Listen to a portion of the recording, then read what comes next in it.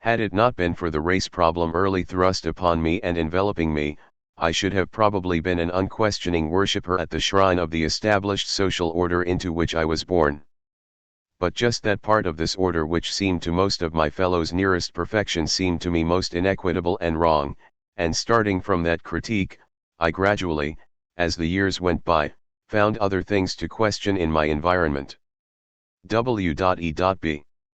Du Bois, The Autobiography, a soliloquy on viewing my life from the last decade of its first century. Acknowledgements. 15 years ago, I began the reading, researching, interviewing, and writing that produced in the winter of 1993-94 a biography of 51 years in the life of William Edward Burghard Du Bois.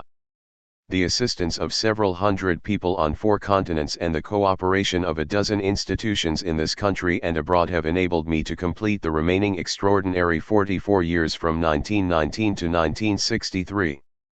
Few 20th-century Americans' lives were as productive, multiple, controversial, and emblematic as Du Bois', and almost none as long. Volume 1 1868 to 1919 was rather ambitiously subtitled Biography of a Race. Ultimately, prudence dictated that I not call Volume 2 the Biography of a Century, although that desire still resonates in the chosen subtitle. Moreover, because of the generosity of many, the insightfulness of some, and the labors of more than a few, this final effort is, in a real sense, a biography by committee. But I have spoken to and corresponded with so many people in so many places over so many years that, inescapably, there will be omissions from the following list of names. My remorse in failing to thank them is as profound as is my gratitude to those who are acknowledged, posthumously in several cases, below. To one person above all others except my wife I owe an incommensurable debt, Herbert Aptheker. Although his views of my subject differ in significant ways from my own, without Professor Aptheker's editions of the selected correspondence, periodical literature, crisis editorials, newspaper columns, and invaluable introductions to the complete run of the published monographs of W.E.B. Du Bois, any attempt to write a comprehensive life and times would have required richer resources and greater endurance than this biographer cares to contemplate. Others in the United States to whom a prioritized debt of gratitude is owed are those who read portions of the manuscript, shared their own particularly pertinent scholarship, or called attention to significant persons, matters, or sources I might otherwise not have discovered.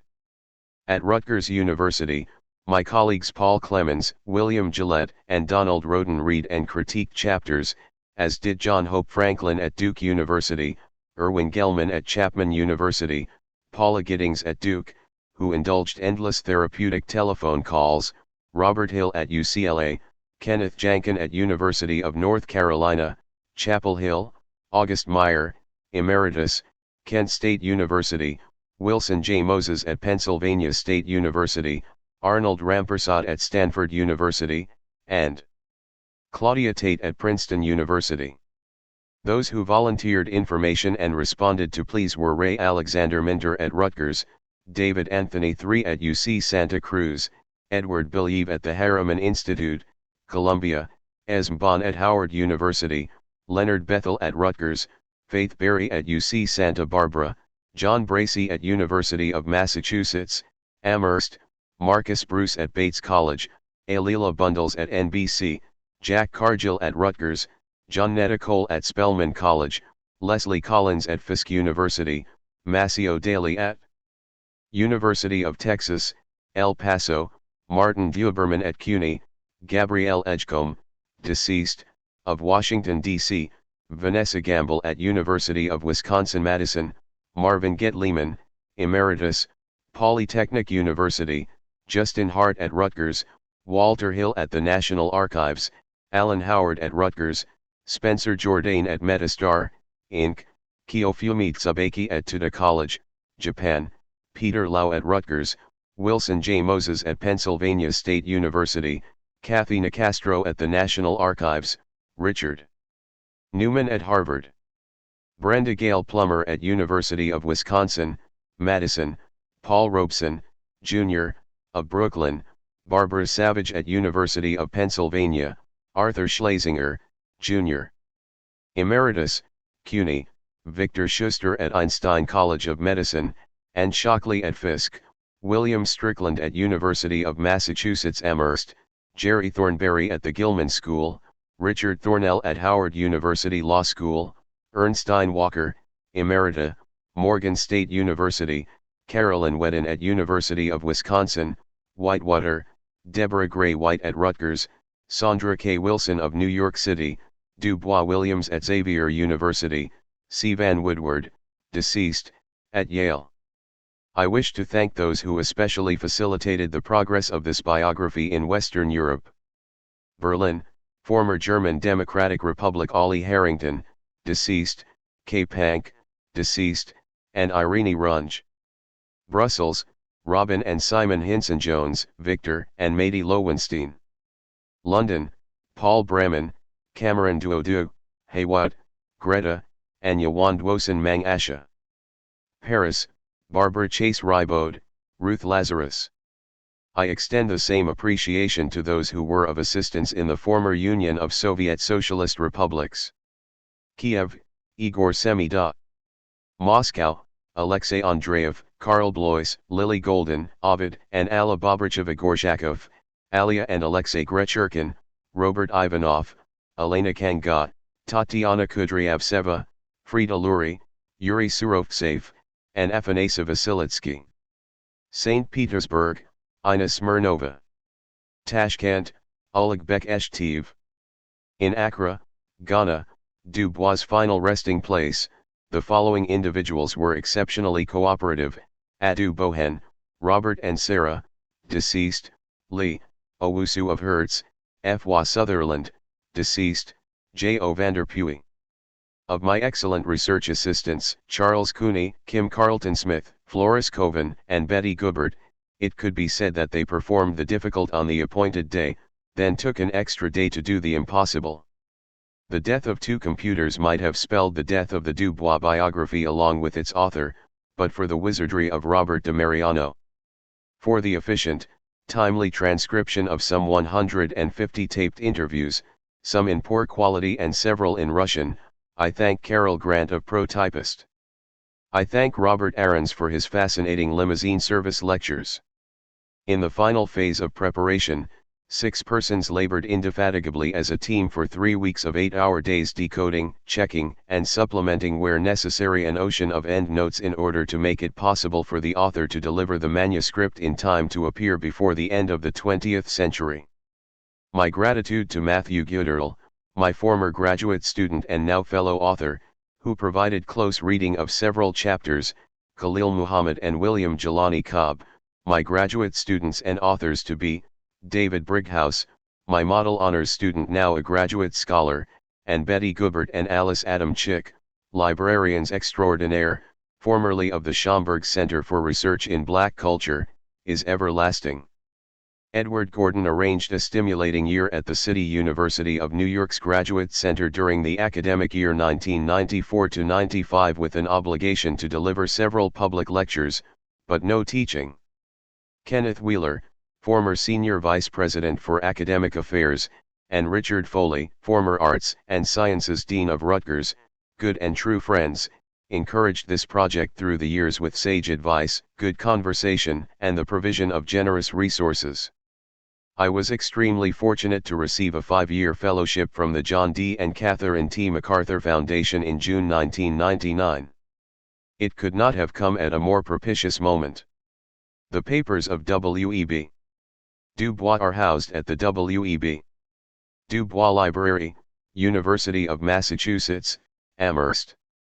I am profoundly grateful to Linda Seidman, head of Special Collections, and her predecessor, John Kendall, for their unstinting assistance through the years.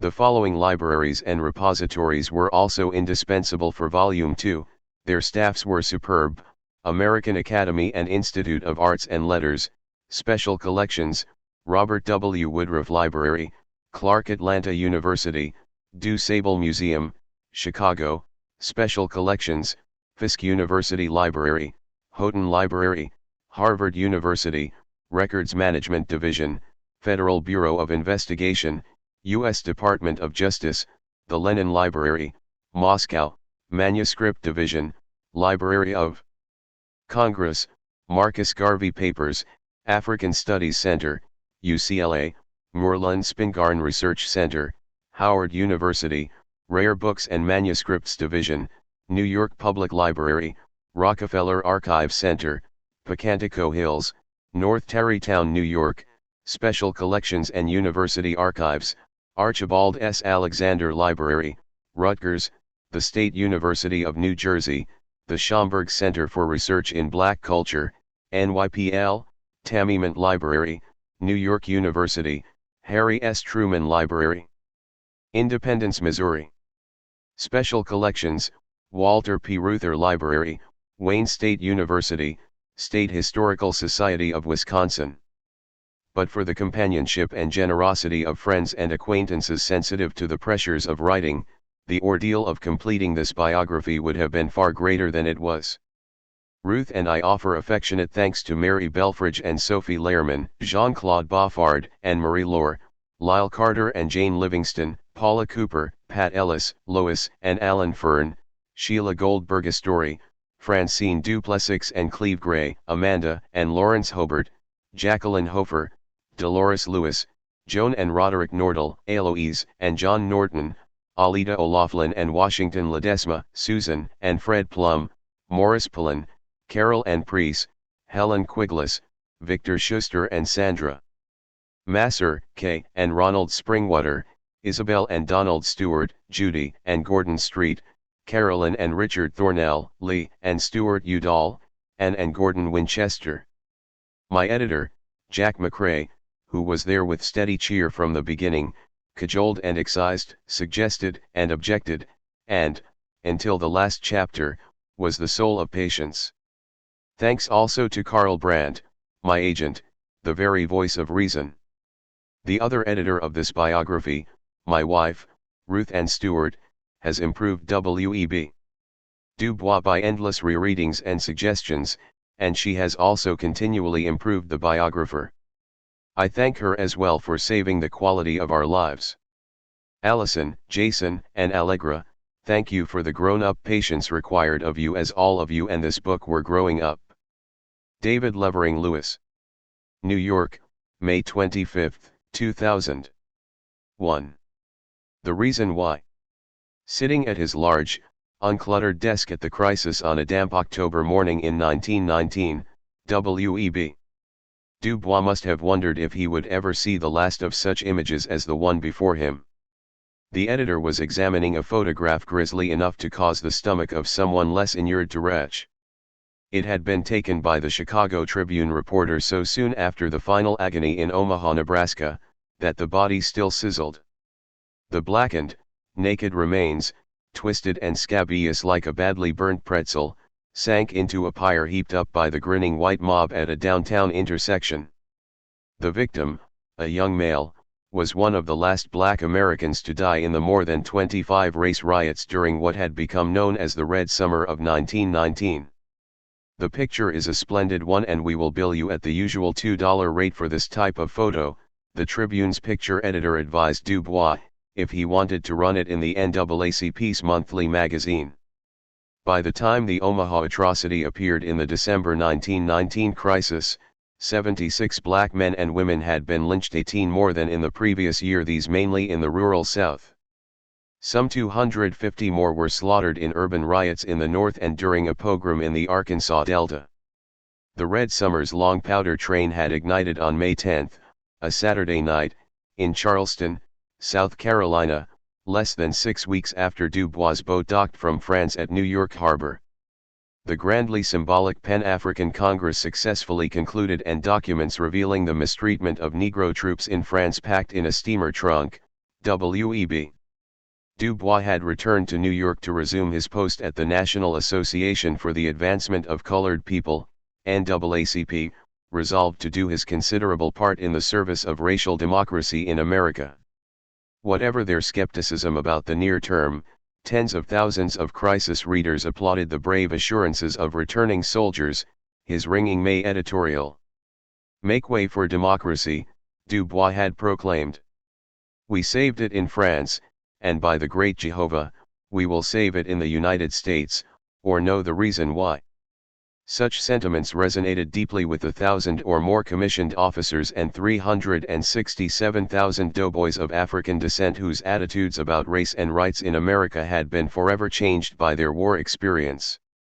His words were like marching orders for the bellhops, Pullman porters, and post office employees now swelling the ranks of the older, smaller group of professional men and women teachers, preachers, doctors, and undertakers who had been the backbone of what Du Bois himself famously baptized the talented 10th.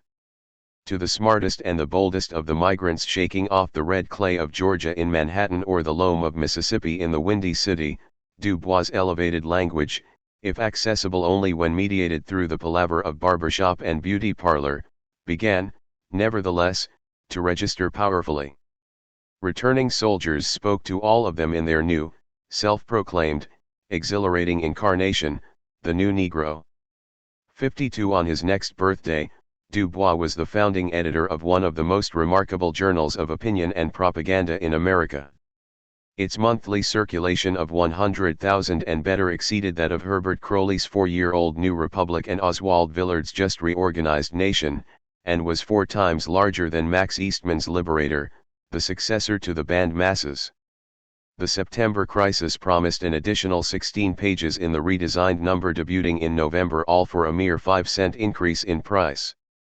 Sounding like any successful businessman, Du Bois announced this year the gross income will probably reach $72,000 and boasted to readers of 12 full-time employees in the association's headquarters at 70 Fifth Avenue and 1,200 subscription agents across the country. A children's magazine would appear in January 1920, to be called The Brownie's Book, prompting a precocious 7-year-old to send $1 for a year's subscription because it was the proper sick time for me to begin to learn something about my own race. Officially, the crisis, a record of the darker races, was the almost 10-year-old organ of the NAACP. In reality, it was the expression, in monthly installments, of its editor's intellectual and moral personality. Often enough, the association's board of directors endured this arrangement with exasperation, alarm, and fruitless attempts at editorial supervision. To know Du Bois was to become acquainted with the problem of the 20th century, the problem of the color line in one of its most intensely complex embodiments, and the experience of knowing Du Bois was frequently a searing one. The author of The Souls of Black Folk comported himself as the avatar of a race whose troubled fate he was predestined to interpret and to direct. For that very reason, most American Negroes who read seriously or listened carefully, who were increasingly alienated from the educational philosophy of Booker Washington, or who raged against a fraudulent national doctrine of separate racial equality, looked to the editor for inspiration. Although many of the large and growing number of white Americans who subscribed to the crisis must have frequently been discomforted by its militancy, and not a few of them infuriated by Du Bois' periodic defense of racial intermarriage, they regarded the magazine as an indispensable source of information about Black America. If some whites were distressed, many working-class black people were indifferent or hostile to both the magazine and the association, as Du Bois' good friend, Colonel Charles Young, found in his travels on behalf of the NAACP. They regard the NAACP as a Negro snob affair, the retired Army officer wrote the editor, and I have been trying from Philadelphia to Topeka in the West to disabuse their minds of such a preposterous idea. Despite Young's alarming discovery, his letter came at the very moment Du Bois sent the board of directors a glowing publications report. For August, usually our worst month of the year, crisis circulation figures reached 103,000 copies. The general condition of the crisis is excellent. Whatever their numbers, indifferent black and irritated white readers receded, at least during this spectacular period, into relative unimportance. Du Bois allowed the magazine's proper and precise business manager, Augustus Granville Dill, whose years of service since leaving Atlanta University were a model of uncomplaining dedication, to take a vacation for the first time in 2 years. Du Bois added Jesse Fawcett to the masthead as literary editor, a well-deserved reward for running the magazine during his European sojourn. Fully salaried, she was finally able to leave her teaching position at the District of Columbia's elite Dunbar High School and escape a murky sexual scandal involving a dubious Dutch anthropologist whose research entailed photographs of nude female public school teachers. As far as the editor was concerned, the nude photography affair was a scientific venture scuttled by bureaucratic bungling and hysteria. The annual July education number and October children's number had achieved a popularity that now made them staple reading even in circles where the crisis was otherwise seldom available. After the 3 issues covering his investigations of Army racial policies and the performance of Negro troops in France, March, May, and June 1919, the crisis mailroom was flooded with letters, documents, and even diaries from officers and enlisted men responding to Dubois' appeal for information and money to help prepare a 3-volume history of the Great War, optimistically projected to appear in October. In the beginning, far more African Americans had known the name Jack Johnson, ex-world heavyweight boxing champion, than they had that of W.E.B. Dubois, civil rights militant. But by 1919, the editor's influence and renown began to give every indication of attaining household familiarity even among unskilled factory workers and trapped tenant farmers. The issues of the magazine during summer 1919 powerfully stoked the fires of new Negro rage and discontent, and the accents of Dubois' returning soldiers were to be clearly heard in the Jamaican poet Claude McKay's ardent "If we must die, and for their 1,000 blows deal one death blow. What though before us lies the open grave?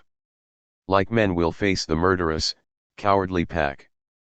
Pressed to the wall, dying, but fighting back." But Dubois and the NAACP were civil rights militants, not social revolutionaries defenders of the Constitution, not exponents of class war, and like the association he sometimes unpredictably represented, the editor occasionally could appear exceedingly sensitive, if not squeamish, about charges of espousing political subversion and social unrest. There had been the April editorial that ran during his absence in France, probably authored by Fawcett, that seemed to write off the beleaguered industrial workers of the world, the wobblies of the IWW, because of the union's opposition to the war. Immediately upon returning, the editor set the record straight, praising the IWW as one of the few movements that draws no color line in its membership, but though admirable in their objectives, he was compelled to doubt that the methods of the IWW are today feasible or advisable.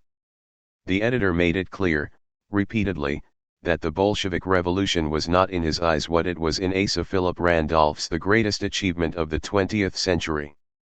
Dubois would stick pretty much to the argument advanced in the July 1921 The Negro and Radical Thought, essentially one of militant petit bourgeois opportunism throughout the decade.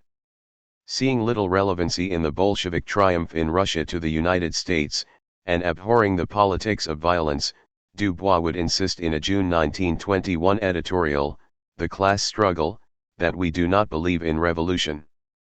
We expect revolutionary changes to come mainly through reason, human sympathy, and the education of children, and not by murder." The Hamiltonian progressivism of Harvard classmate Herbert Crowley's "The Promise of American Life" had greater appeal than did the hard-edged gospel of Lenin's "What's to be done?" Still, the crisis sprang to the defense of the messenger in late 1919, when federal authorities appeared ready to suppress it again. The editor held no brief for the Messenger, Negro World, and other periodicals, but they have a right to speak. He didn't believe in revolution, but he did believe profoundly in free speech and freedom to think, and it is the duty of every Negro to see that the right of black men to think and write and criticize shall not be abridged and taken away under the guise of curbing revolution. A lengthy report, forwarded in late September 1919 to Attorney General A. Mitchell Palmer by a 24-year-old graduate of George Washington University Law School, aimed to accomplish that very objective. Radicalism and Sedition Among Negroes, as reflected in their publications, was signed by John Edgar Hoover, the darkly ambitious head of the Justice Department's new General Intelligence Division, GID, created in emergency response to a terrifying monsoon of anarchist bombings raining on Washington, D.C., Cleveland, Paterson, New Jersey, Boston, Pittsburgh, and Philadelphia.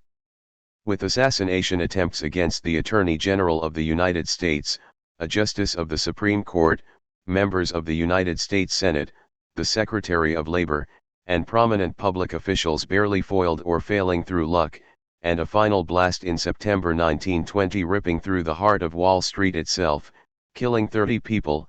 Many Americans believed the country was experiencing the terminal chaos before Armageddon.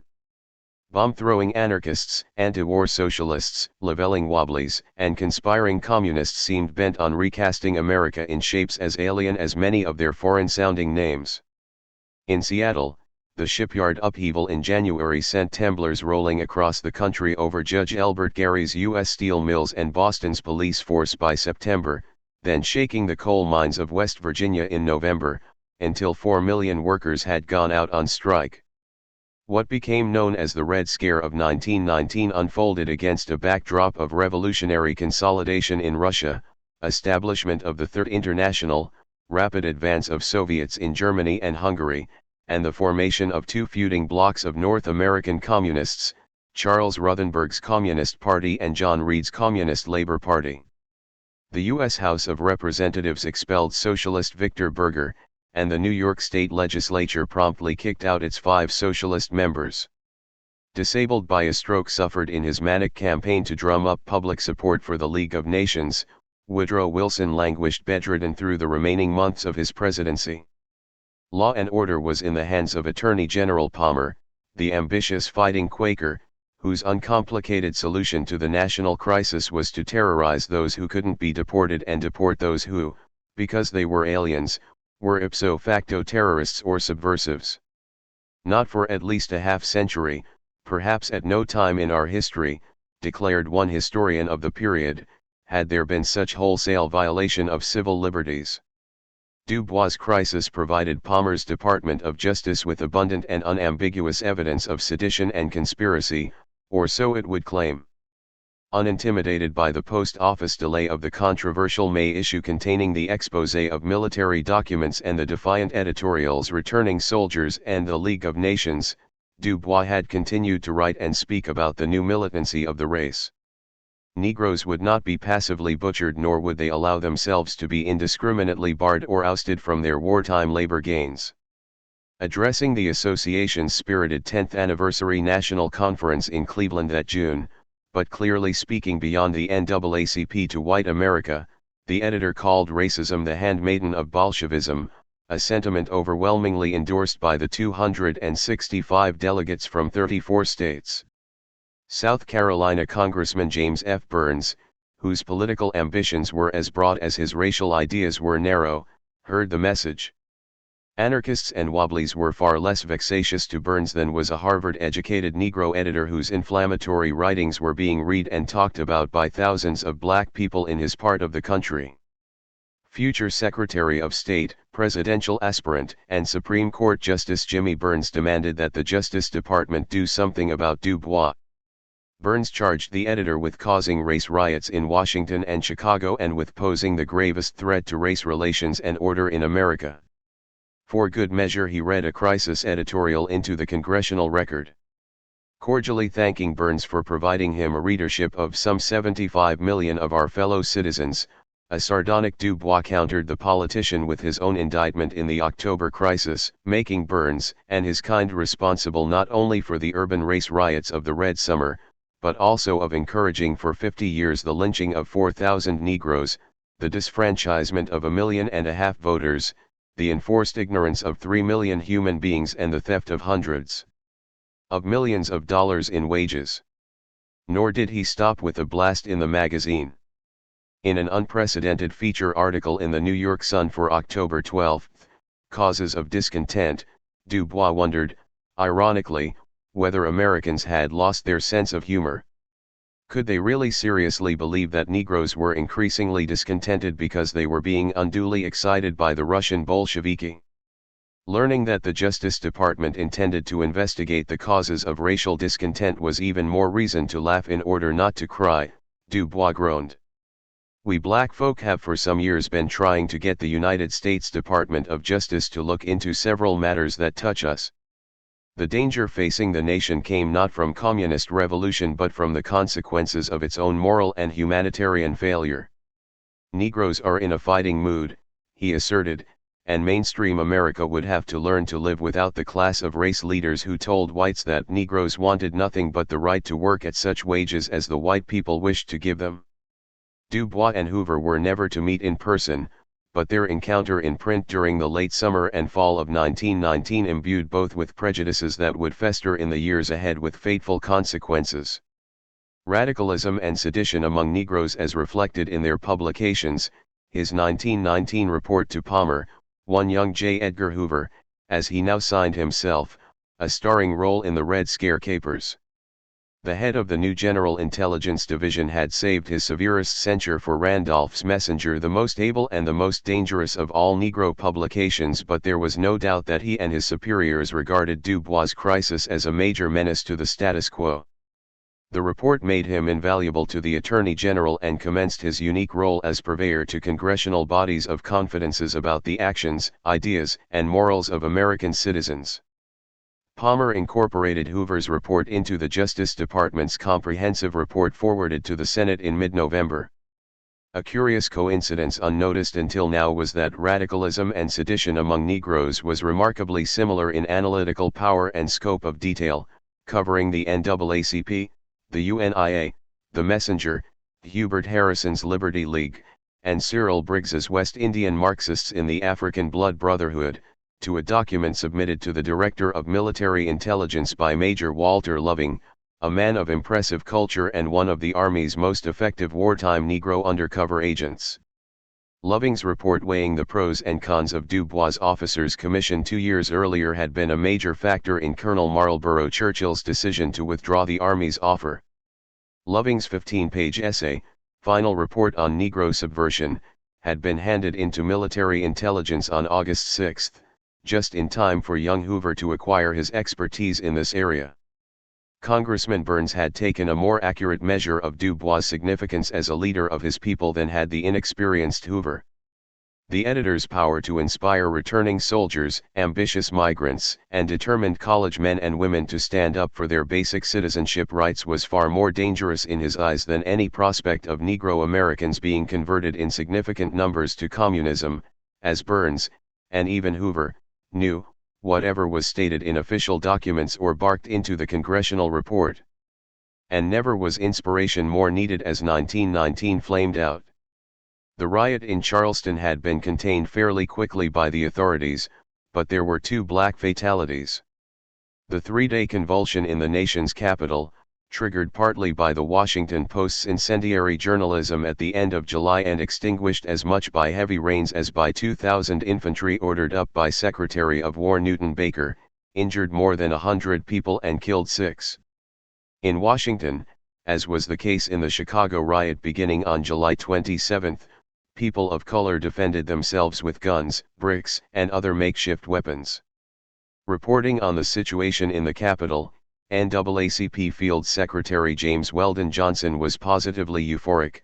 The Negroes saved themselves and saved Washington by their determination not to run, but to fight.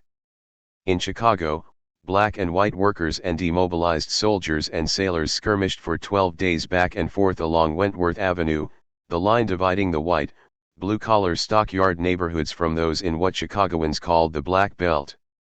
15 white people joined 23 black people in death, while more than 500 Chicagoans were treated for their wounds and another 1,000 emerged stunned and homeless from the Windy City's mimicry of a battle in the just-ended European War. Knoxville came at the beginning of September, then, at the end of September, the riot in Omaha, suppressed only by the intercession of the U.S. Army. Race relations seemed to reach a nadir in the Arkansas outback that October. Gunfire from black sharecroppers meeting in a church near Elaine, a town in the Arkansas Delta, had left a deputy sheriff dead and several white citizens wounded in the early morning of October. Having provoked the Wednesday shootout, enraged white planters and farmers chased down black men and women in the high cotton of Phillips County in a frenzy lasting 7 days, until the count of the dead approached 200. The fact that Elaine's whites had paid for their jamboree with 5 of their own dead made the legal aftermath notably outrageous even for the Deep South of that time. U.S. infantry, arriving from Camp Pike, took the side of the frenzied whites. 1,000 or so black men were rounded up by soldiers and vigilantes and packed into a stockade where the sheriff and the big planters selected 79 of them for rapid grand jury indictment. 6 of these were sentenced to hang on November 18 and another 6 on the following day after 5-minute deliberations, while the rest were convicted in batches and given prison terms of from 5 to 25 years. Their alleged crime, as the New York Times reported in all seriousness, was conspiracy to seize control of the county by armed force. Furious about distortions in the press concerning the Arkansas bloodlettings, Du Bois sent a 3-page letter to the editor of the New York World that served as a powerful corrective when it appeared in the November 28 edition. The real crime of the Phillips County sharecroppers, he said, was to have the gall to hire a maverick white Arkansas lawyer to help organize and incorporate a farmers' protective association in order to compel landlords to open their books on prices and profits of supplies and cotton revenues. The normal practice in that part of Arkansas, Du Bois explained to the World's readers, was for a farmer to sell to the planter and wait a full year to be told how much his crop was worth, and what is the balance due for the supplies bought on credit from the company store. It was slavery by another name, but to dispute such an arrangement was, in Arkansas custom, to dispute white supremacy. There is not a civilized country in the world that would for a moment allow this kind of justice to stand. The editor and officers of the NAACP had inside information about the Arkansas pogrom, thanks to Walter Francis White, the 26-year-old new assistant secretary. White's sensational expose in the Nation of a 6-person lynching in 2 Georgia counties in May 1918 had already caught the attention of Northern progressives. A small, trim man of seemingly bottomless, nervous energy and enormous self-confidence, White was the light-skinned, blonde, blue-eyed son of an austere postal employee and his civic-minded wife, both of whom were highly respected members of Atlanta's colored community. Du Bois knew the White family well from his years spent at Atlanta University. He regarded young Walter, who played football and graduated from O with high marks, as a model representative of the talented 10th. Because Walter White looked so white, his services to the NAACP were invaluable, but they also placed him in situations of awful danger. Aboard a train leaving a Deep South lynching bee, the assistant secretary was once challenged by a suspicious white passenger who boasted that he could always spot a yaller nigger by the absence of half-moons on the fingernails. White's half-moon saved him. Hurrying back to NAACP headquarters from Arkansas undercover work as a white reporter, the governor gave him a reference and Phillips County vigilantes took him into their confidence. White handed in a detailed report of surreal barbarity. When White's revised report appeared in the Nation under the startling title Massacring Whites in Arkansas, 10 days after Du Bois' letter in the World, public opinion outside the Deep South began to shift to the association. The Arkansas cases became known as Moore v. Dempsey, and as court costs rose in regular $5,000 increments over the next year, and 2 years beyond that, Du Bois made contributions to the legal defense fund, a litmus test of racial loyalty. The Crisis published a list of delinquent NAACP branches, with Texas and Georgia having the largest number, but the critical state of Illinois had, surprisingly, as many as 5. If the officers of these branches will take no action, the editor admonished, then the members themselves ought to take matters into their own hands and appeal directly to the national headquarters. Meanwhile, the legal battle on behalf of the 12 condemned defendants proceeded like a grim game of volleyball back and forth between the federal courts and Arkansas courts, with the Crisis continuing to play its decisive role in mobilizing public opinion and raising funds for the NAACP's defense treasury. The situation demanded a voluntary approach, an editorial reveille crackling over those of limp resolve and shaken courage. Du Bois' response was predictable. Progress, the lead essay in the November 1920 Crisis, the 10th anniversary issue, sought to wrench inspiration from the jaws of desperation. But above all comes the new spirit, the editor wrote. From a bewildered, almost listless, creeping sense of impotence and despair have come a new vigor, hopefulness, and feeling of power. The bugle call ended on a confident note: we are no longer depending on our friends. We are depending on ourselves. Impressive evidence of this new self-dependence came with the latest twist of the Arkansas saga. The crisis ran an exciting replay in the December issue of a roller coaster extradition contest between the Arkansas Attorney General and lawyers hired by the NAACP in the case of Robert Hill, alleged ringleader of the Phillips County insurgents, who had fled to Topeka, Kansas. With NAACP board member and Kansas U.S. Senator Arthur Capper interceding with the governor, and a Shawnee County attorney acting as Hill's lawyer, the sympathetic Kansas authorities refused to honor the extradition writ on the certain grounds that Hill's return to Arkansas would prove fatal. The dismissal of federal charges against the Arkansas farmer in early October 1920 enormously enhanced the NAACP's creditability, making it possible to raise another $5,000 above the $8,000 already expended in legal fees. Thus ends one of the most dramatic legal fights the association has ever undertaken, Dubois wrote, rightly predicting that it would have a most far-reaching effect. The far-reaching effect would finally come in January 1923 when the U.S. Supreme Court delivered an opinion, revolutionary in its civil rights implications, that the 12 sharecroppers had been denied a fair trial, thereby reversing the Federal Appeals Court's September 1921 decision against them and remanding the case for reconsideration of the facts. Only 8 years had elapsed since the High Court's decision upholding the infamous rape conviction of Atlanta Jewish businessman Leo Frank on grounds that the mere observance of judicial formalities was sufficient to preclude reversal of state court decisions involving capital crimes. Given the 7-2 decision in Frank v. Mangum, Moorfield's story, the NAACP's honorific and aged president, still highly respected and enormously capable, had confessed serious doubts about winning the justices to his argument that the Phillips County trials had been judicial farces.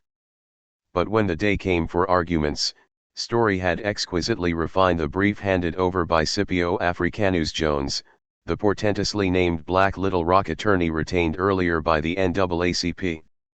Attorney Jones's race made an appearance in person before 9 glowering justices, tactically unwise, but without his meticulous lawyering no victory could have been sustained. Writing for the majority in Moore v.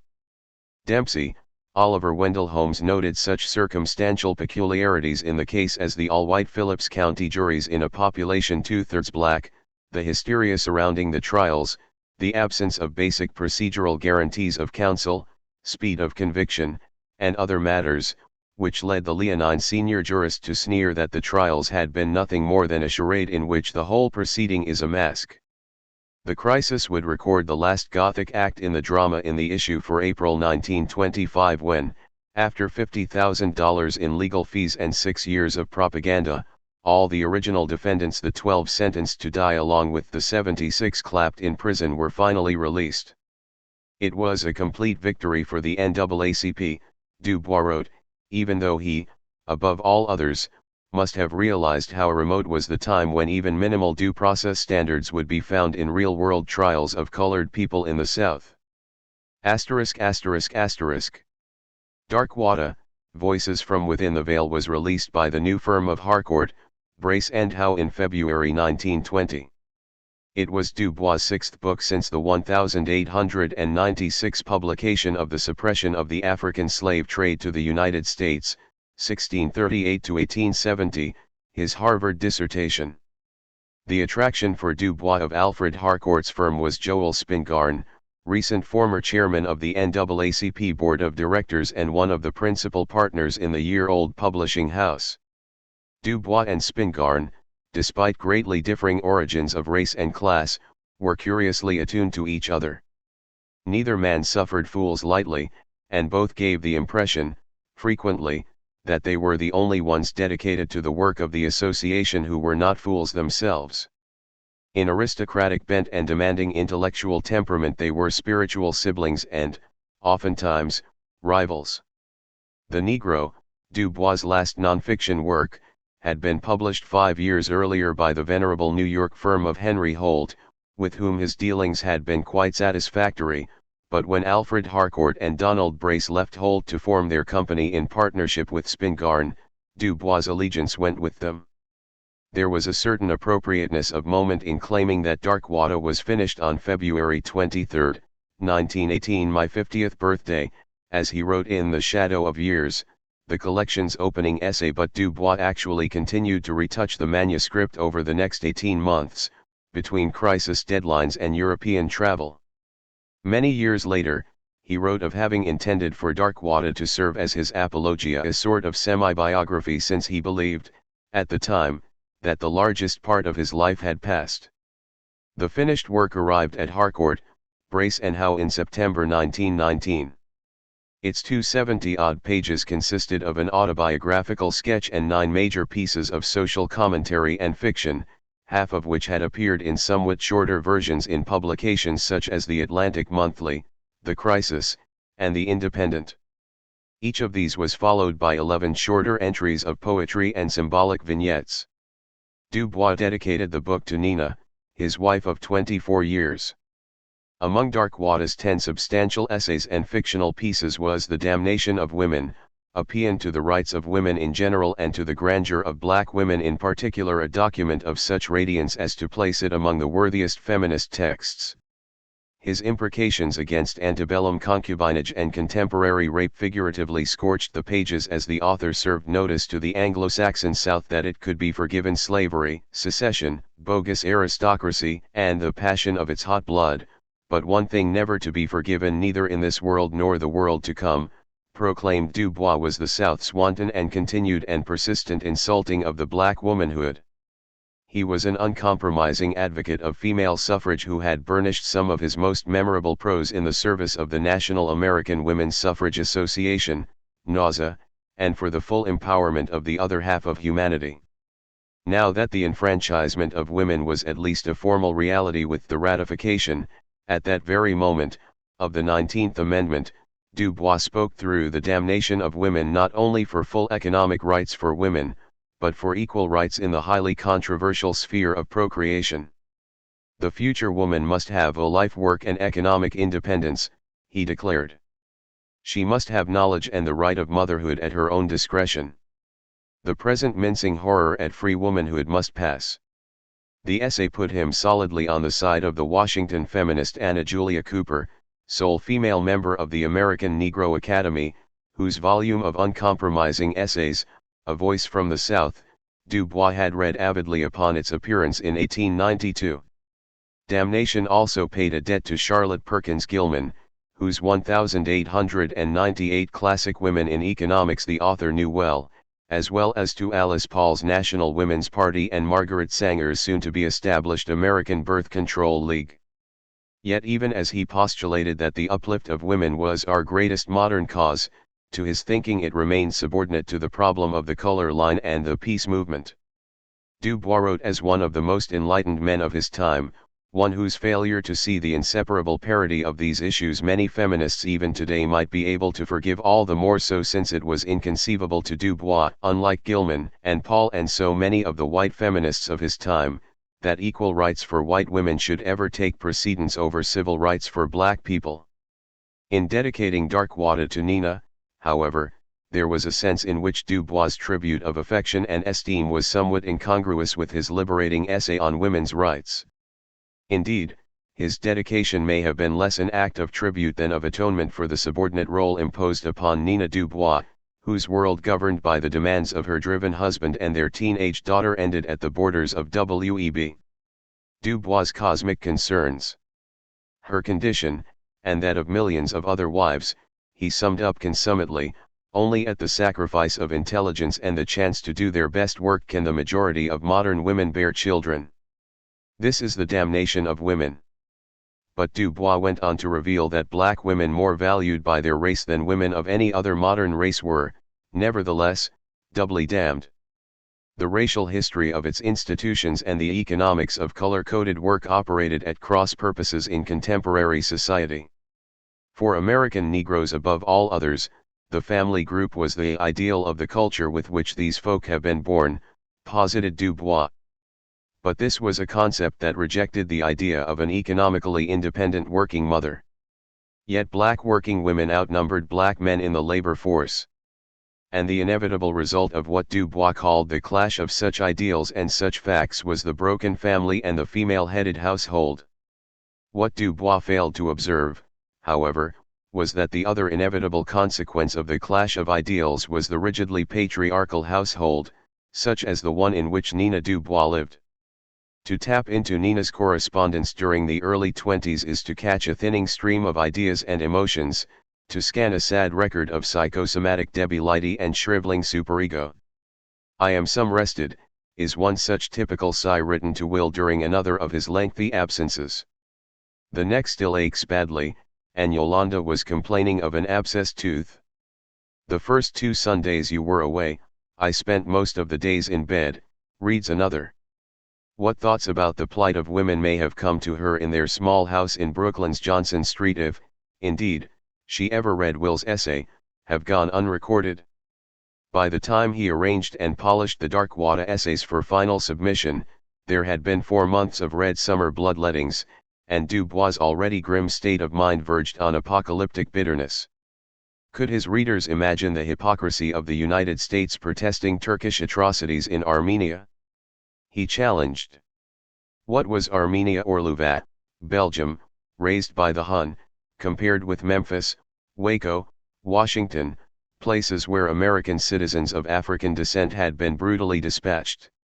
In several of these pieces, exceptionally so in The Souls of White Folk, the retouched essay originally appearing in an August 1910 issue of The Independent, Dubois once again showed himself to be the incomparable mediator of the wounded souls of black people. In its original form, his earlier essay hissed with the fury of a tightly clamped pressure cooker over a building flame, as Dubois, high in the tower above the loud complaining of the human sea, mocked the arrogance that caused his and his people's historic troubles, this modern European discovery of personal whiteness as the supreme virtue. A 200-year-old dogma of stupendous fraudulence was well on the way to supplanting Christianity, humanity, and democracy, said Dubois, as he and other colored men and women had it drummed into their heads that whiteness is the ownership of the earth forever and ever, amen. His consternation had been especially fueled by the great popularity of pseudoscience works such as The Passing of the Great Race, or, The Racial Basis of European History, the 1916 potboiler, reissued in 1920, by Madison Grant. In prose as grave and portentous as any used by Dubois himself, this Manhattan lawyer and eugenics enthusiast caught the attention of much of middlebrow America with the warning, "Ours is a solemn moment. We stand at a crisis, the supreme crisis of the ages." Teeming millions were rising out of Asia and Africa, imperiling the West from without by sheer numbers and from within by intermixings of blood. "If white civilization goes down," lamented Grant, "it will be swamped by the triumphant colored races, who will obliterate the white man by elimination or absorption." In a coincidence of inescapable significance, Dubois would see his 1915 essay The African Roots of the War singled out for rebuke in Lothrop Stoddard's The Rising Tide of Color Against White World Supremacy, another acclaimed defense of white supremacy, released by Scribner's in 1921 but copyrighted just as Darkwater went on sale.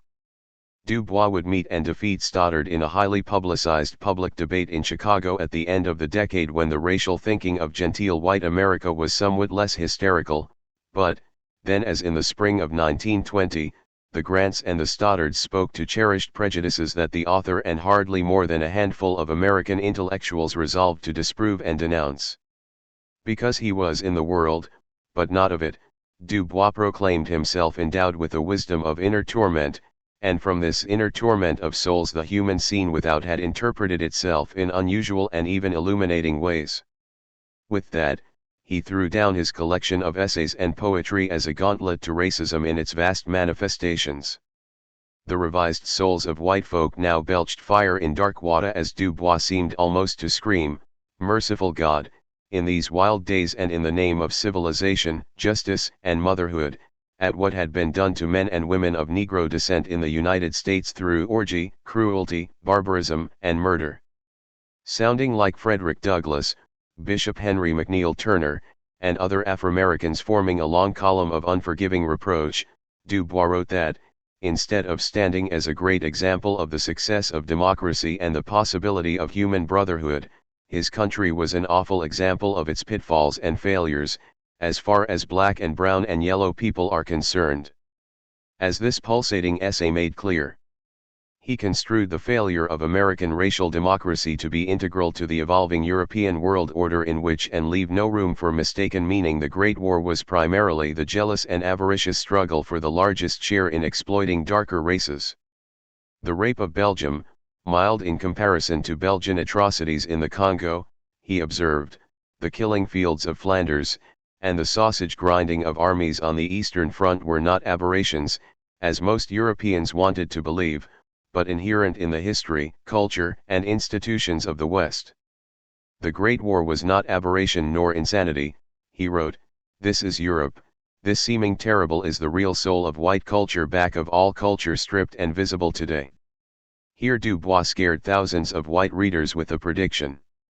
Terrible as the Great War had been, it was nothing compared to the impending holocaust of the races that fight for freedom which black and brown and yellow men must and will make unless their oppression and humiliation and insult at the hands of the white world cease. The dark world is going to submit to its present treatment just as long as it must and not one moment longer. Du Bois incorporated much of the African roots of the war, his remarkably prescient 1915 Atlantic Monthly think piece about global competition for markets, into the new essay The Hands of Ethiopia, as well as into The Souls of White Folk. The result was a greatly enhanced critique of global capitalism.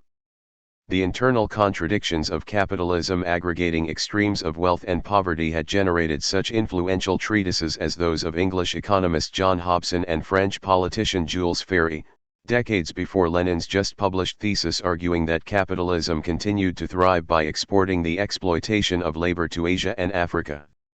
What distinguished Du Bois' analysis in The Hands of Ethiopia and The Souls of White Folk was not the somewhat derivative economic interpretation, but its cogency in exposing the paramount factor of racism in selling imperial expansion to the white working classes.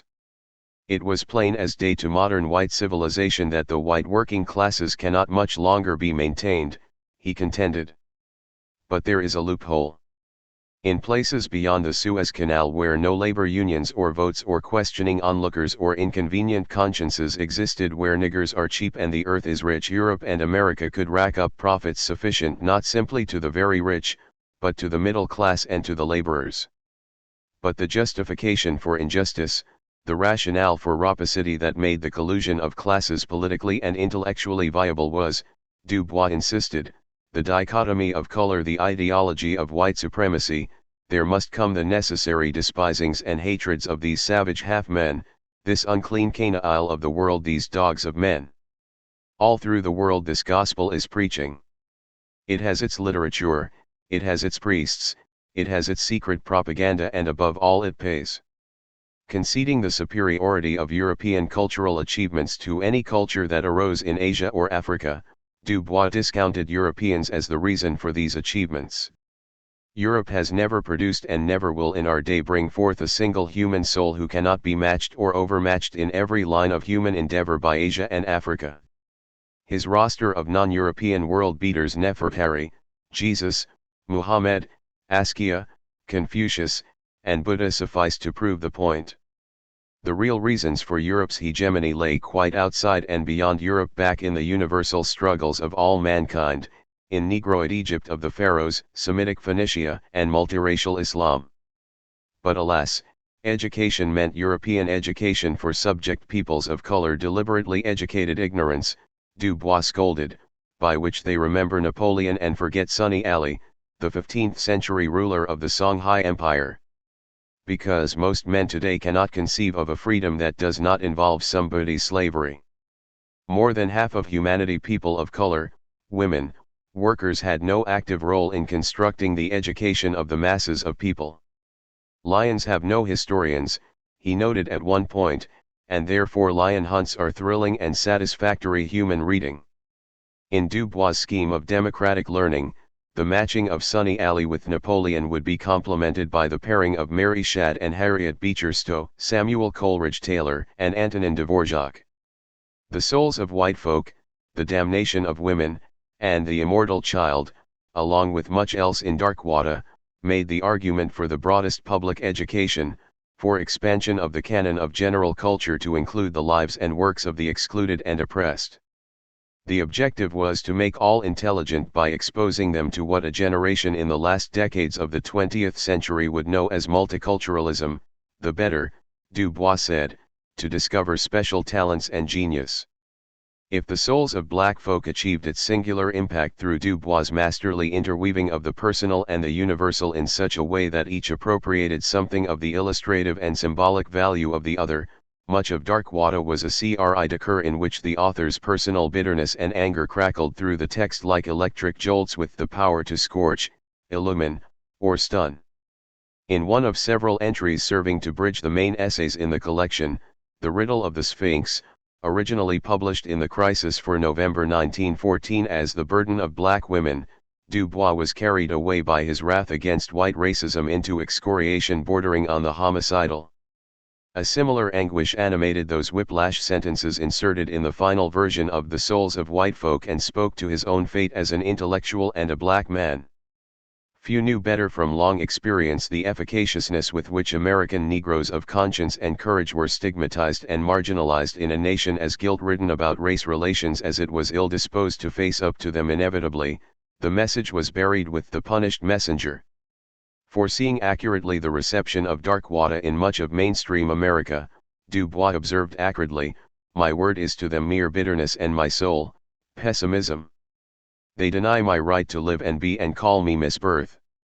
Imitating his detractors, he sneered, "My poor, unwhite thing. Weep not nor rage. I know, too well, that the curse of God lies heavy upon you. Why? That is not for me to say, but be brave." But his white readers knew in their hearts that he and others living behind the veil of race possessed special powers of insight. Du Bois boasted that he possessed knowledge of whites far superior to that which servants have of masters, or mass of class, or capitalist of artisan. Rather, he knew them from the back and side. He saw the working of their entrails. He knew the thoughts of whites as well as they did, and they know that I know, and this, he noted with supreme contempt, made them lurch from fury to chagrin. The collection of essays, fiction, and poetry was somewhat more varied and occasionally less assaultive than the angry reactions of many white reviewers and readers suggested. In The Shadow of Years, Du Bois told his saga of the Black Burghards of the Berkshires and of growing up by a golden river in Great Barrington, of the lordly Du Boises and his austere paternal grandfather, and finally, of the age of miracles at Fisk, Harvard, and Berlin.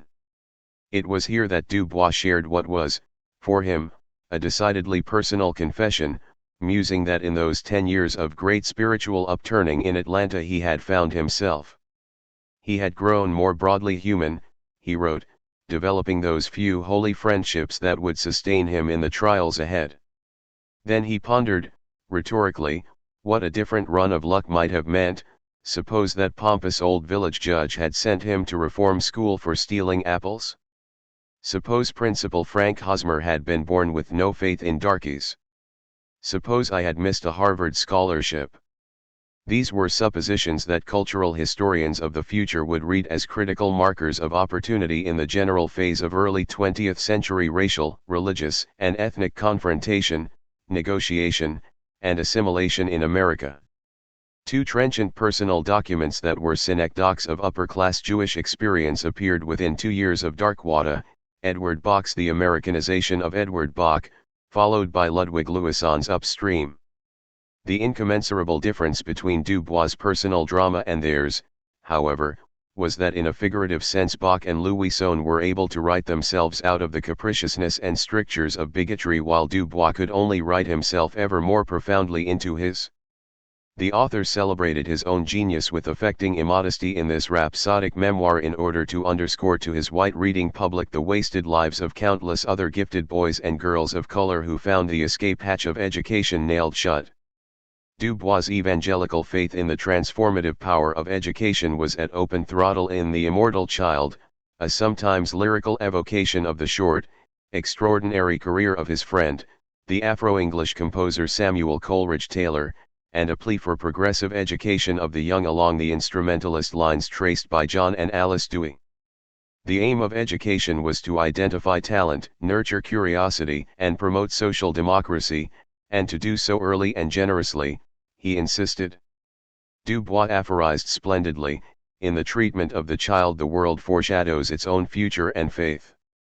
Two of the longer creative pieces, the allegorical Jesus Christ in Texas, originally published in 1911 as Jesus Christ in Georgia, and the satirical Comet were lively written short stories whose ethical and social messages the reader could readily interpret.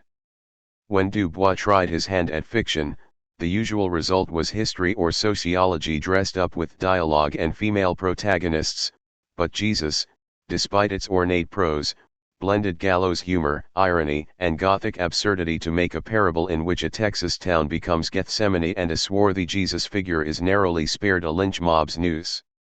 In the Comet, a valued black bank messenger emerges from a vault deep beneath the city to discover that he and the beautiful daughter of a white millionaire are the only people alive after poisonous gases from a comet's tail have exterminated the population of Manhattan, Harlem included. Written in what was for Du Bois middlebrow prose, the story's ending brings these two handsome people almost together as man and woman. Silently, immovably, they saw each other face to face, eye to eye. Their souls lay naked to the night. The story toyed tantalizingly with sex across the color line, the great American fictional taboo. Suddenly, rapture is pierced by the honk of an automobile horn as millionaire father and Galahad fiancé arrive from the uncontaminated suburbs. "I've always liked your people. If you ever want a job, call on me," says the father as he hurries his daughter away from desecration and into safety. Moving from fiction to social commentary in The Servant in the House, Du Bois recapitulated the dogged struggle out of slavery by black labor, taking as departure point his own experience waiting tables at a Minnesota resort on Lake Minnetonka the summer after graduating from Fisk University. There had been no possibility for black men and women to move up significantly in the world of work, to advance beyond service occupations and to escape menial service and the mudsill of unskilled labor.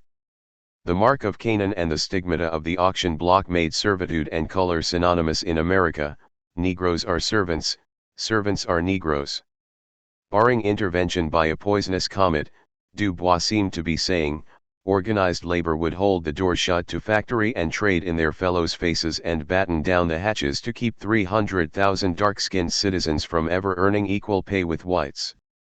But if the white unions decided on this as their strategy, they were likely to find the ultimate cost higher than they could afford, Du Bois prophesied in the related essay of Work and Wealth, as he had in a key editorial in The Crisis for September 1919. He warned that black labor possessed the negative power either to force itself into the unions or, if necessary, to wreck them through its willingness to play the scab and underbid white labor. It was to be a favorite Du Bois threat, one which the American Federation of Labor would placidly ignore for almost 2 decades. Du Bois accumulated virtually every review here and abroad of Darkwater. He pasted them onto the pages of an old 1909 annual report of the New Jersey Board of Assessors that remained in his personal library until he died.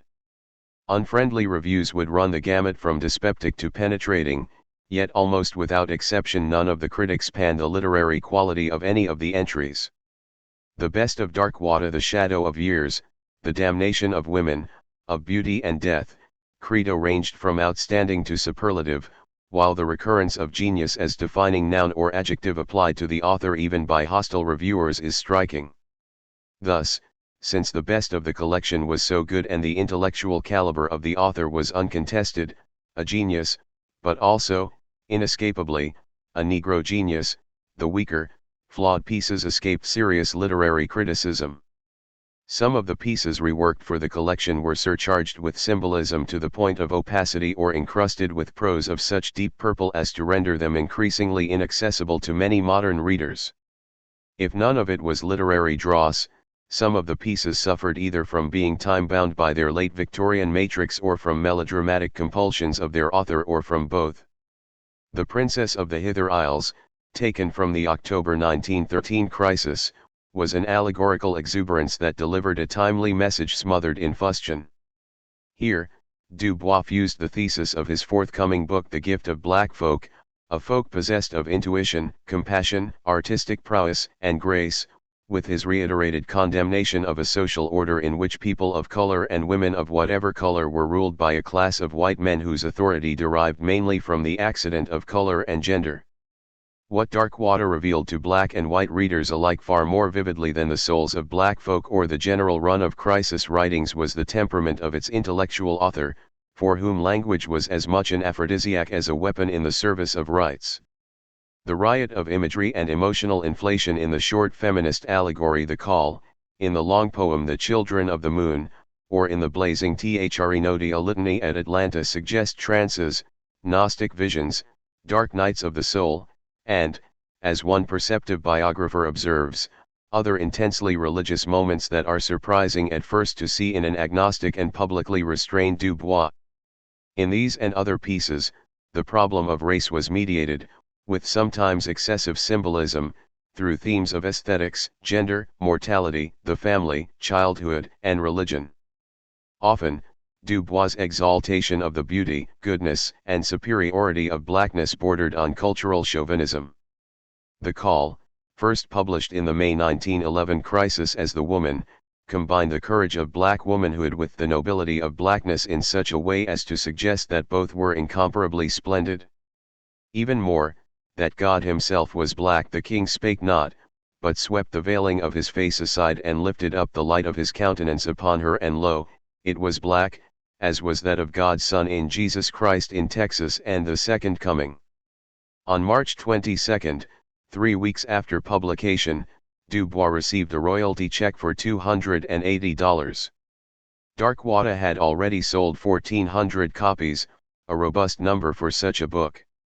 Harcourt, Brace and Howe would run off a second printing in August 1920, and an edition from Constable was already selling well in Great Britain. Darkwater was meant to be drunk deeply by whites.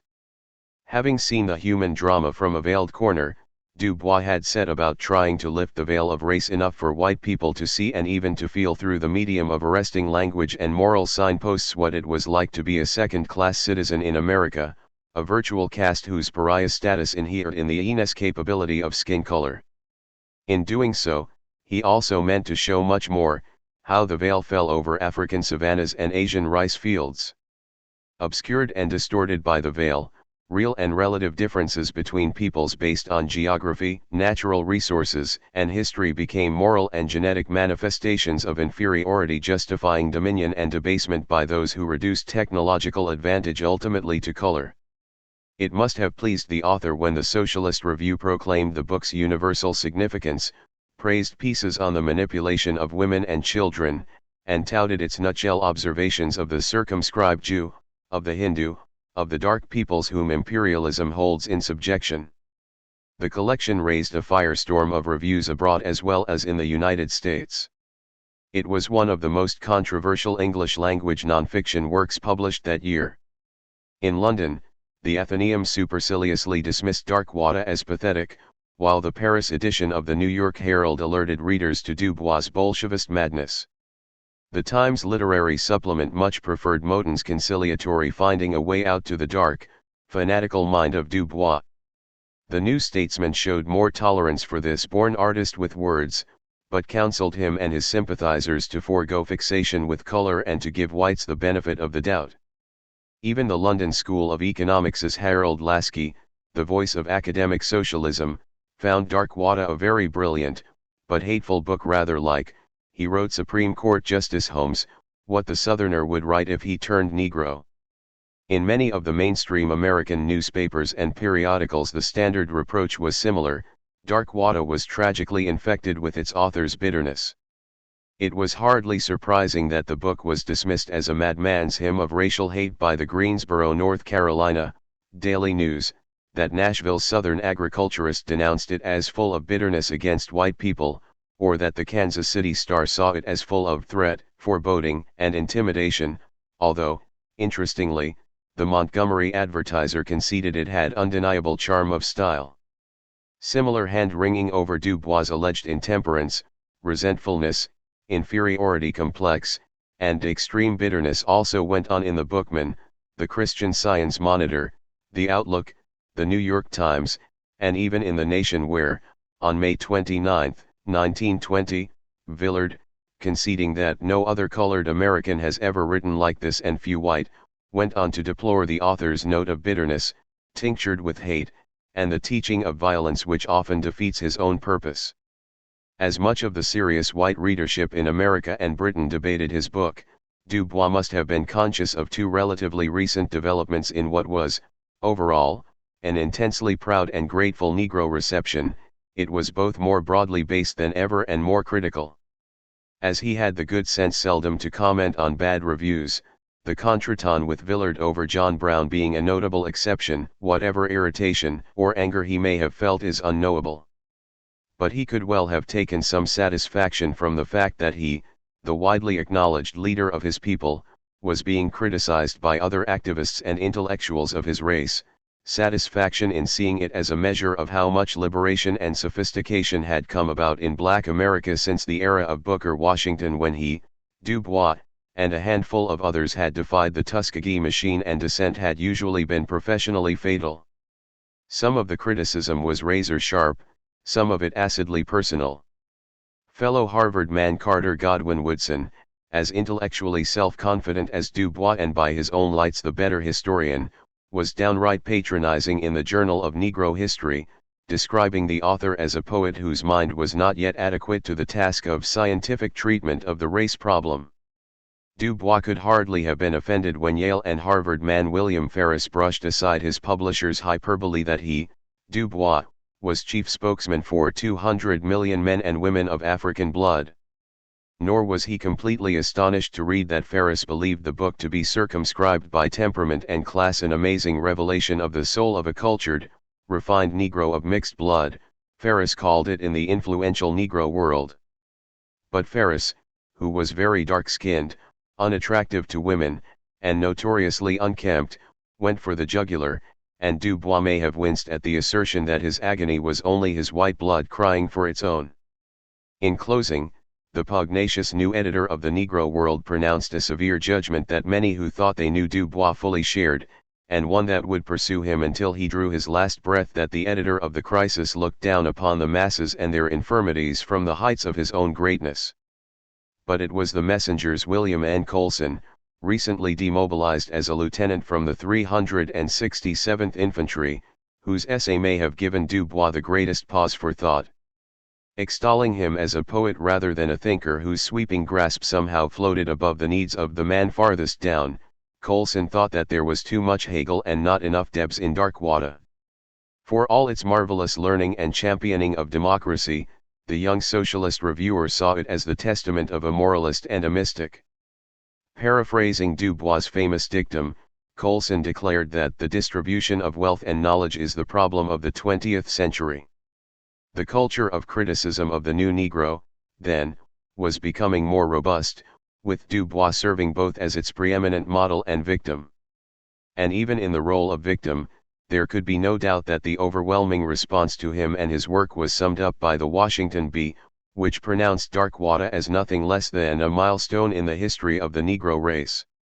The souls of black folk had stirred many thousands of humble black men and women who heard of it through the church, barbershop, street corner seminar, or read about it in the black press, and a great many of them actually came to own a copy of the book.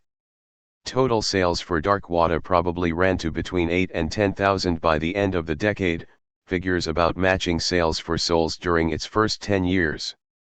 What surprised Harcourt, Brace and Howe, amazed the Literary Digest, and earned a column in the New York Morning Telegram was the unprecedented interest of Southern farmers, sharecroppers, Northern domestics, and janitors in buying Darkwater, a veritable groundswell of common folk. Negro workmen all over the country and some abroad have sent in letters along with the $2 purchase price, revealed the Literary Digest for June 2, 1920. Misspelled and almost illegible letters from colored men and women in the Black Belt of Alabama, Mississippi, Louisiana, Georgia, Arkansas, and other states have been pouring in, gasped the telegram. Some were unsigned and gave only post office box numbers, a wise precaution, the newspaper noted, given a recent 3-month jail sentence imposed in one Deep South state on a Negro citizen who tried to subscribe to the Crisis. Many of them even gave the life history of the writer, such as that from a carpenter orphaned into a pitiless coming of age by his West Indian parents. I am but a child. I need that book, his repetitious letter pleaded. That a collection of essays of encyclopedic scope, most of which made scant concession to ordinary spoken English, could have such remarkable resonance with working-class black folk was indisputable evidence of its author's singular endowments of insight and inspiration. To read, or to hear read, certain passages from Of Beauty and Death, for instance, describing the emotional purgatory of riding the Jim Crow car up next to the baggage car and engine, or those disclosing the perpetual, debilitating predicament of being tightly coiled against impending insult and assault, was to open oneself to a catharsis transcending the particular reader or listener's class background. For all its hieratic language, Darkwater, in its many sections of complete verisimilitude, could sound the emotional depths of a whole people, as in the imagined dialogue about racial paranoia between two educated acquaintances, one black the other white, again, in Of Beauty and Death. This is my life. It makes me idiotic. It gives me artificial problems, the man of color confesses. Do you mean to sit there and tell me that this is what happens to you each day? Certainly not, I answer low. Then, after the man of color qualifies his denial, an exchange ensues that could as easily have taken place during the civil rights era of the 60s. But you just said. They do happen. Not all each day, surely not. But now and then, now seldom, now sudden, now after a week, now in a chain of awful minutes, not everywhere, but anywhere in Boston, in Atlanta. That's the hell of it. Imagine spending your life looking for insults or for hiding places from them, shrinking, instinctively and despite desperate bolsterings of courage, from blows that are not always but ever, not each day, but each week, each month, each year. It was poignant verisimilitude such as this that brought one crisis subscriber to write Dubois that he had sat up until 2 o'clock in the morning trying to break the spell of Darkwater. It was so much easier to grasp the complexities of the race problem, as pointed out by our own people, he added.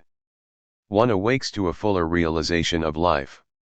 To say that Darkwater summoned a new ethos into being among the most oppressed and disadvantaged American Negroes would be extravagant even as a figure of speech. Rather, it was the new ethos fostered by literacy and town living, tremendously stimulated by the so-called Great War, and the emergence of a generation more than half a century out of slavery, that primed the popular response to the book. The achievement of Darkwater was that it provided the new Negro with a textbook uncannily suited to his/her new needs, a manual in which past, present, and future experiences of the group seemed to be invested with luminous meaning and shrewd prescription, even as the author, in his role as seer, was still groping for a formula of progress and empowerment that combined in the right proportions unity based on color with economic democracy based on class.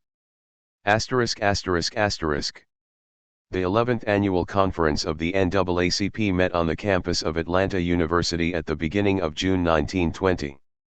The choice of venue was auspicious. A national conclave had never before been held in the Deep South.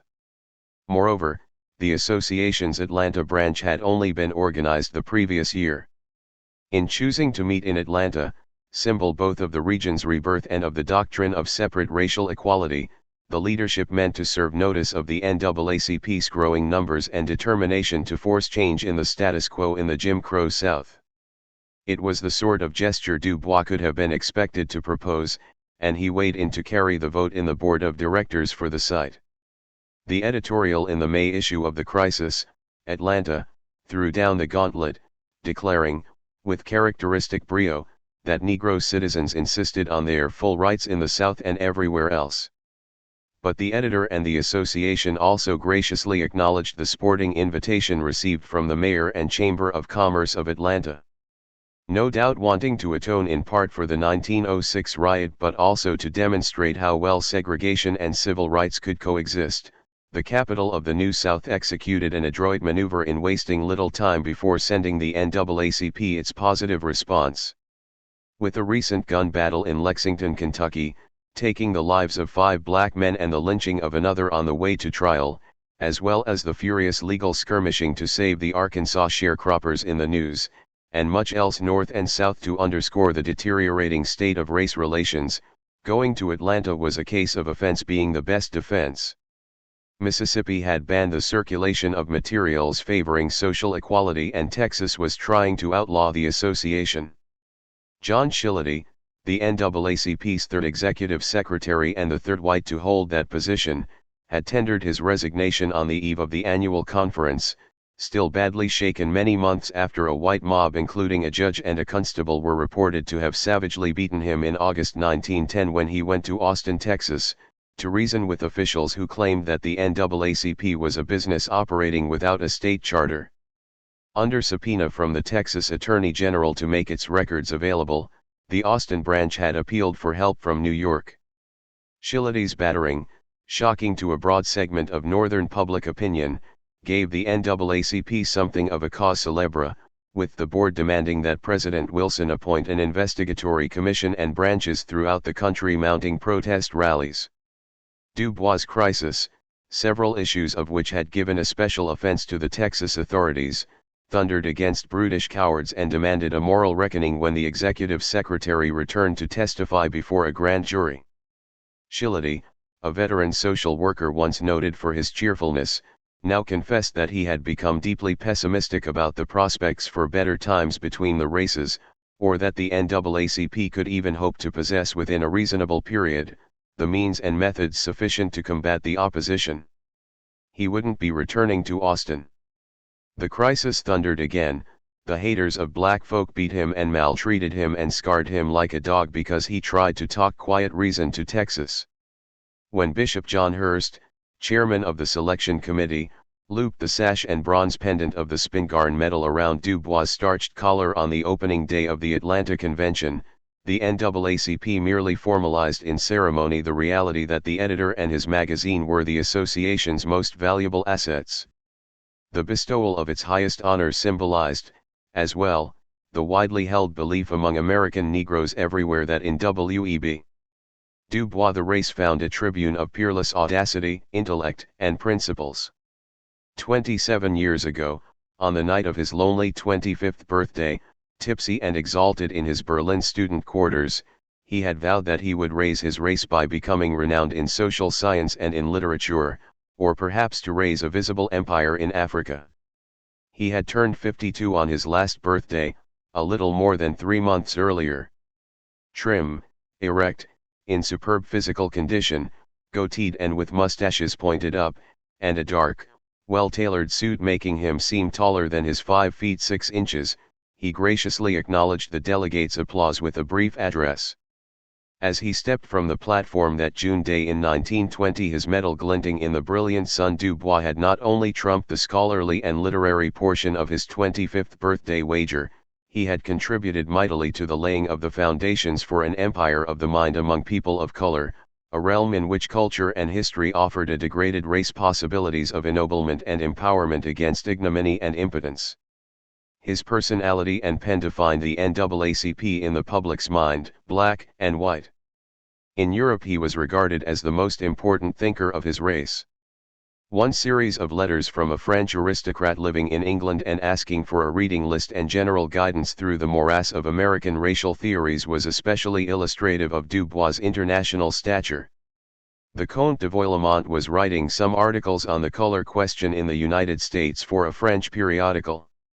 The American attitude toward the Negro was deeply puzzling, the Frenchman insisted, and he found one popular book, America's Greatest Problem, The Negro, an example of manifest bad faith. He proposed to contradict such racism, and would be very much obliged indeed for Du Bois' help.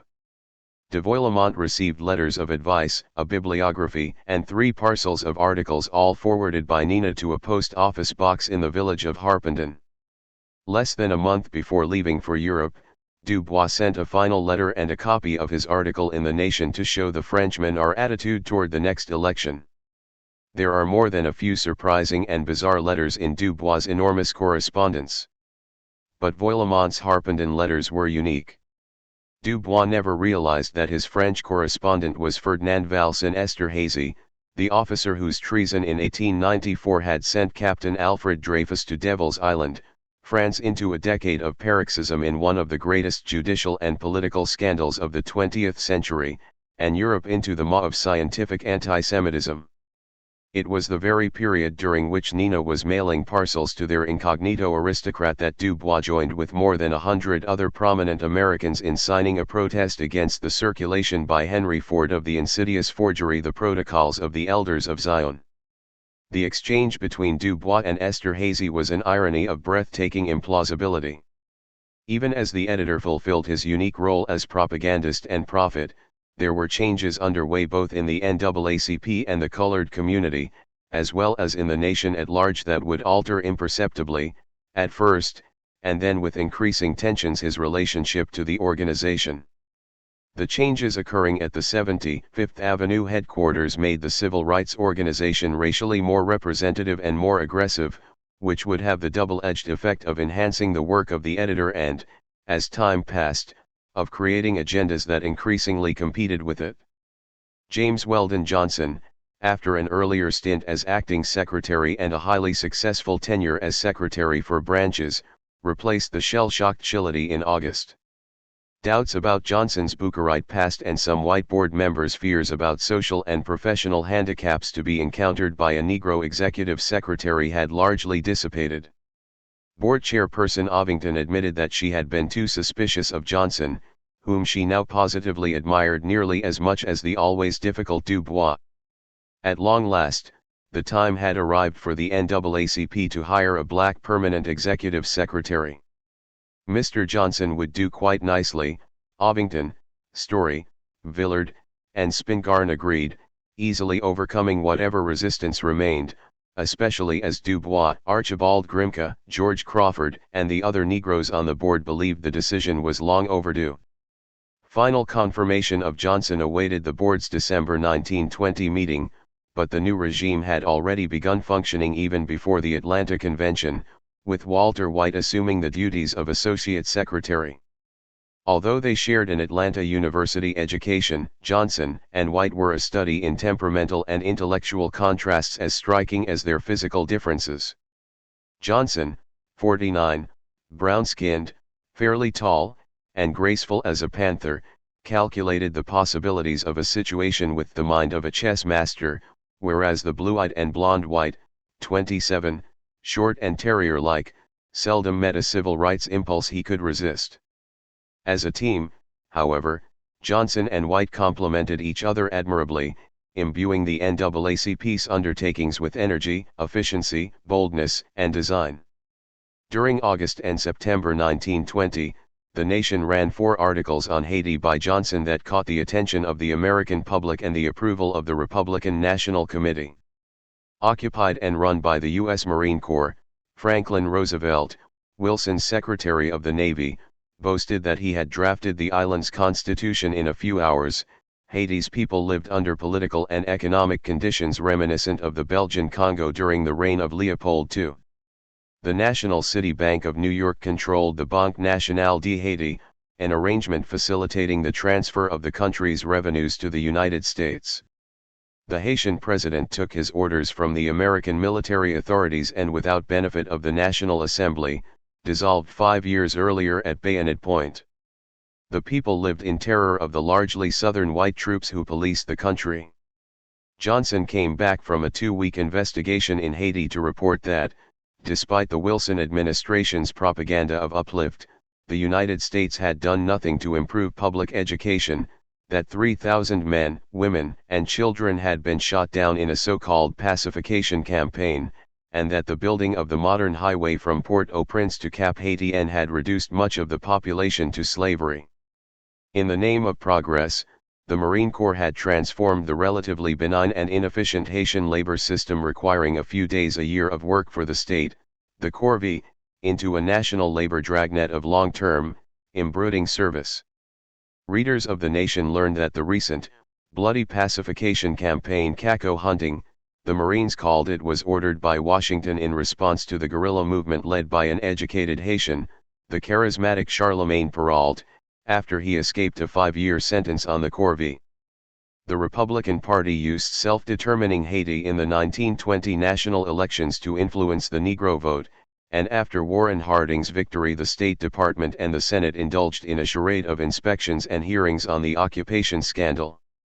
The Marines would stay in Haiti, nevertheless, until 1934. Meanwhile, whites' undercover reporting in the crisis in early 1921 on Florida's homicidal election chicanery added another chapter to the Gothic South wholesale murder, dispossession, and exile of Negroes as the reborn Ku Klux Klan rampaged across the state. Data on the Florida elections had been presented to Congress that December when Johnson and White, along with Grimke and 2 other NAACP officers, testified before the House Committee on the Census about 14th Amendment violations in the South. After much debate, the association leadership had concluded that the only way to restore the colored vote in the South was to petition Congress to apply the sanction in Section 2 of the 14th Amendment which called for reduction of the number of representatives in proportion to the percentage of people unlawfully excluded from the franchise, notwithstanding the risk that some Southern states might claim that reduction of congressional representation would make their disfranchisement legal. Under the Constitution, Du Bois' contribution to the strategy was a forceful editorial exposing the objections of Tuskegee's Robert Moton and other conservative race leaders as specious.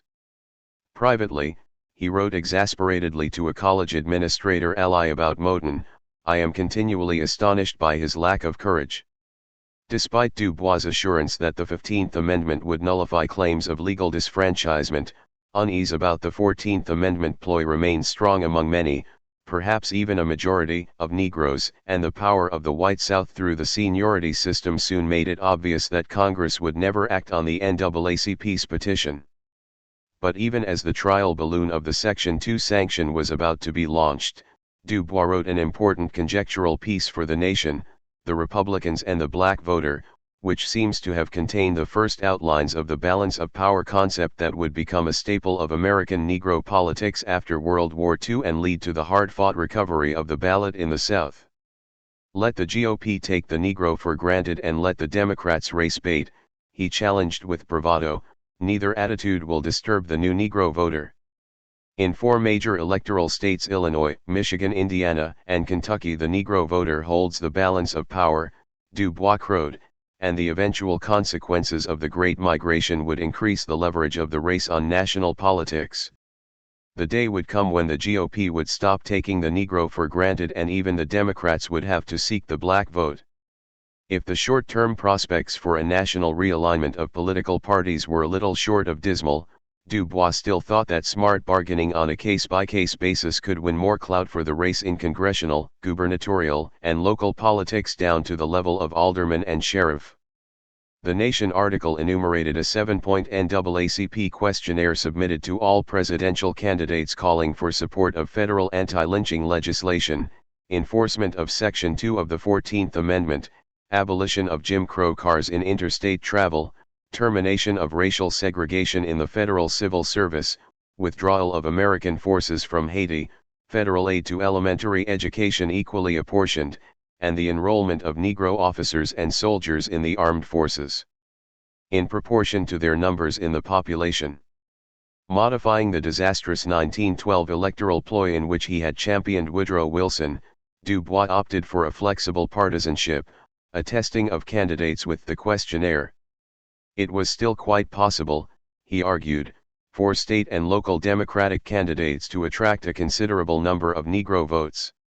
Du Bois was not surprised that the presidential candidates declined to commit themselves to the NAACP's 7 points. Uncertainty was out of character, and yet the months following the award of the Spingarn Medal were somewhat unfocused for Du Bois. The ambitious history of the Negro's participation in the Great War was still not much more than an outline at the close of 1920. Crisis deadlines, articles for mainstream publications, dark water, speaking commitments, delay in launching his new children's magazine, there was a printer's strike, all this and more would certainly have been enough to retard work on the war history. He would hardly have permitted himself to feel scooped when Emmett Scott's informative official history of the American Negro in the World War came out, handsomely illustrated, at the end of 1919, any more than Kelly Miller's Authentic History of the Negro in World War, advertised in the Crisis for February 1921, would have fazed him. After all, his call for materials had produced a considerable quantity of written recollections and leads to explore that had the potential to make his own study a unique revelation. There was the first-hand account by one Wellington Willard describing how white officers had covered up their own cowardice and incompetence during the disastrous Argonne Offensive. There was Elmer A. Carter's sharp analysis of the Army's covert policy on discrediting the Negro fighting man. One S.D. Redmond passed along the bitter feelings of his Georgia-born friend Eugene Bullard, the American Negro air ace who flew with the Lafayette Escadrille and bagged at least one German triplane, but was turned away when he offered his services to his own country's Air Force. E.C. Williams, librarian of Howard University, had set himself the task of obtaining statistical data on the American Expeditionary Force as soon as the boxes arrived from France and were put in some kind of order by the War Department.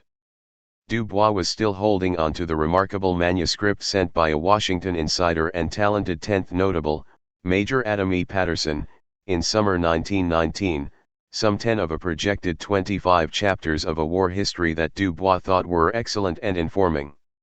The editor had been so pleased with these materials he wrote Patterson that he planned, after very careful editing, to make it the first volume in a 3-volume history of the war to be advertised in the Crisis. Presumably, Du Bois had intended to write volumes 2 and 3 himself. As the year ended, he circulated a memorandum to the board asking for advice about his next major project. Should it be the research and writing of the war history, financed by the association, or the mounting of another Pan-African Congress, this one also to be subventioned by the association? At its December meeting, the board agreed to underwrite a portion of the expenses for the Second Pan-African Congress. There is little doubt that the Congress option held a powerful appeal for Du Bois, but the board was divided, with most directors, Ovington included, of the opinion that there were far more urgent domestic calls on the organization's limited resources. The NAACP was gearing up for a major campaign to build national support for a federal anti-lynching act. The lynching of 3 colored men in Duluth, Minnesota, of all places, less than a month after the December meeting made a favorable vote on H.R. 13 in the House Judiciary Committee a grim priority. The editor's vague announcement in the January 1921 Crisis that the Congress would meet in early fall of that year revealed a general lack of enthusiasm on the part not merely of board members but a broad spectrum of the national membership. The NAACP wanted it to be made clear that it was bowing out, its official connection will thereupon cease and the Pan-African Congress will, Du Bois hoped, become thereafter a permanent, self-supporting body. Once again, vision was hostage to the practical and the circumscribed, he felt, explaining later that the older liberalism among the white people did not envisage Africa and the colored peoples of the world. It seemed quixotic to undertake anything of the sort. As for Africans in America, they felt themselves Americans, not Africans. They resented and feared any coupling with Africa. It was up to him to push the international agenda of Afro-Americans, to cast the predicament of darker peoples in a global context, if only symbolically and despite the drain on his organization's resources. As a founder and the most visible officer of the nation's paramount civil rights organization, Du Bois believed it was both his obligation and privilege to rise above the NAACP's immediate, tactical, and parochial concerns. With Jesse Fauset translating into French, he busied himself doing so, beginning a decidedly one-sided correspondence with Blaise Diagne, the powerful Senegalese deputy who had chaired the first Congress and, Du Bois hoped, would keep his promise to chair the second. 2 Belgian influentials, Paul Otlet and Paul Panda, a European and an African, respectively, sent immediate replies offering to host a session in the Palais Mondial in Brussels. Du Bois wrote the cautious head of the British Anti-Slavery and Aborigines Protection Society to propose co-sponsorship of a London venue for the Congress. Hoping to make it possible for John Long Galabalele Dube, the South African educator and founder of the African National Congress, to remain in Britain with his delegation long enough to attend the Pan-African Congress, Dubois fired off requests for contributions in order to help defray their expenses. Too late to take advantage of the offer, Dubois expressed regretful appreciation to the League of Nations senior official who volunteered to arrange for a Geneva session. Another response from Geneva seemed to hold great potential. The distinguished French socialist Albert Thomas, who now headed the League's International Labour Organization, wrote that he endorsed Dubois' proposal for a section within the ILO to investigate the needs of African labour. Thomas suggested a meeting immediately after the Pan-African Congress to make plans for such an arrangement.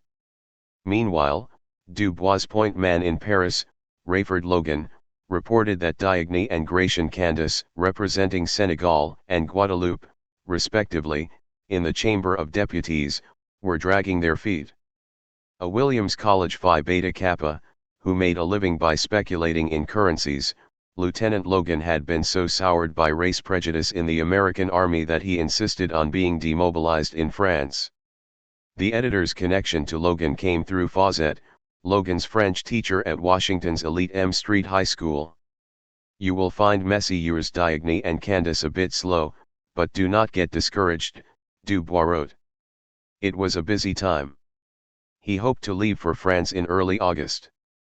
Fawcett and White were expected to sail together for England at about the same time. But meantime, he was finding himself in a thicket of family concerns and professional troubles. Nina was not going to Europe. He would have had to pay for her travel out of personal funds. On a declared net income of $4,382.25 they might have been able to afford the expense, had Will, as Nina always called him, wanted her along, but they agreed that she should get Yolanda ready and off again to her second year of college in early September. Yolanda was self-indulgent, underachieving, uncertain, chronically overweight, and often ill.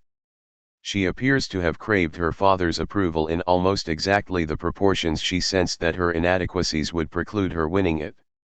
Not that her father ever neglected her material needs or failed to intervene when she needed encouragement or protection. When it was suggested that Yolanda and 3 other girls of color attending Brooklyn's girls' high school might prefer not to attend the senior class prom at a swank Brooklyn hotel, Papa had roared like an offended mastodon at the principal, "Class funds to pay for a function that arbitrarily excludes from that entertainment members of the class in good standing. Outrageous." In the ensuing exchange of letters, an increasingly feckless Principal William Felter denied racism, hid behind the senior class vote of 43-11 to restrict the prom to white girls, protested that the function was private, and hoped that Dr. Dubois would be pleased to learn that Miss Gwendolyn Bennett, one of the very able excluded colored girls, had written the words to the class song. "Are you voting to see if the Jewish girls shall be invited to their own class promenade or the Irish girls, or the red-headed girls?" Yolanda's father demanded. "This is not democracy, it is sheer tyranny." Yolanda would be returning for her sophomore year at Fisk University after her 1920 graduation from girls' high school. At Fisk, her father's college, there were no more racial exclusions, and there was release, at least for 4 years, from the soul weariness of living always under a white microscope, although her fears about good grades were only too well founded. During her first year, Yolanda had spent part of February in the college hospital suffering from a serious inflammation of the gums. "Much pain, couldn't sleep, I just cried continually," she wrote Nina. "Honestly, I've never been hurt so badly before." Somewhat better the following month, she had reported a 95 in history and 83 on her French exam. "I don't know what my other marks are, but I think I passed," a relieved Dubois read. He had sent money to a faculty member to arrange drawing room accommodations to avoid segregation aboard the express for her return home that June. "It was very expensive," she noted gratefully, thanking Papa in the same breath for the checks that had come some time ago. In the coming academic year, 1922-23, she would take a required chemistry course, for which she had already been given stern advice, with more to follow from her father. Nina, whose own health was always delicate, not only carried the burden of their troubled daughter's affairs but single-handedly executed the liquidation of the Brooklyn homestead at 94 Johnson Street when Nail and Parker, the Harlem real estate brokerage firm, finally located suitable housing in Manhattan. She would write Will about another flare-up of Yolanda's abscessed tooth a few days after he reached Paris, adding that her own neck still ached badly. Though Nina complained of aches, hers and Yolanda's, she rarely faltered in the management of family affairs. With a better head for practical details than Will's and a sense of duty in its own way as compelling as his, she was tireless in her quiet devotion to the well-being of their family. Hers was the private sphere of housekeeping, children, bills, and church, indispensable to her famous husband's unhindered attention to world-important concerns and increasingly underappreciated by him, his edifying, feminist professions notwithstanding. Very likely, Dubois found the mentoring of his daughter a steeper challenge than providing guidance to young people in general, but 19 years of dealing with Yolanda was undoubtedly a valuable experience in producing the magazine for young people, The Brownies Book, which finally made its delayed appearance in January 1920. The idea for a magazine devoted to what Dubois called the children of the sun was his own. Heretofore the education of the Negro child has been too much in terms of white people, he had announced in the October 1919 crisis. All through school life his textbooks contain much about white people and little or nothing about his own race. This theme of what a much later generation would call multicultural education, evolving from the black studies in the 1960s, was a constant preoccupation of Dubois, as evidenced by some of the most intense passages in Darkwater. Only after being subjected to a regime of nurturing in which there was neither shielding and indulgence against the color line nor too much race consciousness prematurely, he insisted in The Immortal Child, would colored parents be blessed with resilient and proud youngsters. Many parents, not quite knowing which course was better, left their children to sink or swim in a sea of race prejudice, he noted. Some children emerged strengthened and self-reliant, others, as he had good reason to know, experienced bewilderment, cringing deception, and self-distrust. He and Nina must have thought they had tried to avoid extremes in educating Yolanda. She had certainly benefited from some of the wisest aphorisms and admonitions of almost any child in America.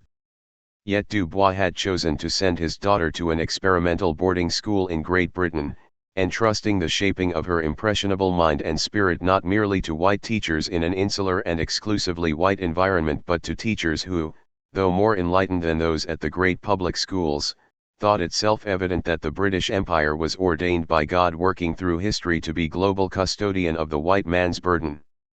The Bedales school experience in Great Britain had left its mark. It had pretty nearly crushed whatever self-confidence might have survived the burden of being her father's daughter. As bewildered Yolanda entered college, her father may well have felt that his children's magazine afforded another opportunity for paternal advice that now had the painful, chastening, compensatory benefit of hindsight. Published by the new firm of Dubois and Dill, the Brownies book would run through 24 issues until December 1921 when, as Dubois wistfully announced, unless we got at least one in every 100 to read our pages, we knew we must cease to be. The hands-on search for talent and editing fell to the competent Fawcett and dutiful Dill. The magazine was beautifully illustrated, principally by Laura Wheeler, whose drawings appeared regularly in the Crisis, with Dubois as the Crowflies column emphasizing past and present achievements of people of color. There was a section for letters from young readers, the jury, and another for adult opinion, the judge, written by Fawcett, with poetry, plays, short stories, and biographical profiles by such talented unknowns as Langston Hughes, Willis Richardson, and Nella Larson, along with contributions from Georgia Douglas Johnson, Arthur Huff Fawcett, Eulalie Spence, Colonel Young, and other well-recognized members of the talented 10th. Captioned Some Little Friends of Ours, photographs of scrubbed, bright-eyed boys and girls, hair parted and pigtailed, beamed from its pages both in innocence and in defiance of the realities the magazine's editors were fighting gamely to ameliorate. If not enough parents chose or could afford to pay the $1.50 annual subscription fee to sustain it longer, Judging by letters from the jury, those young people who read the Brownies book loved it. A boy in Toronto, who dreamed of going to Africa after finishing school, read the magazine because he ought to know a great deal about our people and all the places where they live, all over the world, don't you think so? Alice Martin in Philadelphia hated her geography lessons sometimes. When we read about the different people who live in the world, all the pictures are pretty, nice-looking men and women, except the Africans. I see lots of ugly white people, too, but they are not the ones they put in the geography. Mother said for me to write you about it. In the Grown UPS corner, Mrs. Bella Seymour of Manhattan reported that her little girl was studying Betsy Ross, George Washington, and the others, and she says, "Mama, didn't colored folks do anything?" Mrs. Seymour's prayers were answered by a stream of vivid profiles of pioneer suffragette, Sojourner Truth, America's first martyr, Crispus Attucks, Toussaint L'Ouverture, Saint Gandhi, story of Harriet Tubman. Pocahontas Foster from Orange, New Jersey, thought they were the best history she'd ever read, because she had always felt that history wasn't much good. Then she read the story about Paul Cuffey, the early 19th century shipowner, to her 8-year-old friend, who said, "Now that's the kind of history I like.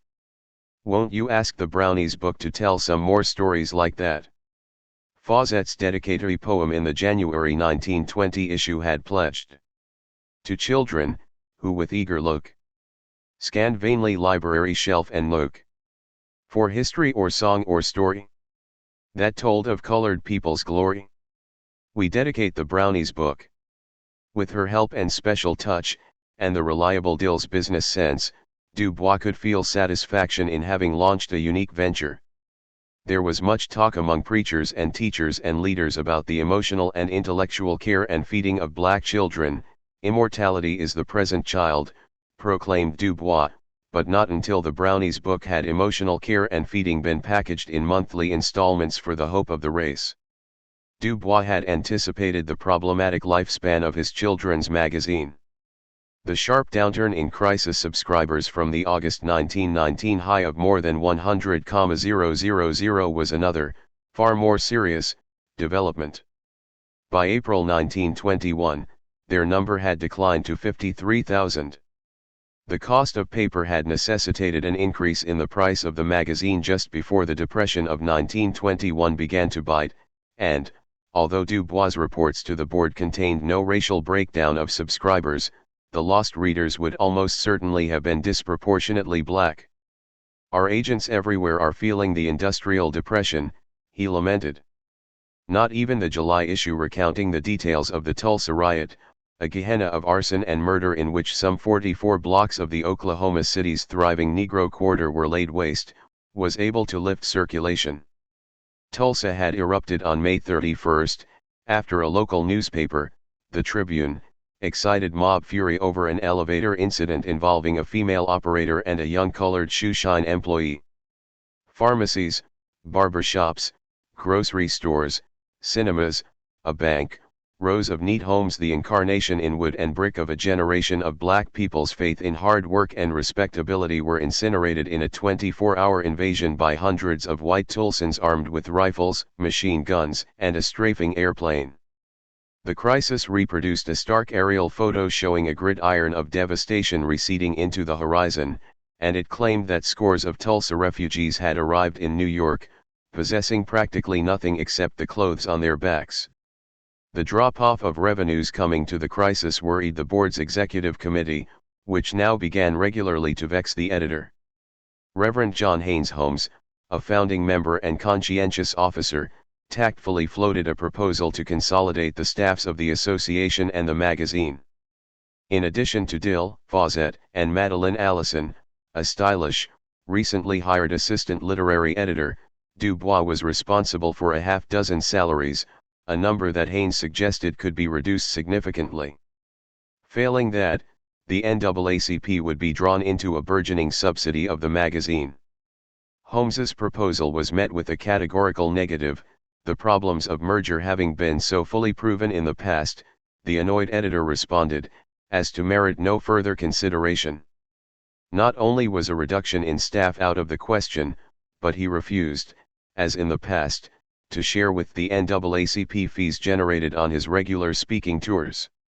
Dubois, who was still the sole employee who sat on the board of directors, reminded his fellow officers that, as director of publications and research, whatever he did was uniquely beneficial to the NAACP, while they countered that however valuable his unique role, the growing number of branches, national campaigns, refinement of staff roles, bureaucratic economies, and employee morale nevertheless imposed new exigencies to which even he should be expected to accede. Meanwhile, to the mounting ire of Chairperson Ovington and the Executive Committee, the editor insisted on researching and writing books and accepting commissions from outside magazines with little regard for the priorities of the association. There was also the thorny bookkeeping problem of monthly remittals of membership fees and subscription revenues, a percentage of each to be divided between the association and the crisis. The hostile atmosphere worsened during Ovington's California vacation to the point that the diplomatic James Weldon Johnson complained his own effectiveness was being impaired by internecine conflict. By the time she returned in mid-July, Ovington found herself confronted with accusations about the editor's morals as well as the chronic oversight and financial disputes. A potentially bankrupting libel suit against the crisis had been settled out of court by the association's attorney, Arthur Spingarn.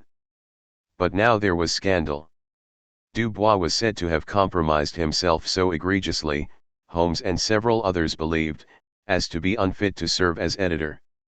A real tug-of-war had gotten underway at the beginning of 1921, with the normally unflappable president's story telling the greatly agitated Holmes to give him the crisis and let him go, if the editor refused to mend his ways. Memoranda were shuttled among board members, caucuses were formed, attitudes hardened, and Dubois, unfazed by the hubbub, was reported to evidence no appeal to mercy. The trail of speculation about the cause of certain board members' outrage led to a curious arrangement between the crisis and Madeline Allison, the assistant literary editor. The February 1921 issue was the first of several to carry a full-page advertising the Allison Shopper, a service providing a range of specialty household items. Interested readers were invited to write Miss Allison at 70 Fifth Avenue. Let me explain prices and descriptions, qualities, etc., urged the caption accompanying the photograph showing her to be a comely young woman of Levantine appearance. Whatever Dubois had done, and with whom, Ovington, although apparently deeply shocked, was unwilling to countenance an NAACP without him. Her warm feelings for Dubois had endured over a quarter of a century, dating from that evening in the Atlanta University dining hall when she first gazed upon his noble head and delighted in his brilliant badinage. But the present embarrassment made her positively wrathful. If the Negro board members were given the complete facts, the decision would be less lenient than the one I have agreed to, she admitted to Arthur Spingarn. She had worked with him and she knew he was a slippery customer, she confided. He would take advantage of any false step the other side would make. He counted on his power over white people, his career has been made by the whites, first Dr. Bumstead, next various members of the NAACP. Well, this time, he would be brought to account. She and Spingarn set about crafting a three-part take-it-or-leave-it statement that Holmes was asked to submit to the editor on July 29. All special privileges will cease, supervision of the crisis would be imposed, the editor would be accountable in the same way as all other executives. Board minutes reveal nothing and Dubois is silent about this curious dust-up, yet it seems obvious that he found himself too much on the defensive to deflect the executive committee's anger. He signed the agreement Holmes presented him on July 29, and sailed for France 2 weeks later. 2. Dubois and Garvey, two Pan-Africas. Rayford Whittingham Logan met the Boulogne boat train bringing Dubois to Paris on August 16, 1921. Logan, a fluent French speaker making a colorful living speculating in European currencies, was 24. 53 years later, he remembered their first meeting at the Gare Saint-Lazare as if it were yesterday. His French teacher at M Street High School, Jessie Fawcett, had sent Logan careful instructions about Dubois and his epic European mission. He would be able to recognize Dr. Dubois immediately by his distinctive visage and carriage, Fawcett wrote. What I remember particularly was her reference to his noble head, recalled Logan. Unable to imagine Dubois arriving in any other way except first class, Logan nearly decided to leave the station after waiting in vain to spot a noble head even among the second-class boat train passengers. Knowing how much Miss Fawcett would disapprove of any shortcoming in the discharge of his assignment, however, he waited for the last boat train, bringing third-class passengers. Suddenly, he recognized a well-dressed man with a cane walking very nonchalantly down the platform. Although he knew it must be Dubois, Logan was rather surprised that he was not as tall as the famous personality's towering reputation had led him to expect. Introductions made, they proceeded to the pension run by Madame Lelau's Chapotia at 9 Rue Jasmin in the 16th arrondissement, where Dubois hoped to find a communiqué from the elusive Blaise Diagne, president of the Pan-African Congress.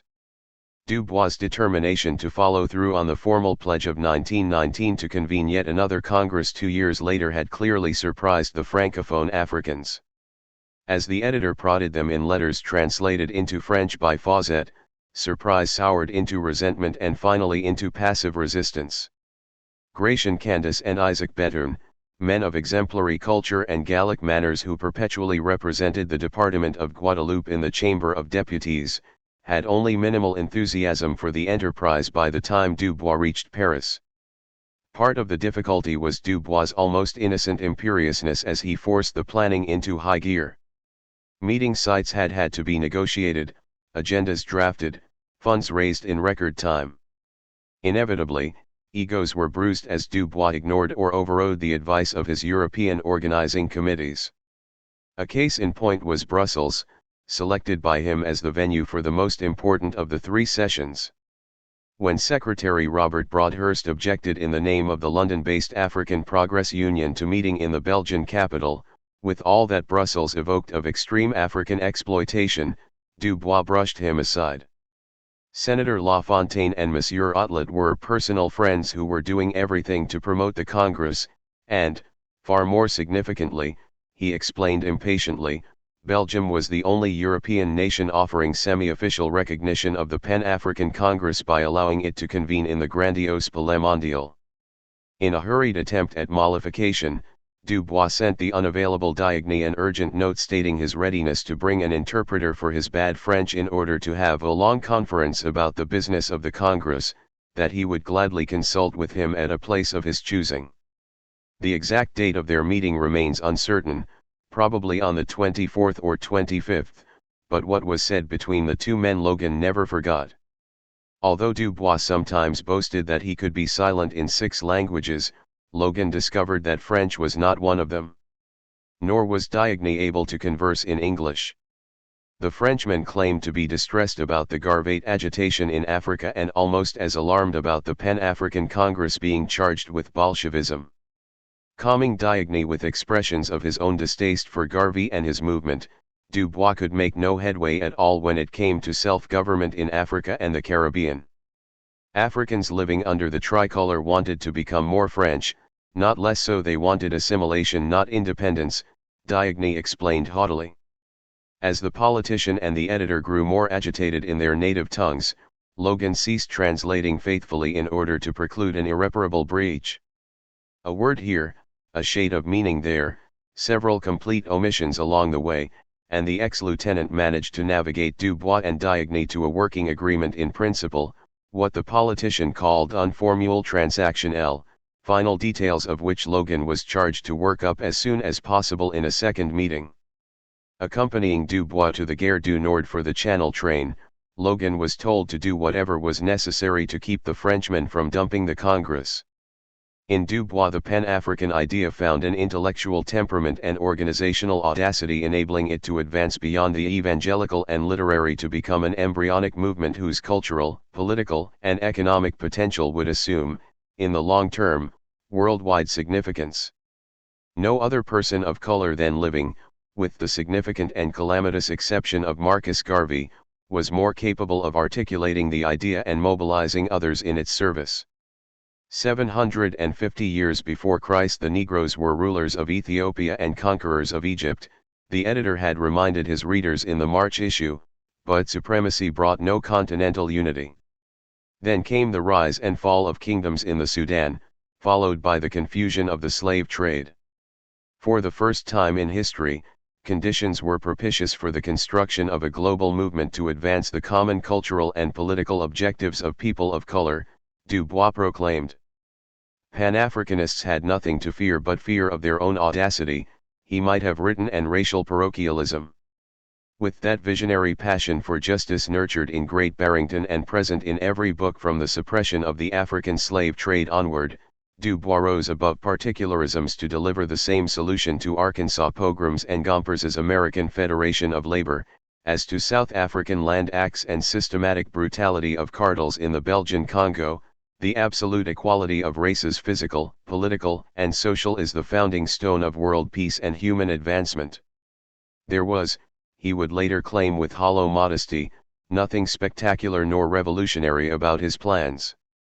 Perhaps in time, in decades or a century, they would bring about a world organization of black people in order to present a united front to European aggression. But he knew the power and guns of Europe and America.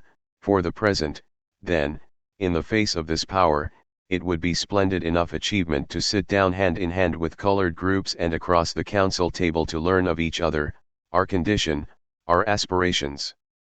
The men and women of color attending the 3 sessions, Du Bois listed about 30 from the United States, came, in large part, because they needed to believe in Du Bois' vision, to make some commitment of time and money to an undertaking that, by virtue of its pure symbolism and undeniable incongruity with quotidian concerns, invested the predicament of living in a dark skin with ecumenical purpose.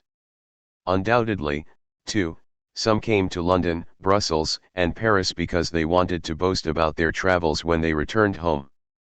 But it is very likely that the famous tenor Roland Hayes, the research librarian Ruth Anna Fisher, the young sociologist on fellowship in Denmark E. Franklin Fraser, Morehouse College President John Hope, the educator and Philadelphia banker Richard R. Wright, Sr., along with YMCA Secretary Channing Tobias, war hero Captain Napoleon Bonaparte Marshall and Mrs. Marshall, and the spellbinding Chicago prelate Bishop Archibald Carey, Sr. and Mrs. Carey, were part of a genuinely interested American contingent attending the London meeting.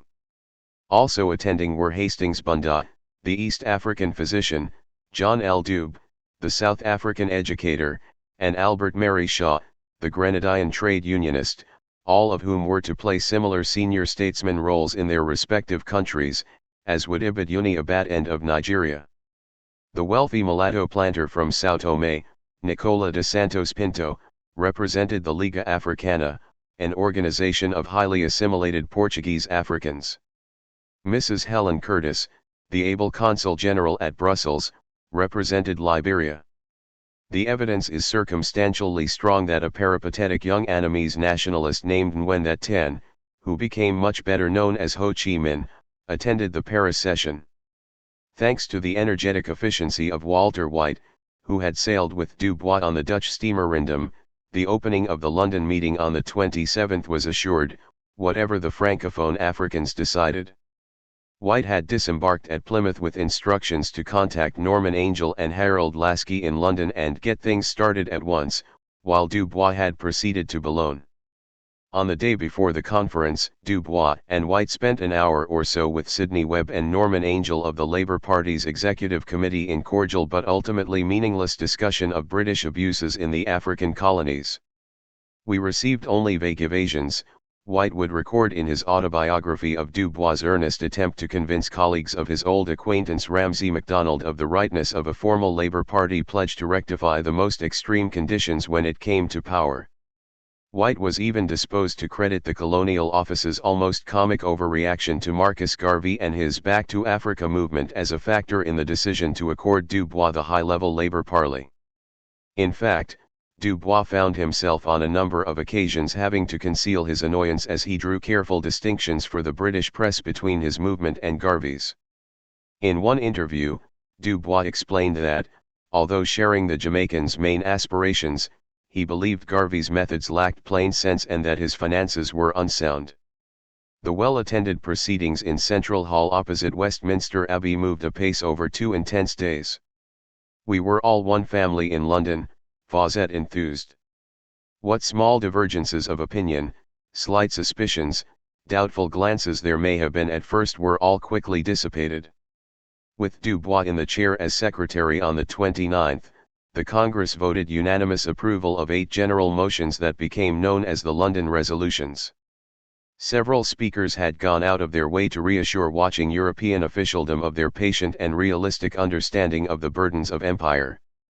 Dr. John Alcindor, a London physician of Trinidadian origin, was reported to have deflected criticism of colonial regimes with the admonition that the Africans' worst enemies were very often the Africans themselves, who lacked character, education, and cohesion. The combining of conservative convictions with boilerplate diplomacy imbued the manifesto of the Second Pan-African Congress, to the world, with a placatory, even unctuous, tone here and there. Even though Belgium showed no disposition to allow Africans under her dominion any voice in their own government, or even to grant them ownership of land or any say in negotiating labor conditions, the manifesto expressed satisfaction that Brussels was now considering a liberal program of reform for the future. The verdict on French imperialism was virtually an endorsement. France alone has sought to place her cultured black citizens on a plane of absolute legal and social equality with her white citizens and given them representation in her highest legislature. Much more remained to be done in order to perfect la mission civilisatrice, but the authors of the manifesto, primarily Secretary Dubois, were well pleased with the Third Republic. Still, in the context of the times, when the end of white supremacy was inconceivable even to the great majority of its victims, the manifesto's arraignment of 2 of the most powerful exploiters showed that conservatism and conciliation had definite limits. To the world ventured to excoriate Britain and the United States for falling far short of their own professed ideals of stewardship and civil rights, reproaching the vaunted Pax Britannica for fostering systematic ignorance and enslavement among the natives and indicting America for throwing the freedmen upon the world penniless and landless. Dubois' role in drafting to the world was unmistakable in the paragraph asserting that the great modern problem was to correct maladjustment in the distribution of wealth, the outrageously unjust distribution of world income between the dominant and the suppressed peoples. Calling on European regimes to recognize civilized men as civilized despite their race or color, the manifesto enunciated 3 demands resolutions whose implications for the new world order of European hegemony under the League of Nations would have been, if ever taken seriously, extremely destabilizing. Resolution 2, calling for local self-government for backward groups, was the most radical in its demand that local self-government must grow as experience and knowledge grow until formerly subject territories achieved complete self-determination under the limitations of a self-governing world. After the Paris session, Dubois planned to spend several days in Geneva lobbying to implement Resolution 8, establishment of an international section in the Labor Bureau of the League of Nations, charged with the protection of native labor. The world must face 2 eventualities, Dubois intoned as he reached the conclusion of To the World. Africa must either be assimilated completely by Europe on the basis of absolutely equal political, civil, and social privileges for its black and white citizens, or Europe must allow the rise of an autonomous great African state based on popular education, industry, and freedom of trade. It would have been needlessly provocative and given ammunition to the enemy had he alluded to a third alternative, the one in Darkwater predicting a global war of the races if peoples of color were everlastingly held back and exploited. Instead, Dubois ended solemnly in the hushed Central Hall on a note of supplication and mysticism. Out of the depths we have cried unto the deaf and dumb masters of the world. Out of the depths we cry our own sleeping souls. The answer is written in the stars. Taking the measure of Dubois, the London Challenge concluded that he was more than a personal force, he symbolized the new Negro. He does not tower as an isolated figure above his fellows, the paper observed, he was simply first among equals among the many men and women of eminence attending the Congress. Even though the supercilious British press revealed that most of the visitors to Central Hall came out of amusement or curiosity, the dignified proceedings and the import of the London resolutions evoked an at least momentary thoughtfulness in some quarters. Punch reported the headline in the London Times: "No eternally inferior races," with the pun, "no, but in the opinion of our colored brothers, some infernally superior ones." A pleased Dubois observed that the attention received by the Congress was astonishing. Dubois, Fawcett, White, and most of the delegates from the London meeting reached Brussels on Tuesday, August 30th. With its outsized public squares, monumental government palaces, and florid architecture, the capital had served as the unnamed city in heart of darkness that always reminded Conrad's hero of a whited sepulchre. In the novel and in reality, Brussels was headquarters to one of imperialism's most malefic cartels, a rapacious entity using quasi-slave labor to strip an area half the size of Europe of its seemingly bottomless wealth in copper, rubber, and ivory. As Dubois and the others had to know, the construction of King Leopold II's New Brussels, the city within the hexagonal belt of sweeping, broad boulevards beyond the ancient center, depended upon the grinding exploitation of the people and minerals of the Congo. The better to promote and obscure the practices at the foundation of the little country's enormous wealth, the Belgian government colluded with the cartel to seal off the Congo from the outside world. Dubois and Fawcett were made more aware of well-mannered unease on the part of their hosts about a roving symposium on Africa and imperialism. After all, who were these dark strangers speaking another language and introducing heaven knew what ideas to be carried into the Congo? Asked Fawcett rhetorically in her crisis report of the Congress. The Union Congolese, comprised of pliant Africans led by young Femme Paul Panda and an elegant personage identified as Madame Siroli, attested to the satisfactory state of affairs in what had not so long ago been acknowledged as the nadir of Europe in Africa. Belgian officials appear to have regarded Panda, among the very few Congolese with advanced academic training, as one of their most able African mascots. Bouncy and articulate, he was assigned to guide the delegates on a tour of the cavernous Musée du Congo at Tervuren, today's Musée Royal de l'Afrique Centrale, a few miles outside the capital. The Museum of the Congo was in a literal and figurative sense a mausoleum for the Congo, its 20 exhibition halls radiating like spokes in a giant wheel from a towering central court. Dubois admitted to being simply astounded. It was marvelous, he gasped, the visible, riotous wealth of the Congo, the infinite, intriguing, exquisite beauty of art. At his side, Fawcett was equally ecstatic over what she saw. Such treasures! Such illimitable riches! After visiting the Hall of Musical Instruments, she exclaimed that there wasn't a single instrument anywhere in the world for which the Congo cannot furnish a prototype. Enthusiasm led her to suggest to Panda that American Negroes and Africans would be mutually enriched by a select number of teachers visiting the Congo, which caused the unnerved educator, according to Fawcett, to recoil in horror, spluttering, "Oh, no, no, no. Belgium would never permit that, the colored Americans are too clever." The second session of the Congress opened in an enormous Beaux-Arts structure in the sprawling Parc du Cinquantenaire east of the city. The park had been laid out in 1880 to commemorate the 50th anniversary of Belgium's founding as an independent state. Dominated by 3 triumphal arches, the 90-acre park of tree-lined alleys decorated by ornate fountains provided the Congress with an ostentatiously European theater in which to contemplate the future of Africa. "We could not have asked for a better setting," wrote Fawcett with no thought of irony. It was a setting Dubois described as palpitating with curiosity. The press tables were crowded. 2 generals sat on either side of Blaise Diagne. A white French deputy sat with them, along with an Ethiopian and an American woman of color. In the audience were several hundred Europeans and dozens of Congolese. In Diagne, who presided over the Brussels meeting in his capacity of president of the Pan-African Congress, the Belgians had a steadfast supporter. His tall frame superbly tailored, the regal, frock-coated High Commissioner conducted the meetings uniquely in French and with imperious disregard for Dubois and his Americans, who found themselves, as Dubois put it, linguistically stranded.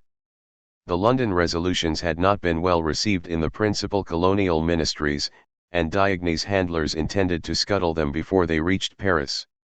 Dubois wrote later in the New Republic that he had risen in no spirit of trouble-making to read the London resolutions on the last afternoon. Fawcett thought the Congress was about to end in a rather disgraceful affair after Diogne's implacable opposition completely polarized the delegates. Dubois claimed that he didn't dream of the consternation he had caused. "His French was almost too swift for my ears," he said of Diogne's furious reaction. The relatively mild sentence into the world about Belgium's reluctance to allow the Congolese any participation in government, followed by the charge that her colonial policy is still mainly dominated by the banks and great corporations, stunned the Assembly. Resolution 6 calling for the restoration of the ancient common ownership of African lands plunged the hall into pandemonium. There were cries of Bolshevist, and absolument inadmissible. Diogne behaved as though he might have personal investments at risk in Central Africa. The perplexed panda was swallowed up in a huddle of several philanthropists, a general, and his Belgian foster mother. A Belgian diplomat hurried forward with a compromise resolution that Diogne put to a vote without discussion, and declared approved even though Dubois complained that guests and visitors had voted. With much of the European press beginning to follow its deliberations, Dubois was determined to maneuver the Congress into issuing a ringing challenge to white world supremacy. Commanding the podium, from which he didactically exposed iniquities under colonial rule, yet also generously acknowledged the bright spots, Dubois invoked the ideals of the Enlightenment and the Covenant of the League of Nations in defense of universal rights that he posited as inviolable, regardless of a society's cultural or technological level of evolution. That in the vast range of time, one group should in its industrial technique, or social organization, or spiritual vision, lag a few hundred years behind another, or forge fitfully ahead, or come to differ decidedly in thought, deed, and ideal, is proof of the essential richness and variety of human nature, rather than proof of the coexistence of demigods and apes in human form. The doctrine of racial equality does not interfere with human liberty, Dubois ended to loud applause, rather, it fulfills it. Fawcett was enormously proud of him. Under his leadership the Americans showed themselves to be real masters of the situation. In an 11th-hour compromise on Friday, September 2, 1921, the Congress accepted Diogne's watered-down motion and voted to submit the London resolutions for definitive approval, amendment, or rejection at the last round of meetings in Paris. Whether or not you like Mr. Burghard Dubois, whether or not you agree with his program, the newspaper, Echo de la Bourse, sportingly conceded, you have to bow to his brilliant intellect and his devotion to the black race. Recounting the roller coaster proceedings in Brussels to her crisis readers, Fawcett wrote that the delegates left Belgium in a thoughtful and puzzled mood. The contest with Diogne, Panda, and the other European ultras among the Africans was essentially a replay of the leadership contest of the decade before World War I between Booker Washington's machine and Dubois' talented 10th.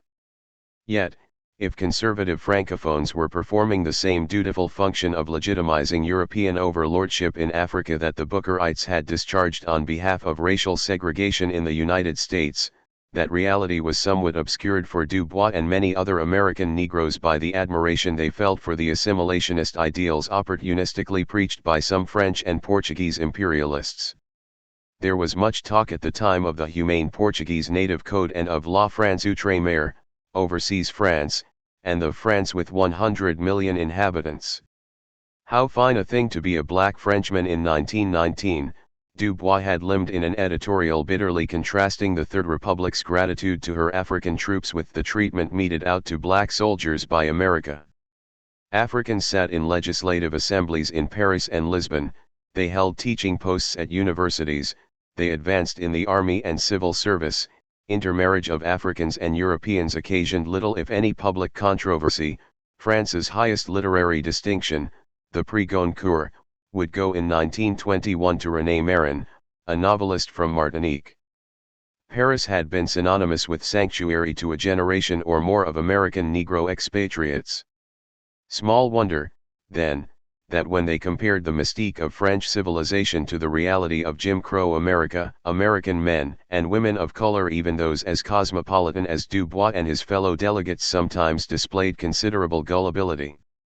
Unlike the ambitious congregations of the past in which he had played a commanding role, the Pan-African Conference of 1900, convened in London by the visionary Henry Sylvester Williams, the Universal Races Congress of 1911, where 50 races look at each other in the eye, and even the Pan-African Congress of 1919. This latest Paris conclave could be described as fairly representative of Dubois' darker world.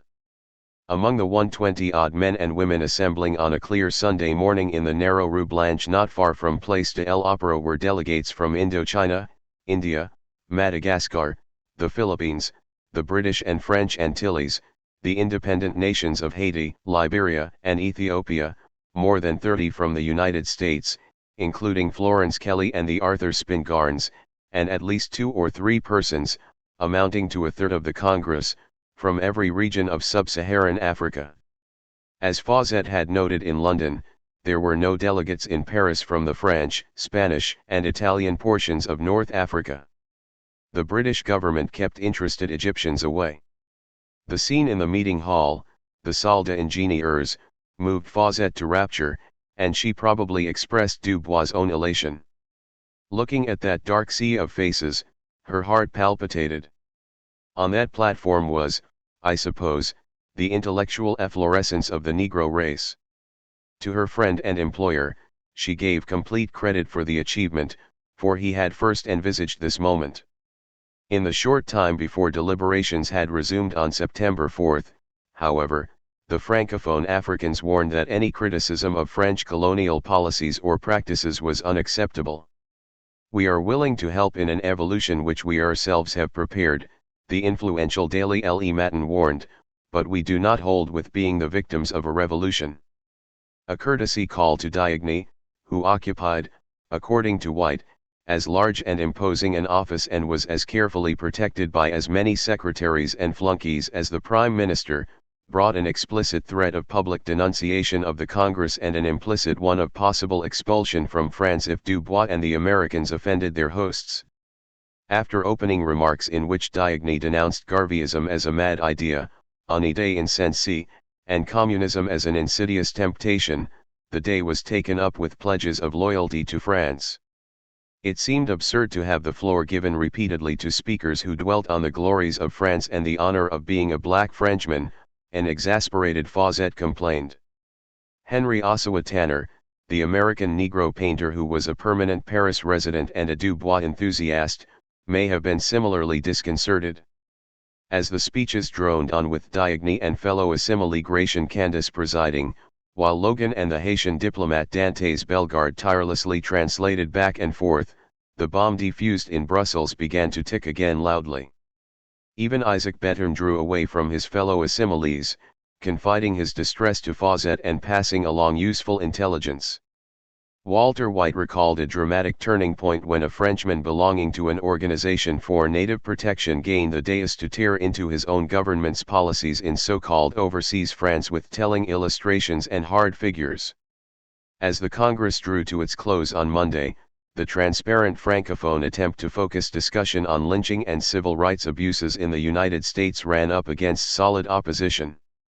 Once again, Dubois worked to impose his agenda on the proceedings, ably assisted by White, Logan, Fawcett, and Hunt, along with Yale Divinity student William Stewart Nelson, George Jackson, E. Franklin Frazier, and others in the feisty American delegation. The Paris edition of the New York Herald captured Dubois' appeal with canny fidelity.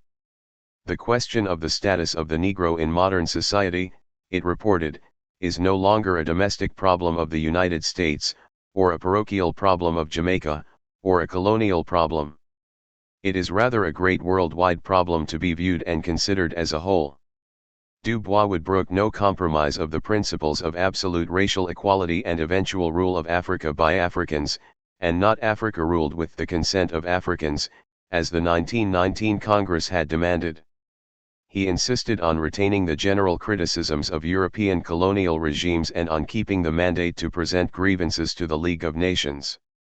A clear majority shifted behind Dubois, finally forcing the Francophones to accept the London resolutions as the platform of the Congress and of the new, permanent Pan-African Association to be headquartered in Paris. But Diogny, refusing to cede the entire contest to Dubois, succeeded in excluding from the final document a paragraph about capitalism deemed to be noxiously socialist. But the rest of the demands that yearning, groping audience accepted with their souls, Fawcett rejoiced in distinctly Duboisian accents. Exhilarated, Dubois left for Geneva almost immediately with Fawcett at his side. He carried news clippings in his briefcase that went a long way toward rebutting the skepticism of much of the NAACP leadership and disinterest among the rank and file. The organ of the French Communist Party drew precisely the conclusion Dubois would have wanted. Expressing incredulity at the non-proletarian character of the meeting in the Rue Blanche, El Humanite acknowledged that the Pan-African Congress, nevertheless, showed us by its very existence that the black race is not naturally or essentially an inferior race, and that it is not destined to remain so forever. Just before taking leave of Madame Chapotia and the young family in the Rue Jasmine, Dubois composed a document eloquently embodying the determination of the men and women meeting at London, Brussels, and Paris to see their concerns registered as dramatically and broadly as possible. Manifesto to the League of Nations contained the 3 requests to the world body approved by the Congress, that a special section be set aside in the International Labour Bureau, known later as the International Labour Organization, to deal with the conditions and needs of native Negro labor, that a man of Negro descent, properly fitted in character and training, be appointed to the League's Mandates Commission at the first vacancy, and, even though its power to intervene in the affairs of sovereign members was virtually nil, that the League use its vast moral power to affirm the absolute equality of races. To facilitate this third request, the manifesto urged the creation of an international institute for the study of the Negro problems, an eminently worthwhile proposal that Dubois himself would have been outstandingly capable of implementing. It was a fine document, as any struck off by him invariably was, but as their train approached Geneva, the confidence the Secretary of the Pan-African Congress evinced to his companion that the manifesto would be officially received may have been somewhat feigned. Fawcett wondered how on earth they would pull it off, and she continued to fret as they checked into their modest bed and breakfast. But within 2 hours of his arrival, invitations and requests for interviews poured in. Whatever his misgivings, the gamble paid off. To Fawcett's impressed relief, Dr. Dubois' name and reputation proved the open sesame. In keeping with his importance, then, Dubois was able to arrange an invitation to use the sedate Hôtel de Familles as his headquarters. Lady Cecilia Roberts, whose distinguished spouse held an important post at the League, was pleased to preside at table while Dubois loftily pressed his agenda for recognition and action as titled personages came for lunch or high tea and earnest discussions. Bellegarde, representing Haiti at the League as well as at Paris, had rooms at the Hôtel de Familles, and so was able to play the role in Geneva of interpreter and lobbyist that Logan had played in Paris. An old acquaintance from the heady days of the Universal Races Congress, Gustave Spiller, had Dubois and Fawcett to dinner. The secretaries of the Anti-Slavery and Aborigines Protection Society and the Société Internationale pour la Protection des Indigènes paid calls and promised unofficial support for the principles stated in the manifesto. By week's end, Dubois had gained the sympathetic though non-committed attention of the noted classicist Gilbert Murray, on leave from his Regius professorship at Oxford to represent South Africa, and from Albert Thomas himself the promise to study seriously the request for a special section on native affairs in the ILO. On the evening of the 12th, a Monday, Dubois addressed a well-attended gathering at the English Club of Geneva. With the official acceptance of the manifesto a few days later by the League's secretary, Sir Eric Drummond, the mission appeared to be virtually accomplished. William Rappard, head of the Mandates Commission, endorsed the recommendation for appointment of a person of African descent.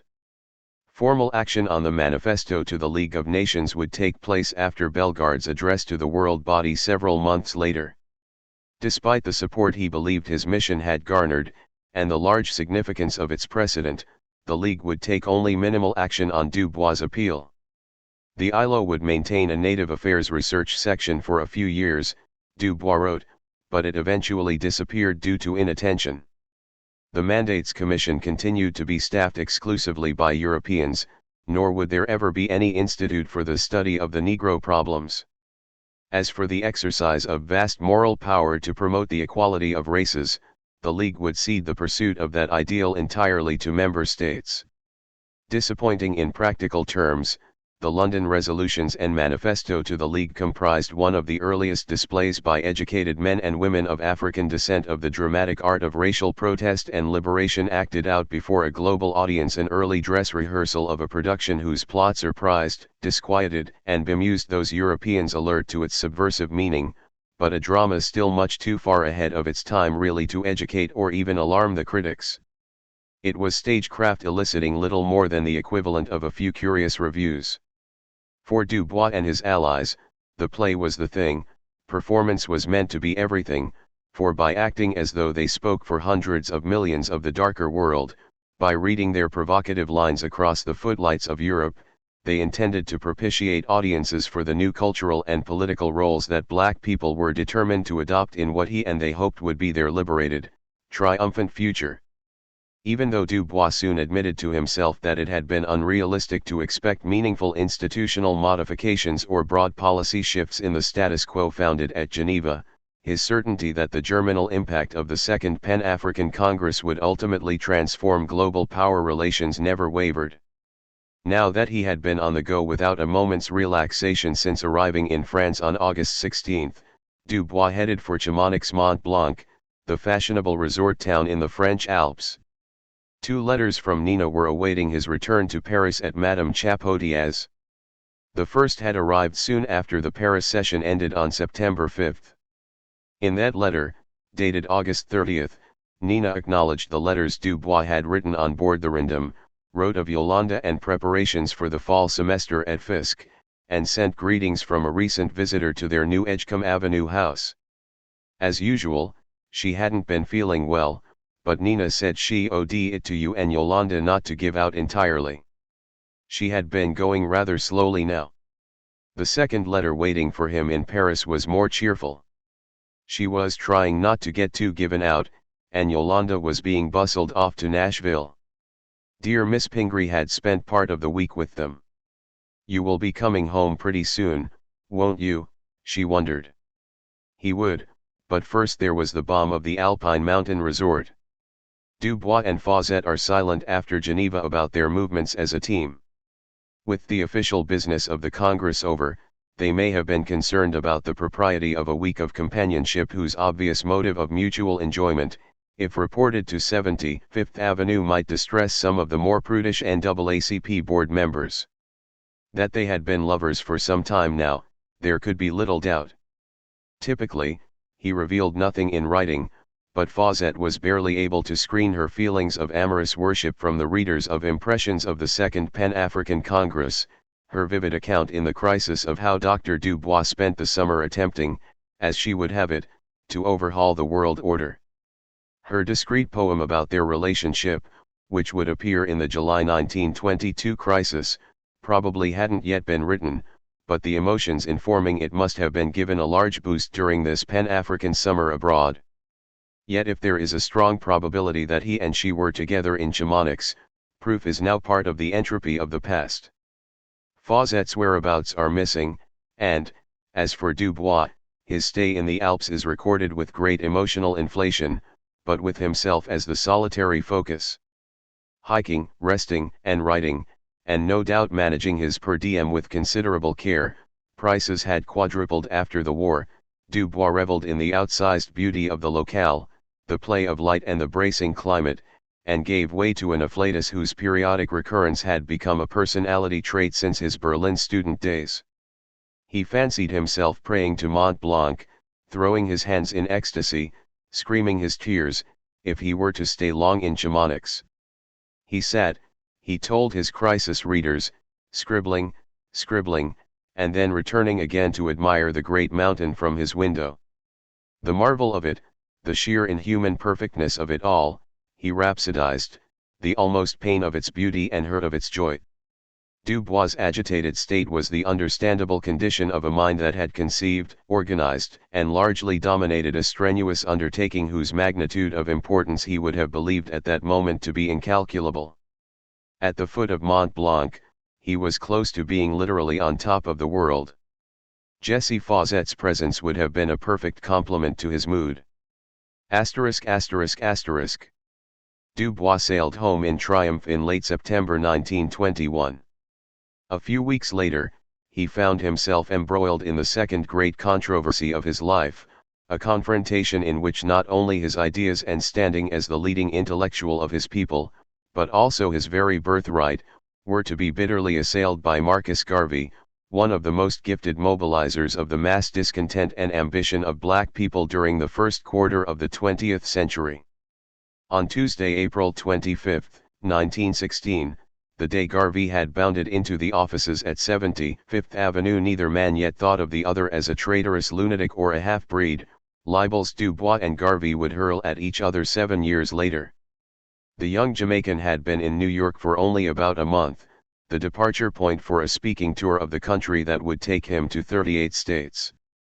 His plan was to raise money to establish a vocational institute in Jamaica based on the Tuskegee model. Booker Washington had replied encouragingly to Garvey's letters, invited him to Tuskegee, and had even indicated that he would appear at certain fundraisers on Garvey's behalf. Washington's death in 1915 deprived Garvey's undertaking of invaluable support, and the new head of Tuskegee, Robert Russa Moton, manifested considerably less enthusiasm. Moton had merely replied by cordial formula to the cryptic letter in which Garvey announced that he had many large schemes on his mind but could say nothing about them because his numerous enemies were ever anxious to misrepresent him. Du Bois, however, whose influence and renown now exceeded that of the recently deceased wizard, had shaken the Jamaican's hand and briefly heard something about his schemes during a visit to the island the previous May. Garvey thought he had good reason to anticipate a sympathetic reception from Du Bois. Unfortunately, the editor was away from his desk when Garvey visited the association's headquarters. Du Bois returned to find a friendly and rather flattering calling card message expressing the hope that he, Du Bois, could be so good as to take the chair at my first public lecture in the United States. The lecture Jamaica was to be given at St. Mark's Church on West 138th Street. Du Bois politely declined Garvey's invitation, and so spared himself witnessing what one reliable source described as a fiasco, one of the most amusing that I have ever seen. Wilfred Adolphus Domingo, a militant black nationalist who was an old friend of Garvey's from Jamaica, was present. Garvey fainted, crashing from the stage amid a crescendo of booing and guffaws. Domingo described the scene some time after he had become as fierce an enemy of Garvey as Du Bois, spicing it with a tasteless description of his former friend's physical features that was curiously reminiscent of Monroe Trotter's notorious lampoon of Booker Washington.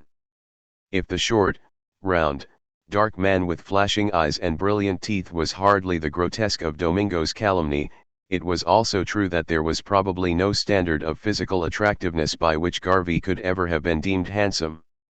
Had Du Bois joined him on the St. Mark's rostrum, they would have presented a contrast of extremes, the one compact, understatedly tailored, and precise, the other squat, badly clad, and explosive. But if Du Bois declined to join in the American debut, he did at least cooperate by announcing in the May crisis that Mr. Marcus Garvey, founder and president of the Universal Negro Improvement Association of Jamaica, BWI, is now on a visit to America. He will deliver a series of lectures on Jamaica in an effort to raise funds for the establishment of an industrial and educational institution for Negroes in Jamaica. Du Bois and Garvey's initial interaction in the spring of 1916 appears, therefore, to have been correct, deferential on the latter's part, and entirely free of animus, a far cry from what it would become in a few years.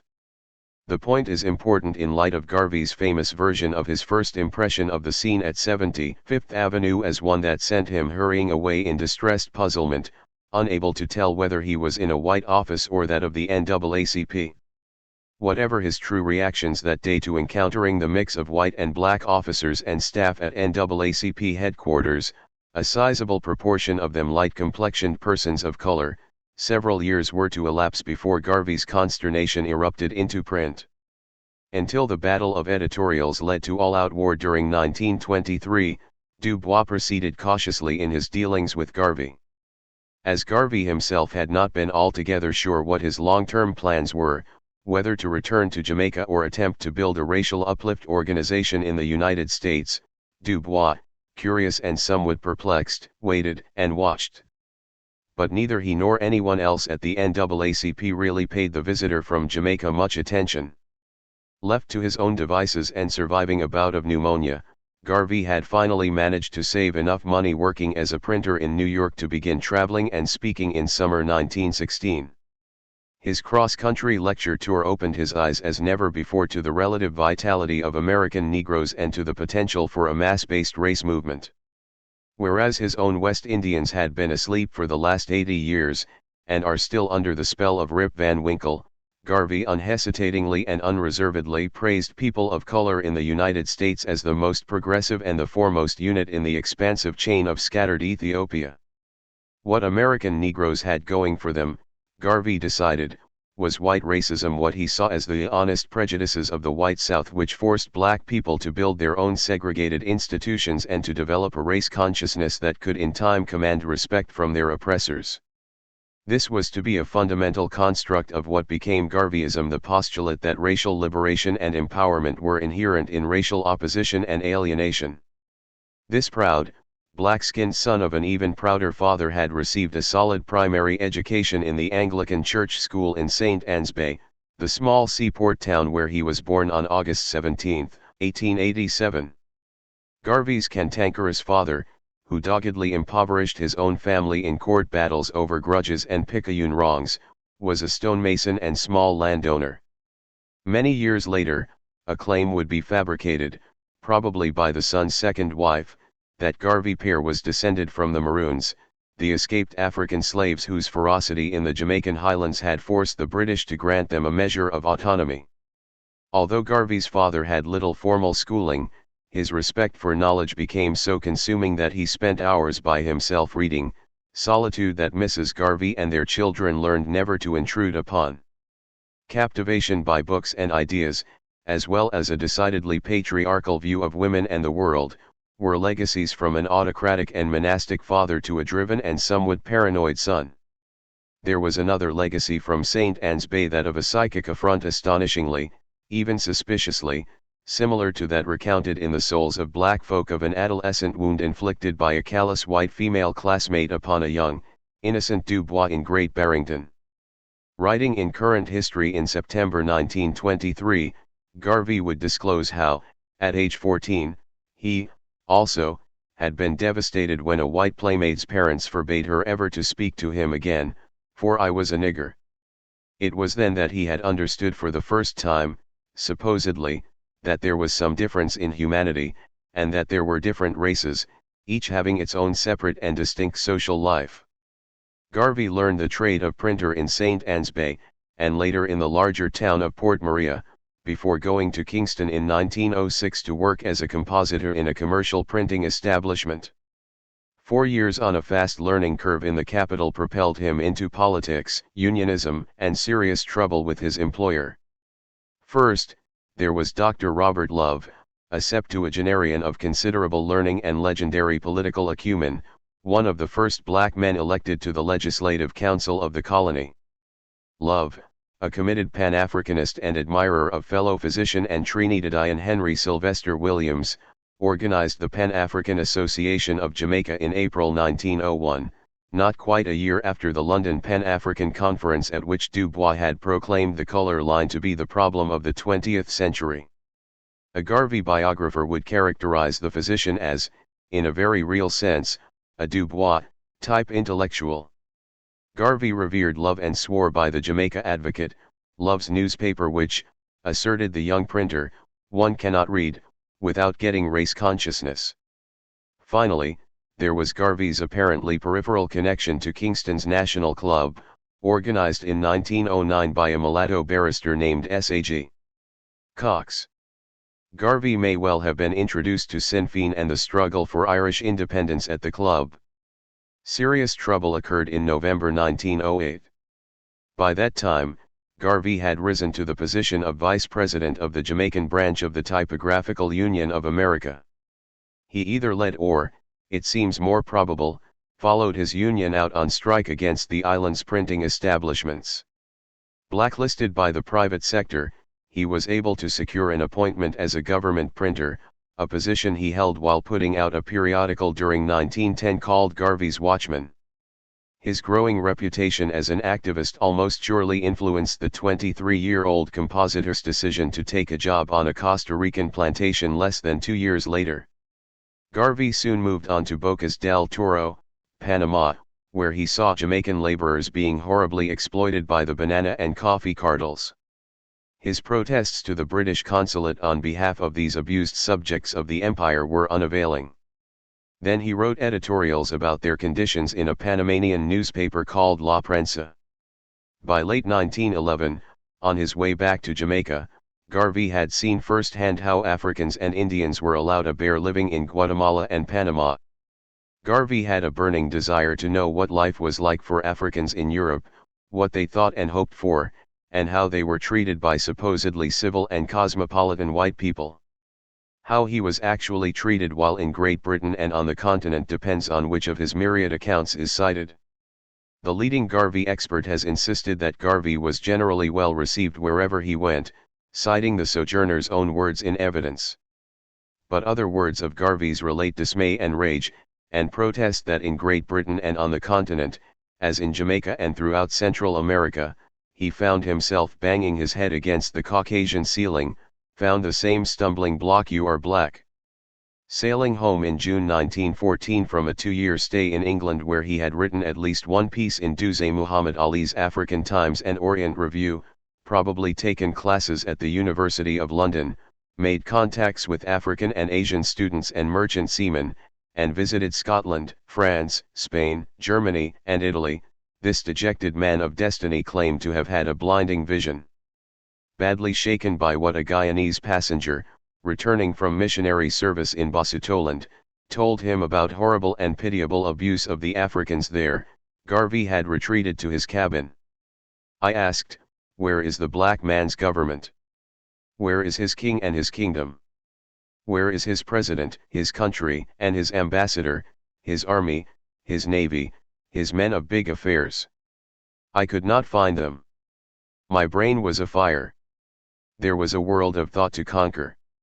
All day and the following night I pondered over the subject matter of that conversation, and at midnight, lying flat on my back, the vision and thought came to me that I should name the organization the Universal Negro Improvement Association and African Communities, Imperial, League. Such a name I thought would embrace the purpose of all black humanity.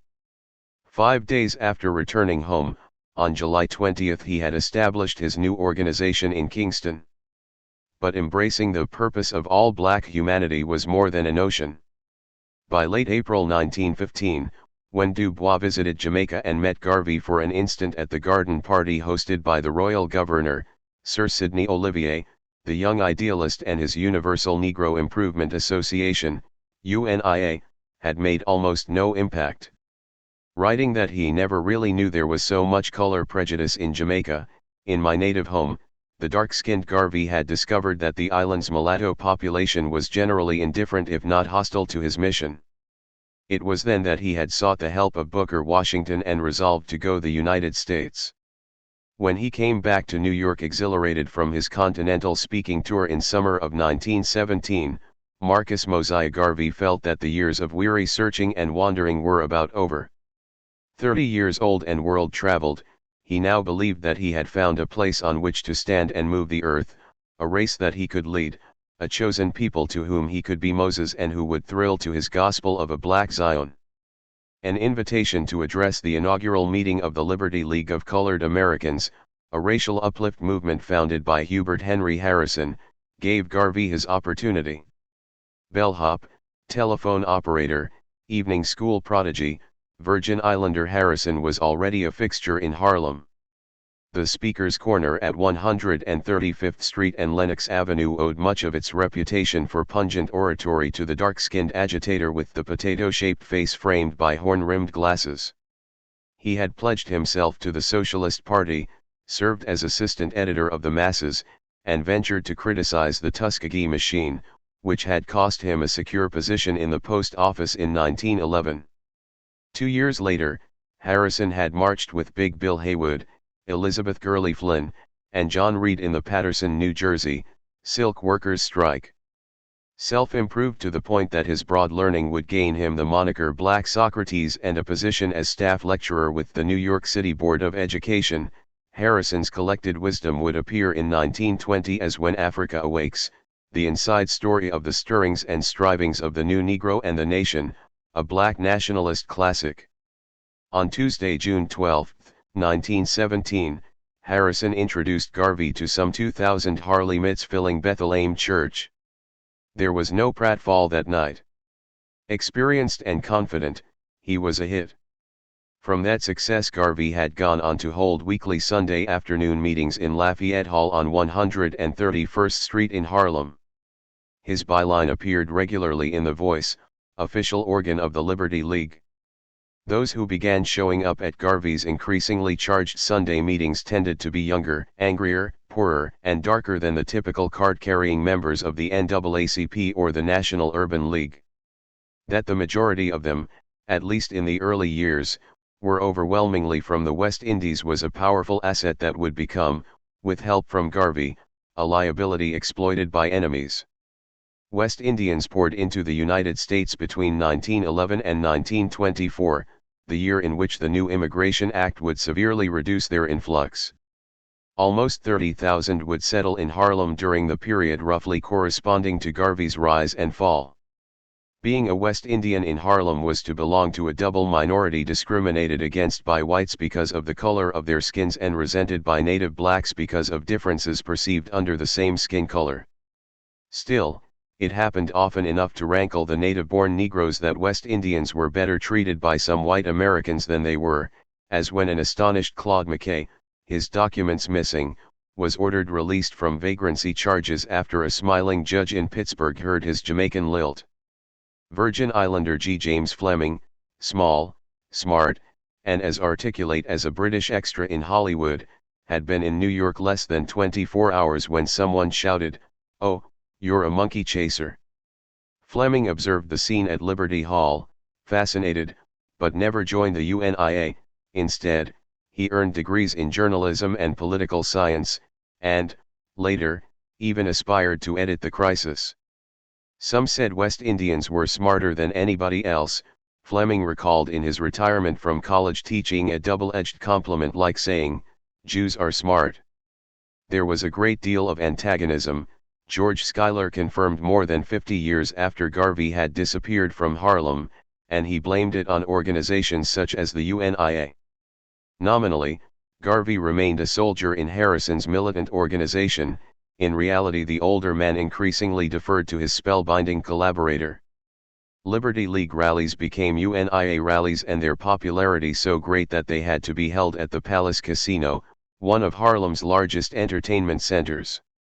Du Bois stayed away from the Palace Casino, but he began to pay more attention to the cresting excitement engendered by a man he soon described as a little difficult to characterize. John Edward Bruce, a famous Afro-American correspondent better known as Bruce Grit, cast a cynical professional eye on the Palace Casino theatrics in the home news and called Garvey a glib phrase-maker and a dreamer with a tolerably florid imagination. In a poor imitation of a West Indian accent, Bruce mocked, "You won't do, Mr. Garvey. Too muchy talky." 3 years later, however, the veteran journalist would place his pen at Garvey's service until his death in 1923. But while Bruce scoffed for the moment, no less a personage than Mary Church Terrell, an erstwhile Du Bois ally and a talented 10th Grande Dame, addressed a meeting in the Palace Casino in early October 1917. Terrell's appearance was followed by news of a statewide elocution contest sponsored by the UNIA in December. Du Bois may have really been surprised to learn that a justice of the state Supreme Court, another from the Court of Special Session, distinguished divines, and Columbia University's Nicholas Murray Butler, arguably the country's most august university president, presided over the competition. Writing Garvey that the Palace Casino evening inspired him with a new feeling of pride and satisfaction at what the members of the association and their friends are accomplishing, President Butler found himself, after another Palace Casino appearance, ducking serial invitations to UNIA meetings. Whatever his long-term plans were, Garvey finally made it unmistakably clear that he intended to pursue them from Manhattan. On July 31, 1918, a Certificate of Incorporation for the Universal Negro Improvement Association and African Communities League was recorded by the Commissioner of Deeds for the City of New York. To be headed by a potentate of Negro blood and race, the actual working head of the UNIA was invested in the President General and Administrator, later, Provisional President General of Africa, an office reserved by Garvey for Garvey. Article V of the Constitution and Book of Laws stipulated that he shall be responsible to the potentate for the entire working and carrying out of all commands. 2 years later, Dubois would be dumbstruck to find himself summoned by Garvey to run for the honorific position of Supreme Potentate. As the new UNIA took shape over the summer and fall of 1918, it became a magnet for discontented and radical elements now especially alienated by the NAACP's policy on American entry into the war. Close ranks, Dubois' editorial temblor in the July 1918 crisis, sundered black leadership into jagged antagonisms. For some, such as Robert Abbott, publisher of the Chicago Defender, and John Hope, president of Morehouse College, the appeal to forget our special grievances and close our ranks shoulder to shoulder with our white fellow citizens and the Allied nations made perfect sense. Deferring goals for full rights of citizenship until the war for democracy was won, they signed off on a Jim Crow Army officer corps and rallied to the flag, if not to the NAACP itself.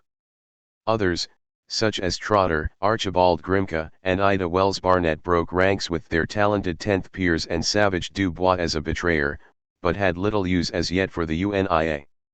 To Caribbean newcomers, as well as to some of the newcomers from the Deep South, Dubois, Joel Spingarn, James Weldon Johnson, and the rest of the NAACP cadre were outdated racial militants, well-meaning fuddy-duddies at best. Dubois was astonished to find his Sunday appearance at something called the People's Educational Forum repaid with insolence. The forum's organizer, the young West Indian socialist Richard B. Moore, challenged the editor's opinion that black labor should keep its distance from both white labor and white capital. As for that young man who waves his hands and froths at the mouth, Dubois harumphed, in Moore's account, "I didn't come here to engage in this sort of exchange. I thought you wanted to learn something, but you know everything." They might not know everything, but the young radicals were certain that their elders no longer merited the presumption of wisdom. The roiling controversy over Dubois' hankering for a captaincy in military intelligence, splitting the association's national headquarters and almost causing the Washington branch to secede, seemed only to prove them right.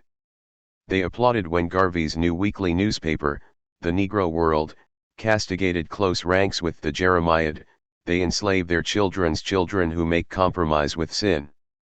A. Philip Randolph and Chandler Owen, having praised the October Revolution in Russia as the defining event of the century, welcomed the UNIA as a companion movement after the Negro World cheered the Bolsheviks.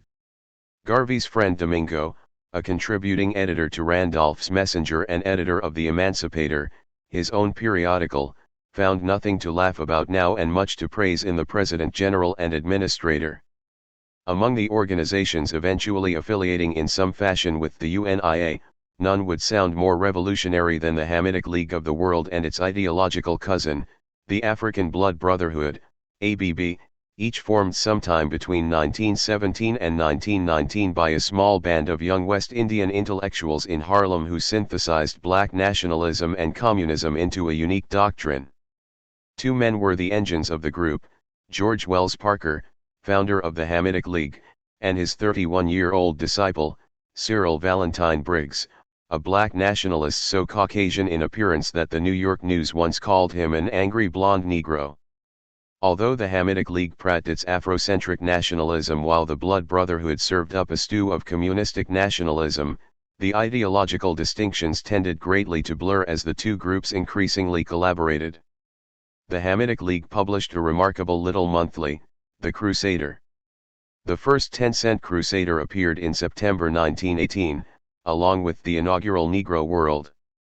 In mocking tribute to Dubois, It reproduced Robert Browning's poem The Lost Leader. Just for a handful of silver he left us / just for a ribbon to stick in his coat / found the one gift of which fortune bereft us / lost all the others she lets us devote. Parker served up the group's Afrocentric cosmology in a Crusader series reminiscent of Du Bois' columns in The Horizon. Parker's The Children of the Sun anointed the African race as the real founder of human civilization. White people were pale derivatives of a once great black race. Briggs supplied the political economy with its blend of working-class unity across racial lines in America, on the one hand, but nation-building in Africa based on racial exclusivity, on the other. By the Crusaders' logic, there was nothing inconsistent about backing Randolph's Socialist Party candidacy for state controller while approving Garvey's race purity and Back to Africa platform. As the Hamitic League enlarged and its ABB persona became preponderant, apparatchiks of the soon-to-be-established American Communist Party such as Otto Huiswoud, Lovett Fort Whiteman, Grace Campbell, Harry Haywood, and Richard Moore joined it. The ABB persuaded itself that it was a revolutionary conspiracy with paramilitary potential, an Afro-American version of the reorganized Sinn Féin. Briggs had been profoundly impressed by the Irish Easter Rebellion and thought it held valuable lessons for black nationalists. On that score, he and Garvey saw eye to eye. As far as Du Bois was concerned, reproaches from a few uncredentialed and immigrant intellectuals were minor nuisances. Randolph's prestige would become as impressive as his resonant voice in a few years, but in the editor's estimation Randolph spoke only for a tiny circle of mutual admirers. The eruption of self-proclaimed New Negro publications The Voice, The Messenger, The Emancipator, The Challenge, The Crusader, The Negro World Du Bois saw as encouraging signs of an emergent complex of diverse American Negro opinions, useful, certainly, but subordinate if not marginal factors in the formulation of racial policy. He would thoughtfully downplay their relevancy in the class struggle, an essay in the June 1921 issue of The Crisis. Still, he couldn't ignore that Garvey's appeal was widening. The editor had risked his reputation appealing to his people to fight in a foreign war on the dubious proposition that they would win their long-denied civil rights when peace came.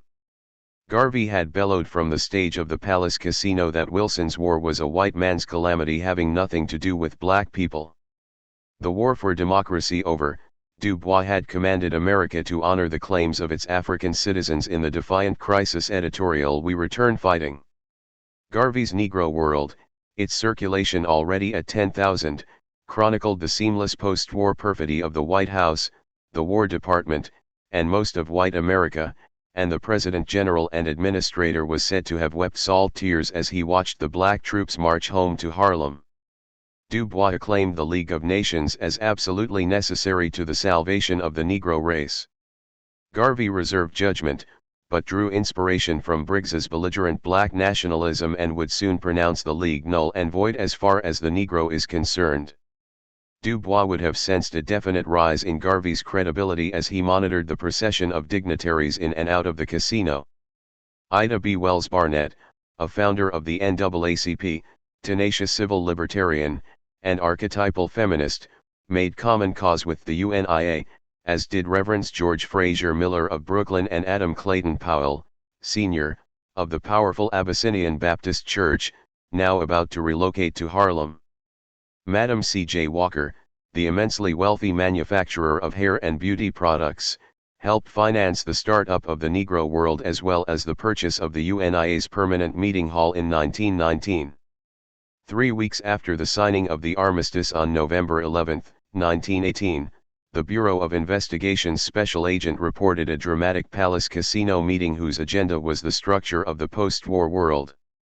The audience of nearly 5,000 roared approval as the President General nominated Wells Barnett and Randolph to represent the UNIA at the Versailles Peace Conference. Wells Barnett, exuding her trademark ebullience, rose to say that she was ready to go to Paris, but she suggested that the UNIA proceed cautiously with its Back to Africa agenda. Their delegates' specific demands were less fixed than the heated rhetoric in Liberty Hall suggested, but the slogan Africa for the Africans was obviously intended to embrace an unprecedented role for American and Antillean blacks in administering Germany's forfeited colonial possessions. Garvey spoke as though he fully expected the Allied powers to transfer the Cameroons and Tanganyika to the UNIA. A 22-year-old Haitian named Eliezer Cadet was designated UNIA commissioner to Paris and was to act as interpreter for Randolph and Wells Barnett.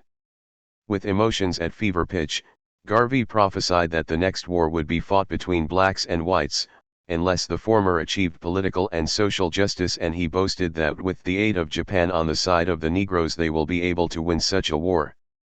Sailing to the Versailles Peace Conference from New York aboard the Orizaba on December 1, with the cream of the press corps, Dubois would be on the high seas as Garvey, Randolph, Trotter, Wells Barnett, and the other dissenters held meetings and passed resolutions. Trotter's rival organization, the National Equal Rights League, NERL, had drawn Garvey and 250 prominent Negroes to Washington, D.C., a few days before Dubois left for France. Too busy with visa red tape and last-minute affairs in New York to be present, Dubois informed himself, nevertheless, about Trotter's Washington conference. The NERL meeting voted to send 11 representatives, Randolph and Wells Barnett among them, to the peace conference, carrying a 15th point to add to Wilson's 14 elimination of civil, political, and judicial distinctions based on race or color in all nations for the new era of freedom everywhere. By the time the Orizaba docked at Brest, the President General had accompanied Wells Barnett, Randolph, Powell, and Miller to a meeting with America's first self-made distaff millionaire. Sarah Breedlove had risen by grit and aptitude from Louisiana Delta poverty to become the fabled Madam C.J. Walker, whose hair and beauty culture empire was to early 20th century Negro Americans what Revlon or Vital Sassoon became to generations of white Americans after World War II. "I got myself a start by giving myself a start," Madam Walker liked to say of the mail-order business in hot combs and relaxing agents she and her second husband had operated in Pittsburgh and Indianapolis. Mr. Walker was now a memory. Devoting herself to good works and racial uplift, Madam held court at Villa Alwero, her stately Hudson River mansion a stone's throw from robber Baron J. Gould's estate. It was there that she received Garvey and the other guests, ardently embraced their proposal for an international league of darker peoples, and agreed to help defray the costs of the delegates to Paris. While upwards of 100,000 crisis readers followed Dubois across the battlefields of France into the bivouacs of Negro troops and into the portentous deliberations of the First Pan-African Congress, the visa applications of Garvey's and Trotter's would-be emissaries were summarily rejected, their letters and petitions ignored. "Never heard one syllable from the lips of Woodrow Wilson," Garvey complained. Cadet, Garvey's young High Commissioner, had managed to reach Paris on his Haitian passport before Dubois headed home in late March 1919. Trotter himself had sailed much later as a cook on the old Canadian ship Yarmouth, perhaps even passing Dubois' returning ship on the high seas. These were bound to have been fool's errands, as neither Cadet or Trotter possessed even the fiction of importance extended to Dubois by Clemenceau, Diogny, Colonel House, George Beer, Walter Lippmann, and the international press. Disheveled and friendless, the valiant Trotter was taken in by a compassionate family of color that must have observed with perplexity his fruitless efforts to make contracts with high officials at the conference. Cadet's dispatches to Harlem, alluding to significant meetings and imminent breakthroughs, were mostly fabrications that had the direct consequence of provoking Garvey's first public attack on Dubois. On March 29, 1919, at Mother Zion AIM Church, after Randolph spoke and the regal Amy Ashwood, Garvey's future first wife, recited a poem, the President General called on the capacity audience to show its complete repudiation of Dr. Dubois for interfering with cadets' already difficult duties. The reactionary leader was denounced in the most spirited and patriotic manner, reported the Negro World. A substantial offering filled the collection plate to enable Cadet to combat Dr. Dubois and to press the peacemakers to place Germany's African colonies under the stewardship of educated persons of color. Rumors spread from Harlem to the country at large of the editor's alleged sabotage. Because he alone had been visaed of the score of public figures wishing to bring a message to the peace conference, a certain amount of suspicion about Dubois' anti-imperialist militancy was hardly surprising. But the UNIA indictment considerably aggravated the credibility problems of a leader whose articles exposing officially sanctioned racism in the military could now be construed as proof of his own previous myopia, if not worse. A few weeks after his return from France, Dubois was heckled in St. Philip's Episcopal Church, Haarlem's toniest place of worship. Some demanded to know why only he and Moten had been allowed to sail. Others asked if Dubois favored the Egyptians and Indians rebelling against their British rulers. There was much booing when he replied no. Whether or not he fully grasped yet what was happening, Dubois, the NAACP, and the leadership class they represented were about to undergo an unprecedented challenge of authority in comparison to which the Bucharest contest during the first decade of the century would appear to have been a mild misunderstanding. Unlike the previous internecine dispute, which had often been more about the uses and abuses of powerful white philanthropists than about mobilizing the hoi polloi, the emergent Dubois-Garvey struggle would shake the race from bottom to top. For thousands of years, the Negro has been the outcast of the world, but no longer, the President General trumpeted from the pages of the Negro World as he announced the convening of a great convention for the month of August. Today the Negro was determined to play his part in the reorganization of world affairs. All Negroes who are interested in themselves, in their race, and in future generations will wend their way to New York City to form a part of this great convention assembled. As the summer of 1919 closed, the institutional stakes became much clearer and the personal vulnerabilities far greater. Garvey incorporated the Black Star Line, BSL, in Delaware on July 27, 1919, announcing that the UNIA would operate ships to trade to all parts of the world. The corporation will offer employment to thousands of our men and women. A week later, he presided over the dedication of the UNIA's permanent assembly place, Liberty Hall, a Baptist church whose congregation had given up on its construction after being able to complete only the basement.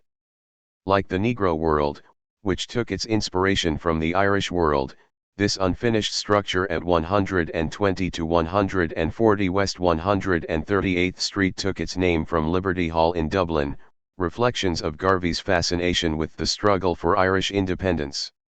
Dubois, too, praised Irish resistance.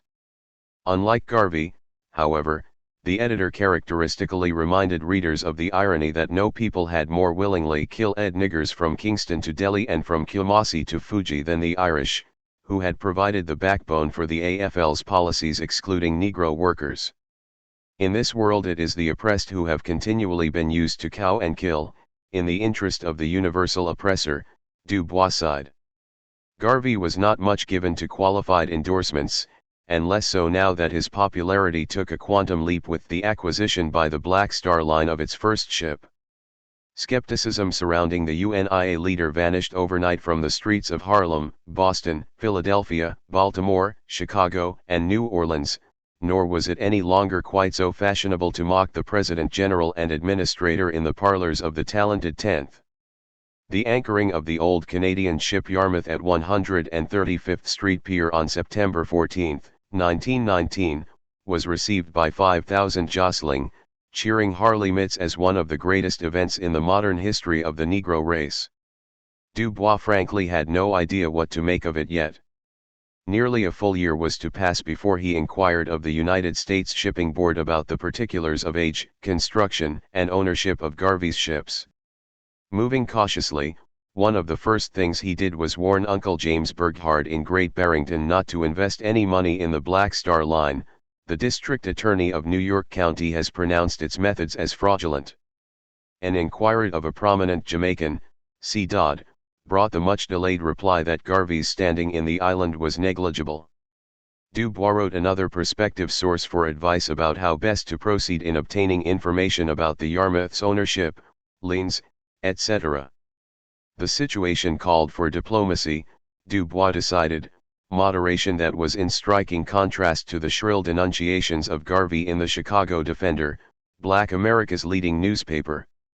A raucous UNIA meeting at Carnegie Hall in late August 1919 had driven the Defender to declare that the race ought to sever any ties to a man like Garvey, who was not even an American citizen. The newspaper's aspersion that the Black Star Line was a fraudulent operation resulted in a court verdict in Garvey's favor, which showed that he was as ready to sue detractors as his father had been. Still moving cautiously, however, the September 1920 crisis acknowledged for the first time, in the rise of the West Indian, this new ally in the fight for black democracy. Rising up against the historic hegemony of Europeans and mulattoes, the peasant masses of the Caribbean were becoming a force throughout the Western Hemisphere, noted the article, and underscored the electric impact of the new cry of Africa for the Africans.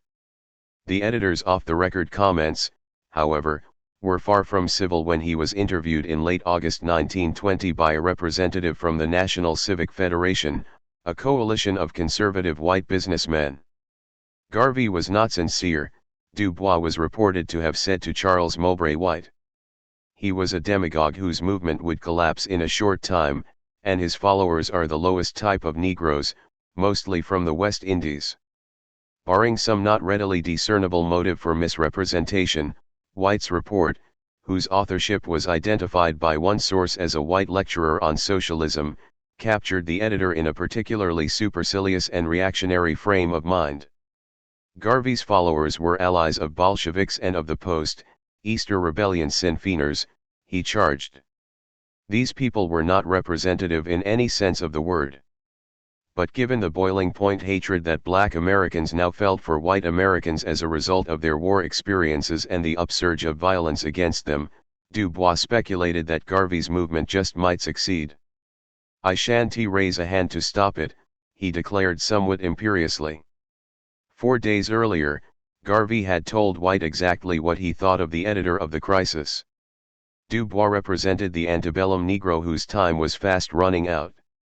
He had obligated himself to the white folks, Garvey charged, and is in no sense or way free to break with them now. Meanwhile, the editor's apprehensions were shared by some of the early collaborators of the UNIA. Briggs and the African Blood Brotherhood were in a much less positive frame of mind by then, not only because of Garvey's decided cooling over socialism but also because of the state of the Black Star Line's finances. When Charles Mowbray White interviewed Randolph and Owen on August 20, 1920, they were as dismissive as Du Bois had been. Owen called Garvey an ignoramus and a fool or a rogue.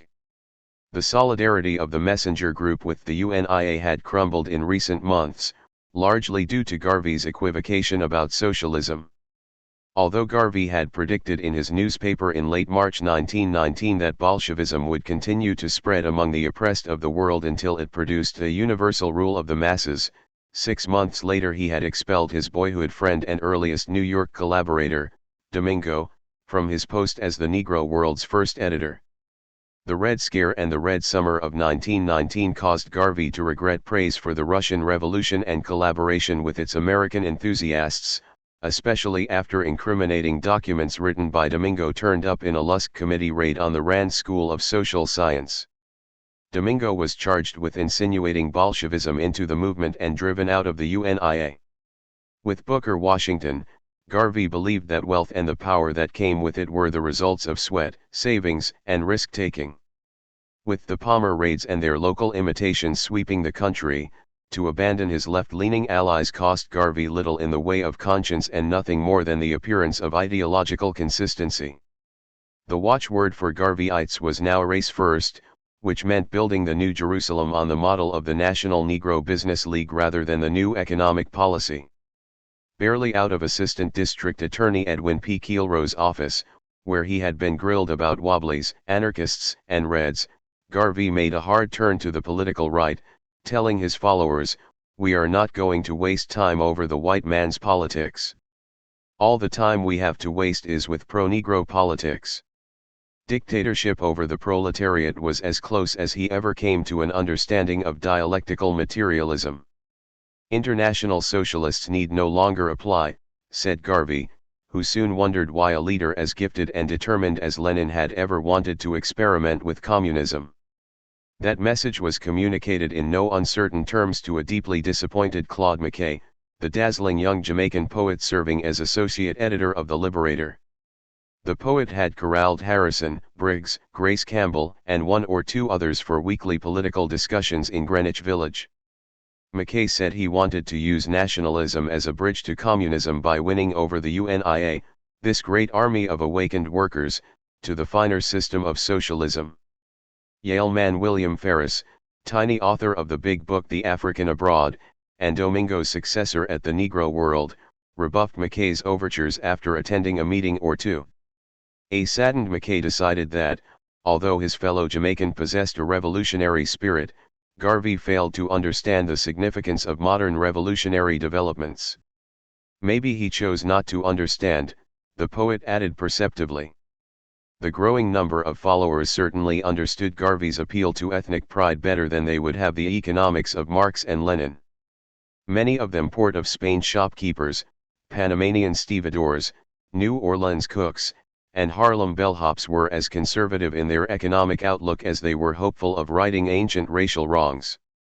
Industrious, frugal, and commonsensical petits bourgeois to the core they were, nonetheless, far from immune to utopian aspirations.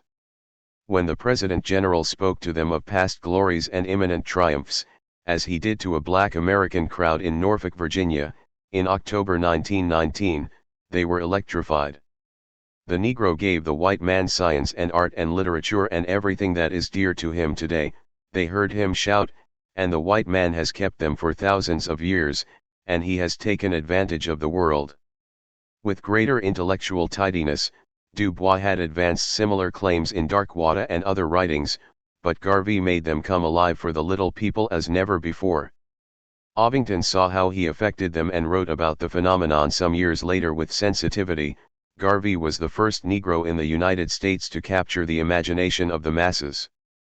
The sweeper in the subway, the elevator boy, eternally carrying fat office men and perky girls up and down a shaft, knew that when night came he might march with the Africa Army and bear a wonderful banner to be raised someday in a distant, beautiful land.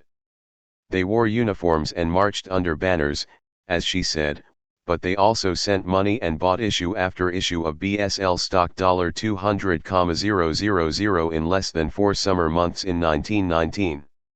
From September 1920 to August 1921, they bought $55,000 worth of stock in the teeth of the economic downturn, and when Garvey launched the Liberian construction loan in October 1920 in order to raise $2 million for the UNIA's Liberian beachhead and a sizable loan to the Liberian government, the faithful bought $137,500 worth of bonds virtually overnight.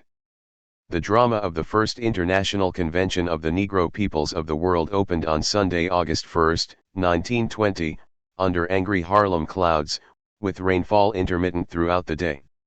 For 1 month, from August 1 through September 1, thousands of delegates would file through Harlem and Liberty Hall. The weather on Sunday was in stark contrast to the mood of the elated thousands streaming into Liberty Hall that morning. The hall had been enlarged for the occasion to 17,000 square feet, 3 times its original dimensions, and to a seating capacity of 12,000. The red, black, and green hung alongside the stars and stripes in alternating arrangements, with pride of place given to a gigantic American flag draping a dais seating fully 200 notables. 2 bands rendered spirited versions of the national anthem and Onward Christian Soldiers. When the curtain rose on Tuesday afternoon, a pageant the likes of which had never been seen before in America unfolded. That Tuesday night, August 3, 1920, 25,000 people of color would pack the old Madison Square Garden between 12th and 14th Streets. In the afternoon hours before that legendary event happened, the legions of the UNIA marched 25,000 strong in gorgeous weather through Harlem in a display of civic, commercial, martial, and Pan-African prowess. The parade stepped off promptly at 2 p.m. from UNIA headquarters in 138th Street, headed by 4 mounted policemen. Behind them came the first vice president of the Black Star Line, Jeremiah Certain, and the secretary of the Negro Factories Corporation, Arden Socrates Bryan, on horseback. Next came the convertible automobile in which the Honorable Gabriel Johnson, mayor of Monrovia, Liberia, resplendent in his robes of office, sat with Provisional President General Garvey, his rotund frame in black attire, the feathers of his regal bicornate headdress waving.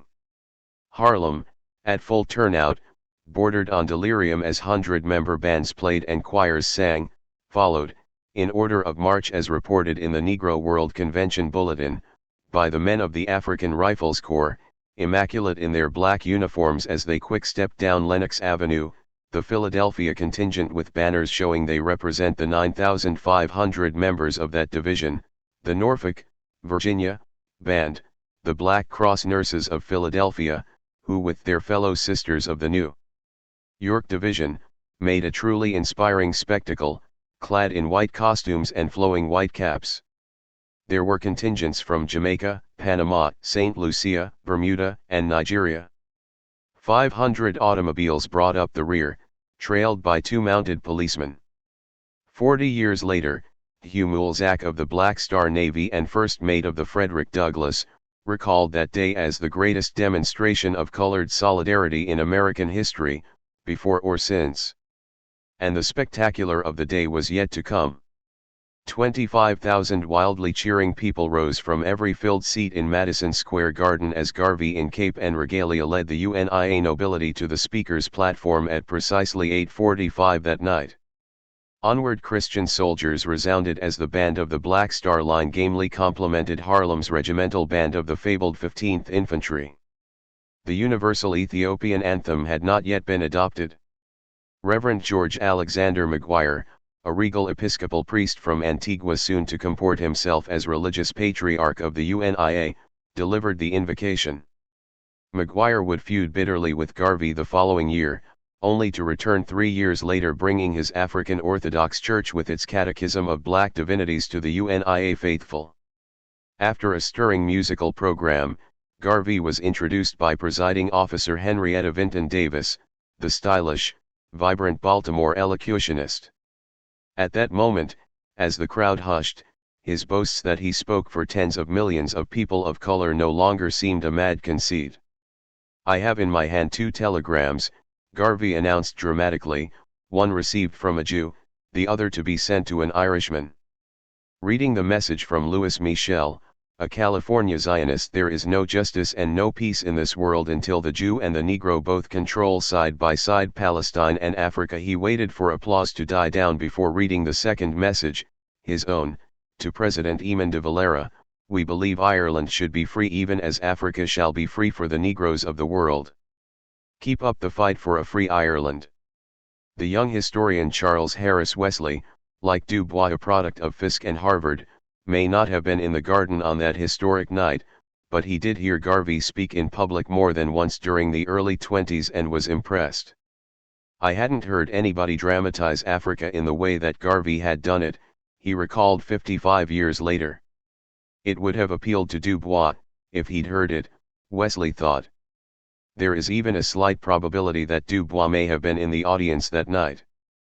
Ferris, who had known Du Bois for years, claimed he saw the editor in the garden, inconspicuous yet unmistakable among the thousands.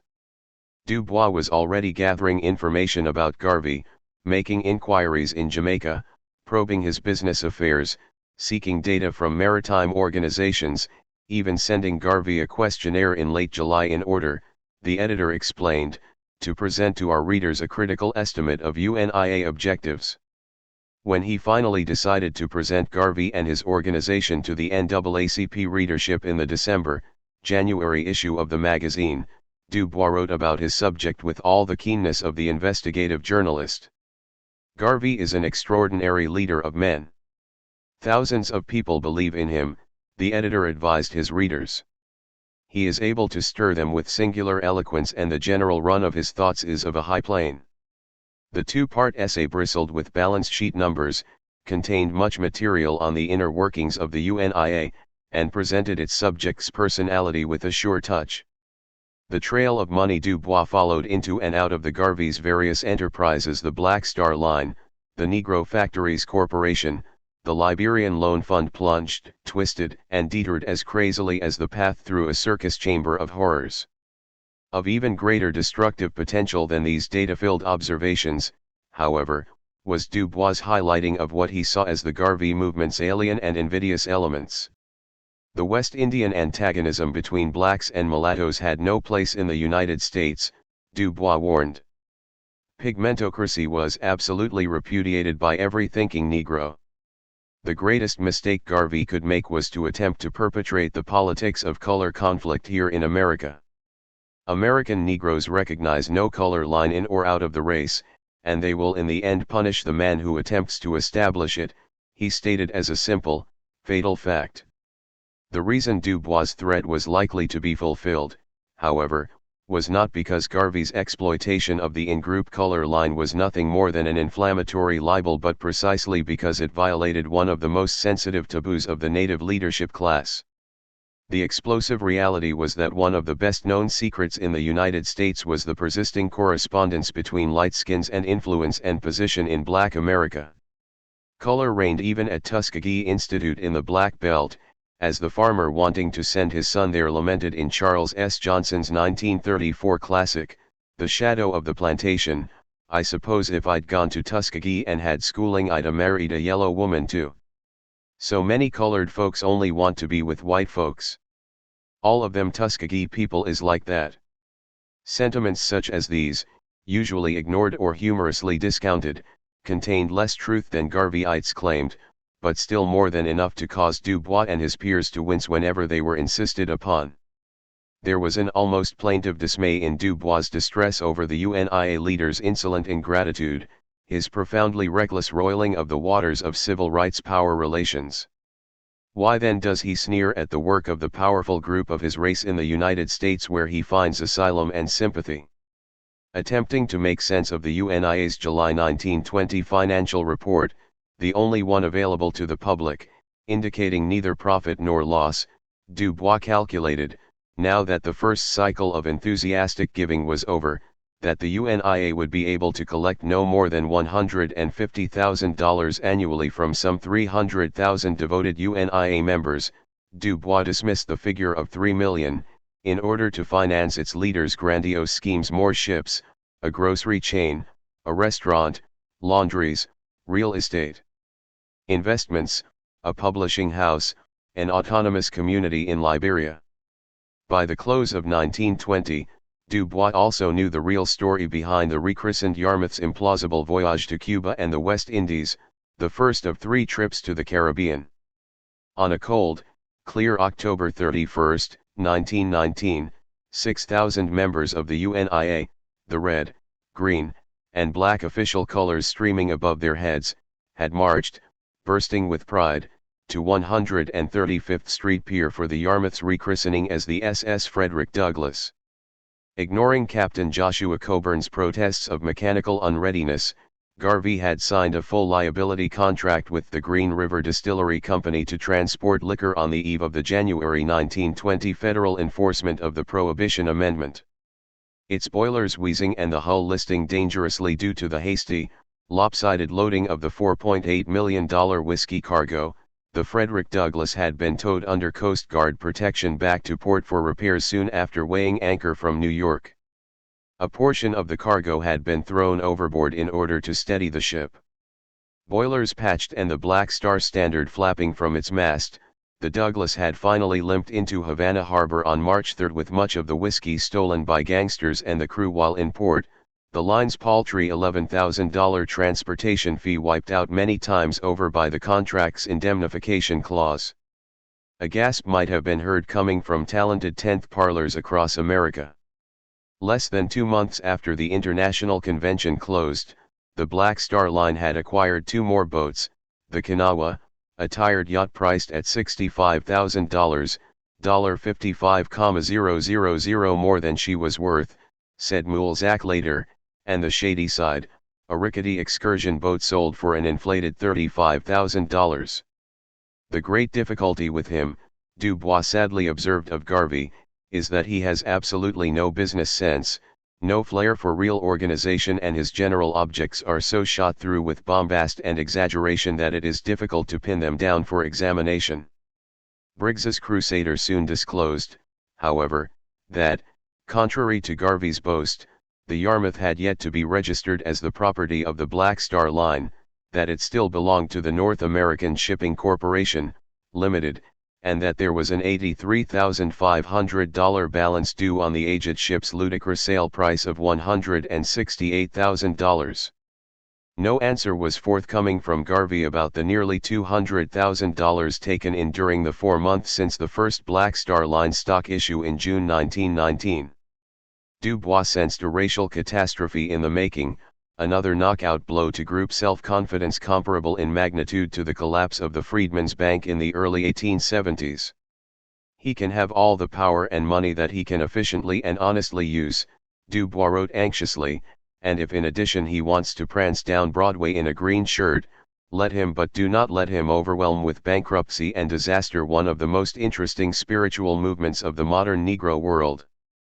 Among those who had roared approval of the President General in Madison Square Garden on the night of August 3, 1920, were 2 Negroes in the employ of the Bureau of Investigation, Special Agents P-138 and 800, the first and, for another 40 years, the last Hoover would allow to serve under him. Their dutiful, detailed reports monitored the UNIA's leader's racial boldness, which seemed to increase in proportion to his declining economic radicalism, infuriating the Bureau's director and fully convincing him that the Jamaican immigrant was a danger to the Republic. According to Agent P-138's report, Garvey had enjoined his followers on the last night of the International Convention to be ready to face death in the cause of Negro solidarity. The white races were their natural foe, irrespective whether they were American, English, French, or Germans. There was also the alarming phenomenon of large UNIA affiliates springing up across the country, with the New Orleans branch even surpassing in size those in Philadelphia and Chicago. Not a full year had elapsed since the General Counsel of the powerful United Fruit Company had written to warn the Secretary of State that, unless actions were taken, Garvey's activities in Latin America might repeat the French experience in Haiti. In Cuba, the UNIA had become significant enough for that country's president to entertain the officers of the Frederick Douglass. Lord Curzon of Kettleston, Secretary of State for the Colonies, received a warning from the Secretary of the West Indian Protective Society, a New York-based organization, that the Garvey movement was plotting to foment racial discord among whites and coloreds in the British Empire. The 1921 report of the South African Department of Native Affairs expressed similar concern about the 7 UNIA branches that had sprung up across the country, especially the increasingly robust ones in Cape Town and Johannesburg. The Negro world was suppressed throughout British Africa, a policy that would be enforced by the colonial ministries in Paris and Lisbon when the newspaper appeared with French and Spanish language sections after 1922. If Lord Curzon and the American Secretary of State were mildly dismayed by the phenomenon, the leadership class of American blacks began to feel seriously threatened by the Provisional President General of Africa and his UNIA. From Boston, Reverend Elmer Thompson, influential pastor of the Massachusetts Avenue Baptist Church, had written in alarm to the crisis about the increasing number of our own people joining that city's new UNIA. "You owe it to the race to give words of warning," Reverend Thompson implored Du Bois. Plainly alarmed about his own organization being tainted by Garvey's excess, Du Bois had drafted and sent a careful disclaimer to Secretary of State Charles Evans Hughes on the eve of the Second Pan-African Congress, explaining that, despite some public misapprehension, his Congress had nothing to do with the so-called Garvey movement and contemplates neither force nor revolution in its program. But there was also the important, competing consideration of maintaining a common front against white racism. The two organizations were still officially pledged to collaboration, with the UNIA permitting joint membership in the NAACP and supporting passage of the Dyer anti-lynching bill. After first denouncing the congressional bill to grant Liberia a desperately needed $5 million loan as a plot to control the Black Republic, Garvey reversed himself and joined Du Bois and the NAACP in supporting its passage. Their personal animosity aside, when he wasn't fiercely attacking Du Bois, Garvey continued to invite the editor's participation in UNIA activities, sending complimentary tickets to UNIA events, and even approaching him in early November to contribute a special essay on the higher development of our race for the Christmas issue of the Negro World. Moreover, in their deep concern for the welfare of the continent of Africa. Dubois and Garvey could even find themselves excoriating the same persons and policies whose malice they saw as posing an even more egregious threat than each thought of the other as constituting. Smuts of South Africa was one such threat. He stands now not only for a white South Africa, but for a white world, Garvey declared. Thomas Jesse Jones was another. The Welshman Jones had parlayed his Hampton Institute affiliation and self-professed understanding of the Negro problem into a role with the great foundations as a global expert on race relations. Negro Education, Jones's two-volume study that had caused Dubois' pen to run red in the crisis in 1917, was followed in 1922 by Education in Africa, a detailed report funded by the Phelps-Stokes Commission on Africa. Whether or not his Pan-African Congress acquaintance Norman Lees, whose own Fabian socialist writings about African education were markedly advanced for his day, actually revealed to Dubois what Jones had stated as a fact, that it wasn't sensible to teach a Negro child what European children are taught. The editor would already have divined as much about the direction of the Phelps-Stokes study. A Jones-run commission could only mean that the Hampton-Tuskegee model of low-order vocational training would be foisted on Black Africa, and South Africa in particular, Dubois believed. The English associations got the idea that Mr. Jones represented expert scientific opinion in America, he regretted, and are placing great faith in his decisions. Garvey was equally alarmed, and as he and Dubois anxiously monitored the involvement of Moton and the able but somewhat pliable young West African educator J.E.K. Agree with the commission, they sounded a simultaneous alarm in October 1921. No member of the race should pay any attention to what Moton says about Africa's needs, Garvey admonished in the Negro World. Now that the Negro has started to think for himself, the white Christian leaders and philanthropists realize that it will be very hard to convince us to accept their friendly protection.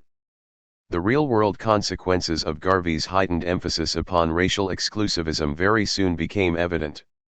In a passionately argued, controversial November 1920 essay, The Social Equality of Whites and Blacks, Dubois had defended intermarriage of races, but without advocating such unions, as neither physically criminal or deleterious, unequivocally asserting the moral, mental, and physical fitness to associate with one's fellow men. Declaring that it was time for the crisis to take a public stand on this question, Dubois and the NAACP were to find this forthright stand on social equality denounced not only by Garvey but also by the President of the United States in an Alabama address that shamelessly pandered to the prejudices of the white South. It seemed that Harding was offering explicit rebuttal of Dubois' crisis editorial when he spoke to whooping Birmingham whites a year later. Shouting a rhetorical answer to his own rhetorical question, the President proclaimed, "Racial amalgamation there cannot be," and went on to say, after the rebel yells died down, that men of both races may well stand uncompromisingly against every suggestion of social equality. Harding's October 1921 Birmingham speech came 17 years after Teddy Roosevelt's similar endorsement of white supremacy in A Swing Through Dixie. This time, though, Black Americans were a good deal more outraged because of the role the NAACP was perceived to have played in supplying the genial, slow-wit Republican with presidential campaign ammunition about the scandalous occupation of Haiti by U.S. Marines. In return, there had been White House commitments to pull the Marines out of Haiti, to form an interracial commission to study domestic race relations, to back the passage of the Dyer anti-lynching bill, and to assign the Justice Department to investigate the resurgent Ku Klux Klan. Upon reflection, Dubois decided, President Harding ought to be thanked for unblocking a public debate over a 50-year-old evasion by throwing caution to the winds in Alabama. It was the arrogant policy not to discriminate between classes of men and women if their skins were dark, it was the fatal power to nullify merit even as the creed of advancement through education, work, and civicism was solemnly promulgated. It was, in a word, the chronic collusion, federal, regional, religious, and bipartisan, with the white South to maintain the real, ulterior agenda of Plessy v. Ferguson that made Harding's October 1921 speech so pernicious. But what the editor espoused as a founding democratic principle, Garvey reviled as racial treason. More than a month before the crisis, chastised Harding, rolling applause and loud amens had filled Liberty Hall as Garvey praised the Birmingham message. Who could dissent from Harding's injunction that the black man should be the best possible black man, rather than the best possible imitation of the white man, he asked. Garvey speculated, even as the president's speechwriter conceivably may have intended, that the Birmingham speech was a direct slap or hit at Dr. Dubois. "That is the unkindest cut of all," he added, as Liberty Hall roared with laughter. A signal that the NAACP was about to harden its public antipathy to Garvey came that September with James Weldon Johnson waving a reproving finger at Garvey in the New York Age. Does Mr. Garvey realize the full implications of his statement, he wondered. Responsible black people never knowingly gave white racists ammunition through public statements validating second-class citizenship. Johnson closed with a ringing affirmation of the NAACP's creed, "The only possible end of the race problem in the United States to which we can now look without despair is one which embraces the fullest cooperation between white and black in all the phases of national activity." As 1921 ended, Dubois and the talented 10th leadership found themselves repeatedly ridiculed and denounced. Having managed to re-enter the country just in time for a stupendous second international conclave after a running battle with U.S. immigration authorities, Garvey began the steady assault upon the editor's reputation and character that would rapidly escalate into unconditional warfare. Missing no occasion now to proclaim that the only authentic value shared by blacks and whites was their determination to remain apart and in parallel and mutually indifferent cultural and political commonwealths, Garvey's real message was an ulterior one aimed at assuaging and propitiating the American white power structure.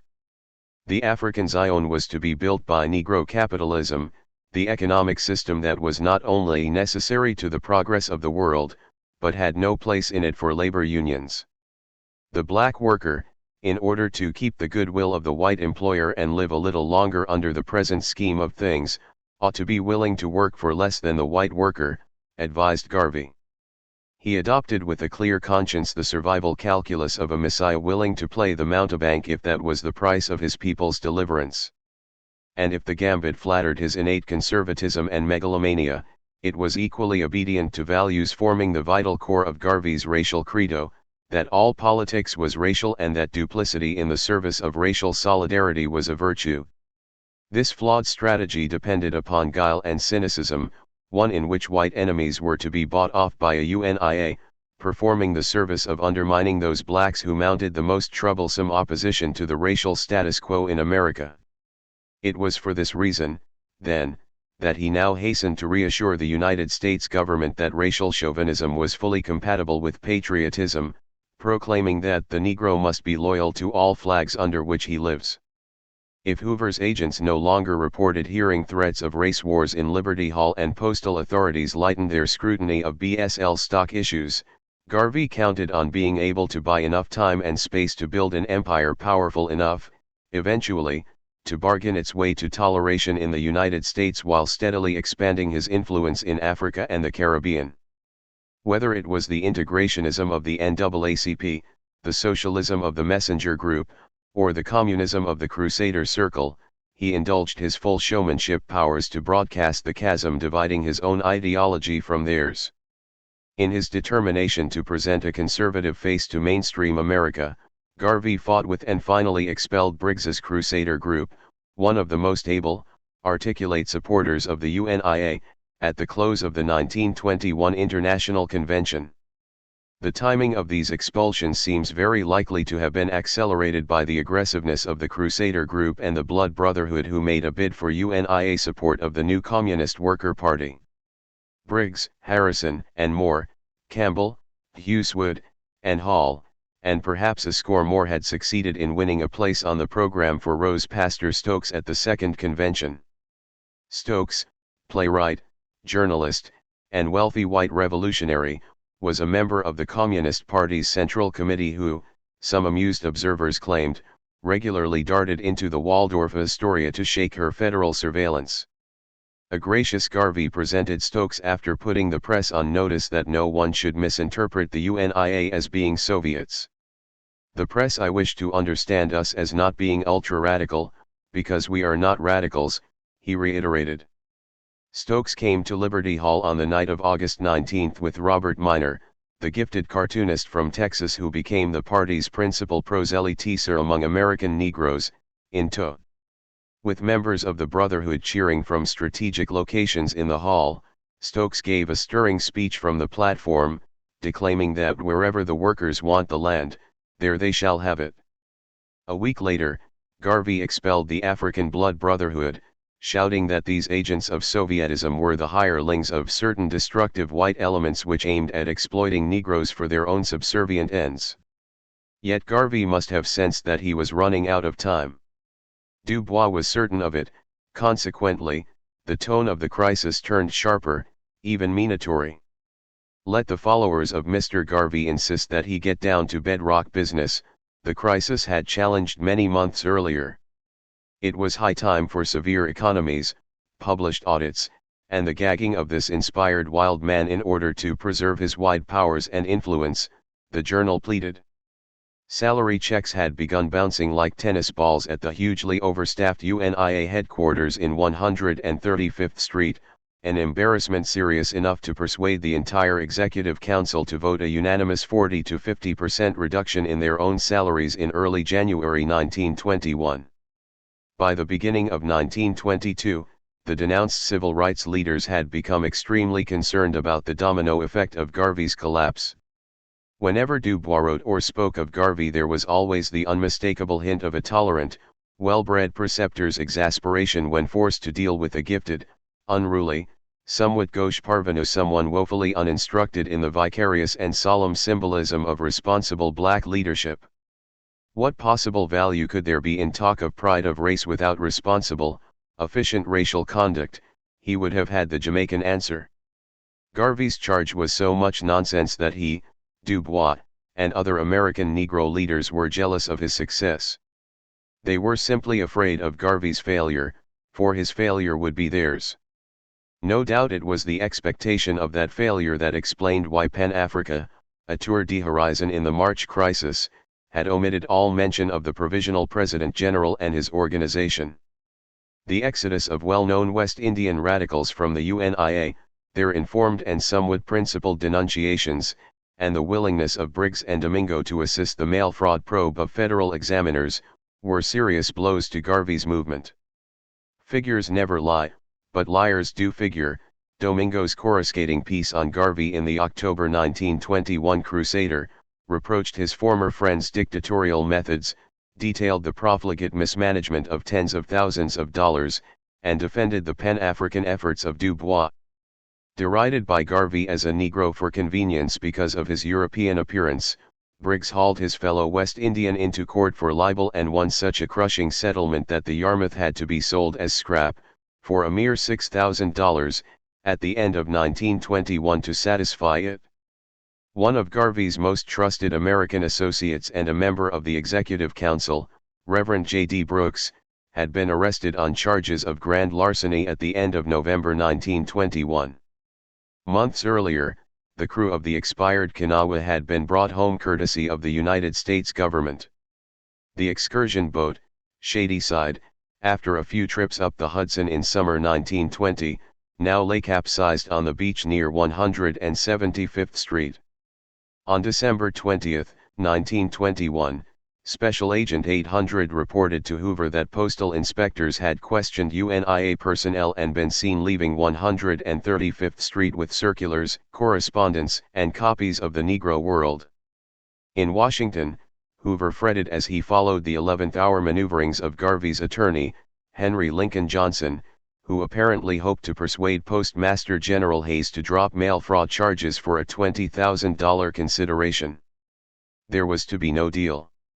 Garvey was arrested on January 12, 1922, and released on $2,500 bail. Always choosing the bold stroke over retrenchment and repair, 3 weeks before his arrest, Garvey had instructed his agents to place a down payment, but only $10,000 of the expected $25,000, with the U.S. Shipping Board to buy the largest Black Star Line ship yet, the SS Orion, to be rechristened the Phyllis Wheatley, for the projected UNIA trade with Africa and Liberian resettlement. On February 15, the sanction that Dubois had predicted, that Briggs, by providing the authorities with evidence, had greatly facilitated, and that Hoover had patiently supervised, struck the UNIA broadside. Garvey and 3 officials of the Black Star Line, Eli Garcia, George Tobias, and Orlando Thompson, were indicted on 12 counts of fraudulent use of the mails. Released on bail, their trials were postponed until the government's investigation was completed. The shipping board now cancelled the Orion contract and returned the Black Star Line's money. By now, Dubois knew enough about the shaky finances of Garvey's multiple operations to be certain that the UNIA edifice was bound to collapse in noisy, humiliating failure. Meanwhile, Dubois had done a good deal more than continue to accumulate evidence of the unworthiness of the Provisional President General. He had taken steps to hamper the UNIA's most ambitious undertaking, the Liberian construction and resettlement scheme. Who but he, Dubois, mind and voice of his race, could have a greater categorical imperative to act with quiet, principled resolve to mitigate the terrible damage wrought by these fiascos of a reckless and fraudulent Moses? It was his vision of Africa as a continent evolving from underdevelopment and exploitation by way of education and civic experience into prosperous self-rule that had animated the Pan-African ideology for more than 20 years. His was the synoptic strategy of presenting the progressive forces of Europe and America with a prudent program for the gradual empowerment of the darker world. It was a program that would lead these forces, gradually, then ever more rapidly, to concert their skills, high purposes, and resources to bring an end to imperialism and racism, not only because it was the right thing to do, but, in the end, the only sane thing to be done. Garvey threatened the continuity of these efforts with an opera bouffe act that amounted to little more, really, than pageantry and incantation. Africa for the Africans, a heady slogan in place of a sober program. Dubois had written and spoken of Africa for the Africans, but he had never meant by this that Africa should be administered by West Indians or American Negroes, he reiterated, highly annoyed. Dubois would claim that, at first, even he had been genuinely intrigued by Garvey's electrifying vision of ships steaming to Liberia manned by black technicians and teachers from the United States and the Caribbean, of an advance guard of canny organizers cautiously implementing a master plan to accelerate the decolonization of Africa. But instead of keeping this plan hidden, Dubois, shaking his head sadly, had watched as Garvey yelled and shouted and telegraphed it all over the world, leaving the frightened Liberians no other choice than to distance themselves. The dual purpose of Garvey's Liberian construction loan, inaugurated in October 1920, had been to raise money for a $2 million loan to the government of Liberia and to buy land for the resettlement of a small number of skilled Negroes. The prospect of UNIA money for Liberia had come at the lowest point in the Republic's undistinguished history since the scissoring off by Britain and France of large portions of its territory at the turn of the century. Liberian coffee had been displaced in the world market by Brazilian. Liberian revenues were virtually non-existent, and compound interest on foreign indebtedness amounted to a death sentence for its sovereignty. Unless the United States government could be persuaded to lend the orphaned republic $5 million, Liberia's disappearance as an independent nation was unavoidable. President C.D.B. King and the ranking officers of his government were already planning an extended sojourn in Washington and New York in order to press their case with the U.S. Senate. Having been constrained to lay on a charade of government reform in order to win the $5 million American loan, the tight-knit, spendthrift Americo-Liberian clan salivated at the promise of an unexpected, alternative source of millions. Given assurances by the secretary of the Black Star Line, the impressive Eli Garcia, that the UNIA stood ready to raise subscriptions all over the world to help Liberia retire its foreign debt, the Liberian political elite responded with all the enthusiasm consonant with its dignity. The glad-handing mayor of Monrovia, Gabriel Johnson, agreed to serve as the UNIA's munificently compensated supreme potentate. The nation's Machiavellian Secretary of State, Edwin Barclay, assured the UNIA Executive Council that his government stood ready to afford the association every facility legally possible in effectuating in Liberia industry, agriculture, and business prospects. 3 months after launching the Liberian construction loan, a delegation of UNIA officials headed by the resident commissioner for Liberia, Cyril Kriklo, sailed for Monrovia with His Highness, Supreme Potentate, and Monrovia Mayor Johnson. President King and a considerable entourage departed for the United States to lobby for passage of the loan to Liberia not long after the UNIA delegation had reached Monrovia to begin negotiations for a land concession. Some weeks later, when Kriklo, now unpaid and beleaguered by his fellow commissioners, reported from Monrovia that the UNIA might be able to develop some 5,000 square miles in the Grand Cape Mount region near Sierra Leone, President King and his officers were making their antipathy to Garvey's Liberia scheme unequivocally clear to official Washington. France and England were likely to become anxious with regard to the position of Liberia in connection with this movement, a State Department official reported them to have stated when he paid the visiting dignitaries a courtesy call in early April 1921. In the Liberian capital, Secretary of State Barclay, serving as acting president, struck the perfect note of Americo-Liberian cunning. Despite British and French disquiet about Liberia's dealings with the UNIA, Barclay offered Garvey's representatives assurances that a suitable allocation of territory was forthcoming, provided publicity was kept to a minimum, but it is not always advisable nor politic to openly expose our secret intentions, our secret thoughts. That is the way we do or rather don't do in Liberia. We don't tell them what we think, we only tell them what we like them to hear, what, in fact, they like to hear.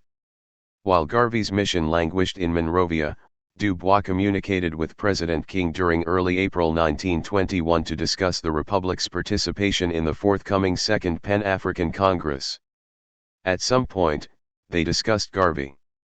The editor was well aware that the UNIA connection had become a source of friction in the inner councils of the true Whig Party, the country's ruling oligarchy, a development made all the more irritating in light of the UNIA's incapacity to provide sufficient funds to lubricate the Republic's political machinery. Dubois thought that this was an opportune moment for Liberia to issue a public statement, offering the crisis as an ideal vehicle. Your suggestion that a statement be published over my signature setting forth the position of Liberia with respect to Mr. Garvey's movements was timely, King decided a few days later. The June 1921 issue of the Crisis featured President King's declaration. The declaration stopped short of writing off the UNIA, but guaranteed that under no circumstances will Liberia allow her territory to be made a center of aggression or conspiracy against other sovereign states. Dubois would have felt doubly justified in hobbling Garvey's West African initiative when he learned that same June that an exasperated Cyril Kriklo, contraried at every turn by his fellow commissioners, disgusted by endless Liberian cabals, and seriously ill, had tendered his resignation and sailed for New York shortly after publication of the King statement.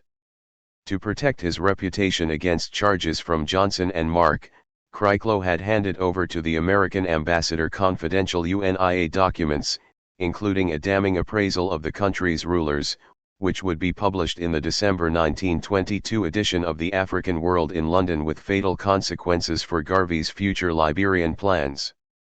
Most of the readers of the Crisis were readily persuaded that Garvey and his movement spelled shame and catastrophe. Still, Ida Mae Reynolds, a faithful subscriber, posed a large question about group loyalty that Dubois, in his reply to her, chose to sidestep.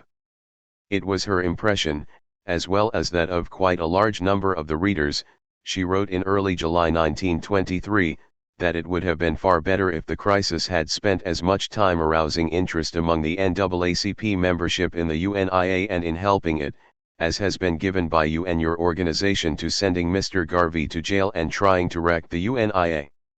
Dubois emphatically saw things differently, having decided that the moment was finally right to inform his readers of the danger posed by the Garvey movement. The demagogue had run in the April 1922 Crisis. Its prose bore the inflections readers had come to recognize whenever the editor was about to speak, as it were, ex cathedra. The race was reaching a new plateau of maturity, one on which there were dangers of a new kind for a new Negro. From now on in our new awakening, our self-criticism, or impatience and passion, Du Bois admonished, we must expect the demagogue among Negroes more and more. He will come to lead, inflame, lie, and steal. He will gather large followings and then burst and disappear. For all the half-measures and heartbreak of the past, the Negro experience had been characterized by a solidarity bred of common social oppression and serfdom. Thanks to their long oppression by whites, blacks had survived and struggled in a democracy of deprivation, a surging group of low intelligence and poverty, wrote Du Bois, where class formation had been retarded and deformed. Racism had saved people of color from internal class conflict by leaving them with smaller inequalities in wealth and education than most groups of 12 millions. But this mixed blessing was ending as, slowly, inevitably, people of color in America became differentiated by education and affluence. Here was the gravest of dangers, the setting of one class against another. Although Du Bois made no reference to Booker Washington, his readers would have sensed how different, unprecedented, the current controversy was from the one that ensued from Plessy v. Ferguson. The war with the Tuskegee machine, for all its divisive and enduring legacies, had been fought primarily over ideas and personalities, with only the most muted class dissonances audible. Class had not been irrelevant, certainly. Du Bois spoke for and mobilized those whose socio-economic profile was mainly northern, urban, college-educated, professional, and light-skinned. Washington spoke for farmers, domestics, and tradespeople located principally in the South, but fairly broadly dispersed geographically, although his real priorities centered on the urban, college-educated, well-connected, and business-engaged wherever he found them. In simplest terms, Washington and Du Bois had competed for and split the allegiances of the same class formation. Since the climax of the Du Bois-Washington controversy, however, the sounds of class conflict had begun to be heard. The ties between our privileged and our exploited, our educated and ignorant, our rich and poor, our light and dark, are not what they should be, Du Bois acknowledged. The demagogue finds the cleft between our incipient social classes, and with Garvey unmistakably accused, Du Bois underscored how the demagogue exploits the kernel of truth about class in order to destabilize legitimate leadership. It is here that the new Negro demagogue thrives and yells and steals. They are ashamed of their race, they are exploiting us, they are copying the white man's color line, he shrieks, as he dexterously fills his own pockets and waters the pennies of the poor.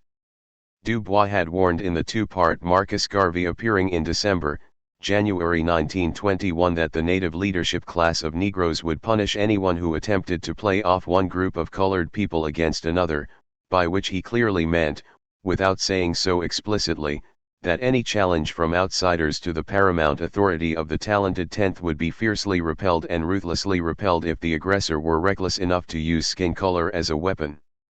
If Garvey could claim that mulattoes and Ivy Leaguers were overrepresented in the top tier of civil rights leadership, he and his circle could find themselves at least as vulnerable to being vilified as aliens who understood little about American history, culture, and race relations, and who misunderstood almost everything about black people of achievement in the United States. As Garvey knew from the slurring references in the Baltimore Afro-American, the Chicago Defender, the Messenger, and much of the domestic black press, his being a West Indian subject of the British Empire had become a convenient substitute for reasoned criticism of himself and his movement. Du Bois' complicity in the anti-West Indian counterattack gathering momentum in the spring of 1923 was somewhat masked and ambiguous. When a deeply hurt Domingo, one of Garvey's bitterest critics, asked his view of the xenophobic turn taken by the Messenger, Du Bois replied that the only issue was the opinion of the man and not the man himself or his birthplace, adding that American Negroes were under a deep obligation to such West Indian contributions as the Haitian Revolution. I, myself, am of West Indian descent and am proud of the fact. James Weldon Johnson could have made the same lineal claim. In print, Du Bois still maintained an air of pained objectivity. Still, his disclaimer was not entirely accurate. The issue may not have been one of West Indian origins, but it certainly came down increasingly to knocking West Indians who were Garveyites. In September 1922 and January of the following year, the crisis carried, respectively, the Black Star Line and the U.N.I.A. The first article, based on a broad canvas of materials, including Briggs's evidence, described a serio-comic financial disaster drawn in Garvey's own words from various trial transcripts. The crisis piece piled on examples of fantastical bookkeeping. The full purchase price of the Yarmouth was listed as an asset, of quixotic sailing schedules causing paying passengers to be stranded and cargoes abandoned at dockside, of multiple boiler repairs running into the tens of thousands, of the Kanawha and the Shady Side beached and expiring like an iron and wooden whale, and of Garvey's own surreal disclaimers of responsibility. What could Jesus do dealing with a dishonest man but to wait to punish him at his judgment? He was no sailor, not a navigator, he is not a marine engineer, Garvey was quoted as saying in syllogistic self-defense. Therefore, the individual who would criticize Marcus Garvey for a ship of the Black Star Line not making a success at sea is a fool. Or as Garvey would later conclude in his darkest hour, the Negro has no method or system to his dishonesty. The follow-up stroke in January, the U.N.I.A. reproduced the organization's financial report for 1922, from which Dubois calculated, on the basis of the UNIA's per capita 10-cent, annual death tax, burial insurance, that Garvey could count on a paid UNIA membership of 17,784, rather than the claimed hundreds of thousands. The text of Dubois' article was uncharacteristically spare, columns of figures unaccompanied by the usual prophecy, jeremiad, exhortation, or indictment, an accountant's audit of a failure. The New York Times had reported an angry mass rally at Harlem's Douglas Hall in late August of the previous year, the first of the Marcus Garvey must go protests organized by the Friends of Negro Freedom. With Randolph in the chair, the meeting had taken a sharp nativist turn as 2,000 people cheered Bagnall, the normally equable NAACP field secretary, who skewered the UNIA head and called for his deportation to Jamaica. Had Dubois not stayed away, he would surely have overheard scurrilous commonplaces about West Indians that evening, that troublemakers and revolutionaries were bound to be overeducated and out-of-work West Indians, that UNIA stood for ugliest Negroes in America, monkey chasers, and so forth. The editor refrained from unseemly public attacks, but his patience had already thinned to the point that he described Garvey as a scheming West Indian agitator in a letter to the Department of State seeking specific information in order to discredit Garvey in the eyes of the Negro public. On the other hand, it is impossible not to suspect that Dubois may have known about Bagnall's savage piece written for the March 1923 issue of The Messenger. The madness of Marcus Garvey viciously caricatured its subject's physical attributes and character.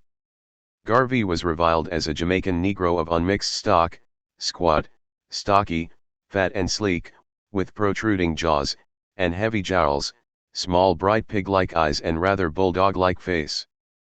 Boastful, egotistical, tyrannical, intolerant, cunning, shifty, smooth, and suave, avaricious, and on in a stream of distemper devoid of intellectual argument.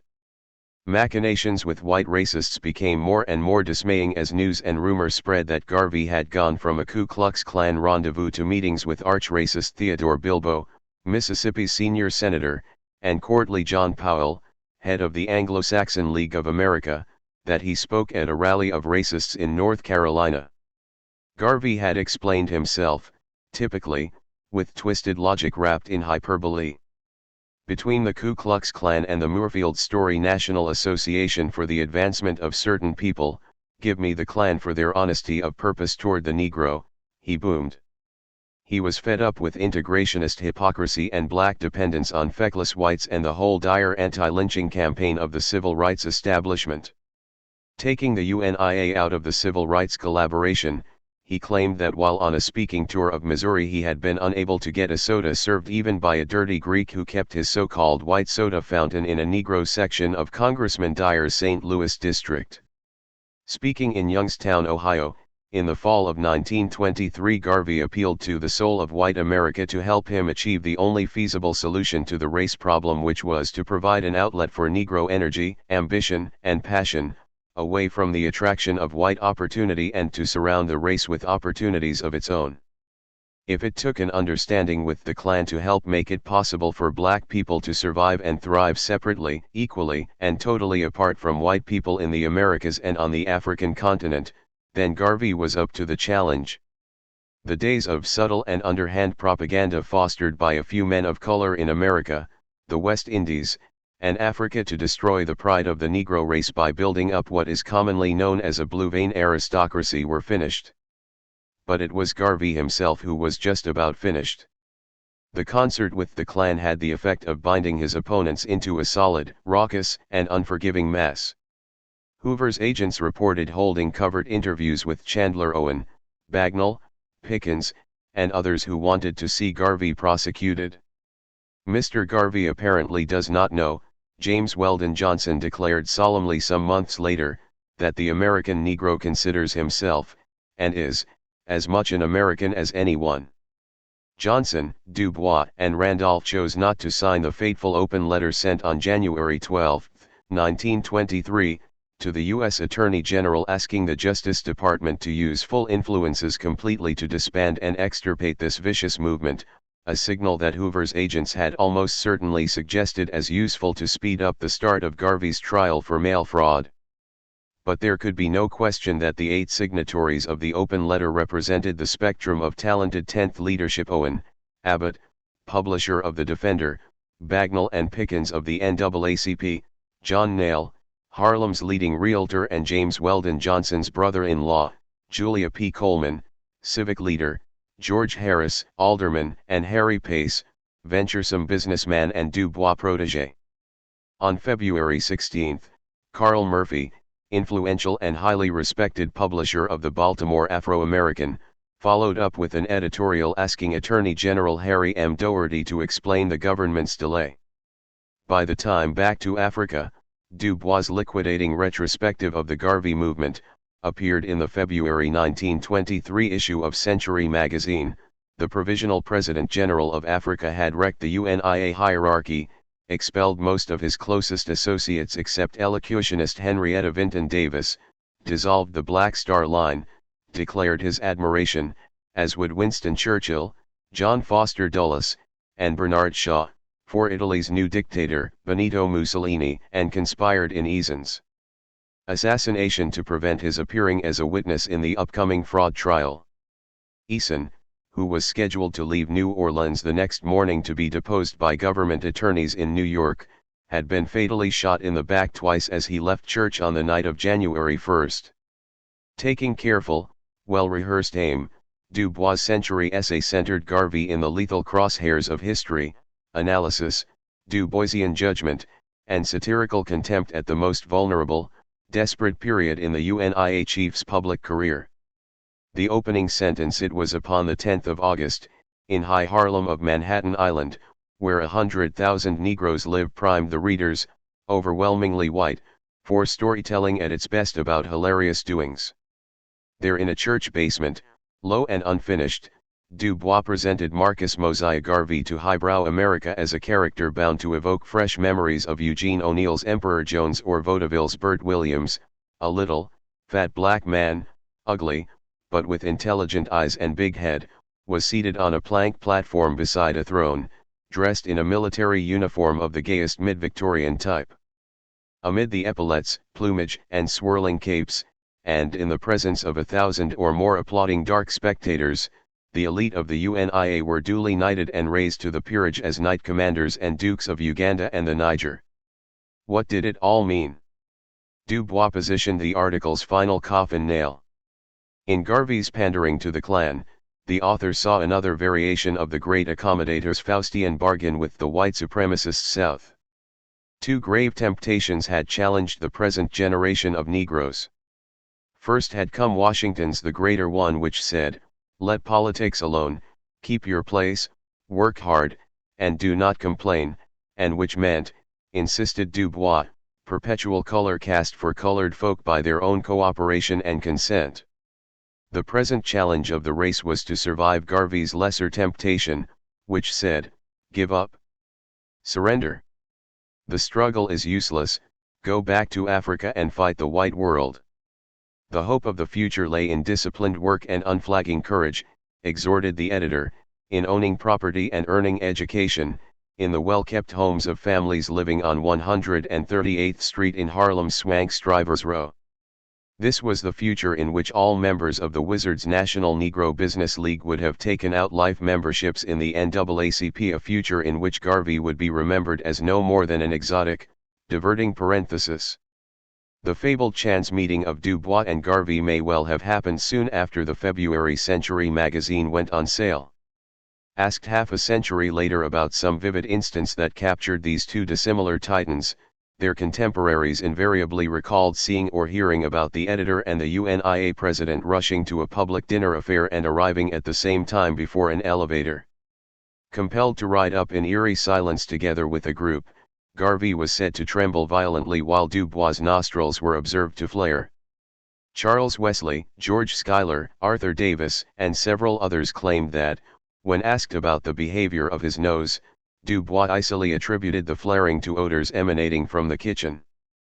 But whatever violent urges were suppressed in the Harlem elevator, there was no restraint in the editorial letter published in the Negro World on February 17. Unnerved and seething, Garvey lowered the bar on vilification yet another notch. Du Bois was an unfortunate mulatto who bewails every day the drop of Negro blood in his veins. Garvey charged that Du Bois arrogated the privilege of condemning and criticizing other people, but held himself up as the social unapproachable and the great I am of the Negro race. Hating himself and loathing other blacks, the founder of the NAACP preferred the company of white people. That is why he likes to dance with white people and dine with them and sometimes sleep with them, Garvey lashed out, because from his way of seeing things all that is black is ugly, and all that is white is beautiful. Garvey's rage against Du Bois and his kind, a group that hates the Negro blood in their veins, became even more scurrilous in the months ahead. His interminable trial, running through 4 sweltering weeks from May 18 to June 21, he saw as persecution engineered by the NAACP. U.S. Circuit Court of Appeals Judge Julian Mack, one of the most incisive minds ever to edit the Harvard Law Review and second only to Louis Brandeis in the American Zionist movement, was widely reputed to be both a co-founder and active member of the NAACP. The jurist's official connection to the association remains somewhat cloudy, although Du Bois, when asked about it later by the Virginia newspaper publisher P.B. Young, replied that Mack was probably a contributor or supporter. In any case, Judge Mack refused to step down, a decision he may have regretted after Garvey, smoldering under his breath about Jews and near-white Negroes, dismissed his first attorney after the second day and assumed his own voluble, hair-splitting defense. If Garvey conducted his business as he did his trial, opined the Pittsburgh Courier, there is little wonder it failed. The result is that he can talk big, but cannot do big, a disillusioned Ferris, observing the trial day after day, wrote Pickens in its final week. The price of failure in Mack's court was a verdict of guilty and a sentence of 5 years in federal prison and a $1,000 fine. A more baleful consequence of the trial was Garvey's embrace of anti-Semitism. Until then, what he had had to say about Jews, although gauche and misinformed, was usually meant to be complimentary, as when he marveled at their power both to start and end World War I behind Mack's NAACP membership and presidency of the American Jewish Congress. Garvey divined sinister, clandestine forces bent upon destroying black people's best hope of advancement. From this curious moment onward into the late 20th century, black Zionism would carry a distinct malodor of ideological anti-Semitism. For Du Bois, Garvey's conviction was a self-inflicted tragedy. But even with that miscalculation and the mail fraud conviction, Du Bois fully expected Garvey to display his finest acting and propaganda skills while his appeal worked its way through the courts. There was still something attractive and understandable in his personality and his program, Du Bois conceded. The trial and denial of bail, as well as fears of insurgency within the leadership, forced Garvey to cancel the Third International Convention scheduled for August, September, but he sacked Ferris, Davis, Mark, and the rest of his inner circle a few days after his trial ended to dispel any misapprehensions about his authority. Confined in the Tombs prison until September 10, when the court finally approved his petition for bail, he put the time to excellent use by writing a short, self-absolving autobiography blaming his troubles on very light-colored Negroes sick in America and the West Indies, as well as thieves and incompetence in his organizations. If Dubois had ever had a second's doubt about his role in toppling Garvey, it must have vanished as he read the autobiographical The Negro's Greatest Enemy in the New York World for August 5, 1923. Reiterating a belief in the purity of both races, the essay predicted a terrible clash and race war in another 50 or 100 years. Unless and here it struck at the very core of the established civil rights agenda, black people were encouraged to leave white people's countries and were responsibly discouraged from hoping to participate in political life by holding elective office in America. Washington's exhortation to leave politics alone had been tragedy. Coming from Garvey, Dubois must have deplored the advice as deadly farce. 3. On Being Crazy and Somewhat Devious. On Being Crazy ran in the July 1923 issue of The Crisis. A short piece of fiction, it was a model satire on the zany, demoralizing state of race relations imposed upon black Americans by white Americans. Dubois imagined himself a traveler seeking food and entertainment in almost any northern city. Entering a restaurant, his presence evoked astonished protest from a white diner. "Are you aware, sir, that this is social equality?" "Nothing of the sort, sir, it is hunger and I ate," was the editor's retort. Later, taking a seat in a concert hall, he noticed that the woman beside him shrank and squirmed. "Do you enjoy being where you are not wanted?" she asked coldly. "Oh no," I said. "Well, you are not wanted here." I was surprised. "I fear you are mistaken," I said. "I certainly want the music and I like to think the music wants me to listen to it." "Usher," said the lady, "this is social equality." "No, madam," said the usher, "it is the second movement of Beethoven's Fifth Symphony." The hotel near the end of the traveler's obstacle course features a scowling desk clerk. "We don't keep niggers," he said. "We don't want social equality." "Neither do I. I reply gently, I want a bed." Tired and disgusted, Dubois quits the unfamiliar city, intending to purchase a sleeper aboard an express train to Texas. No social equality allowed aboard Pullmans heading south, he's told. The allegory ends on a note of demented hilarity, with a screaming white ragamuffin demanding to know why Dubois doesn't want to marry his daughter. On Being Crazy struck readers' nerve endings. Today, it may seem a cliché, a contrivance whose situational dilemmas have lost much of their saliency since the enormous transformation in race relations that began in the 60s. But in 1923, most cultured whites who read The Crisis were either shamed or angered, or both, while Afro-Americans, virtually without exception, found themselves vividly reliving a welter of large and small hurts as they measured their own bitter experiences against those of Dubois' sarcastic traveler.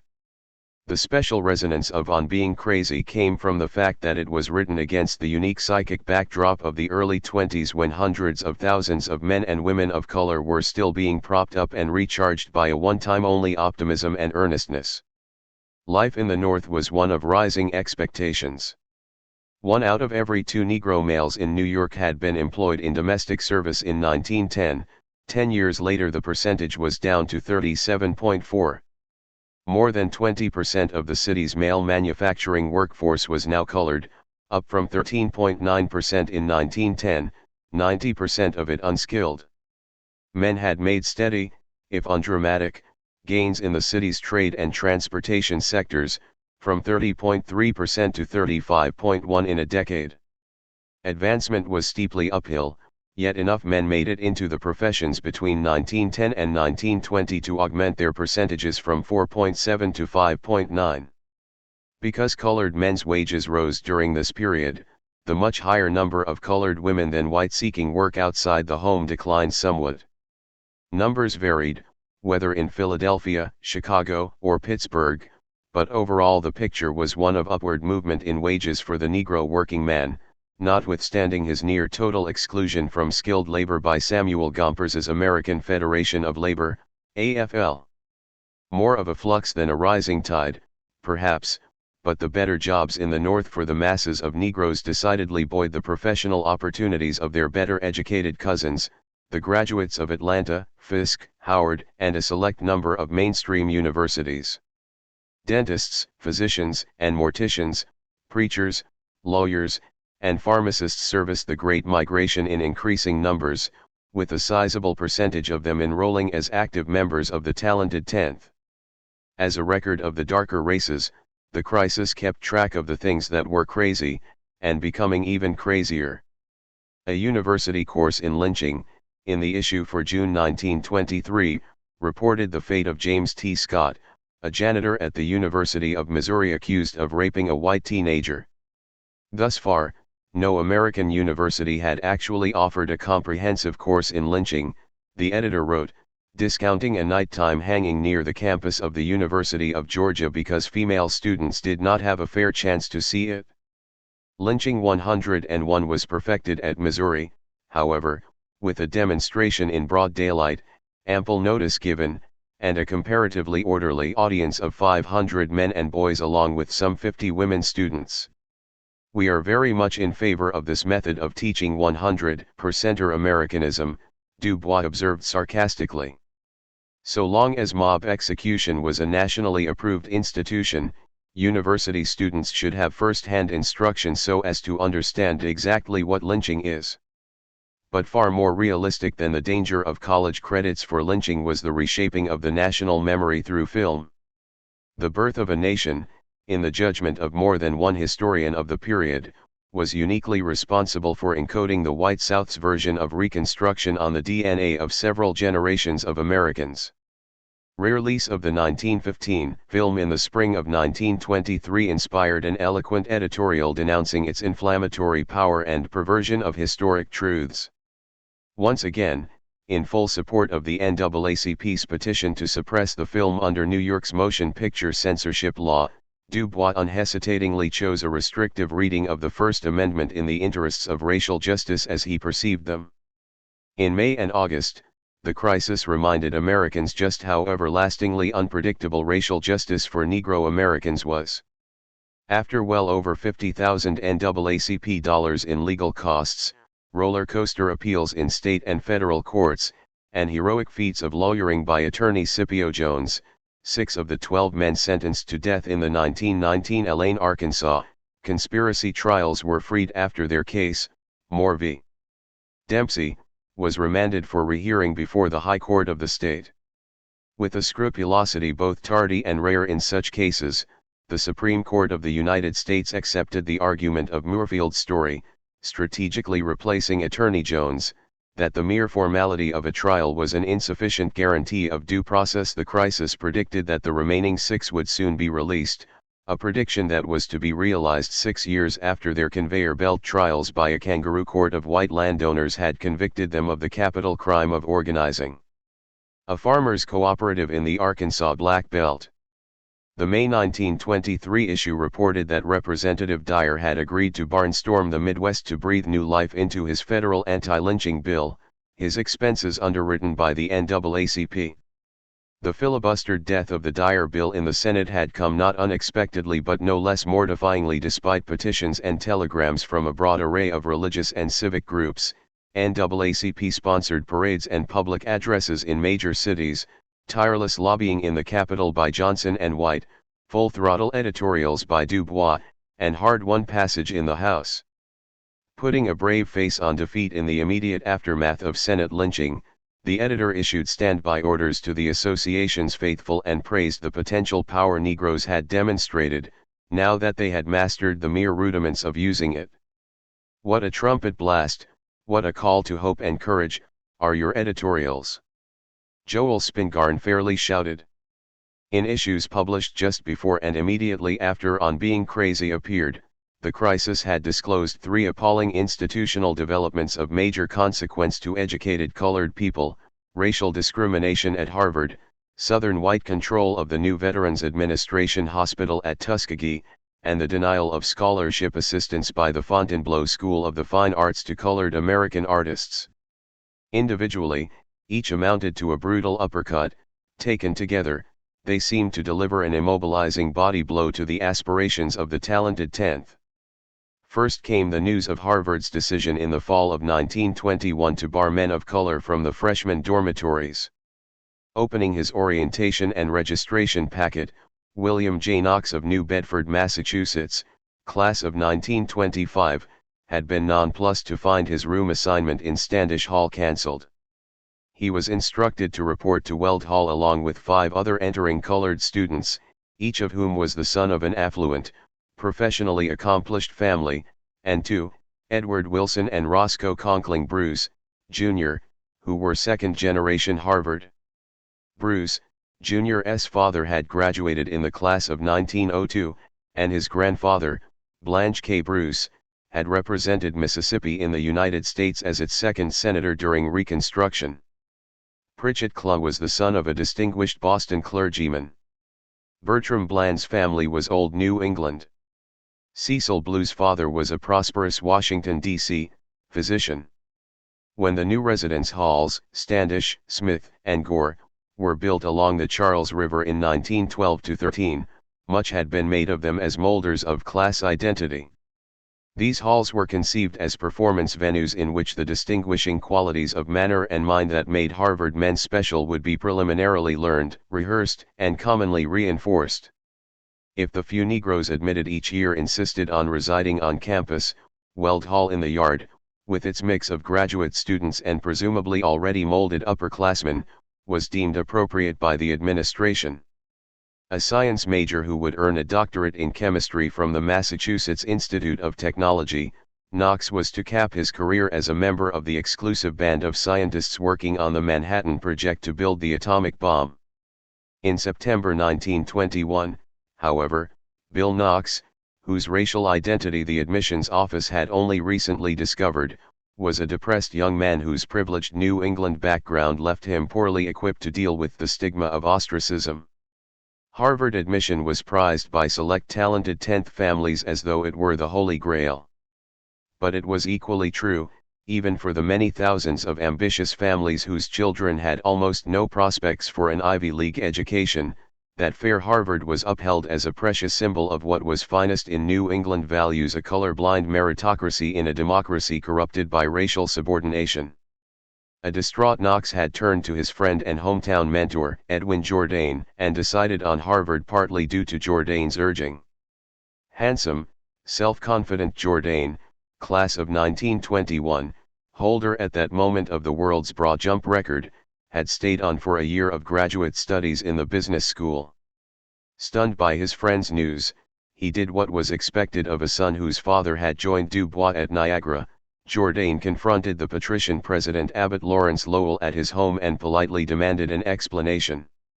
Offering the sophistry that the policy amounted to segregation without denigration, Lowell implored him to understand Harvard's dilemma as more Southerners enrolled yearly. He understood the position, Jourdain was supposed to have said, respectfully accepting the president's insistent handclasp. "It's just that I don't respect it." By late summer 1922, the sweeping cultural agenda driving President Lowell and his supporters had become clear, as he worried in the Literary Digest about the recent slippage of the Harvard persona. Lowell wished the nation to understand that Harvard's flavor can be imparted successfully to men of any race or religion, but the flavor was most easily imparted to men of the old New England stock. Writing to a distinguished Negro alumnus, Lowell explained, in a letter published in the New York Tribune, that, while the university owed the colored man and white man the same educational opportunities, we do not owe it to him to force him and the white into social relations that are not, or may not be, mutually congenial. But it was Jewish students for whom the imparting of special flavors was deemed most problematic. While men of color were to be made to feel out of place by a residence hall bar, the more urgent matter was to curtail the much larger influx of Jews. In this context, Harvard's discrimination against Negroes was merely a sidebar, a sop to sons and daughters of Southern whites whose attendance at and other elite schools wished to encourage in order to serve as WASP counterweights to the new ethnics pressing at the gates. But, ultimately, and most significantly, discrimination against Negroes was the logical as well as symbolic requirement in a broad policy of strategic whitening of the hubs of culture and power. Believing themselves called to action in a fateful time of crisis, then, Lowell and a majority of the Harvard Board of Overseers committed the nation's oldest university to the hallowed task of preserving what remained of the genteel in Gentile America. The new republic served up Lowell's rationale in delicious satire: 5 Jews to the 100 will necessarily undergo prompt assimilation. 10 Jews to the 100 might assimilate. But 20 or 30 no. What they got out of Harvard might be worth their time and effort, but it would not be the priceless Harvard flavor. Better one true Jewish Harvard man than 10 mere Jewish scholars. As one of the leading students of the subject, Leonard Dinerstein, wrote of this dark and shameful period, throughout the United States there was near universal concern about Jews infiltrating cherished organizations and abodes. Louis Gannett, a Nation journalist who was intensely engaged in the Harvard crisis, supplied Villard with hard statistics, undoubtedly passed along to Du Bois, concerning the elite university's response to what was being called the Jewish saturation point. In 1 year, Columbia had reduced its enrollment of Jewish students from 40% to 10%, New York University from 80 to 16%, Princeton reportedly kept the entering number fixed at 40 students. Spearheaded by large, increasingly vocal numbers of Anglo-Saxon Protestants who were distressed by pullulating slums where no English was spoken, who grew fearful of violence supposedly spawned by alien political ideas, felt threatened by high birth rates among people whose complexions, religions, and diets were different, and who saw corrupt, big city machines fueled by white immigrants and Negro migrants, old stock Americans demanded federal action in order to preserve Nordic civilization. The Immigration Act of 1917, passed over Wilson's veto, had barely made a dent, despite its imposition of a literacy test. Throughout 1920 and 1921, the national press reported that millions more Slavs, Italians, and Russian Jews intended to book passage for Ellis Island now that the war was over. When it became clear that the AFL found its best economic interests served by ending the flow of cheap labor from Europe, the 1921 and 1924 Restriction Acts became inevitable. Du Bois had deplored the collusion of nativists and labor unionists in the January 1920 crisis as a despicable and indefensible drive against all foreigners to shut the gates of opportunity to the outcasts and victims of Europe. He would have no truck with those Negro leaders who cynically applauded immigration restriction as a boon to black labor. Du Bois had been so shocked by the dormitory exclusion that he had agreed with Harvard men Story and Villard to work quietly with other alumni to reverse the policy, even though his old rival, Trotter, had blasted it immediately in The Guardian. The crisis maintained discreet, uncharacteristic silence until August of the following year, when it had become clear that Lowell was adamant about maintaining the ban. When Du Bois finally broke silence, he unleashed a double-barreled charge in the August 1922 crisis with Americanization and fair Harvard. He knew that there was a certain ambivalence not only among the authors of the dormitory protest petition, but even within the NAACP hierarchy and its membership, about combining the issues of residence hall exclusion of Afro-Americans and admittance quotas for Jews. As Gannett wrote to Story, after assuming responsibility for circulating the petition, the question of discriminating against a class of students after their admission seems to have a much more certain answer than the question of limitation of enrollment. Talented 10th objections to Lowell's policies were inclined to reflect a bias stressing class and breeding an aristocratic exceptionalism that found discrimination painful because it failed to be sufficiently discriminating, because it was arbitrary rather than selective, as novelist Charles Chesnutt and educator Roscoe Bruce, Sr., saw the injustice. No half-dozen men picked at random among the Harvard freshman class could present any better family history or training, Harvard man Raymond Pace Alexander would note in Opportunity, the Urban League's new magazine. Such was the reasoning animating the circulating petition authored by 7 alumni, including Story, 1866, and novelist Robert Benchley, 1912. Nor was the attitude of prominent Jews free of ambiguity about linking quotas to residence rights, as the battling newspaperman, Ernest Gruning, a Harvard graduate and now a driving force at The Nation, clearly sensed when he expressed the hope to Villard that some of our prominent Jews would see the wisdom of weighing in against anti-Negro discrimination. In fact, the forces opposing the Afro-American segregation and Jewish exclusion would persevere on two parallel tracks, almost never converging except for Du Bois' editorial on the subject. Americanization put the Harvard controversy in the larger political and cultural context of, as Du Bois wrote, the latest renewal of the Anglo-Saxon cult, the worship of the Nordic totem, the disfranchisement of Negro, Jew, Irishman, Italian, Hungarian, Asiatic and South Sea Islander, the world rule of Nordic white through brute force. By that time, the dire cultural and political implications of the new policy had driven Du Bois into a rage that few other Negro public figures seemed to share. A growing majority of his countrymen envisaged Americanization as a democratic challenge of breathtaking scope and unprecedented idealism, he declared. It meant an America striving to become one great homogeneous whole out of its teeming disparateness. But there were those other Americans, quavering and resentful, for whom Americanization meant dominion of the past over the present narrow forces in Brahmin New England and the Bourbon South who were mobilizing against modern America and its ethnics. It was this dry rot of aristocracy, entering New England and Harvard, that has ruined in other days the aristocracies of the world. Even if it were true that neither side in this vast developing controversy loves Jew or Negro or Irishman as such, Du Bois predicted in a surcharge of optimism that political logic was bound to bring advantaged and disadvantaged Americans together to oppose Anglo-Saxon privilege.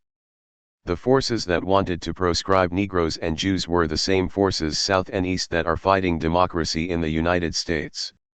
Readers would never have suspected that Du Bois knew that neither Story nor Julian Mack was optimistic about the Harvard outcome. Gannett and Gruning had told Villard that both jurists believed they had nobody on the board of overseers. The attitude was much changed since the war, Mack sighed. While the overseers awaited the report of the faculty committee appointed to review Lowell's dual policies, expected in early spring of 1923, the editor championed another cause of equal symbolism and even greater political significance, the racial composition of the staff at Tuskegee's Veterans Administration Hospital. The last place on God's green earth to put a segregated Negro hospital was in the lynching belt. The crisis roared after Principal Moten had been given 2 days advance notice that the new federal facility would be run by a white director and all-white medical and nursing staff. The U.S. government's premier medical center for Negro veterans, the hospital was to be located at Tuskegee, Alabama, only after Veterans Administration authorities had been rebuffed by prominent white citizens in one southern community after another. But once the huge, T-shaped structure on landscaped grounds adjacent to the Tuskegee Institute campus was ready, Southern white politicians orchestrated a takeover. Conflict had been virtually assured from the beginning when the Treasury Department, responsible for the hospital's construction, had promised Tuskegee's white citizens control of the facility and the major portion of its $65,000 payroll, while the Veterans Administration had promised the timorous Moten that Negroes would eventually staff the hospital under a northern white director. Instead, Colonel Robert Stanley, a churlish Alabamian, and his staff of white medical officers had arrived in early February 1923. A grim, New England-born nurse accompanied them at the head of a cotter of white women of remarkably sour mien. To comply with state law governing racial separation, as well as to avoid contamination from the patients, each white nurse would command a Negro nursemaid. Fearing himself in danger of irrevocable compromise, Moten appealed to Washington and resisted demands from scores of eminent white citizens that he state publicly that Negro physicians were too inexperienced to serve in the hospital.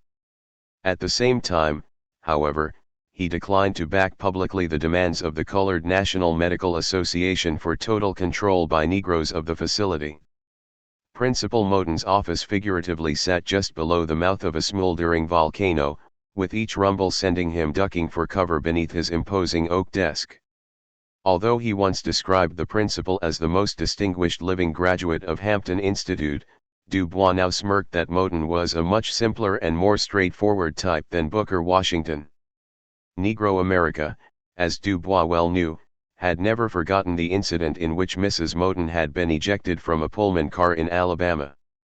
A white trustee of Tuskegee who volunteered to handle the humiliating situation had spoken in Moten's name to say that Moten firmly disapproved of Negroes riding Pullman cars. For the sake of his own position and that of the larger cause of peaceful accommodation in the Plessy v. Ferguson South, Moten had kept silent, as he had wished to do in the hospital controversy. But the stakes were such that now he no longer could risk not taking a public position.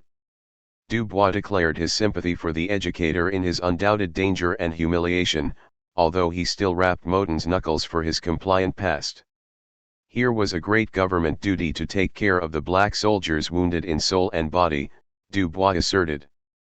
But Moten's earlier collusion had made it possible for the Veterans Administration to duck caring for them without discrimination in the same hospitals and under the same circumstances as white soldiers.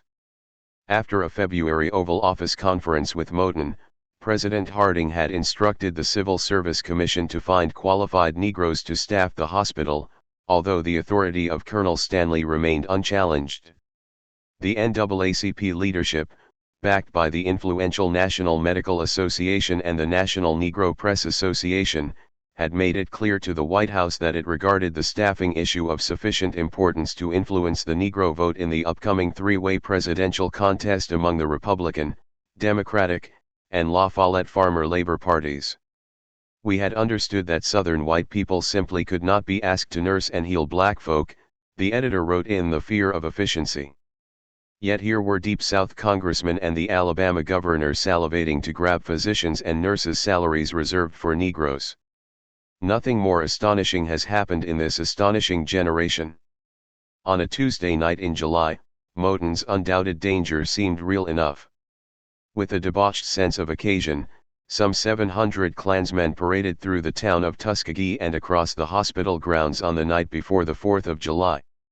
The parade took on an even more macabre aspect when a reliable informant wrote Du Bois that the head nurse had supplied the Ku Klux Klan with new sheets from the hospital storeroom. Tuskegee was no place for such a hospital, Du Bois snapped.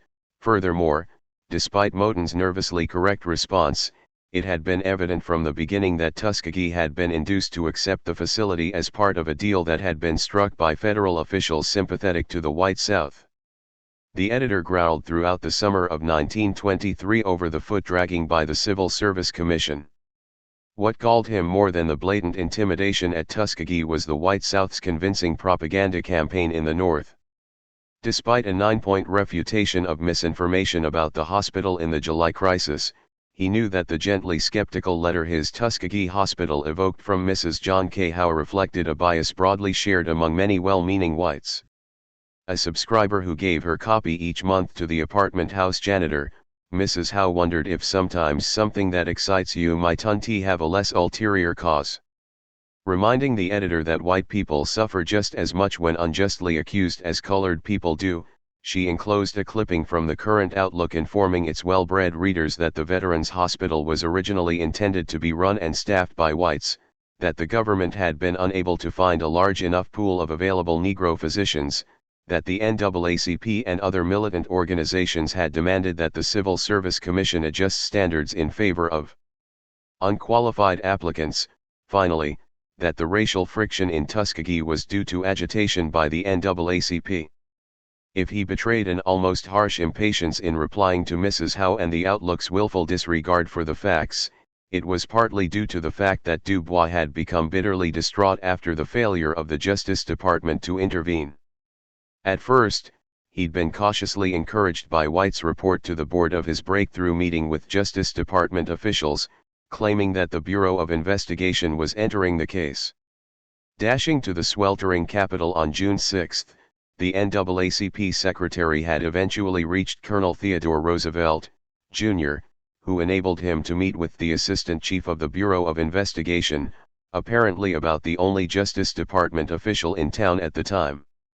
Cordially received by this official he identified as Mr. John E. Hoover, White had insisted that the Klan was plotting to intimidate the local Negro community, only to have the assistant chief explain that he lacked authority to act without specific instructions from the Attorney General.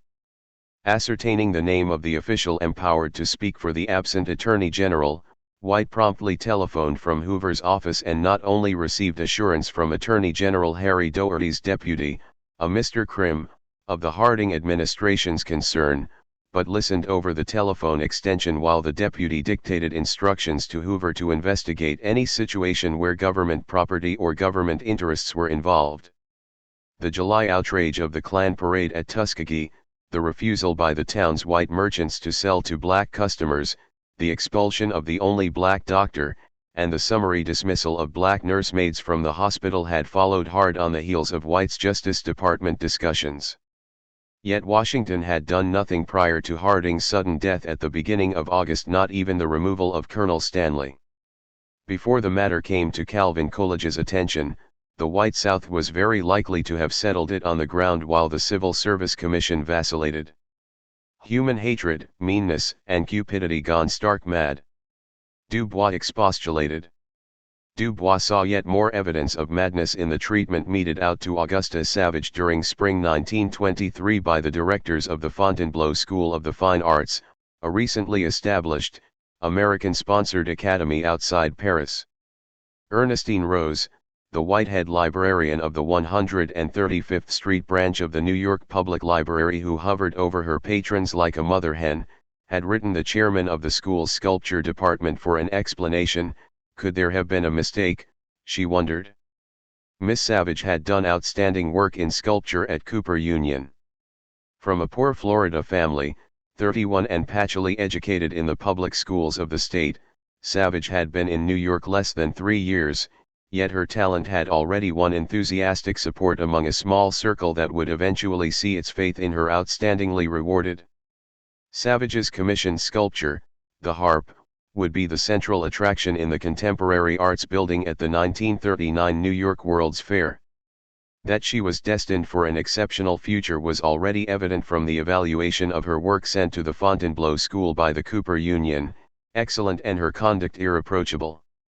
But she was never going to be white, and to be perfectly frank, we did learn that Miss Savage was of the colored race, Miss Rose was told by Ernest Pixato, director of painting and sculpture at Fontainebleau and a distinguished American painter.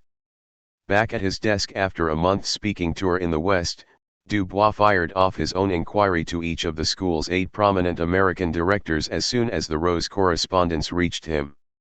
In the next issue of the Crisis, we hope to have their answers and to comment on them, he announced in his June catalog of horrors, The Fear of Efficiency. ******* When the expatriate writer Malcolm Cowley recalled in his Exile's Return, many years after the Harlem Renaissance had become a gorgeous memory, that one heard it said that the Negroes had retained a direct virility that the whites had lost through being overeducated, he could have very appropriately cited the gift of black folk as his source. Du Bois had begun writing this influential book, whose contributions to the aesthetic, literary, and dramatic conceptions of his people were to be permanent, sometime during 1922. The Negro was primarily an artist, the author pronounced canonically, and possessed of a special sense of beauty, particularly for sound and color, which characterizes the race. Probing further, Du Bois exposed the racial essence as being a certain spiritual joyousness, a sensuous, tropical love of life, in vivid contrast to the cool and cautious New England reason. Finally, the Negro has played a peculiar spiritual role in America, Du Bois forward trumpeted, a living, breathing test of our ideals and an example of the faith, hope and tolerance of our religion.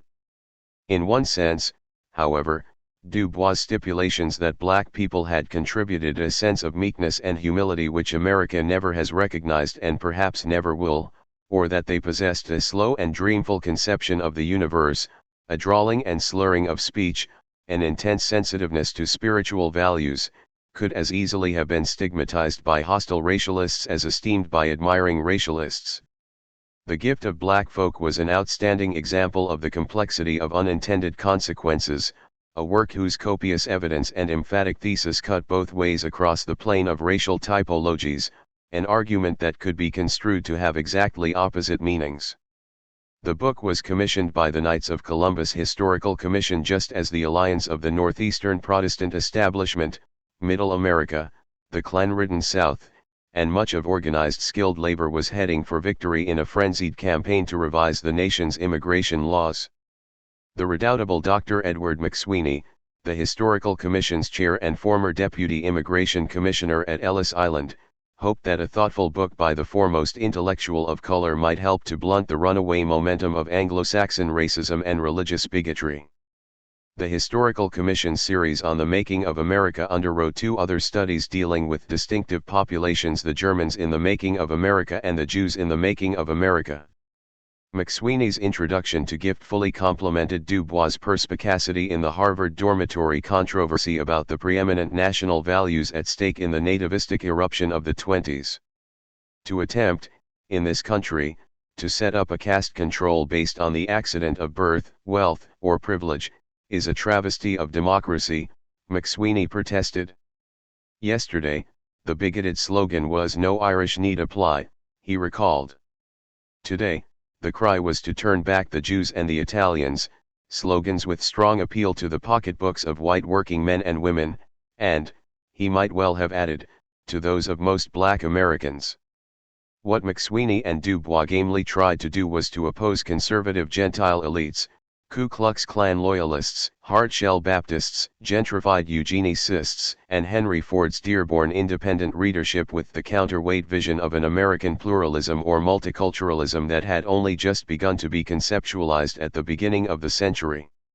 Harvard philosopher Josiah Royce and Du Bois' approximate Harvard contemporaries Horace Collin and Hutchins Hapgood, along with Greenwich Village's Randolph Bourne and Waldo Frank, offered a vision of a democracy that celebrated differences rather than reviled and suppressed them, a vision, said Du Bois, that might never have materialized but for the unique role the Negro American had been forced to play in the nation's history. After all, the so-called democracy of the Founding Fathers was never a democracy of the masses of men, but an Athenian democracy in which slavery along with class and gender hegemony formed the natural order of things. By selecting the Negro in the Making of America as the subtitle for his contribution to the Knights of Columbus series, Du Bois intended to suggest that more than labor, duty, and loyalty were involved in the African contribution. The gift of black folk, a noun resonating with the German Volk, was uniquely more moral and spiritual than that exemplified by any of the other groups. It was the gift of soul. Black folk had an unfailing faith in the world, an unfaltering hope for betterment, and a wide and patient tolerance for opposition and hatred. With insight that would find converts among revisionist historians only half a century later, Du Bois contended that it was black people who forced the consideration of this incongruity, who made emancipation inevitable and made the modern world at least consider if not wholly accept the idea of a democracy including men of all races and colors. In reality, what gift represented in the no-holds-barred fight by a large number of Anglo-Saxon Americans to maintain political and cultural primacy after World War I was an almost quixotic attempt to deflate the modern age's most pernicious invention, what Du Bois in Darkwater denounced as the discovery of personal whiteness among the world's people, the conquering ideology of whiteness. As Du Bois foresaw, the subtly intimidating dogma of privilege by pigment would not merely succeed in exalting whiteness as a condition of general beatitude in America, it would erect hierarchies of whiteness in which Nordic whiteness would be the glorified ideal, Jack London's blonde beast matched with Mary Pickford's alabaster perfection. It portended a dismal reconfiguration of the national identities, one in which the inviolable one-drop rule of the white South prevailed everywhere and mulatto was extruded from the U.S. Census, implemented in 1920, a binary society in which blackness and whiteness were indissolubly calcified in the popular mind by minstrelsy, and where swarthy complexions, too much expressiveness, and pronounced facial features of a certain type were stigmatized in magazine advertisements and Hollywood films. In its hard and soft varieties, this upsurge of nativism clamored for ethnic cleansing. The softer variety, of which Theodore Roosevelt and Woodrow Wilson had been leading exponents, was committed to melting pot metamorphosis. Italians, Jews, Poles, and Hungarians were destined to melt in the national cauldron until, whiter and blander, they were ready to be poured into wasp molds. The process of Nordic whitening, as names and noses and religious affiliations were altered, demanded that people of color serve as reverse examples of the national ideals, mudsill populations below a rising tide of generally optimistic white immigrants. We push below this mudsill the derelicts and half-men, whom we hate and despise, and seek to build above it democracy. Du Bois had sneered in dark water. Among anti-assimilationist hardliners, however, such as Charles Davenport, Harry Laughlin, Lothrop Stoddard, Alexander Graham Bell, David Starr Jordan, and numerous influentials of the American Eugenics Association, generously funded by Mrs. Mary Harriman and the Carnegie Institution of Washington, the policy of making one out of many was reviled as genetic folly. The hardliners demanded an end to liberal immigration policies that had already badly undermined the republic with hordes of unassimilables. The Gift of Black Folk was as well a written history lesson ranging over art, music, education, women's rights, and political theory. The book would supply an important charge that helped jumpstart the so-called Renaissance arts phenomenon. On the other hand, the gifts of black folk vaunted by Du Bois had negligible appeal to white ethnics made unsure whether or not they were sufficiently white in pigment and culture to meet the demanding binary standards of old-stock Protestants of English and German descent, seemingly unassailably positioned atop the mythic city on a hill. No two controversies highlighted with more heat the lockstep march of American ethnics into the mythic purity of whiteness than the Rhinelander and Ocean Suite cases exploding across newspaper front pages in the closing weeks of 1925. Leonard Rhinelander, wealthy scion of an old Westchester County German family, had married Alice Jones for love and across class lines. But the initial newspaper depiction of a Cinderella match, society youth marries cabman's daughter, abruptly switched to one of high drama scandal, alleges race deceit, when the Rhinelander family apparently compelled the hapless heir to sue for annulment on grounds that Miss Jones had concealed her true racial identity. This man begged to marry her and did, Du Bois reminded New York. And what then? Did he care because she had black blood? Not a rap. But his family did not want other white folk to know. In the ensuing one-month trial, during which she was actually compelled to disrobe to the waist before the all-male jury, Alice Jones was made to embody the racial, and gender, pollution that only scrupulous social segregation reinforced by laws that honored the spirit, if not the letter, of the one-drop rule could guard against. The Rhinelander family lost the case because the jury decided there was no intent to deceive on the part of Alice Jones, but the one-drop rule would be ratified in the nation's consciousness and confirmed in a number of pivotal state court cases. Neighborhoods were believed to be as susceptible to racial contamination as bedrooms, and in the affluent family of pediatric and Ocean Suite, white Detroit saw a threat to property values as well as a terrible affront to residential purity. When the mob came for the Sweet family on the night of September 8, it was met by a hail of gunfire, killing one ringleader and wounding another. The arrest, indictment for first-degree murder, and month-long imprisonment of Ocean and Gladys Sweet and 9 family members and friends brought a howl from the crisis. Dear God! Must we not live? And if we live, may we not live somewhere? The Sweet case epitomized the values of the new Negro for Du Bois and for tens of thousands of others, the values of culture and courage, of the upstanding professional man and woman ready for self-defense if and when reason and exemplary conduct failed their purpose. In December 1925, the crisis ran now or never, a veritable order from on high to 10 million people of color after the first Sweet trial had ended in a mistrial on Thanksgiving Day. This was the moment, black folk of America. No listless foolishness, no carping criticism, the editor commanded, but to work. Pay. Sacrifice. Be men and women. Be free. The cost of freedom to the Negro today is $50,000. 6 months and a $71,000 NAACP defense fund later, Ocean Suite walked out of court a free man on the arm of Clarence Darrow.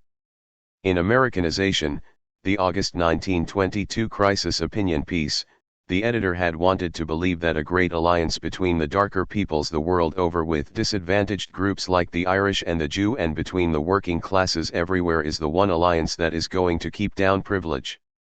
But as McSweeney had feared in his introduction to Gift, multi-ethnic, multicultural America was already a doomed cause, one in which Du Bois' special pleading encouraged his people even as it convinced many white Americans that, for the sake of a unifying whiteness, they needed to believe that there was an incommensurable gulf separating them from black Americans and, many thought, vive la difference. It was hardly surprising, then, that the 1920 U.S. Census revealed, inferentially, that almost 500,000 of the mulattoes counted in the 1910 census had passed over into the white race during the intervening decade. White supremacy had already fixed athletic competition, making it virtually impossible for Negroes to tackle, pitch, or hit with other Americans on equal terms, the editor had reminded readers a few issues back. Jack Johnson's genius in the ring had nearly incited a race war and finally driven congressional racists to outlaw the interstate sale of prize-fighting films. With Rhodes Scholarship competition eliminated, appointment to West Point and Annapolis no longer possible, and premier mainstream colleges and universities becoming more unreceptive, the escape hatches for colored ambitions were sealed fast. Yet the ground rules governing artistic expression were supposed to be relatively insulated from racial handicapping, Du Bois noted, the myth being that eagerness for ability unstained by discrimination of any sort was eagerly desired. The technique of race prejudice, appearing that August, categorically laid such fictions to rest. One by one, the distinguished trustees of the New American School at Fontainebleau squirmed, bluffed, cited technicalities, or succumbed to amnesia as the crisis reproduced their replies. One had to be mindful of the school's financial backers and of the students from the South. 2 Southern white female students had refused to sail on the same ship with Savage. The nub of it, wrote J. Monroe Hewlett of the admissions committee to Du Bois, was that Savage's rejection was due quite as much to consideration for her as to any other thought or feeling. His editorial lip curled. Du Bois wrote disdainfully that it was silly to talk of race prejudice as simply a child of ignorance and poverty. The real deep and the basic race hatred in the United States is a matter of the educated and the distinguished leaders of white civilization. The crisis gave Daisy King, a successful white sculptor, the last, devastatingly personal word. Wasn't it unbelievable, she had asked a colleague, that Thomas Hastings, designer of the 42nd Street Library and America's foremost architect since Stanford White, could stoop to place a stone in the path of a little colored girl who has won distinctive honor, against odds. The crisis underscored a great many issues in which there was a decided class-driven interest, yet the editor's race relations caveat, those who are wise have noticed some curious changes in the attitude of the white world recently, contain the broadest ramifications. To those Negroes who followed the unfolding controversies with deepening distress, Harvard, Tuskegee, and Fontainebleau signaled a new willingness by the white ruling class to stigmatize, marginalize, and reject people of color. These 3 injustices could be seen as tantamount to semi-official declarations that mainstream America recognized no amount of merit, conceded not even the most minimal authority, and esteemed no expression of creativity, however rarely talented, insofar as Negro citizens were concerned. To be sure, several million men and women of color were either ignorant of or sullenly indifferent to stipendiary reverses suffered by gifted artists or humiliating dormitory restrictions imposed upon student aristocrats of color. Many of them had never even heard of the Dyer Bill, as the editor of the AIM Church's Christian Recorder told Du Bois, after he conducted an informal poll of a large number of colored people standing on a corner one Sunday afternoon. But whatever their divergent priorities, the crisis managed to cut through the overlapping layers of class and to strike racial bedrock more often than not. In those infrequent pieces in which the editor permitted his personal emotions to show, as in Charles Young, appearing in the same July issue as On Being Crazy, this was especially true. Du Bois had written about Young in February 1922, as soon as news of the colonel's death, expected but still deeply saddening, arrived from West Africa. After John Hope, Charles Young was probably his closest friend, although Wendell Dabney of Cincinnati, whose salty personality Du Bois sketched in a rippling April profile that year, may have shared equal billing. In the deflating period immediately following Young's forced retirement from active duty on the eve of World War I, Du Bois had become his steadying counselor, gaining Young a place on the association's board, involving him in fact-finding missions, and trying, as the powerful nostalgia for command pressed upon Young, to restore perspective to his friend's options and obligations. Young's options were not great. Africa calls, Haiti makes a bid, and the war camp community people have made an offer, Young had written in the spring of 1919. I have promised none. Du Bois had fought against Young's admirable sense of obligation. Believe that if you refuse Liberia, New York position would open, he advised by telegram at the close of 1919. But, in the end, when the army he loved more than his life, and which had cut him off from a star and inevitable command of the 92nd Division in France, recalled him to service, Young had sailed away to Liberia as military attaché and, stoically, to an almost certain death from nephritis in that brutal climate. Ada Young, whom the Du Boises hosted after her return from France, we had a lovely time, had barely unpacked her trunk in Wilberforce when the news came of her husband's death on January 2 in a British military hospital in Lagos, Nigeria. Colonel Young in the February 1922 crisis was restrained, stately, above bitterness. Du Bois had written it in a tone sufficiently lofty to mute the bite of several severe charges it contained, declaring there that his friend's life was a triumph of tragedy. He added that no one ever knew the truth about the hell he went through at West Point. He seldom ever mentioned it. Du Bois knew, noting sardonically that Young had been sent to Africa because the army considered his blood pressure too high to let him go to Europe. Still, he had kept the emphasis upon Young's triumphal humanity, his uncompromising patriotism, and his Homeric sense of duty, and duty to him, as to few modern men, was spelled in capitals. But when the second Charles Young appeared in the July 1923 crisis, Du Bois injected an emotional charge into it that was remarkable, even for him. Young had suffered a fatal stroke while on an inspection tour in Nigeria and been buried with full military honors by the British. In death, he became a useful racial symbol to the Harding administration and the disingenuous War Department, for whom his exceptional career had long been an embarrassment. Before his remains were brought home, an impressive memorial ceremony was conducted in the Great Hall of New York City College, where Du Bois, Joel Spingarn, Brigadier General Fred W. Slayton, and Theodore Roosevelt, Jr., paid tribute, on May 27, 1922. Both the Amsterdam News and the World carried page-one accounts of the fireworks set off by Du Bois, possibly one of the greatest speeches he has ever made in his public career, the Amsterdam News reporter thought. Charging that his friend had died of a broken heart because the War Department had unjustly denied him a field command on the Western Front, the editor reviewed the grinding years of institutional racism assailing Young. General Slayton, West Point commandant and classmate of Young's there, was reported to have laid aside his notes in order to deliver a pointed rebuttal. Theodore Roosevelt undoubtedly summed up the feelings of the audience when he declared that by sheer force of character, Young overcame prejudices which would have discouraged many a lesser man. What it had really cost Young to overcome in those last months in Africa, not even Du Bois then knew the full, debilitating details. More than a quarter century later, Rayford Logan would share the bitter confidences Young had entrusted to Dr. Emery Ross, a white American Methodist missionary. Ross recounted an evening when Young, who swore like a trooper and drank like a gentleman, had asked from the depths of a misery close to tears, "Lad, how would you like to be a nigger?" But Du Bois already knew more than enough about Young's Calvary to feel a solemn obligation to mock the official hypocrisy surrounding his burial in Arlington Cemetery on June 1, 1923, the better to exalt the meaning of his death. Charles Young was both a luminous apostrophe and a condign indictment.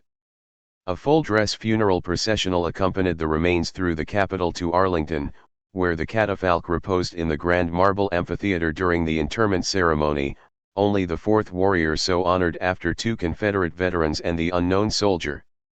The colored public schools of the District of Columbia were closed, and thousands of young faces looked with wonderment as the colonel's black stallion cantered past with his reversed cavalry boots and saber. Civilian and military notables of both races orated, and the Howard University choir sang. In life, the people Young served loyally had thrown him to the wolves, Du Bois asserted. They simply got out of the way and left him to his fate. And today, when it is all over and the man has lived and conquered and suffered and died, he remonstrated, then his successful classmates and fellow officers come forward and say, Young? We knew Young. He was a splendid fellow. Insulted? We never insulted him, we never saw him insulted. He was a favorite at West Point. That lie must not stand, Du Bois lectured. Children will grow up and believe that merit is recognized at West Point whether clothed in black or white, and that Charles Young, Johnson Whitaker, Henry Flipper and the rest had no unusual difficulties. Du Bois bore on, to charge again that the United States government had first defrauded young and colored America of a great wartime servant, then murdered him by sending him to Africa. God rest his sickened soul, but give our own souls no rest if we let the truth concerning him droop, overlaid with lies. Even though the crisis had continued its slide from the monthly circulation high of 100,000 to less than 60,000, it remained the premier organ of civil rights opinion among colored people and a significant one among progressive whites, the better class of white folks, as the editor would say. If it had become predictable and even somewhat prickly about the political opinions of many of the younger radicals coming into prominence in Harlem, and haughtily hostile to Garvey and the UNIA, even its detractors conceded the excellence of the journal's production and the towering courage of the editor. Moreover, the crisis was beginning to change under Fawcett's literary impulsions. The issue for June 1923 announced the results of the first prize story competition. Fawcett and Dill were somewhat disappointed, however. Of 19 entrants, only 7 understood the meaning of a plot. Are they ever shown the prose of Shaw, Galsworthy, Mrs. Wharton, Du Bois, or Conrad? Fawcett sighed. Bread and Wine, a poem by the precocious Count Leroy Cullen appearing in the same issue, was a considerable compensation, nonetheless, for which Fawcett could take full credit. 2 poems published in May 1922, To a Dead Friend and My Loves by Another Harlem Prodigy, had marked the reappearance of Langston Hughes, whose crisis debut Fawcett arranged a year earlier with The Negro Speaks of Rivers, one of his signature verses. In April 1922, she had introduced readers to the gifted Washington writer Eugene Nathan Toomer, with the haunting prose poem Song of the Sun. In Art for Nothing, published the following month, Du Bois had upbraided people of color for their widespread artistic insouciance. The Meta Warwick Fullers, May Howard Jacksons, and William A. Scott's rarely gifted sculptors and painters stumbled and perished, he claimed, because we are united with singular unity to starve colored artists. What would shortly be dubbed the Harlem Renaissance was beginning. Still, Fawcett's input notwithstanding, the crisis remained firmly focused on politics, civil rights, and racial propaganda. What most readers found engrossing during the summer and fall of 1923 was hardly the short story competition and poetry but coverage of the dire anti-lynching bill, the Sterling Towner Education Bill providing federal funds to the southern states, the release of the Arkansas Six, and the unfolding dramas in Cambridge, Tuskegee, and France. And whether or not they subscribed to the monthly, nearly 14,000 Americans heard the editor between mid-February and the beginning of April as he traveled more than 8,000 miles, addressing NAACP branches, lecturing in colleges and universities, speaking in YS and in numerous churches.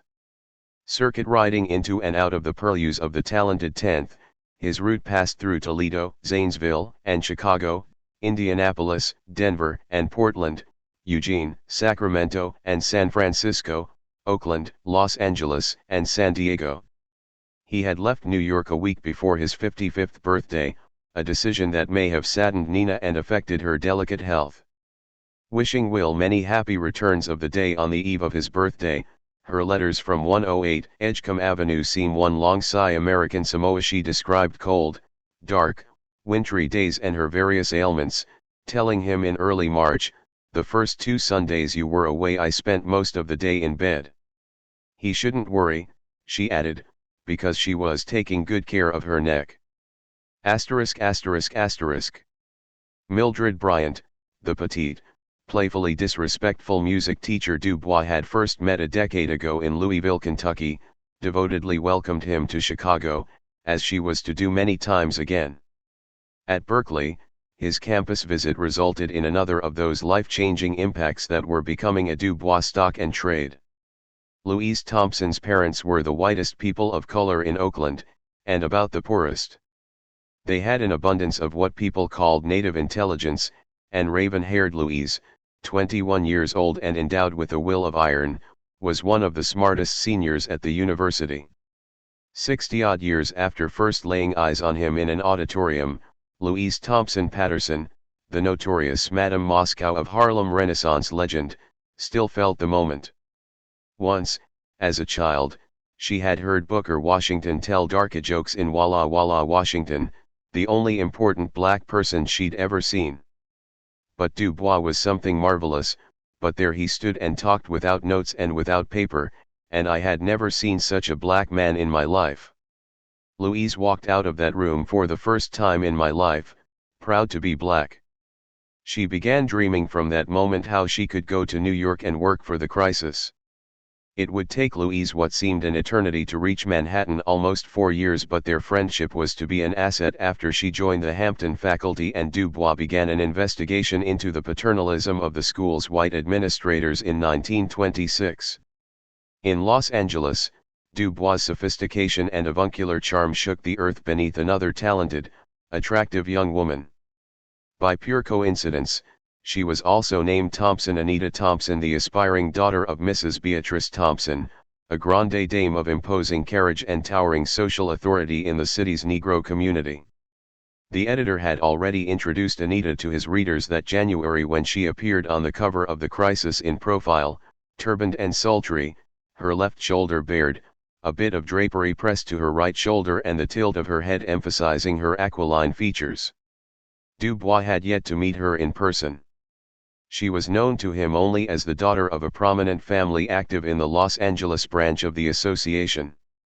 By the time the June 1923 issue featured a group photograph of Anita, her mother, Dubois, and 2 others on a visit to the child actor Ernest Morrison, Sunshine Sammy, at the Hal Roach Studios, the editor and the lovely ingenue had developed an intimate rapport.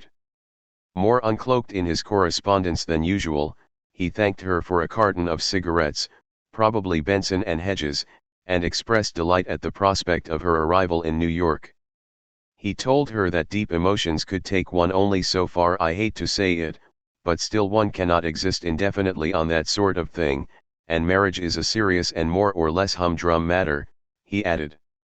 Anita floated on memory's ether, writing that his visit was like a lovely dream from which it has been rather difficult for me to awaken. I haven't known since if you were really here and adopted me or if the Chinaman gave me a 6 months pipe a rap. Perhaps. Ha ha. She savored his letters, telling him they were part of the dream. The at Hollywood photo with a benevolent Dubois looking down at Sunshine Sammy was a delightful eye-opener. She could actually hear him chuckling over it. Thanks to Dubois, she now wanted to spend the next 15 years studying philosophy, French, Latin, Greek, psychology, and painting, and to live in New York. She hadn't finished college and had no professional skills or enough money for tuition at Columbia or Harvard. She feared that at Howard University she'd be out of tune at a colored school. Tell me what to do this fall, she pleaded. I'll love you forever for it. Anita was sure they would see each other at the NAACP annual convention that July in Kansas City, Kansas, and afterward in New York, where her mother might leave her if she thinks I'm being properly watched, ha ha. But then, at the last minute, there had been a misunderstanding with Ovington and Johnson about travel expenses, and the editor would surprise everyone by withdrawing his name from the 1923 convention program. They must have met again late that summer when Anita and her mother came to New York, but the last letter from this period is an undated one written from Philadelphia where Anita, traveling by then with an acting troupe, confessed that she's been thinking of Dubois night and noon for 2 days. Is it because you're wondering why I haven't written? While he traveled that spring, Nina, as usual, coped with their private affairs in usual faltering health. His being on the road probably couldn't have come at a worse time for her. At the beginning of January 1923 they had paid $2,000 down on a 5-story apartment building at 606 St. Nicholas Avenue. It sold for $22,000 and came with 3 mortgages. Nina had felt tired during the early part of March, resting some more, but she began packing in preparation for the move from the 108 Edgecombe Avenue apartment. Plans called for repairs to be finished by the end of April, the renting of the upper floor apartments, and the transport of their household belongings to St. Nicholas to take place in early May. 3.5 months of annoyed correspondence with Harlem's leading realtor, John Nail, had ensued. On January 15, the tenants had refused to let Dubois inspect their apartments. A week later, Nail was instructed to serve the third-floor tenants notice that the editor wished to take possession as soon as possible and no later than April 1. Jack Nail was James Weldon Johnson's brother-in-law, as polished as ivory and, as the former owner of the Tenderloin's infamous Marshall's Hotel, schooled in emergencies and irregularities. Delays and defects at 606 St. Nicholas he explained away with aplomb. On March 5, he was pleased to inform the Duboises that they could occupy the building, but 2 days later Nina, somewhat distressed, wrote Will that the apartment they intended to move into was in pretty bad shape.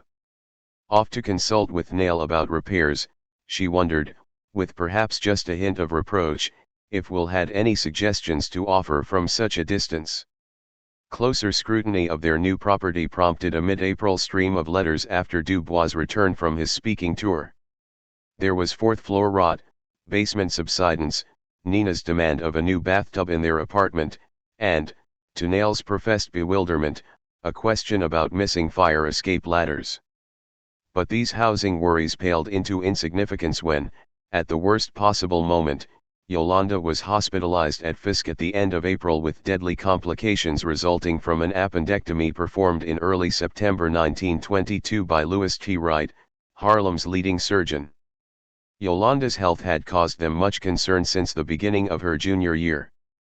Dr. Wright had operated not a moment too soon, as he reported to the Nashville physician in whose charge Dubois had placed their daughter. Although Wright anticipated a complete recovery, he must have advised the Duboises that Yolanda's health remained delicate, subject to disorders caused by intestinal adhesions. She needed to follow a sensible dietary regime. But her appetite was voracious, and she seems to have spent most of her allowance for food, and much of that on sweets. Her father's long letter in mid-February had been filled with desperate advice about the perils of indifferent health care and especially about the dangers of allowing herself to become chronically constipated. He proffered detailed, exasperated, instructions about elimination. Your bowels must move daily at a regular hour. Let nothing interfere: meals, classes, engagements, study, or prayers. Every day at that hour be at your toilet. He upbraided her about money too. Yolanda had given lavish Christmas gifts to classmates, then borrowed from them to pay for her own indulgences. At one point, her bill for books at the college bookstore, $47.93, an extraordinary sum, had amazed her bibliophile father. Increasing Yolanda's weekly allowance, he put her on notice that his income was limited, reminding her of his heavy extra expense for you and your mother. Qualms about food and health remained uppermost, however, as Dubois alternated warnings of pain, sickness, and suicide with paternal admonitions about her love life. When news came of Yolanda's collapse at Fisk, he and Nina were greatly concerned but hardly surprised. They hurried to Nashville, where the editor's brief appearance focused as much keen attention from the Fisk administration upon himself as upon his gravely ill daughter at Macmillan Hospital. He was back at his desk on Wednesday, May 2, while Nina remained parked by Yolanda's hospital bedside for what would stretch into a 3-week stay, leaving Dubois to handle the move into St. Nicholas Avenue. "I am just in from the hospital," she wrote Will on Sunday, May 6. Although there was some pain still, Yolanda was getting along all right from what was probably a laparotomy for adhesions and bowel obstruction. The doctors told Nina that the surgical wound would be tender for some time with the least pressure of food or gas causing discomfort. "Be sure to empty all the closets and drawers at 1:08, she penned as an important afterthought. While Nina waited in the home of Nashville friends for Yolanda to be well enough to return to New York, Dubois, as usual, readied the next issue of the crisis and occupied himself with the move from Edgecombe to St. Nicholas Avenue. He consulted Nell about the new building, and even boasted a bit to Nina about how well he was managing their affairs, provided you don't rush in on me too soon. Their friends the Alexanders had taken him to dinner in the park. The Bouts, another prominent Harlem family, had given him dinner, and Fawzet and her sister, Helen Lanning, had laid on Sunday breakfast. The movers came to take their belongings to 606 St. Nicholas on Monday, May 14. Dubois sent precise instructions for Nina and Yolanda's return by train a week later: a full supper before starting, thermos bottle for hot or cold drink according to the weather, avoidance of Jim Crow indignities by remaining in their sleeping compartment until the train has stopped in the Cincinnati depot. It would have been too modern and much too Freudian, and, therefore, too threatening to the serene proprieties of their value system, for Will and Nina to have drawn any connection between their daughter's improvident shopping, huge bookstore bills, feeding frenzies, manic extracurricular involvement, dauntingly excessive course loads and mediocre grades, and her chronic illnesses, psychosomatic and real as manifestations of a capricious, hostile, frightened young girl reaching out to them. Not to mention, in this transparent strategy for her father's attention and for Yolanda's own minimal self-validation, their divining the significance of Yolanda's choice of a seemingly unprepossessing, music major antithesis of her father as prospective fiancé. The whirlwind of activities reported in letters home had seemed to reach gale force in the weeks before her intestines failed. Hard on the heels of the costume ball of the college's annual George Washington social that February, "You should have seen your daughter with white hair," came news of frenetic duties as president of the campus's exclusive distaff Decaginian Society. The March crisis carried a photograph of its members, a score of refined young women clad in gauzy white, Yolanda seated, front center, on the grass. The Decaginians were to present a pageant in mid-March, and club president Yolanda, whose task was to keep everything on schedule, wrote home jauntily, "You should see me presiding. Dignity is getting to be my middle name. I get right tickled with myself." And with all this, there was a romance with James Melvin Lunsford, not quite 21, a junior music major at Fisk from Fulton, Missouri. Jimmy Lunsford, dark-skinned with laughing eyes, perfect teeth, and a jaunty mustache shaped like two check marks, would become one of the most accomplished jazz band conductors of the 30s. Writing in the International Music Review Le Jazz Hot, the doyen critic Hughes Panessy enthused in 1937 that aside from Duke Ellington, Jimmy Lunsford's orchestra is the only one capable of exciting us as much by its arrangements as by its soloists. Lunsford's arrangements, much indebted to trumpeter Melvin S. Y. Oliver, always had quelque chose à dire, said Panessy. By all accounts, Lunsford was Yolanda's enduring passion, the man about whom she would spend much of her life dreaming, wondering how different things could have been if they had married. 10 years before this volume of biography was published, Yolanda's only daughter, Dubois Williams, remembered being taken backstage at about age 11 to meet Lunsford at Baltimore's Royal Theatre. "Tears came down his face like you wouldn't believe," she recalled, "and he said to my mother, looking at little daughter Dubois, 'She should have been mine.'" She fingered the keys of Lunsford's saxophone and never saw him again. That Dubois' maiden name was to be Williams and not Lunsford was due mainly to her august namesake, who was adamantly opposed to having a jazz musician with an undistinguished family background for a son-in-law. "I am not taking Jimmy very seriously," her father had written a month before her collapse. Lunsford might develop into a fine man, but that is yet to be learned. In any case, such a union was unthinkable. Nothing, she was told, was more disheartening and idiotic than to see two human beings without cultivated tastes, without trained abilities and without power to earn a living locking themselves together and trying to live on love. Papa had spoken ex cathedra. The kind of man he would find suitable for his daughter had already begun to make a name for himself as a poet prodigy. By the time Du Bois sailed for the Third Pan-African Congress during the third week in October 1923, the situation at Harvard and the crisis at Tuskegee had taken encouraging turns. The Board of Overseers had voted unanimously on April 9 to comply with the faculty committee's report recommending the abandonment of Harvard's exclusionary policies. A victory in principle for Du Bois, the NAACP, and progressive alumni. Nevertheless, Harvard and other elite universities would persevere in maintaining their WASP character, that flavor Lowell had so haughtily cherished. The presence of men of color in the college's freshman dormitories would continue to be exceedingly meager, while the gradual increase in the number of Jewish students remained subject to covert admissions criteria that still smacked of religious discrimination. Although the actual occupation of the Veterans Hospital by Negro doctors and nurses was still several months in the future, Du Bois was now confident that Calvin Coolidge would sustain his predecessor's decision to place the facility completely under the control of the Tuskegee administration. The right of black people to run their own federally segregated hospital in the Alabama Black Belt was hardly the race relations victory he would have wished for, but in a far from ideal world there was some consolation in seeing even the doctrine of separate but equal vindicated for once. Augusta Savage's misfortunes were to be long-term and only occasionally relieved. The directors of the Fontainebleau School of the Fine Arts comfortably weathered the squall over her rejection, leaving Du Bois temporarily stymied but determined somehow to advance her career. 3 years would elapse before he was able to tap the influence of a well-connected acquaintance, the Countess Irene de Robilant of the Italian-American Society based in New York. Readily agreeing to interview the sculptor, the Countess confirmed Du Bois' understanding that students recommended by her organization were able to enroll tuition-free in Italian institutions.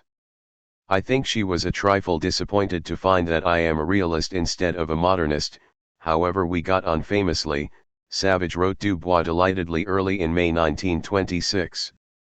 Admission to the Royal Academy of Fine Arts in Rome was granted, but Savage's laundry earnings had to support the now paralyzed father who had done his violent best during her Florida youth to keep her from sculpture.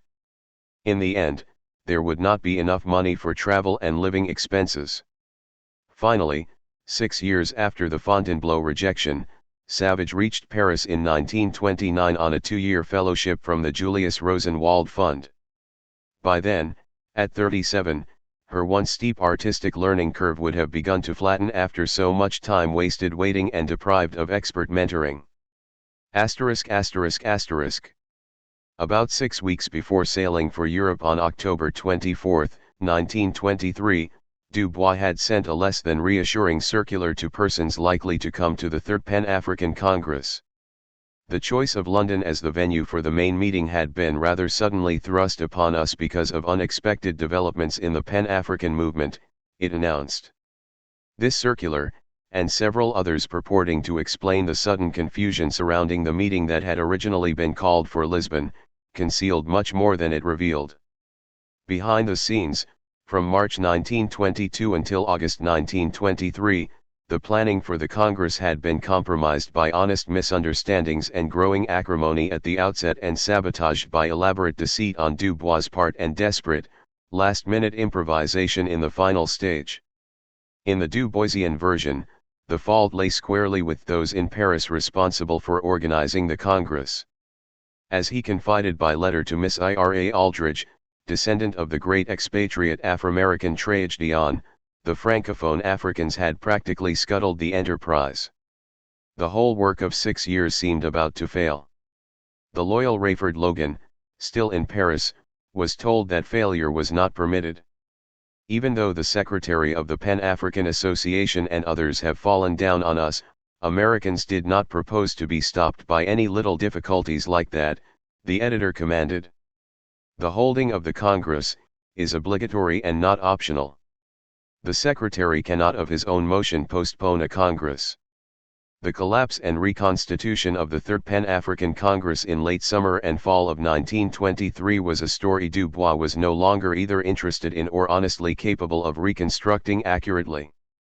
Isaac Bethune, editor of the Revue Coloniale Française and the Pan-African Association's earnest secretary, was a highly cultured man of somewhat delicate sensibilities and a penchant for gossip. He was genuinely committed to the cause of talented 10th Pan-Africanism.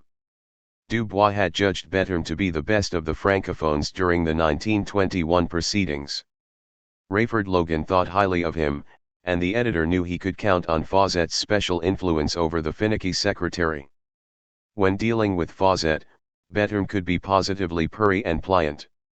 Begging her not to think of him as a man who makes gossip, he had written to Fawcett at the beginning of 1922 as he would a close confidant, denigrating the imperious Gratian Candace, who had succeeded Diogny as president of the Pan-African Association and who seemed bent on applying brakes to the movement.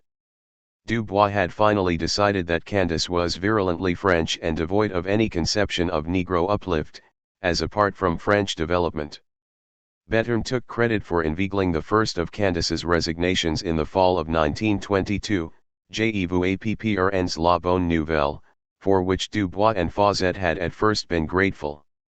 How he had come to believe that he might hope for more than gratitude from Fawcett is unclear, but clearly Monsieur Bethune's Gallic soul harbored amorous desires. Fawcett had become the apple of his eye, a part of his soul.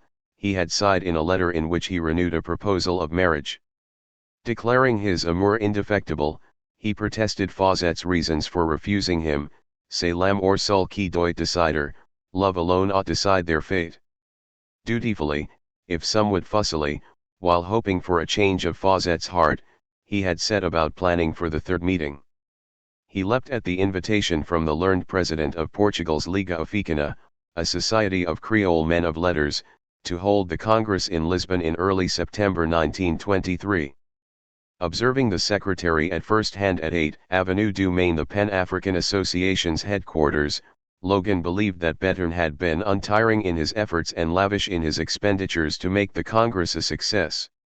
Logan felt particularly aggrieved by his idol's conduct, going so far as to remind Dubois in early September 1923 that Bethune hadn't received from you the support that he deserved.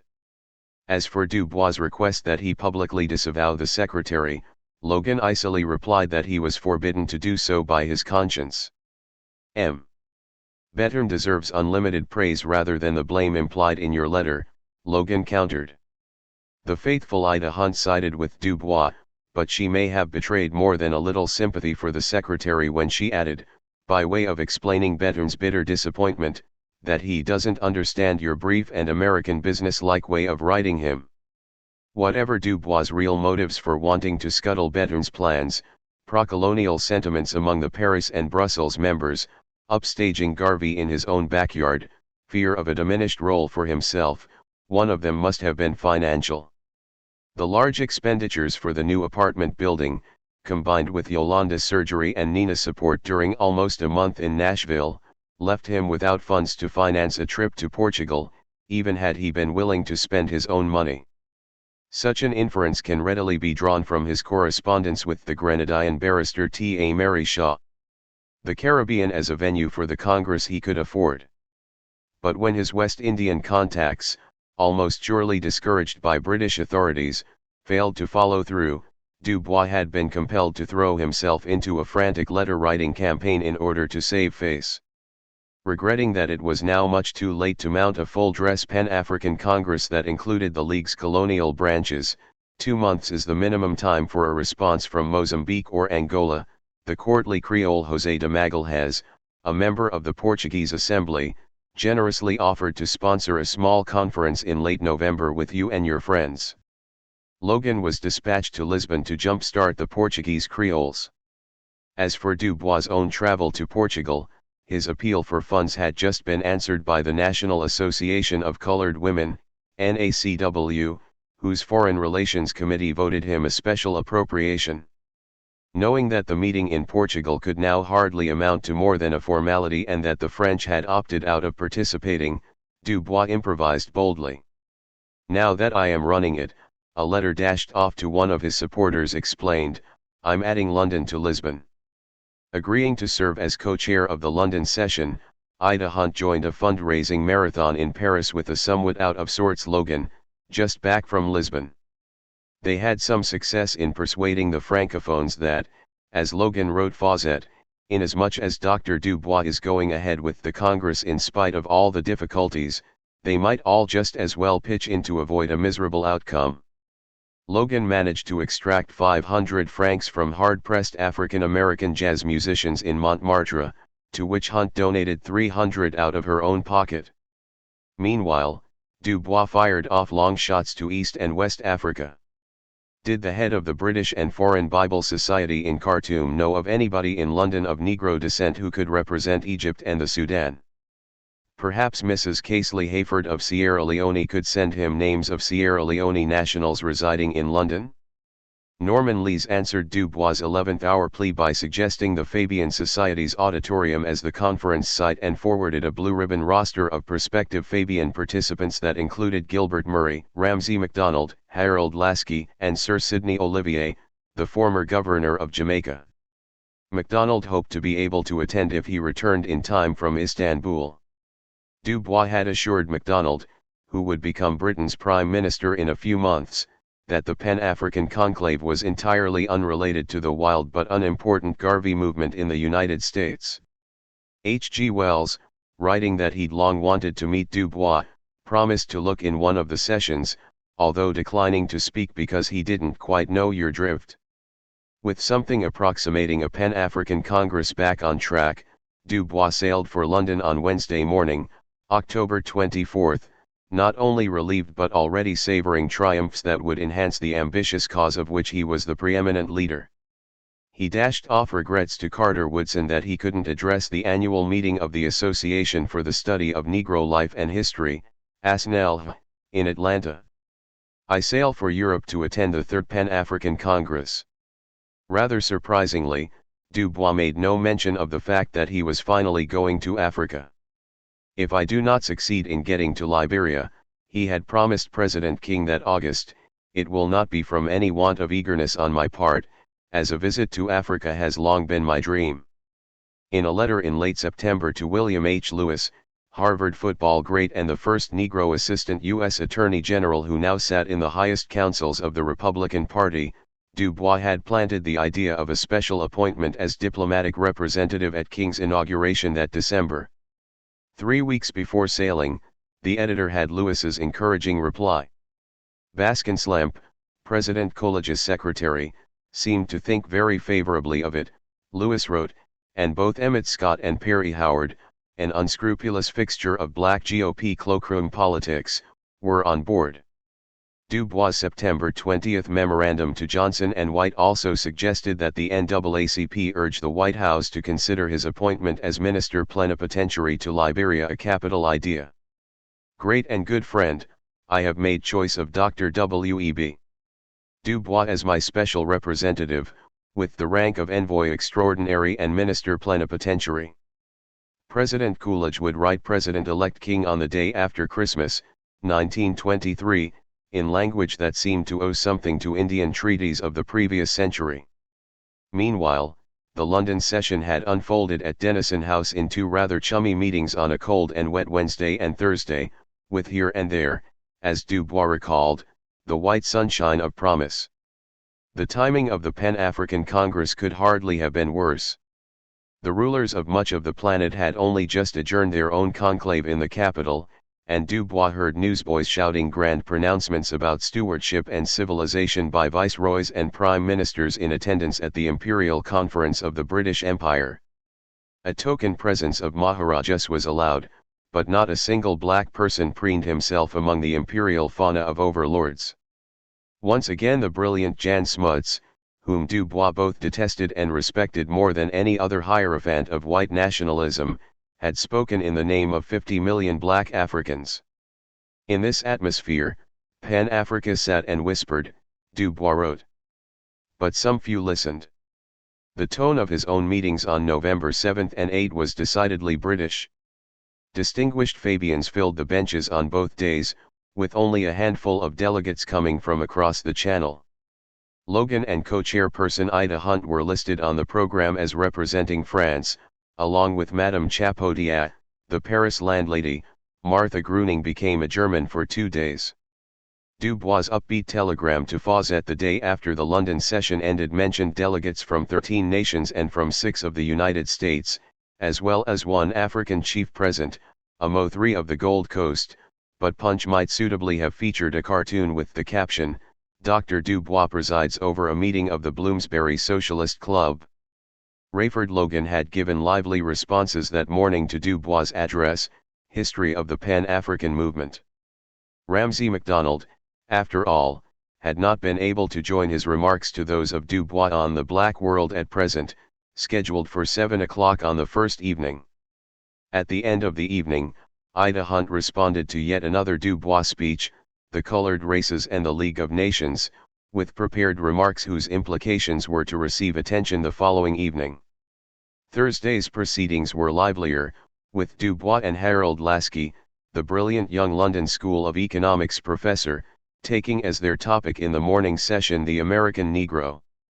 The reporter from the Manchester Guardian was obviously intrigued that Dubois' talk moved from voting rights and lynching to mentioning schemes by large American phonograph record corporations to bankrupt Pace and Handy, the sole Negro-owned record company providing records for the Afro-American population. The sole representative of the Liga Africana, Kamba Simango of Portuguese East Africa, with whom Dubois would stay in Lisbon, followed with a discourse on the situation in Portuguese Angola. When the Congress resumed after dinner, Dubois took the rostrum again to present a ranging talk on the future of Pan-Africanism. He was joined on the rostrum by Sir Sidney Olivier. Praising the independence and culture of African workers as an example to the modern capitalist world, Olivier stressed the great importance of the Pan-African movement as an agent for conserving African genius and power for the black man's freedom. In the closing meeting there were remarks by Lees, Gilbert Murray, H. G. Wells, the Reformation historian R. H. Tawney, and Lasky. The Union of South Africa's Natives Land Act came in for searing criticism, as did the master race abuses of British settlers in Kenya and Uganda after the delegates heard John Ulcindor, the Afro-British physician and veteran Pan-Africanist, read the appeal of Ugandan Africans. With what was coming to be recognized as his trademark concision and self-assurance, Lasky rose to offer a more ambitious reformulation of Dubois' own earlier recommendations to the League of Nations.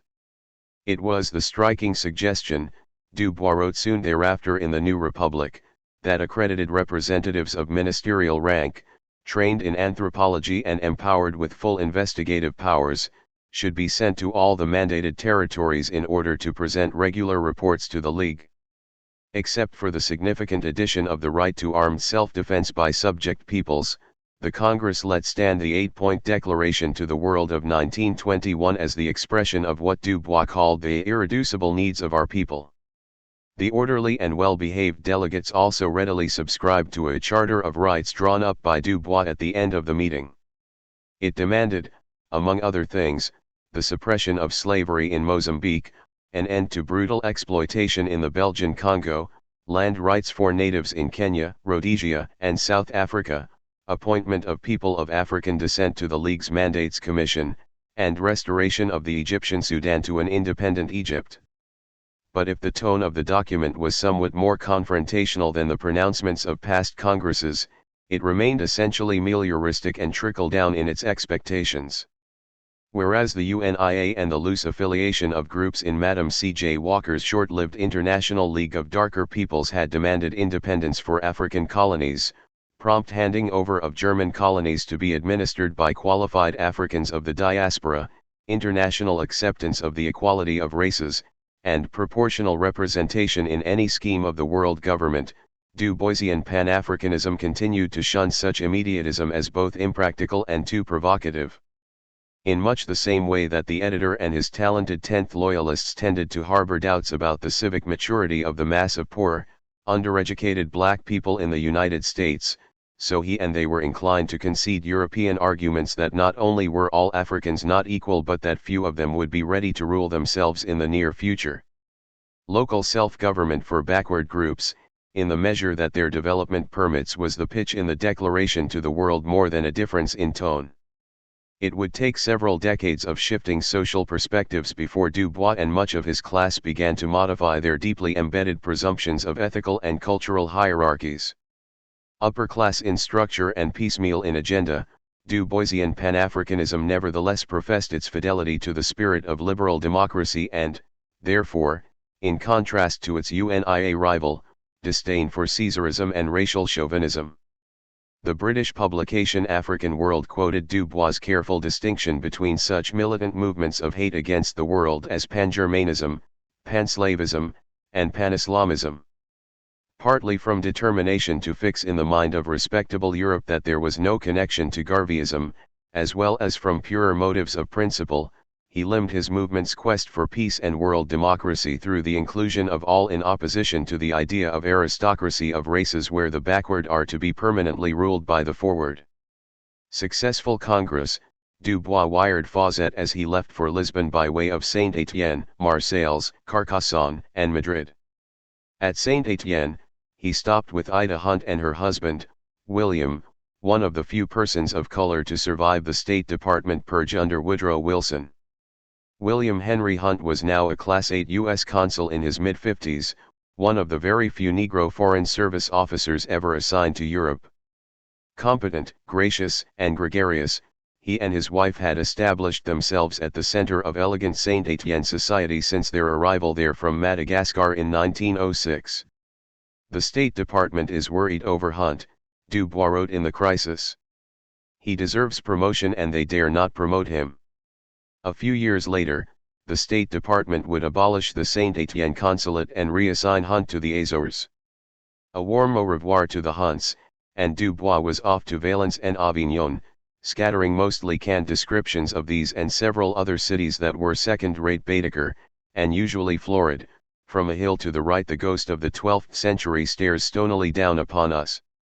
Valence, town to the Gauls, which knew Romans, Visigoth, Lombard, and Moor. Avignon was shadow and dying day, which must have meant that he arrived too late and left too early to explore the palace of the shadow of the Pope somewhere down between me and the bridge.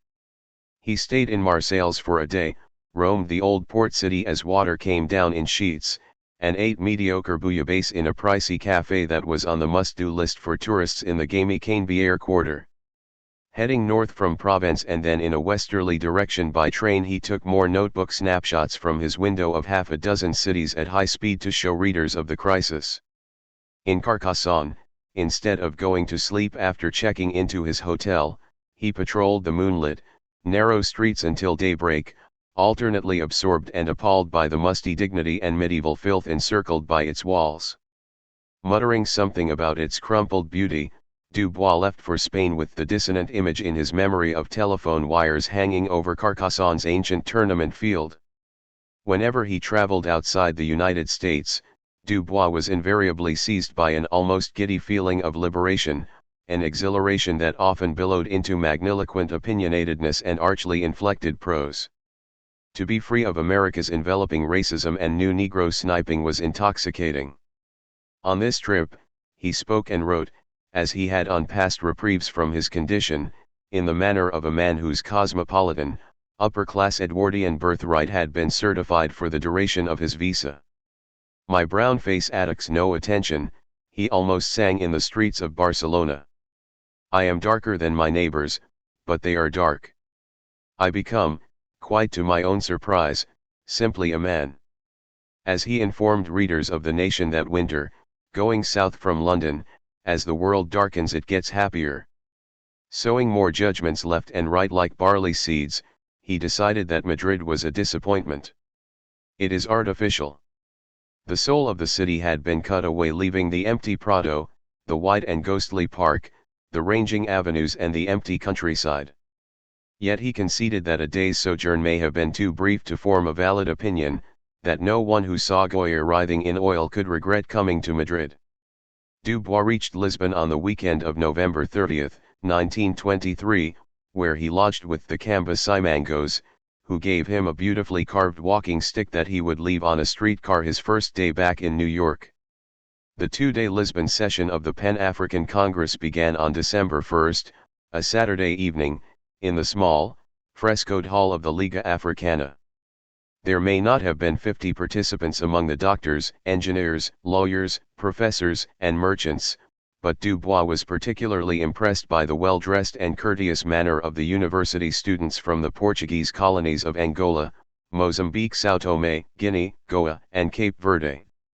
The courtly Creole, José de Magalhães, or Magellan, in the anglicized form Dubois gave it, a man of about 50 who was not only professor of medicine in the National School of Tropical Medicine but also sat in the Portuguese Assembly representing São Tomé, one of 9 Creole deputies, presided at the meeting. Largely due to his influence, the Congress was graced by the attendance of the incumbent Minister of Colonies and his predecessor, both of whom addressed the gathering. But Logan had done more than anyone to pull off the conclave. Despite his own financial difficulties, short of money myself as the result of an unfortunate investment, Logan had rushed to Lisbon on September 20 to finalize arrangements with officers of the Liga Africana, returning to Paris slightly embarrassed after having to give his Pan-African Association IOU in exchange for 350 escudos borrowed from de Magalhães. The format at Lisbon approximated London's with 2 days of presentations covering the history of the Pan-African movement, conditions in Portugal's most advanced colony, São Tomé, the past and contemporary state of Africans in the United States, and the future of Pan-Africanism. Dubois' lecture in English on the imperative need of a Pan-African movement was translated by a former colonial office official. We had general conversation in French, Dubois wrote Arthur Spingarn.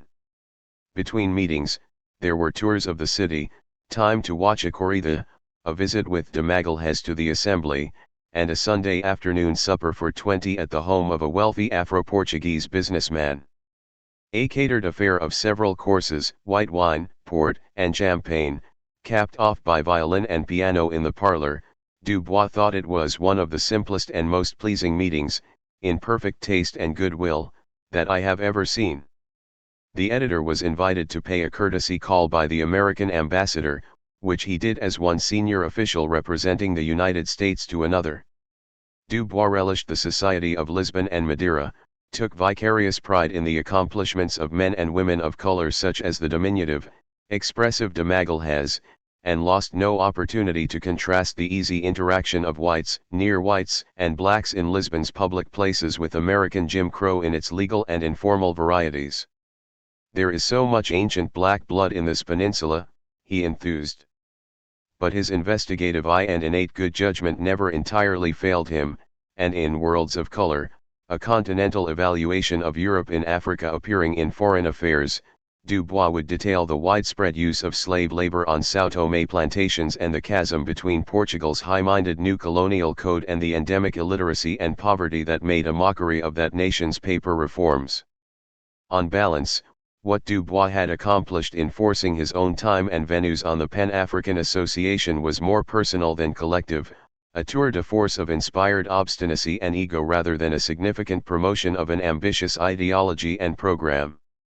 By even the most liberal head count, no more than 24 men and women of color with any intrinsic connection to the movement had attended the proceedings at Denison House, while the Lisbon affair hardly qualified even as a rump assembly of Pan-Africanists, comprised as it was of Dubois and the members of the Liga Africana resident in the Portuguese capital. Whenever Dubois, Logan, and Hunt, who did much of the talking, surrendered the podium, they had been followed center stage at Denison House by the likes of Lasky, Olivier, Tawney, and Wells.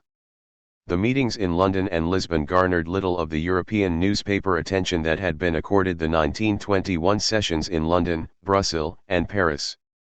An aggrieved Bettern accepted the claims for the Lisbon meeting at face value, but, in generously congratulating Dubois on his success, Bettern reminded the movement's secretary that nothing had yet been done to provide their national associations with strong financial means. Except for Bettern, however, Paris passed over the Third Congress in stony silence. Partly, Dubois blamed Garvey for causing confusion about his objectives in the minds of respectable world opinion. Marcus Garvey walked into the scene, his scene, Dubois might well have said. Partly, he explained the lackluster results as due to too much optimism on his part about the speed of Europe's post-war recovery. The continent's political and social revolutions and economic upheaval made a setting for any such movement as he envisaged, probably at the time impossible. But mostly, during and immediately afterward, Dubois proclaimed the undertaking a success. His American critics would have to measure their pens against his, a contest he was supremely confident of winning as his version of history began to run in The Nation, The New Republic, Foreign Affairs, and other journals of mainstream opinion, as well as in The Crisis. Kelly Miller, the Howard University philosopher and dean who had so maddeningly straddled the fence during the height of the Booker-Washington controversy, could announce a preference for Garvey's Pan-Africanism over Dubois'. In a witheringly sardonic Messenger editorial, Randolph and Owen could picture Dubois in London representing 12 million American Negroes without their consent, and Mr. H.G. Wells together with some other white English liberals, doubtless, constituted the voice of the African section of Great Britain. The Negro world could gleefully report a Manchester Guardian item about the apparent indifference to the London meeting on the part of Africans residing in the United Kingdom. Let them denigrate, but while they splashed about in banal and parochial carping, he was off to Africa, taking Pan-Africanism there with him. 4. Rearranging Ethiopia abroad and at home. And now as a sort of ambassador of Pan-Africa I turn my face toward Africa, Dubois informed his readers in the February 1924 crisis. He had sailed from Tenerife in the Canary Islands on Sunday, December 16, aboard the German freighter Henner.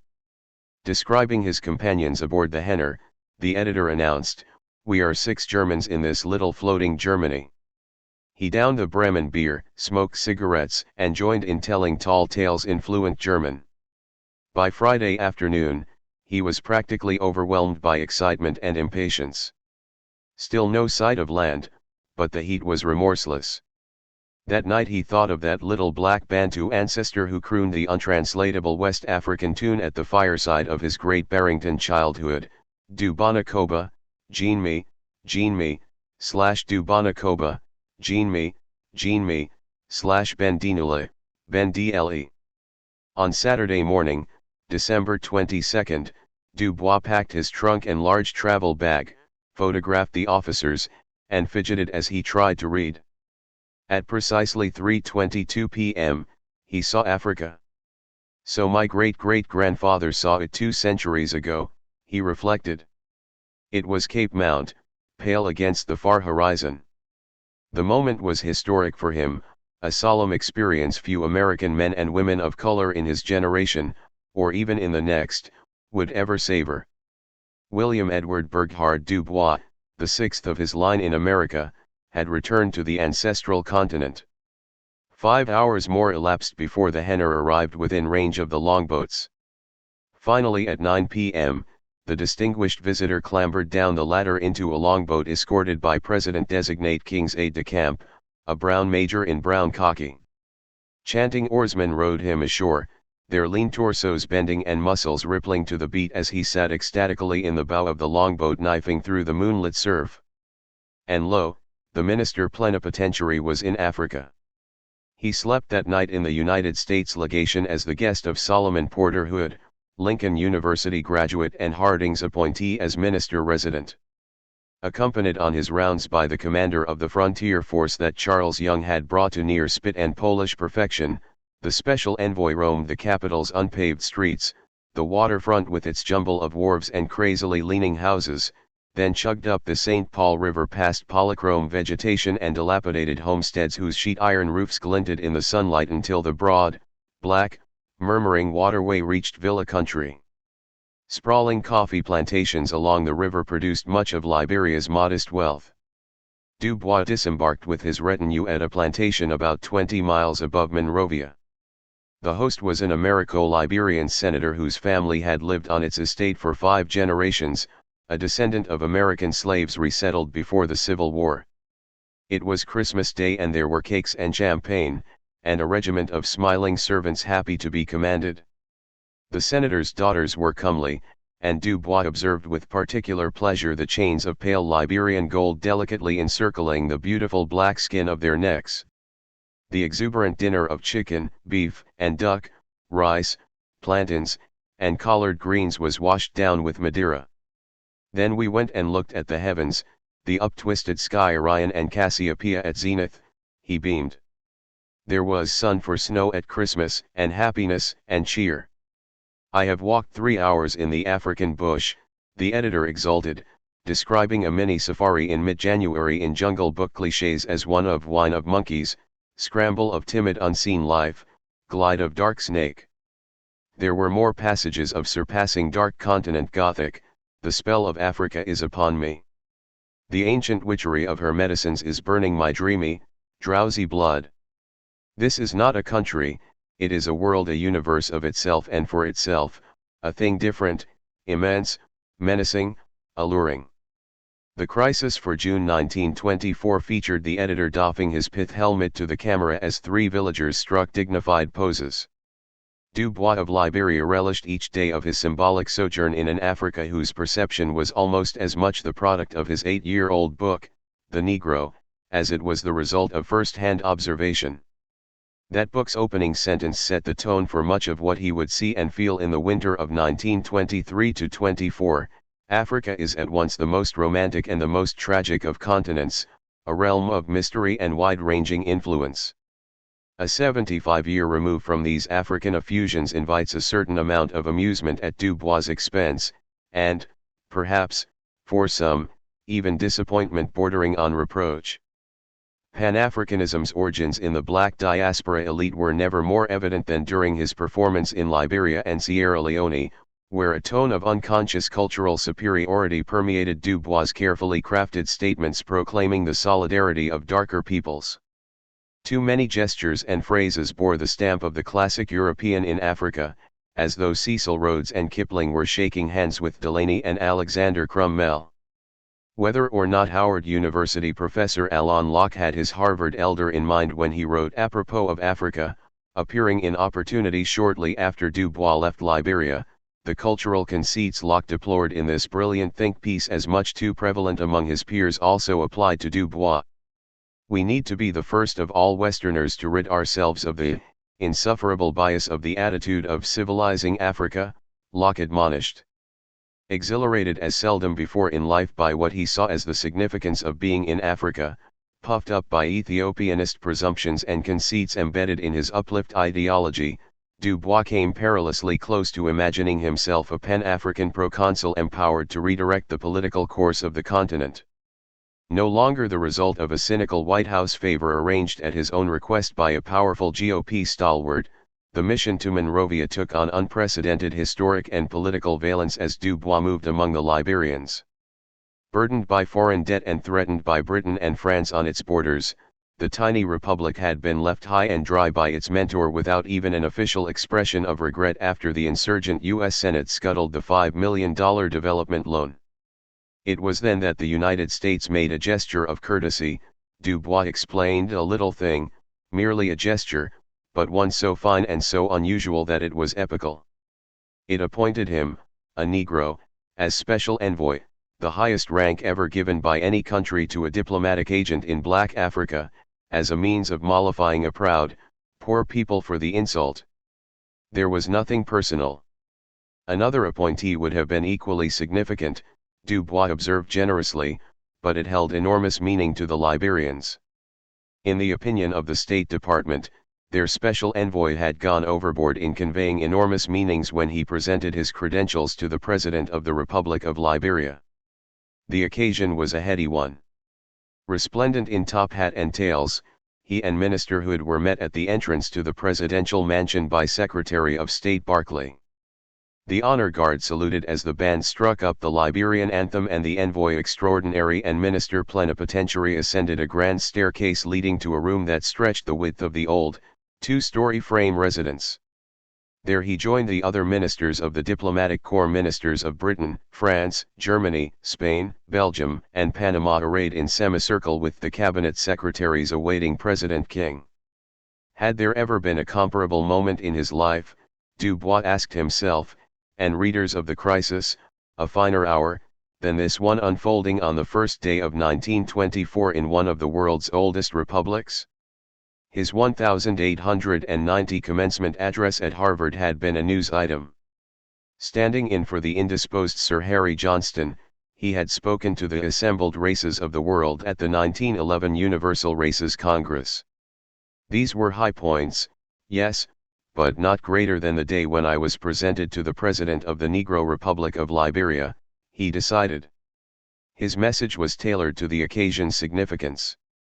He informed President King that in designating him, Dubois, as his personal representative, President Coolidge had wished to express two thoughts, publicly and unmistakably: the interest and solicitude of 100 million Americans in the fate of Liberia, America's sister republic. Indeed, warned the minister plenipotentiary, his government would view any obstacle or misfortune imposed upon Liberia with sorrow and alarm, remarks the British and French ministers, absorbed with some surprise.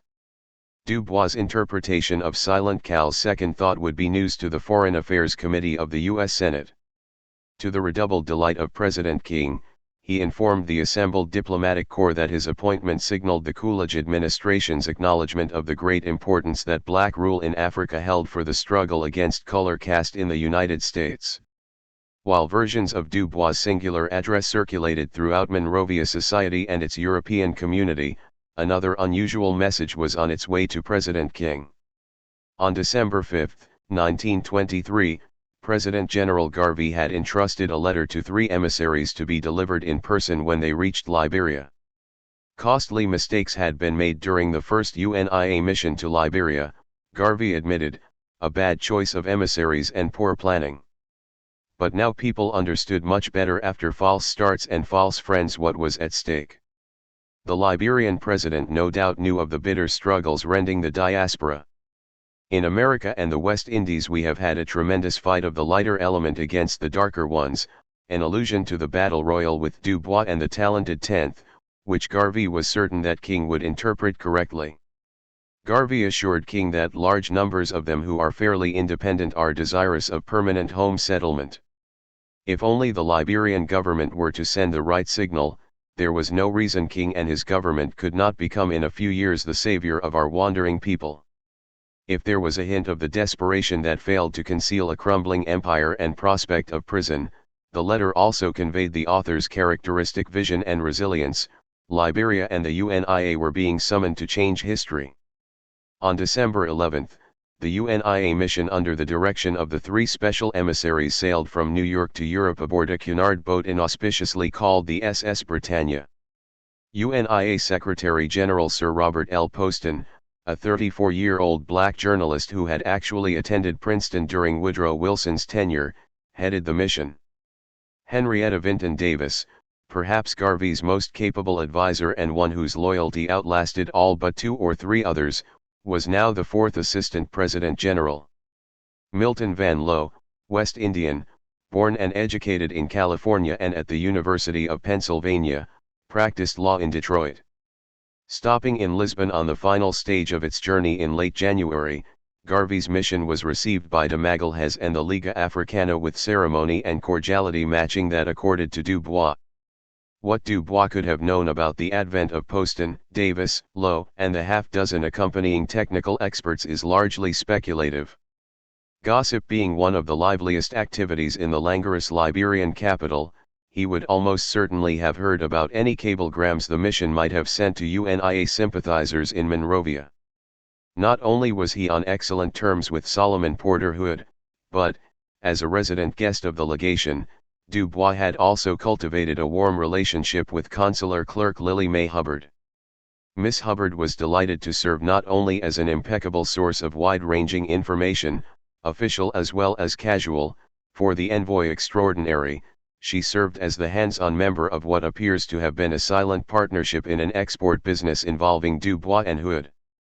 Back at his desk in New York months later, The editor would puzzle over coded cables from Hubbard about coffee and gold consignments in connection with a venture referred to as the Bapapodi more often than not, as on May 1st, throwing up his hands with a, "My dear Lily May, your last cablegram was quite indecipherable." Had Dubois actually been aware while in Monrovia of the Lisbon reception of the UNIA delegation and of its almost imminent arrival in Liberia, it hardly stretches conjecture to suppose that he would have used his considerable influence with President King and his cabinet to put an end once and for all to Garvey's African settlement schemes. What is clear, however, is that the detailed recommendations Dubois submitted to King shortly before sailing home by way of Sierra Leone were incompatible with UNIA participation in the future development of Liberia. This January document was similar in scope to the letter Dubois had sent a year earlier to Secretary of State Hughes broaching the possibility of the U.S. government somehow facilitating the restructuring of Garvey's defunct Black Star Line. Dubois would also provide Hughes with an expanded version of his January 1924 recommendations to the Liberian president. Certain considerations of his as to the economic development of Liberia called for the construction of 50 to 100 miles of railroad track from Monrovia to St. Paul, the incorporation of a large bank under Negro control, large amounts of capital raised from American Negro sources, and the recruitment of colored technical experts to help in the development of agriculture, industry, and commerce. What needed doing, Dubois explained to King and Hughes, was for Liberia to adopt a 20-year plan. A national bank and trust company to finance development should be chartered in New York by an interracial group of bankers.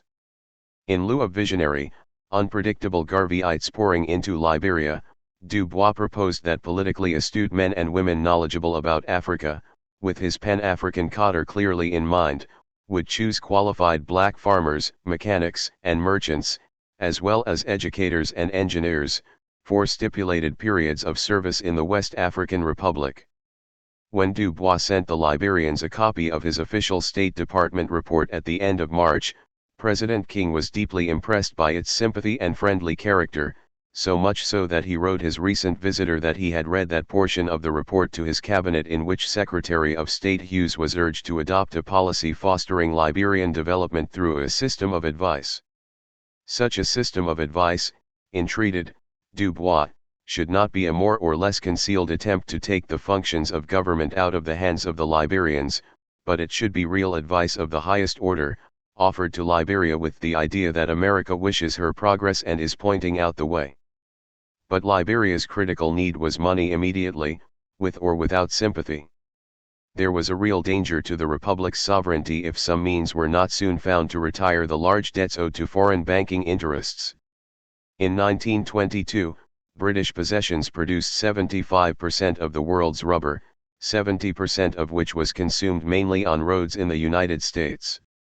When the British Parliament suddenly restricted the output of its Asian plantations, Firestone rubber hunters desperately combed their atlases for new sources of supply. The prospect of a Liberian economy much improved through American investment finally seemed no longer merely hypothetical when a representative of the rubber company turned up in Monrovia shortly before Dubois sailed home. The special envoy described his trek into the rubber-producing upcountry with Hood and Donald Ross of Firestone in suitably momentous accents. "I stood in an enchanted forest at Christmas," he told the readers of the New Republic.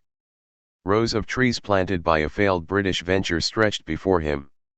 On one side was a black man, United States Minister to Liberia. On the other hand was a white man. We all saw thick, straight, gray trees stretching endlessly about us, and we all saw more than this. Both he and Hood appear to have been susceptible to a certain amount of understandable self-delusion as they excitedly discussed the Firestone possibilities. In a lengthy, self-congratulatory narrative he would send to Dubois almost 2 years later, Hood boastfully claimed that the Firestone concession proposal and subsequent $5 million loan had had their origins in the diplomat's letter to Harvey Firestone, and in Hood's own State Department reports, copies of which were subsequently provided to the Firestone officers. But Dubois had believed that he saw more than either Hood or Ross. He soon convinced himself that by gaining the ear of company president Harvey Firestone himself he would be able to safeguard the interests of both Liberia and the Pan-African Congress movement. Dubois' letter to Firestone, written just a few weeks before Hood's letter claiming all the credit, would betray similar naivete. Commending a more humane colonial experiment in Liberia than those pursued by the French, British, or Portuguese throughout Africa, the editor cautioned Firestone that usually Americans send whites used to handling colored labor. These get results by cruelty and browbeating alternating with pandering to drunkenness, gambling, and prostitution. Far better results could be gotten, Dubois' 3-page, single-spaced, typewritten letter insisted, if Firestone employed sophisticated whites, educated Liberians, and experienced colored Americans. Firestone's spokesman responded with a cordial invitation to Dubois to share any further ideas or suggestions. The breach between ideal and reality, between illusion and cynicism in the Firestone rubber concession in Liberia would widen to form a veritable abyss of exploitation on a continent already notorious for merciless plunder by powerful European interests.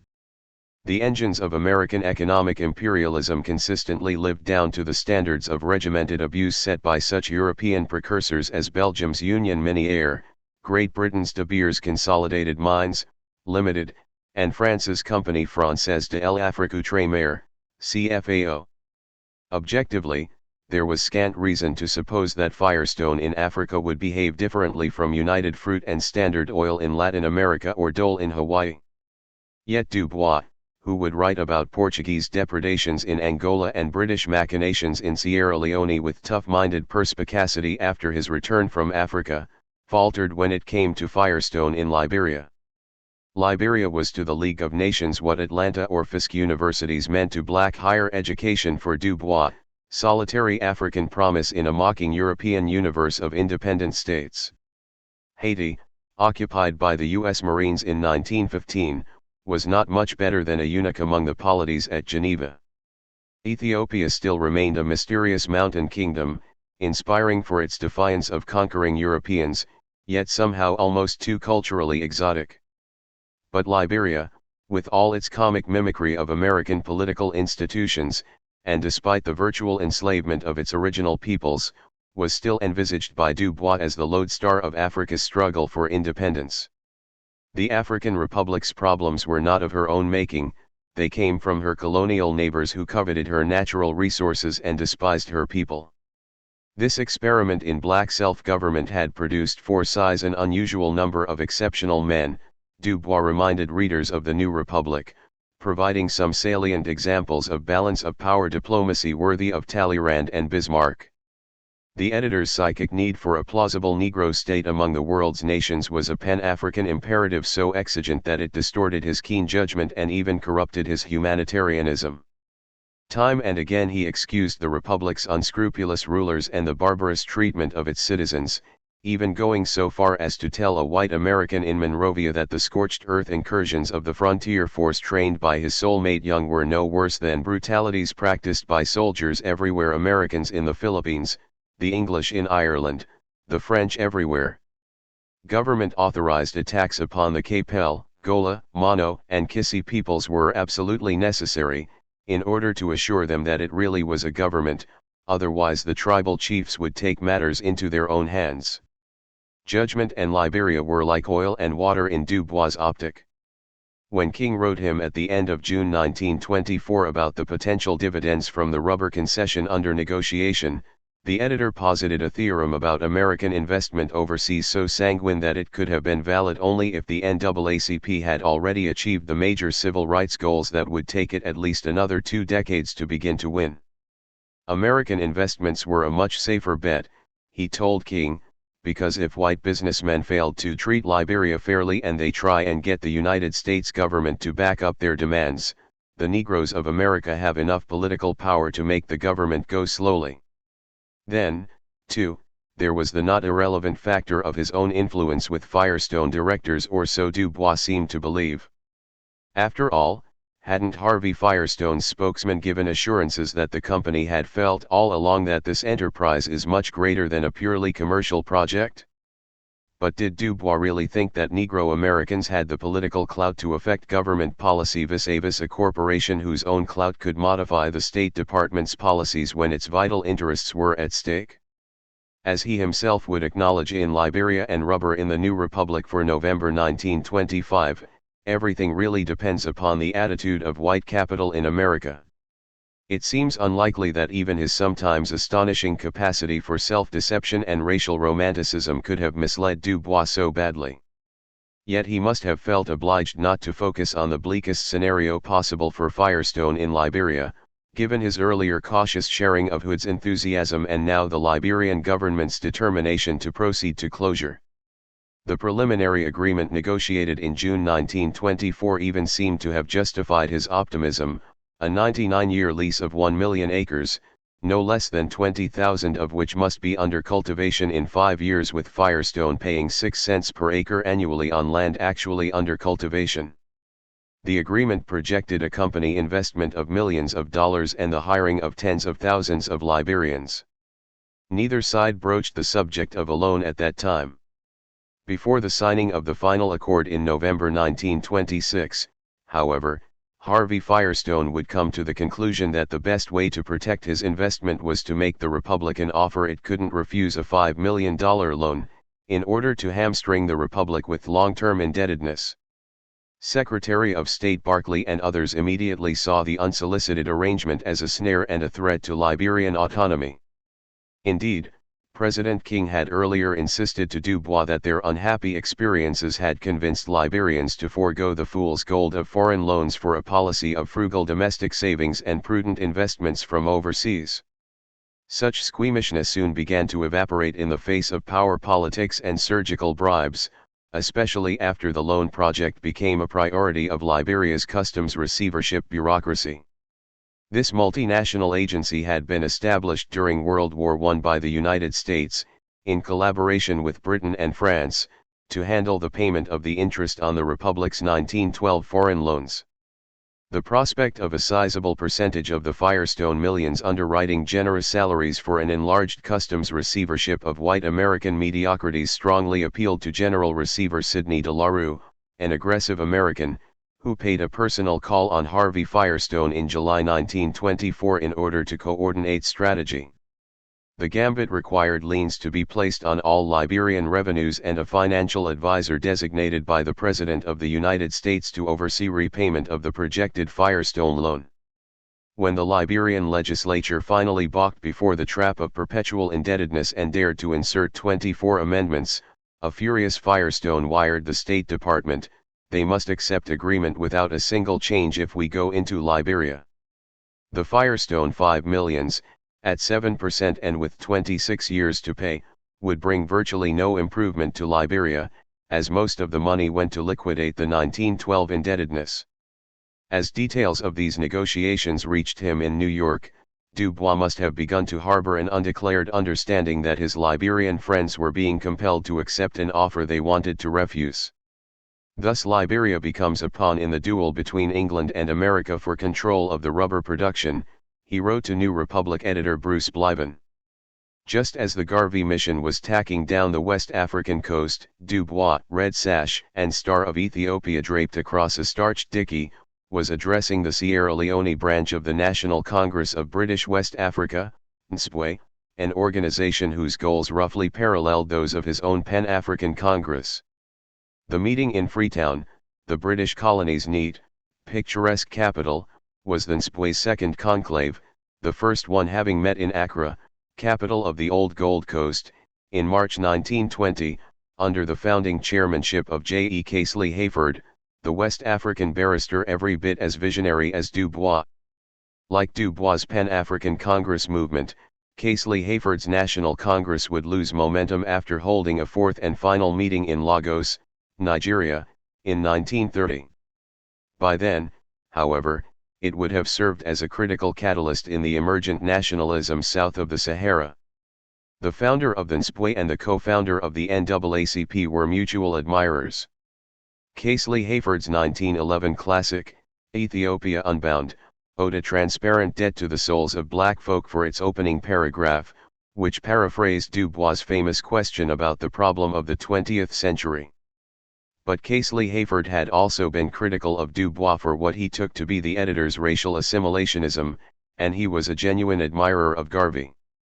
It was not surprising, then, that Bruce Gritt, Garvey's venerable ally, had cabled a warning about Du Bois from New York shortly before Casely Hayford and 25 others headed for Freetown.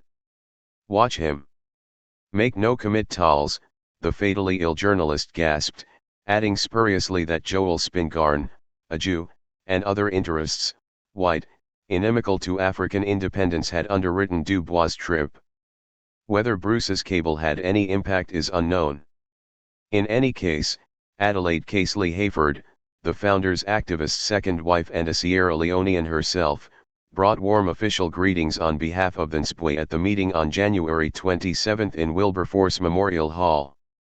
Speaking from the text he had carefully prepared before sailing from Monrovia, a deeply bronzed Du Bois traversed the history of black people in the United States with a brilliant combination of generalization and detail. "This is all the more necessary," Du Bois lectured his rapt audience, "because all over the world colored people have great difficulty in understanding each other because they learn from each other through the words of those who despise them." This was the raison d'etre of the Pan-African Congress movement, to inform, to plan, and, ultimately, to mobilize the darker world. "Whatever we do," he said in closing, "there should be common action," and he added, "for the enlightenment of this African assembly, that American Negroes had learned that the brains of women were as good as those of men, and we are using them." His visit prominently noted in the Sierra Leone Weekly News, Du Bois headed for Senegal, whose capital city, Dakar, he would find more courteous than New York, London, and Paris. "The primitive black man is courteous and dignified throughout Africa," he declared sweepingly, adding that he never saw even one respectable quarrel. President Coolidge's special envoy had left Monrovia on January 22, with West African ports of call along the way. If his Liberian stay had actually overlapped the arrival of the UNIA mission in the first week of February 1924, as might be mistakenly assumed due to Du Bois' own inaccuracy, it would demand the faith of the gullible to credit Du Bois' repeated denials that he never even discussed Garvey with his hosts. But if his denials benefit from the fact of his absence from Monrovia, there is an overwhelming probability, nevertheless, that understandings about preventing a UNIA beachhead in the Republic would already have been reached between Du Bois and the Liberians by the time the Poston Group disembarked. Certainly, Du Bois played no direct part in the duplicity of the politicians and government officials, many of whom professed allegiance to Garvey, reached agreements in principle about the establishment of a UNIA commune, and, as in the case of King's stepson, gladly leased a large warehouse to the UNIA delegation at a handsome rate. The Liberian Liaison Committee was not only blessed by the President but numbered among its distinguished members the Vice President, the Chief Justice of the Supreme Court, and 2 former Presidents of the Republic. When Poston and his associates spooned themselves into the longboats taking them to their U.S.-bound steamer, they had good reason to believe that day in early March that they would soon return leading some 20,000 Garveyites to a Liberian Zion. Du Bois came home in late March 1924, in what seemed a shimmering corona of international feats. Serious problems in the operation of the crisis awaited him, as did another ruckus about attending the NAACP convention that June. And there had been criticisms, some of them sharp and mocking, poked at the Third Pan-African Congress. These were false notes that had little resonance, however, in a symphony of articles conducted by Du Bois in the Crisis, Current History, Foreign Affairs, The Nation, and The New Republic. Moorfield's story spoke for much of that well-disposed white opinion the editor had targeted. The NAACP's venerable president wrote to Du Bois, after reading about Africa in the Crisis, that he felt more strongly than ever that we are gradually gaining ground everywhere, that the colored people are showing that they are the equals of other men, and that they have, moreover, certain qualities and abilities of their own which are sources of power. The overwhelming impression among interested Afro-Americans was that the editor's recent odyssey was an epic success. When is that envoy extraordinary and minister plenipotentiary coming to Chicago? Mildred Jones, the schoolteacher who was now a part of his intimate life, cooed a few days after his return. Fitting recognition of what had been accomplished not only in London, Lisbon, and West Africa, but of a lifetime of learning and overcoming, came on the evening of April 13 at the Café Savarin in Manhattan, 7 weeks after his 56th birthday. Nearly 500 prominent men and women of letters and other distinctions came to honor Du Bois that Sunday evening. Story: Joel Spingarn, Albert Bushnell Hart, Zona Gale, Witter Binner, Eugene O'Neill, Channing Tobias, and others kept away by health, commitments, or geography sent regrets and eloquent testimonials. Fundamentally, Mr. Du Bois is one of the great teachers of democracy in America, said Wisconsin novelist Gale through James Weldon Johnson's melodious voice. One generation removed from a proud Irish peasant heritage, Eugene O'Neill spoke through Jesse Fawcett of his feeling of kinship with Du Bois in the struggle against intolerance and prejudice. The young playwright permitted himself the selfish regret that, in giving himself unsparingly to the cause of humanity instead of devoting himself to that fine and moving prose which distinguishes his books, Du Bois had deprived American letters of the full benefit of his muse. Ridgely Torrance read Binner's poem to Du Bois and his people. The Negro spirituals go down Moses and nobody knows the trouble I've seen cast their spell. New York's lieutenant governor was followed by the far more formidable Mary McLeod Bethune, who gave only a set speech, according to Arthur Spingarn. But Arthur thought that, while the music was fine, the poetry fair, the speeches were all execrable, as he wrote his ailing brother at Troutbeck. One of the speakers, the aged Mary Austin, mistaking the occasion for a tribute to Sitting Bull, prattled on about the influence of Indian art and music. Near the end came the bubbly prodigy Count T. Cullen, reciting all 7 stanzas of his The Fledglings to the Eagle. Men raised a mountain in your path, steep, perilous with slime. Then smoldered in their own hot wrath, to see you climb and climb. Strong eagle, we, the fledglings, try our wings, though thinly spun. Because we know you watch, and cry. Us, courage, from the sun. After the half-broiled chicken, chiffonade salad, and ice cream had been consumed, the guest of honor rose, resplendent in his new Liberian decoration and formal attire. The crowd was quite ready to be carried off its feet, Arthur declared, but instead, and in his opinion missing a great chance, Du Bois gave one of his cold, statistical, and historical argumentation talks on Liberia. More likely, the speech was somewhat better received than Spingarn reported. The honoree certainly thought his address was a great success. Really an astonishing occasion, Du Bois wrote the Master of Troutbeck, one that made it possible to spotlight his work for all races and not simply for one, and to plead his cause with artistry. At 56, Du Bois was remarkably fit. There had been no complications from the removal of his left kidney at the end of 1916, major surgery the patient rather dramatically advertised as going down into the valley of the shadow of death. He was fond of walking, paid attention to his diet, drank alcohol in moderation, took his beloved Benson and Hedges cigarettes only with meals, and scrupulously went to bed at 10. It was at about this period that head-to-toe health reports began arriving annually from the Life Extension Institute Incorporated, of New York City, a private health clinic. Du Bois' enrollment would lapse once or twice over the next 2 decades, but he was able to benefit from the 20% discount the institute extended to former members. The Life Extension staff learned to keep on its toes when dealing with this particular client, who regularly forwarded critiques of examination results and occasionally upbraided the director for work deemed to be below par, as in the case of some dental X-rays in summer 1923. May I call your attention to the superior excellence of these photographs as compared with the work done in your laboratory. There was no sign yet of vitiligo, a chronic skin condition that would slowly affect his hands and arms, splotchily turning much of the skin alabaster white. But some of the editor's friends may have begun to detect a greater irritability, a heightened testiness in matters small or routine, and even lapses in his phenomenal memory. The spat with James Weldon Johnson over attendance at the association's annual convention that June in Philadelphia was a case in point. He had absented himself from the 1923 NAACP convention in Kansas City after being surprised and hurt when Johnson, Ovington, and White readily accepted his pro forma offer to save money by remaining in New York. No amount of argument could make him believe that his services would be needed at Philadelphia. If his services were unnecessary at Kansas, he pouted.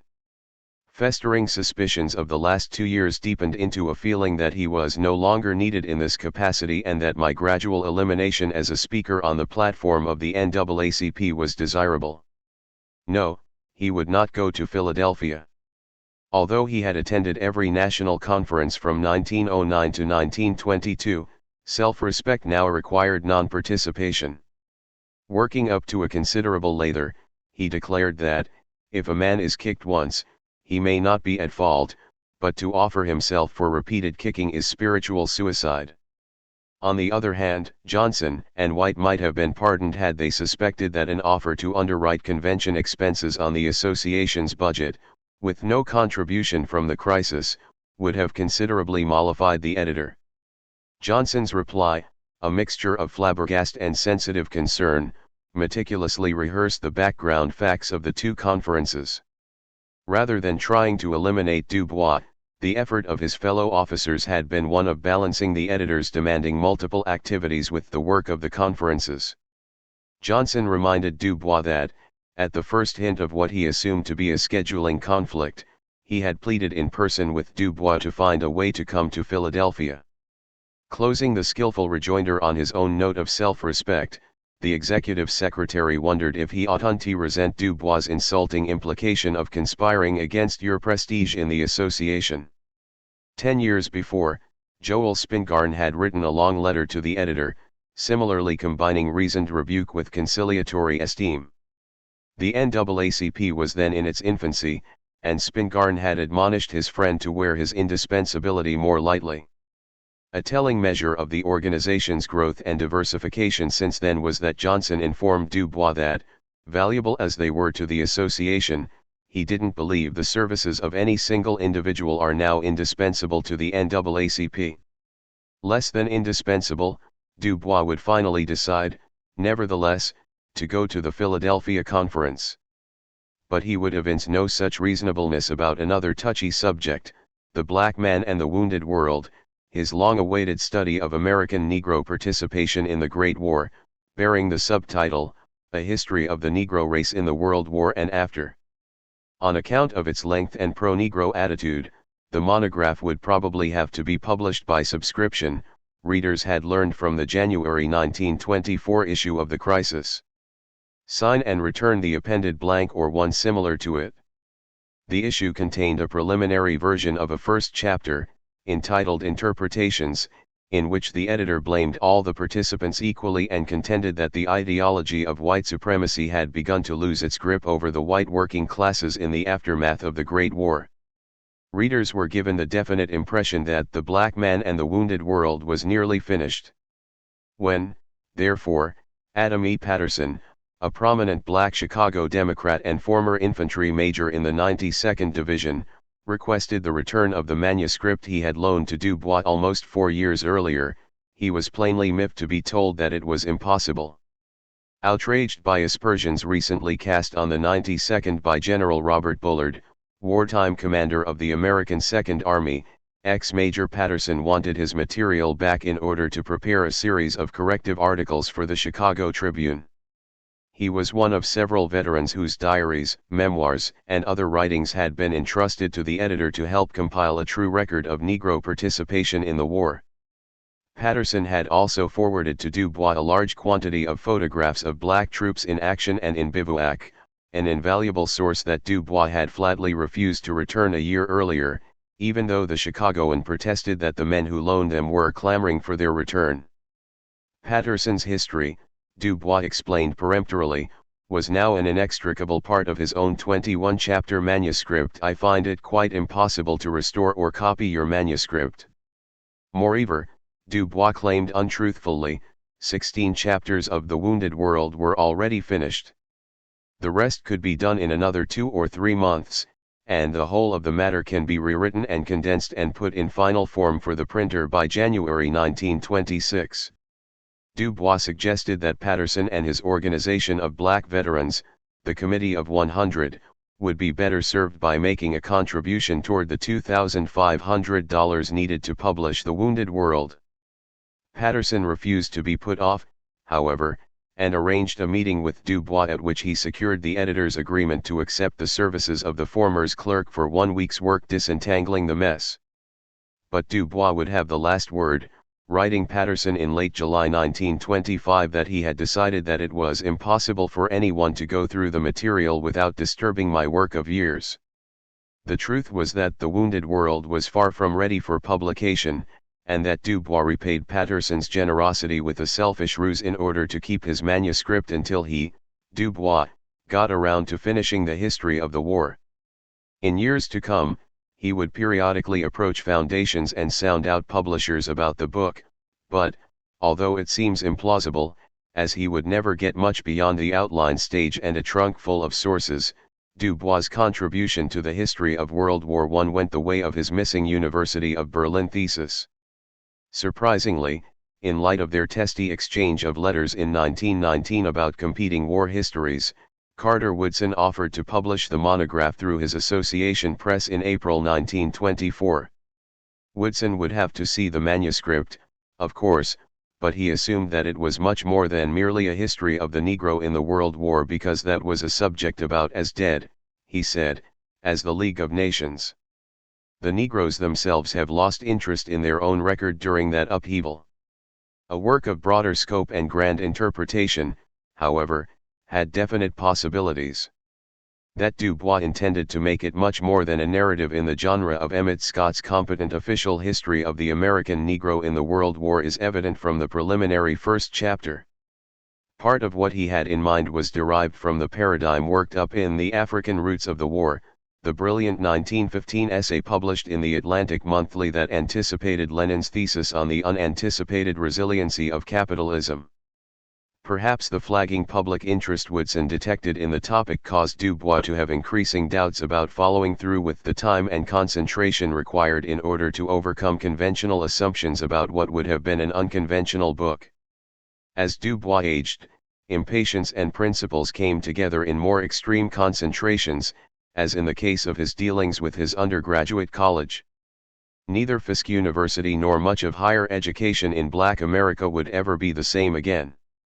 The month-old invitation to address the Fisk alumni on June 2 was on his desk when he returned from Africa.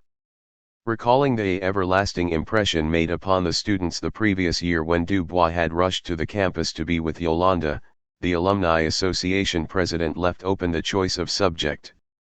As Dubois fully intended to be present for Yolanda's graduation on June 1, the alumni invitation seemed almost an obligation. He and Nina were relieved and proud that the final year had been their daughter's best ever at Fisk, but, as Dubois wrote Yolanda, Nina was too ill to consider making the trip to Nashville. The memory of her last trip makes her a little nervous. His acceptance of the Alumni Association's invitation was motivated by more than parental duty, however.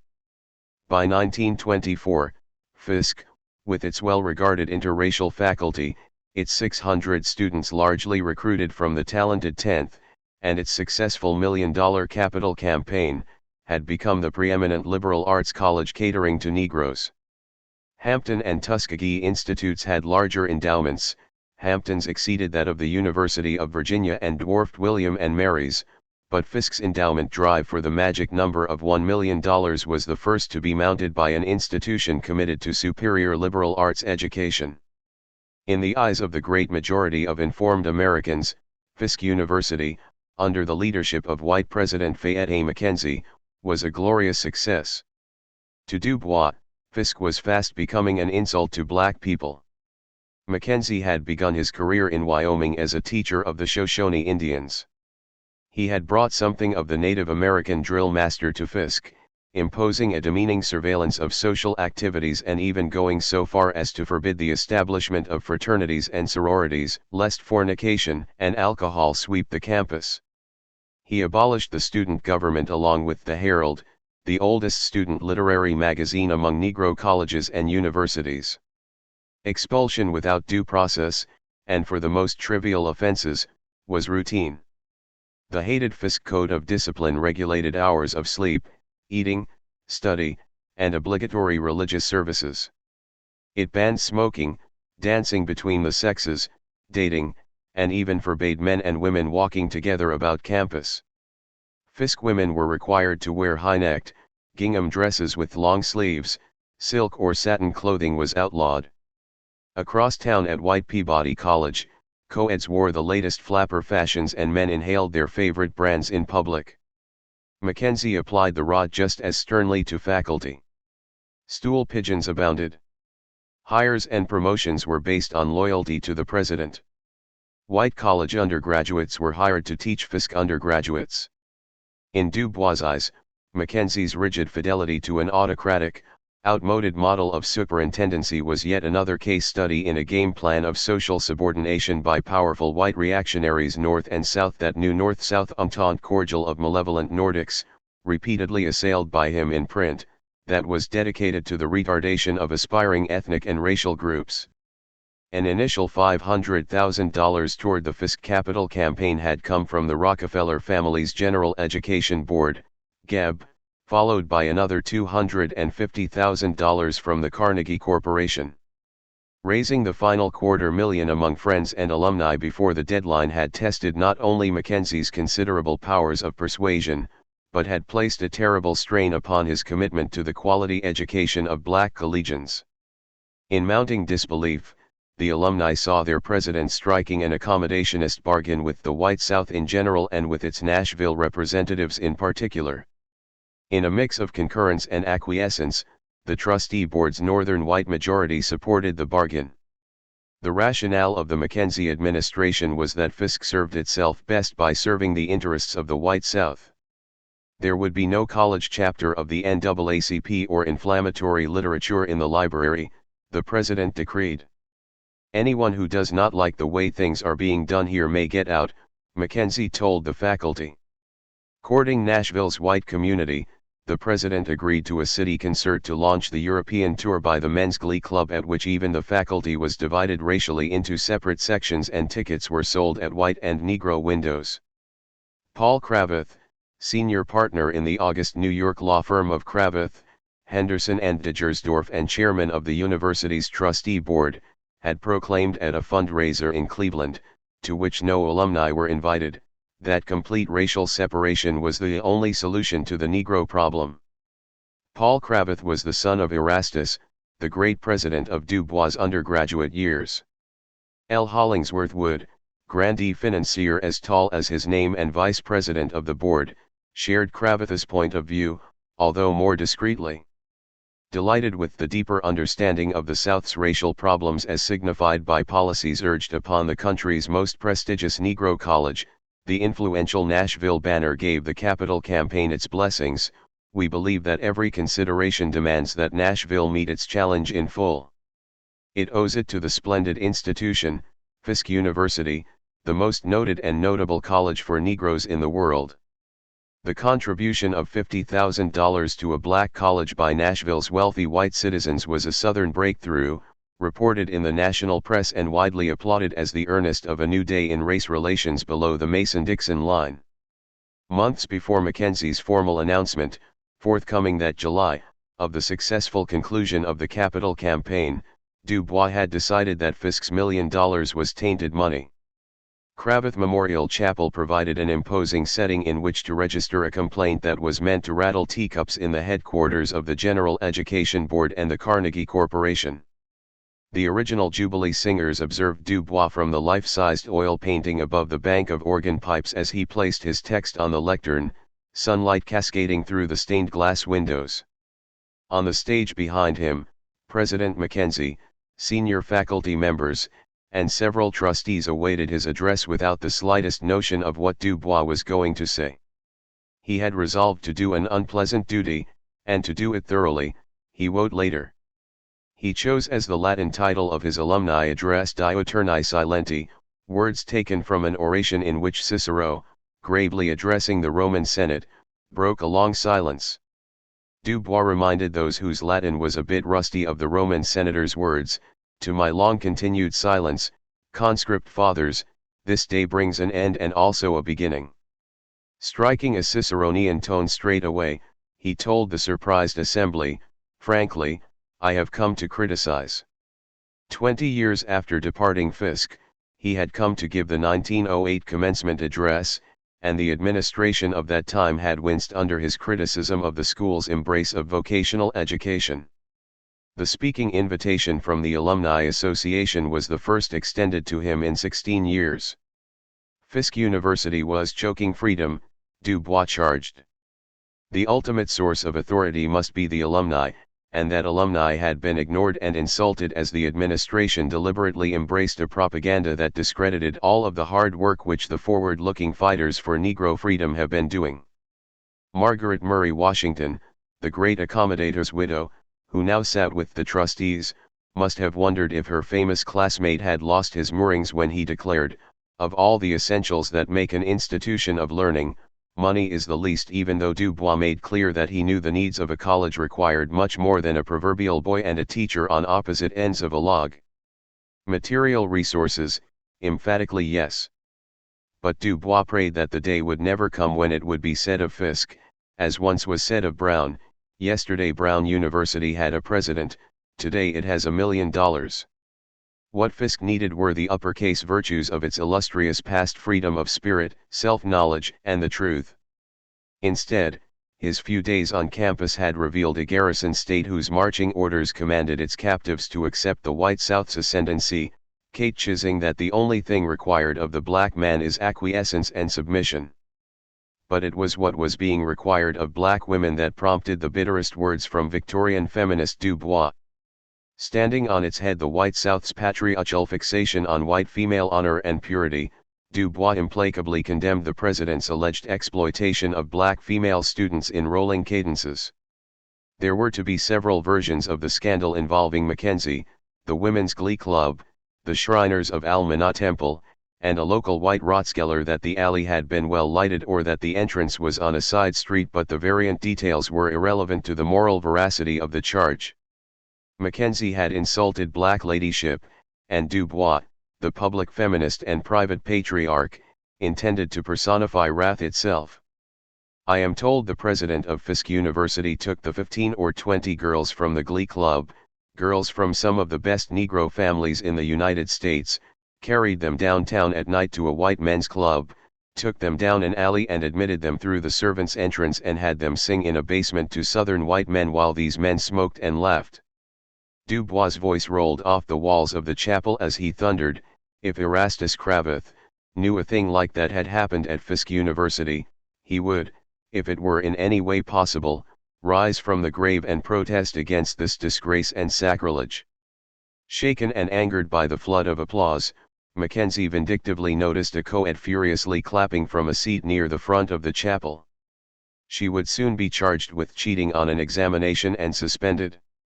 No president can stand against such attacks and such intrigue unless he has militant and unreserved support, Mackenzie immediately warned his trustees. The following month, the success of the $1 million endowment was announced, an epic achievement praised by the Urban League's opportunity as bringing a national university for colored people within imminent reach. But if the president and the trustees thought that the news would lance the boil, they were wrong. Unless Mackenzie is removed from Fisk, the editor thundered in the second issue of the New Herald, resurrected and published in New York by Dubois and several activist alumni, "I intend to publish every word of evidence I hold to prove he is unfit and a detriment to the cause of higher education for our race." Describing Fisk as a place of sorrow, of infinite regret, a place where the dreams of great souls lay dusty and forgotten, the September crisis promised to give full coverage to the situation. Dubois delivered on that promise the following month with The Dilemma of the Negro in the American Mercury and Gifts and Education in the February 1925 issue of the Crisis, a one-two body blow that figuratively rattled the General Education Board windows at 61 Broadway. These American Mercury and Crisis missiles, one aimed at the mainstream, the other targeted for the minority stream, were like mortars bursting above a festive gathering, timed to arrive just as the self-congratulatory celebrants were leaving. Gifts and Education acknowledged that the only hope for Negro education lies in the gift of the white rich. What else could the Negro do, he challenged, when Southern white laborers prevented state legislatures from voting appropriations for decent common schools and high schools for Negroes. Whether or not Du Bois really believed that the South's poor whites bore the major responsibility for the region's miserable expenditures for black public education, there was no disputing his passionate depiction of the consequences a race compelled, he wrote, to go begging up and down the land, hat in hand, crawling to the doorsteps of the rich and powerful for the dole of knowledge. In the North, organized labor played an analogous role, sneering and yelling and cursing at black labor because it is not intelligent and underbids them. Caught between the Scylla of white working-class hostility North and South and the Charybdis of tainted philanthropy. The predictable results were the triumph of the pusillanimous, making free and self-respecting manhood and frank open and honest criticism increasingly difficult among us. Like dominoes falling, the editor saw the handful of quality liberal arts colleges collapsing into intellectual obsequiousness and vocational irrelevance, Atlanta badly wounded, Talladega and Shaw increasingly marginalized, Lincoln hanging on, Howard's federal appropriation hostage to Dixiecrat congressmen. If someone starts to tell the truth or disclose incompetency or rebel at injustice, the editor scolded, a chorus of SH, arises from the whole black race. SH. You're opposing the General Education Board. Hush. You're making enemies in the Rockefeller Foundation. Keep still, or the Phelps-Stokes Fund will get you. The flow of funds to Fisk or Talladega or a hospital might stop. Du Bois had made many of the same charges in the American Mercury, whose readers, unlike most of the Crisis subscribers, were hardly to be thought of as ready-made converts to his scolding message. Driving home the recognized rule of philanthropy that no Negro higher school can survive unless it pleases the white South, the dilemma of the Negro contrasted the impoverishment of Atlanta University with the opulence of Hampton. At Atlanta, the faculty was interracial, students and faculty took meals in common, and the alumni exercised real power on the Board of Trustees. The result? Atlanta University is starving today. Hampton, the pet of philanthropy and of the white South, had everything a school could want, except racial integrity. American Mercury readers had no need to be reminded that Booker Washington was Hampton's most illustrious graduate, nor would most have found the Institute's inculcation of Puritan industry, Christian patience, and racial circumspection inappropriate. According to Du Bois, though, Hampton's white masters had long since crossed the line dividing circumspection from abasement, and he cited the recent campus visit of the school's second most illustrious son in graphic evidence. Moten had taken a seat simply to chat with a staff member in Hampton's whites-only faculty dining room when a female teacher arose and ostentatiously left the table and the dining room. She is still teaching in Hampton, Du Bois noted sardonically. A single bright light glowed at Morehouse, the former Atlanta Baptist College, where his able and principled friend John Hope had replaced a white president and soldiered on with modest boosts from the American Baptist Home Missionary Society. Hope at Morehouse was proof that black-run institutions were no longer ipso facto synonymous with retrogression.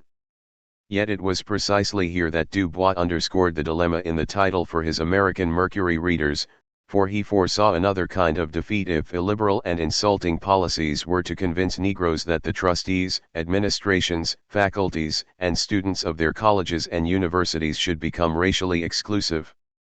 Voicing an integrationist rationale worthy of Frederick Douglass, he insisted that the cultural contact of white and black teachers with each other and of students with a mixed faculty has undoubtedly been one of the greatest sources of racial peace in the United States. To lose it would be calamitous. Devoid of the cultural and racial romanticism that had already begun to vex some of his other pronouncements on segregation, the dilemma of the Negro was an admirable combination of prediction and admonition. The ideal American society was one that would draw strength from the interaction and interdependence of its heterogeneous groups, a civitas of which Fisk and Atlanta were fragile microcosms. The chance for that ideal in higher education was being squandered by the white supremacist cabal, on the one hand, and the embittered recoil into militant black separatism of upwardly mobile men and women of color, on the other. What Du Bois seemed to be saying, with a sagacity that would inform Gunnar Myrdal's An American Dilemma, 20 years in the future, was that if the nation did a better job of encouraging its liberal democratic ideals, racial separatism would gradually diminish, yet also, simultaneously, and somewhat paradoxically, acquire a degree of naturalness and non-bellicose legitimacy as the stigma of enforced segregation was lost. The dilemma of the Negro contained an embryonic vision of the multiculturalism that would continue to elude the United States into the 21st century. By the time Gifts and Education ran in the February crisis, the situation at the college was speeding to a climax. The editor had begun to mobilize allies in order to force the results his writings called for soon after leaving campus for New York with the diplomat Yolanda at his side. Charles Wesley, class of 1911, pledged his support in the campaign to save Fisk. Wesley, on the faculty at Howard University, was a few months away from becoming the third Negro, after Du Bois and Woodson, to earn a Ph.D. in history from Harvard. There is need for action, Wesley wrote to Du Bois at about the same time that Abram Harris, a graduate of Virginia Union University, rallied to the cause. Harris, just finishing his master's in economics at the University of Pittsburgh, was another brilliant scholar who would become one of the small group of Howard professors known as the Young Turks. In a letter-writing campaign worthy of a candidate for national office, Du Bois had gained the backing of much of the alumni and a number of prominent educators and leaders by the end of 1924.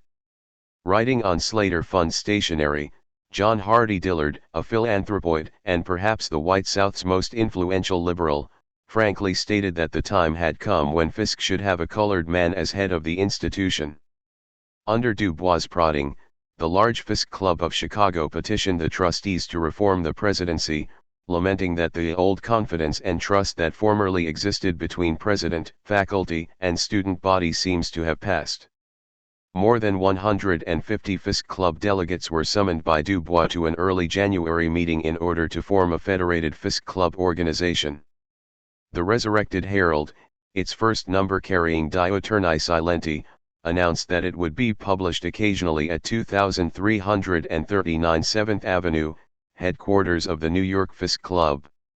Du Bois' determination to mold important segments of Afro-American opinion was manifest in the letter sent to the Associated Negro Press. "I want the Press Association to get into this Fisk fight on the right side," he commanded its president, and promised to send the ANP inside information for the accuracy of which he vowed to take personal responsibility. His inside information came from several sources. A professor provided Du Bois with an insider's lengthy, revealing analysis of Fisk University, and student informants were indispensable. None proved more valuable than George Streeter, a precocious 21-year-old senior from Nashville with a natural aptitude for organizing. Du Bois had met Streeter during the June visit to the campus, and had instantly taken the measure of the young man's abilities. Streeter's devotion to Du Bois was instantaneous.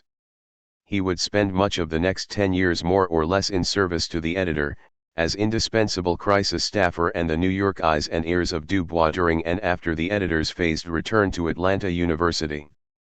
An excellent essayist with strong political views that would eventually cause him to lecture his idol, he would be the first Negro journalist to land a position with the New York Times. Streeter's intelligence gathering was impressive.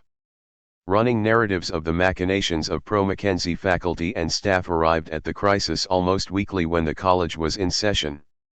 Streeter's crucial service was to organize a corps of students soon after the start of the fall semester to bring the Mackenzie administration to its knees through demonstrations. Meanwhile, the editor devoted his fall lecture tour to the Fisk situation, speaking to dozens of Fisk clubs in the Northeast and Midwest. Fisk appeared in the October crisis. It was his college, the shrine of his young years of high idealism and infinite faith, the editorial remonstrated, but it was failing every test of higher education for Negroes.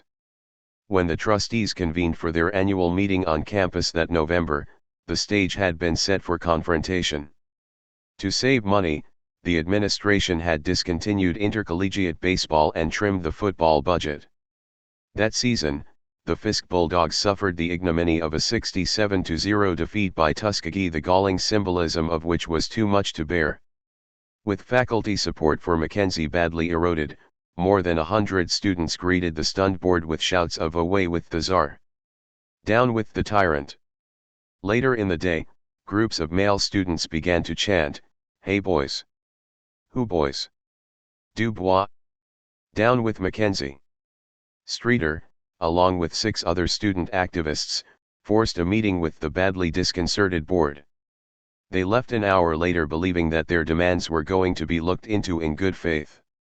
Impressed and pleased with the fair and manly way in which the students conducted their case, Cravath had accepted a proposal for a faculty-student arbitration committee. The trustees were surprised and deeply concerned by the November disturbances. They continued to be genuinely puzzled by Du Bois' thunderous writings, alumni rumblings, and mounting student unrest. In the imperfect world ordained by Plessy v. Ferguson, men such as Paul Cravath, L. Hollingsworth Wood, William H. Baldwin, and, certainly, Thomas Jesse Jones honestly believed that their philanthropic labors greatly encouraged developments that would make the separated races less unequal in the long term. The fact that the national black leadership was by no means united behind Du Bois greatly reassured Fisk's white trustees of the rectitude of their policies. They would have known of the substance of Mrs. Booker T. Washington's irritated response to Du Bois' request for support in her new capacity as an alumni representative on the board. Mackenzie's stewardship of their college might not be unflawed, replied Margaret Washington, but she did wonder if a man who is able to secure $1 million, if a man who is able to secure $50,000 from a Southern white citizenship, who is able to have every room in his buildings filled with students, ought not have their entire support until we are absolutely sure that he in no way deserves it. These were precisely the sentiments of the Grand Gram Matthias of Sigma Pi Phi, the elected head of the Pouce Sant, quasi-hereditary society informally known as the Boule and comprised of some of the country's most accomplished black professional men. Du Bois' fraternity, Alpha Phi Alpha, oldest of the Negro Greek letter societies, founded at Cornell in 1907, also ducked his request for an endorsement of the Streeter-authored resolution sent to it on behalf of the student leadership. There was also a fair number of conservative parents like the physician who praised Mackenzie's disciplinary code as the best thing for daughters who should be educated as pure Christian young women.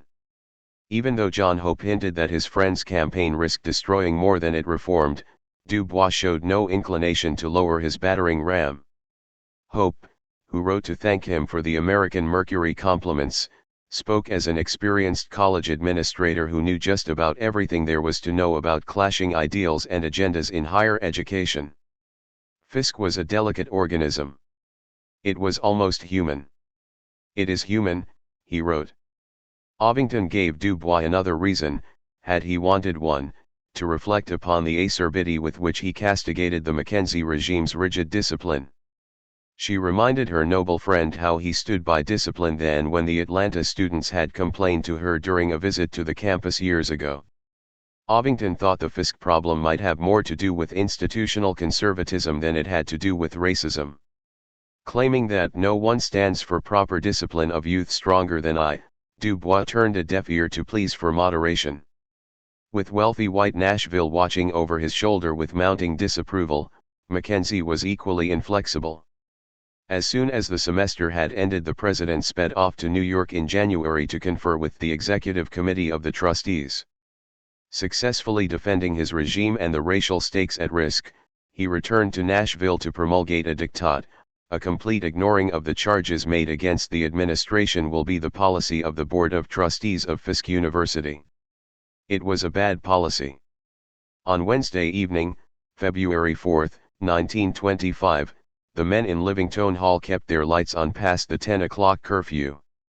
Until that night, for all his editorializing and public speaking about the troubles at Fisk, Dubois had failed to bring about a broad-based mobilization against the Mackenzie administration.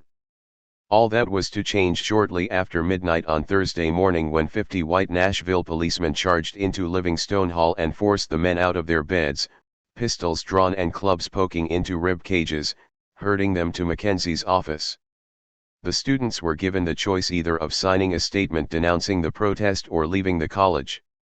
7 ringleaders, the 7 who had met with the trustees in November, were placed under arrest on the president's orders, although released immediately after the embarrassed president failed to substantiate charges of property damage and incitement to riot. No life had been lost and the police officers had been relatively restrained, but the violation of the talented 10th's flagship campus by the city's notoriously bigoted police force at the invitation of the Fisk president was a surpassing outrage.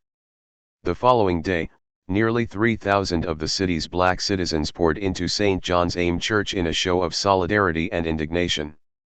Dubois had been given a cause célèbre that would blast into the presidential offices and trustee meeting rooms of one historically black institution of learning after another. As for the 4th president of Fisk University, the Chicago Defender accurately forecast his fate. Mackenzie, you're through. 8 weeks of boycotted classes ensued. The trustees released a ringing statement squarely and unanimously backing Mackenzie at the end of the first week. White Nashville cheered him. The Chamber of Commerce voted unanimous commendation, and the Kiwanis Club entertained him. The city's 2 newspapers, The Banner and Tennessean, railed against the students and those Bolshevistic and anti-white forces who were plotting, according to Mackenzie, to turn Fisk black from top to bottom. Equality of rights in all respects was a goal these students can never attain, huffed the Banner. Many students went home at their parents' insistence or withdrew outright from Fisk, with dozens of them transferring to Howard. But the majority kept up the momentum, guided by a general staff receiving orders from the editor of the Crisis and sustained by the local community's remarkable support. Black Nashville opened its homes, with the Negro Board of Trade sponsoring fundraising meetings and offering credit to students ousted from dorms and denied dining hall meals. Citizens Savings Bank and Trust Company, black-owned, cashed money orders refused by the Fisk Post Office. The boycott uniform for co-eds was flapper dresses, silk stockings, and high heels. They even smoked in public. No more cotton stockings and gingham dresses, one young woman wrote Dubois it was too much. One alumnus Mackenzie supporter fled in confusion from campus after seeing students in skirts split almost to their waists exposing their nakedness. To the relief of the board's white moderates and the consternation of Thomas Jesse Jones, Fayette Mackenzie finally threw in the towel, his resignation effective April 16, 1925. Dubois congratulated Streeter on the excellent work which you and the students have done at Fisk University. His statement, that of course I knew nothing of your plans, was a prudent fabrication. Even so, he couldn't restrain himself from admitting to having worried that the students would fail to carry through to the finish, but you did. It was a job well done. In August of that year, Dubois sent a memorandum to the trustees announcing that the time had come when the claims of colored men for the presidency of our Negro schools should be considered and considered on the same terms as the claims of white men. That the editor may have had himself in mind for the position is more than a remote possibility, although John Hope could have told him that it was about as likely as Mackenzie being elected to the NAACP's board of directors. In any event, Fisk's white-dominated board appears to have given no thought whatsoever to a Dubois candidature nor to any serious contemplation of a break with the tradition of selecting white males. On the other hand, virtually all of the demands of the students were conceded. Elected student government returned to the campus along with the suppressed Herald. Proscriptions on dating and dancing were modernized. The dress code disappeared and, for better and worse, Greek letter organizations appeared. Expelled students were readmitted, and the transcripts of those who preferred to transfer to Howard released. When academic year 1926 commenced, numbered among the new Fisk faculty members were Bertram Doyle, E. Franklin Frazier, and Paul Radin in sociology, Ulruthius Taylor in history, St. Elmo Brady in chemistry, Elmer Imes in physics, Warner Lawson and John Work in music, and Lorenzo Dow Turner in literature and linguistics. Under its new coach, the Fisk Bulldogs came roaring back to dominate the black gridiron as the fastest team in colored America. Less than a month after Mackenzie's capitulation, Howard University students struck against the iron-fisted regime of their white president, J. Stanley Durkee, a New England, trained Congregationalist minister. Lincoln University would erupt the following year. Hampton's turn would come in 1927 as the tidal effect of Diuturni Silenti rolled across the campuses. From promising beginnings as an enlightened reformer who honored the tradition of white presidents collaborating with Howard's triumvirate of black deans, Durkee had begun to rule by decree as he set about implementing his own master plan for the university's restructuring. As he merged departments, forced long-serving administrators into retirement, and fired faculty, the president's autocratic policies embroiled him in disputes whose racial resonances, virtually unavoidable in any case, were greatly amplified. To his credit, however, Durkee had won federal funds for new buildings and operating capital from congressional committees dominated by white Southerners, some of whom came occasionally to enjoy spirituals in the university chapel.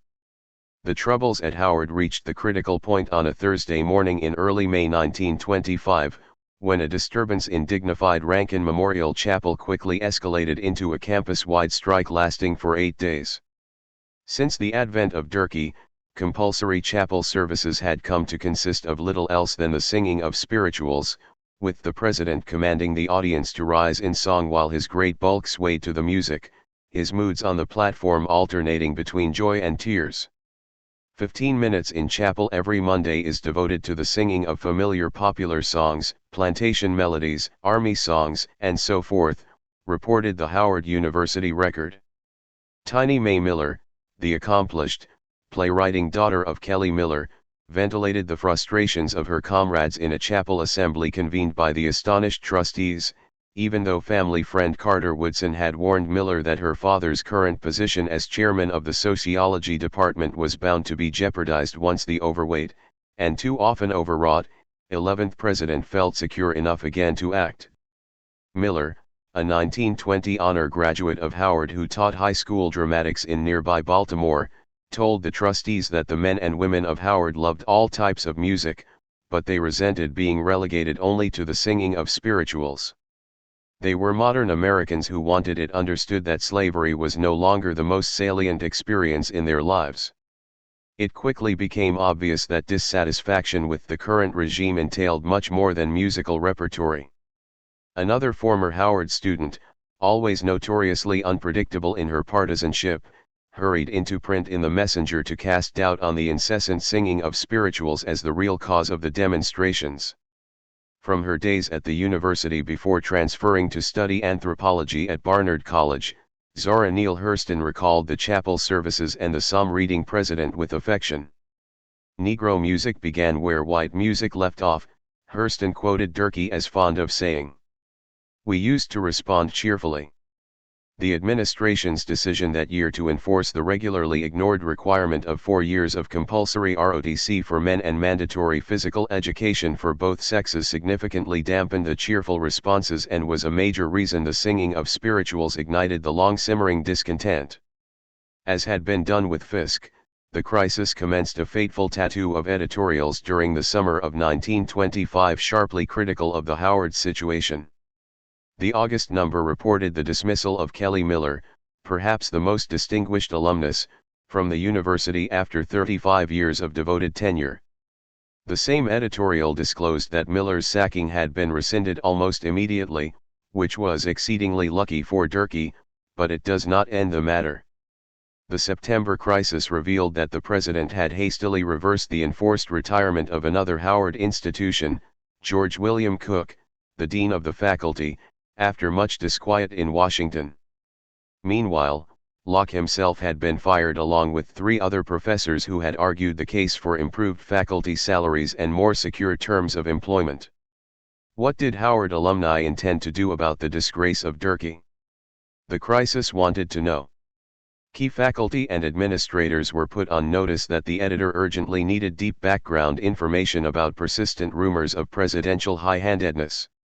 Was it true, he demanded to know from Locke, that the president had become so enraged during an office conference that he had called Kelly Miller a black dog and then physically manhandled the smaller, much older man as he showed him the door? What of the other fracas involving a biology professor also reported to have been physically accosted by the president in a dispute about new equipment for his laboratory? Locke's confidential response, running to 3 single-spaced, typed pages, was a motherlode. Miller, described as shaken and deeply depressed by his momentary dismissal, had vanished in South Carolina while the canine obscenity, now softened to contemptible puppy, was traced to an earlier demotion as Dean of Arts and Sciences. Meanwhile, in lieu of filing assault charges, biology professor Thomas Turner was said to have extracted a glowing recommendation from an embarrassed Durkee and taken a post at Hampton. Locke's surmise that Miller had also entered into a gentleman's agreement was corroborated when Miller sent Du Bois an off-the-record reply in which he pleaded the restrictions of an honorable settlement of an angry issue. What the aged dean declined to validate formally, the editor would document from other sources, publishing Contemptible Puppy in the October number for 1925 in order to expose Durkee as flagrantly unworthy of any further trust on the part of black people. Du Bois' insistent editorials had already played a major part in shaping the reactions of Howard alumni. The distinguished prelate and executive officer of the General Alumni Association, George Fraser Miller, informed him that he had woven the trenchant August editorial into a speech given to the Howard Welfare League. Reverend Miller had wanted Du Bois to address the meeting of the General Alumni Association in Atlantic City at the end of August, an invitation the editor much regretted being unable to accept. In another instance of their uncommon cooperation, an unemployed Locke, he would join the Fisk faculty the following year with Du Bois' approval, convinced editor Frieda Kirchway to invite Du Bois to write an essay for The Nation about the Howard situation as openly and vigorously as the facts warrant. Negroes in College, appearing in the March 1926 issue of The Nation, began with a recitation of infamies inflicted upon Howard, the forced resignation of Carter Woodson, wholesale faculty firings, racial epithets and rumbles in the president's office, and the almost total lack of social contact between the white president and the black faculty and students. Du Bois thought it scarcely conceivable that such a deplorable record would have survived a vote at Yale or Harvard, yet Howard's trustees had reaffirmed their confidence in President Durkee's character and purpose in a special meeting at the close of 1924. Moving on to the various predicaments at Atlanta, Hampton, Lincoln, and Wilberforce, Negroes in College introduced the magazine's bien-pensant readers to a history of betrayed idealism, bigotry, and incompetence. Atlanta was starving to death, Du Bois lamented. Hampton had instituted a system of racial segregation upon its own campus. Lincoln remained without a single black professor on its bucolic Pennsylvania campus and never had a colored member on its board of trustees. Wilberforce, where Du Bois had begun his teaching career, was provincial, narrow, vindictive, and without discipline or ideal. Du Bois' stark narration of exclusion from white institutions flickered past like frames in a newsreel.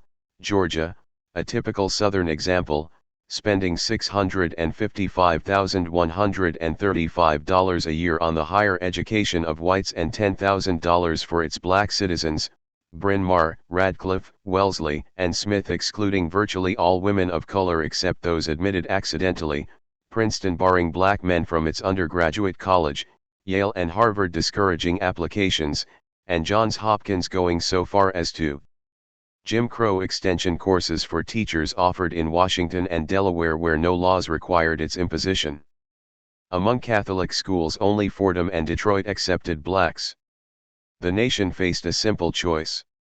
Do we want Negroes educated according to their ability in order to become independent, self-directing, modern men, Du Bois demanded, or did white people intend for them to be educated only as a subordinate caste?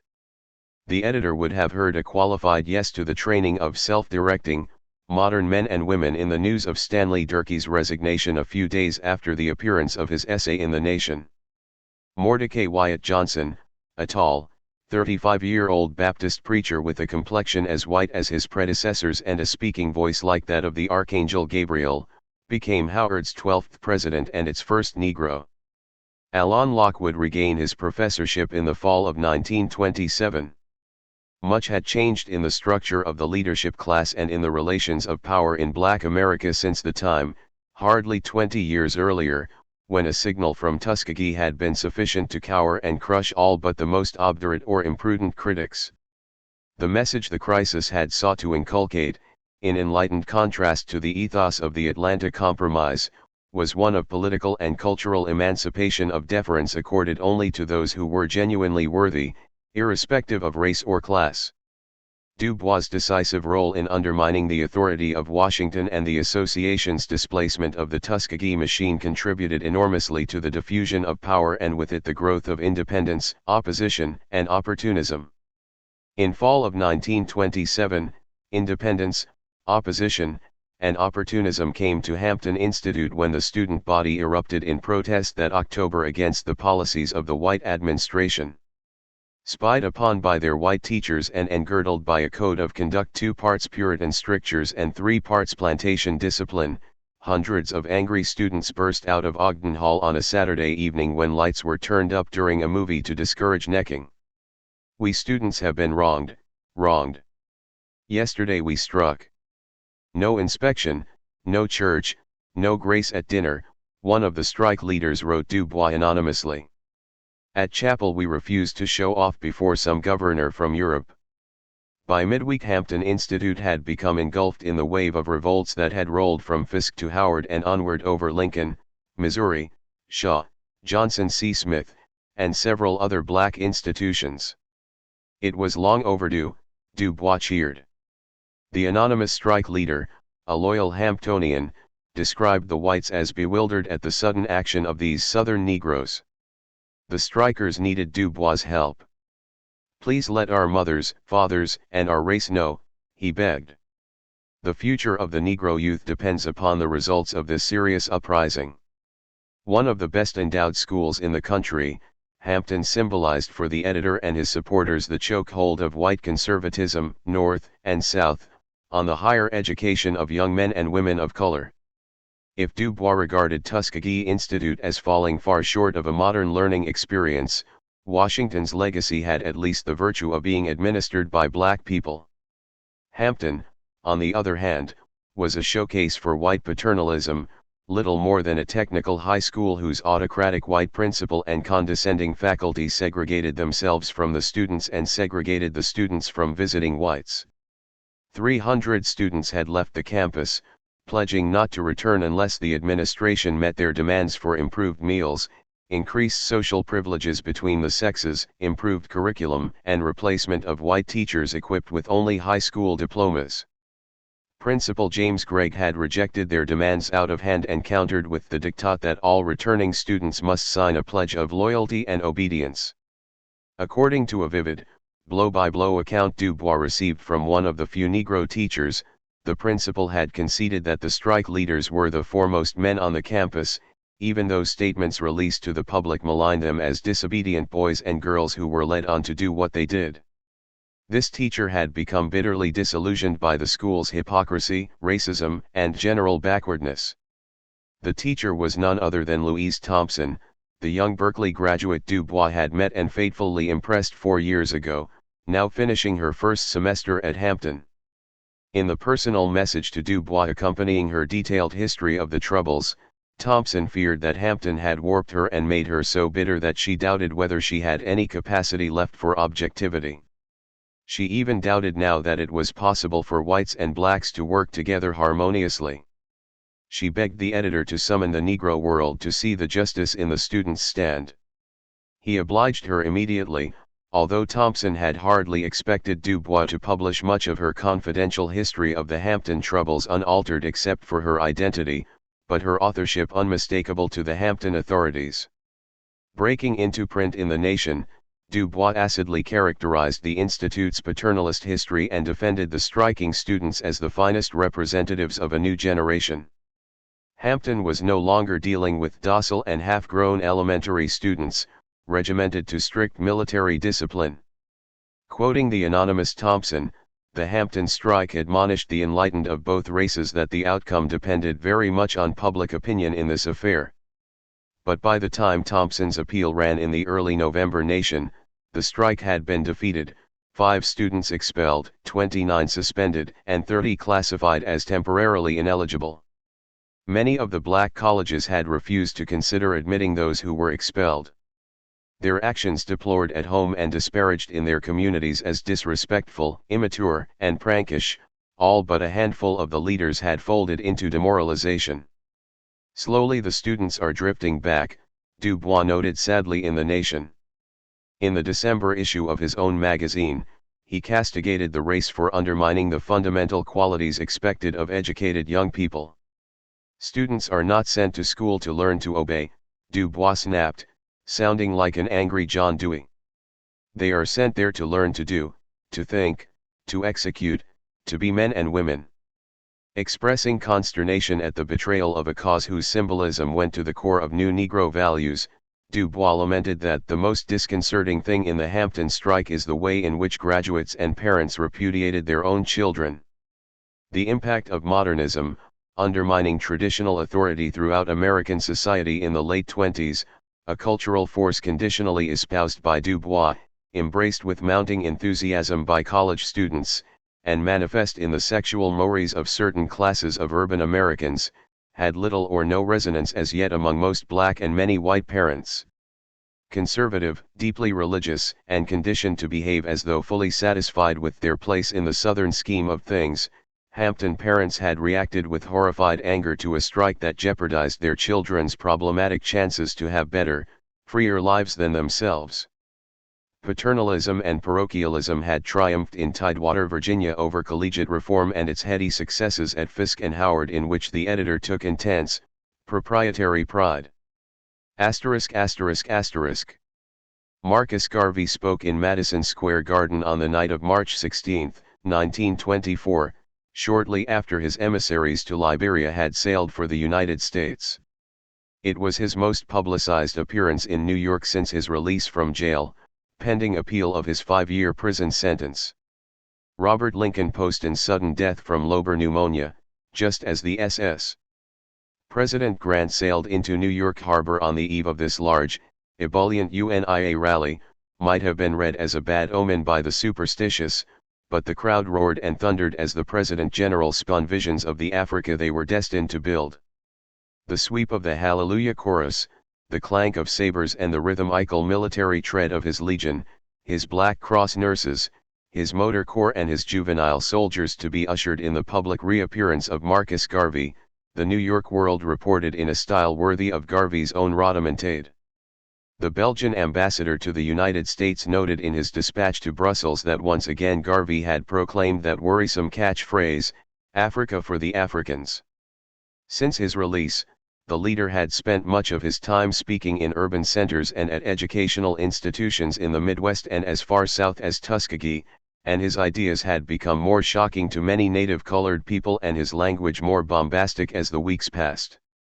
He reiterated his love for the straightforward, honest white man, and stressed that that was why he had great respect for the members of the Ku Klux Klan.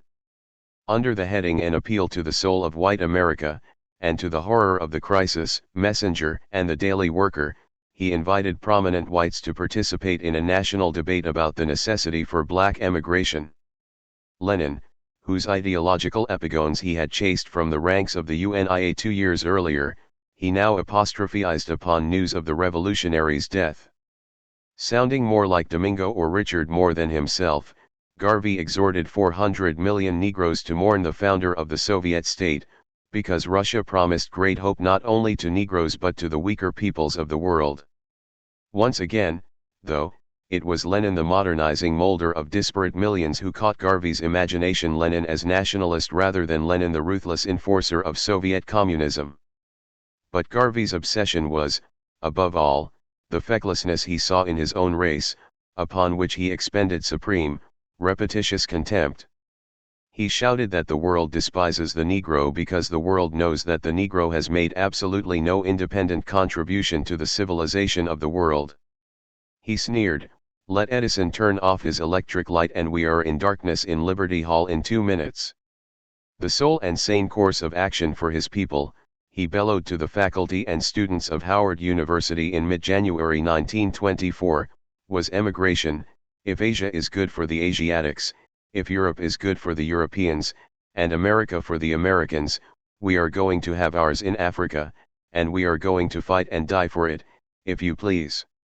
Du Bois had observed Garvey's resiliency with supreme annoyance.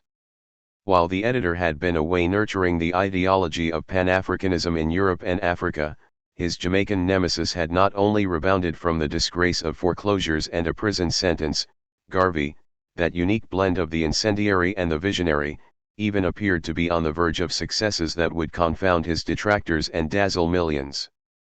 The hawking of an expanded Negro world in Harlem's major thoroughfares and the proliferation of posted leaflets, "Let's put it over," announcing one-way fares to West Africa aboard an ocean-going vessel assailed Du Bois after his return from Liberia. Until now, he believed that he had succeeded in keeping his criticisms of Garvey in a dignified pitch. The 8 leaders who signed the January 1923 letter to Attorney General Harry Doherty had insisted that Garvey be prosecuted and steps taken to disband and extirpate this vicious movement. Field Secretary Bagnall had reviled the UNIA head a few weeks later in the Messenger as a squat, stocky, fat, and sleek Jamaican. Du Bois had declined to associate himself with such tactics and ad hominem remarks. But as he sat to compose his first published words about Garvey since returning from Africa, he decided that the time had come for a memorable editorial. Marcus Garvey was the most dangerous enemy of the Negro race in America and in the world, without a doubt. He was either a lunatic or a traitor. The literature being sent out in his name to all parts of the country appealing to politicians, businessmen, philanthropists, and educators to endorse the forcible separation of the races and African emigration of black people was perfidy beyond belief, Du Bois fumed. Not even Tom Dixon or Ben Tillman or the hatefulest enemies of the Negro ever stooped to a more vicious campaign than Marcus Garvey, sane or insane, is carrying on. Garvey was not attacking white prejudice, he is groveling before it and applauding it. His only attack is on men of his own race who are striving for freedom, his only contempt is for Negroes, his only threats are for black blood. Du Bois alluded to Garvey's alleged role in the assassination of Eason. Everybody, including the writer, who dared to make the slightest criticism of Garvey has been intimidated by threats and threatened with libel suits. But enough. Speaking in his ex cathedra voice, the editor declared that American Negroes had endured this wretch all too long with fine restraint and every effort at cooperation and understanding. The Liberians now acted according to plan. Leo Weinthal, editor of the London-based African World, congratulated Du Bois on the bold stand against Garvey and his criminal gang, and assured him that President King was very pleased about it. On July 10, 1924, Consul General Ernest Lyons wrote from Baltimore to inform Du Bois of his government's decision. Lyons had been instructed to say that no person or persons leaving the United States, under auspices of the Garvey movement in the United States, will be allowed to land in the Republic of Liberia. 2 weeks after the date of Lyons's letter, a UNIA advance party arrived in Monrovia and was immediately placed under arrest and deported on a German ship. Secretary of State Barclay's notification to international shipping companies that no UNIA personnel would be admitted to his country had been given just after Garvey's emissaries sailed. By the time the cargo ship entered Liberian waters, the U.S. Shipping Board had wired that it should be returned because Garvey's check to the shipping agent had bounced the day after the ship left port. In the ensuing confusion of claims, the UNIA made good its check, but there were various fees in Monrovia. The cargo would remain locked away in a warehouse until it was sold to cover storage costs several years later. When the Daily Worker printed Robert Minor's suspicions about Du Bois' collusion with Liberia against Garvey, the editor denounced the story as an unmitigated lie. But it was understandable that the Communist Daily thought it had good circumstantial evidence for its claim. The last UNIA International Convention of the Negro Peoples of the World that Garvey would preside over in the United States opened in Madison Square Garden on August 1, 1924, against a backdrop of intraracial rancor. Garvey made no mention of Dubois in his keynote address to the convention. He had much more important issues to confront. He knew that his days at liberty might be numbered and that the last opportunity to pull off his grand scheme of selective migration depended upon the enthusiasm, numbers, and money generated by the month-long conclave. After the strains of the anthem O Africa, Awaken subsided, and the gorgeous and seemingly endless procession of the nobility, the Africa Legion, and the Black Cross nurses finally concluded, after Archbishop Maguire of the African Orthodox Church exhorted and pursued the convention to canonize Jesus as the Black Man of Sorrows and Mary as the Black Virgin, a major deviation from UNIA theology, a solemn Garvey spoke as though possessed of preternatural foresight. The Negro is dying out, and he is going to die faster and more rapidly in the next 50 years than he has in the past 300, he intoned. The sole hope of the race depended on the immediate shouldering of its responsibilities, but Garvey told the assembly that that might never happen. Unfortunately, we are the most careless and indifferent people in the world, he suddenly shouted. In the 1880s and some years afterward, white Southerners of a sociological bent had predicted the dying out of Negroes as the blessings of white culture receded. But Garvey's chilling prescience was informed by an opposite peril: the enervating consequences of too much whiteness. According to him, black people might soon be as completely and complacently dead as the North American Indian or the Australian Bushman if they failed to face the world with a program of African nationalism. That program seemed to acquire fabulous prospects in the middle of August when Garvey announced to the screaming convention that the Black Cross Navigation and Trading Company had finally acquired its first ship, the 5,000-ton, $100,000 SS. General Goethals, to be renamed the Booker T. Washington. Only an additional $70,000 was needed to come into complete possession of same. With this accomplishment, he and his movement reached their apogee. The thousands of participating delegates, legionnaires, and nurses made the Fourth International Convention the largest and the most spectacular, its parades and receptions captured for posterity through the lens of James Van der Zee's remarkable camera. If Supreme Potentate Gabriel Johnson found himself facing serious charges by his fellow Liberians and UNIA advance teams were being forced to reembark from Monrovia even as his people were challenged to pay up and sail for Zion, the President General seemed unconfounded as he presented to the convention another representative of Africa, the Dahomean Prince Kojo Tavalohaunu, whose pedigree and presence were vital assets to the UNIA.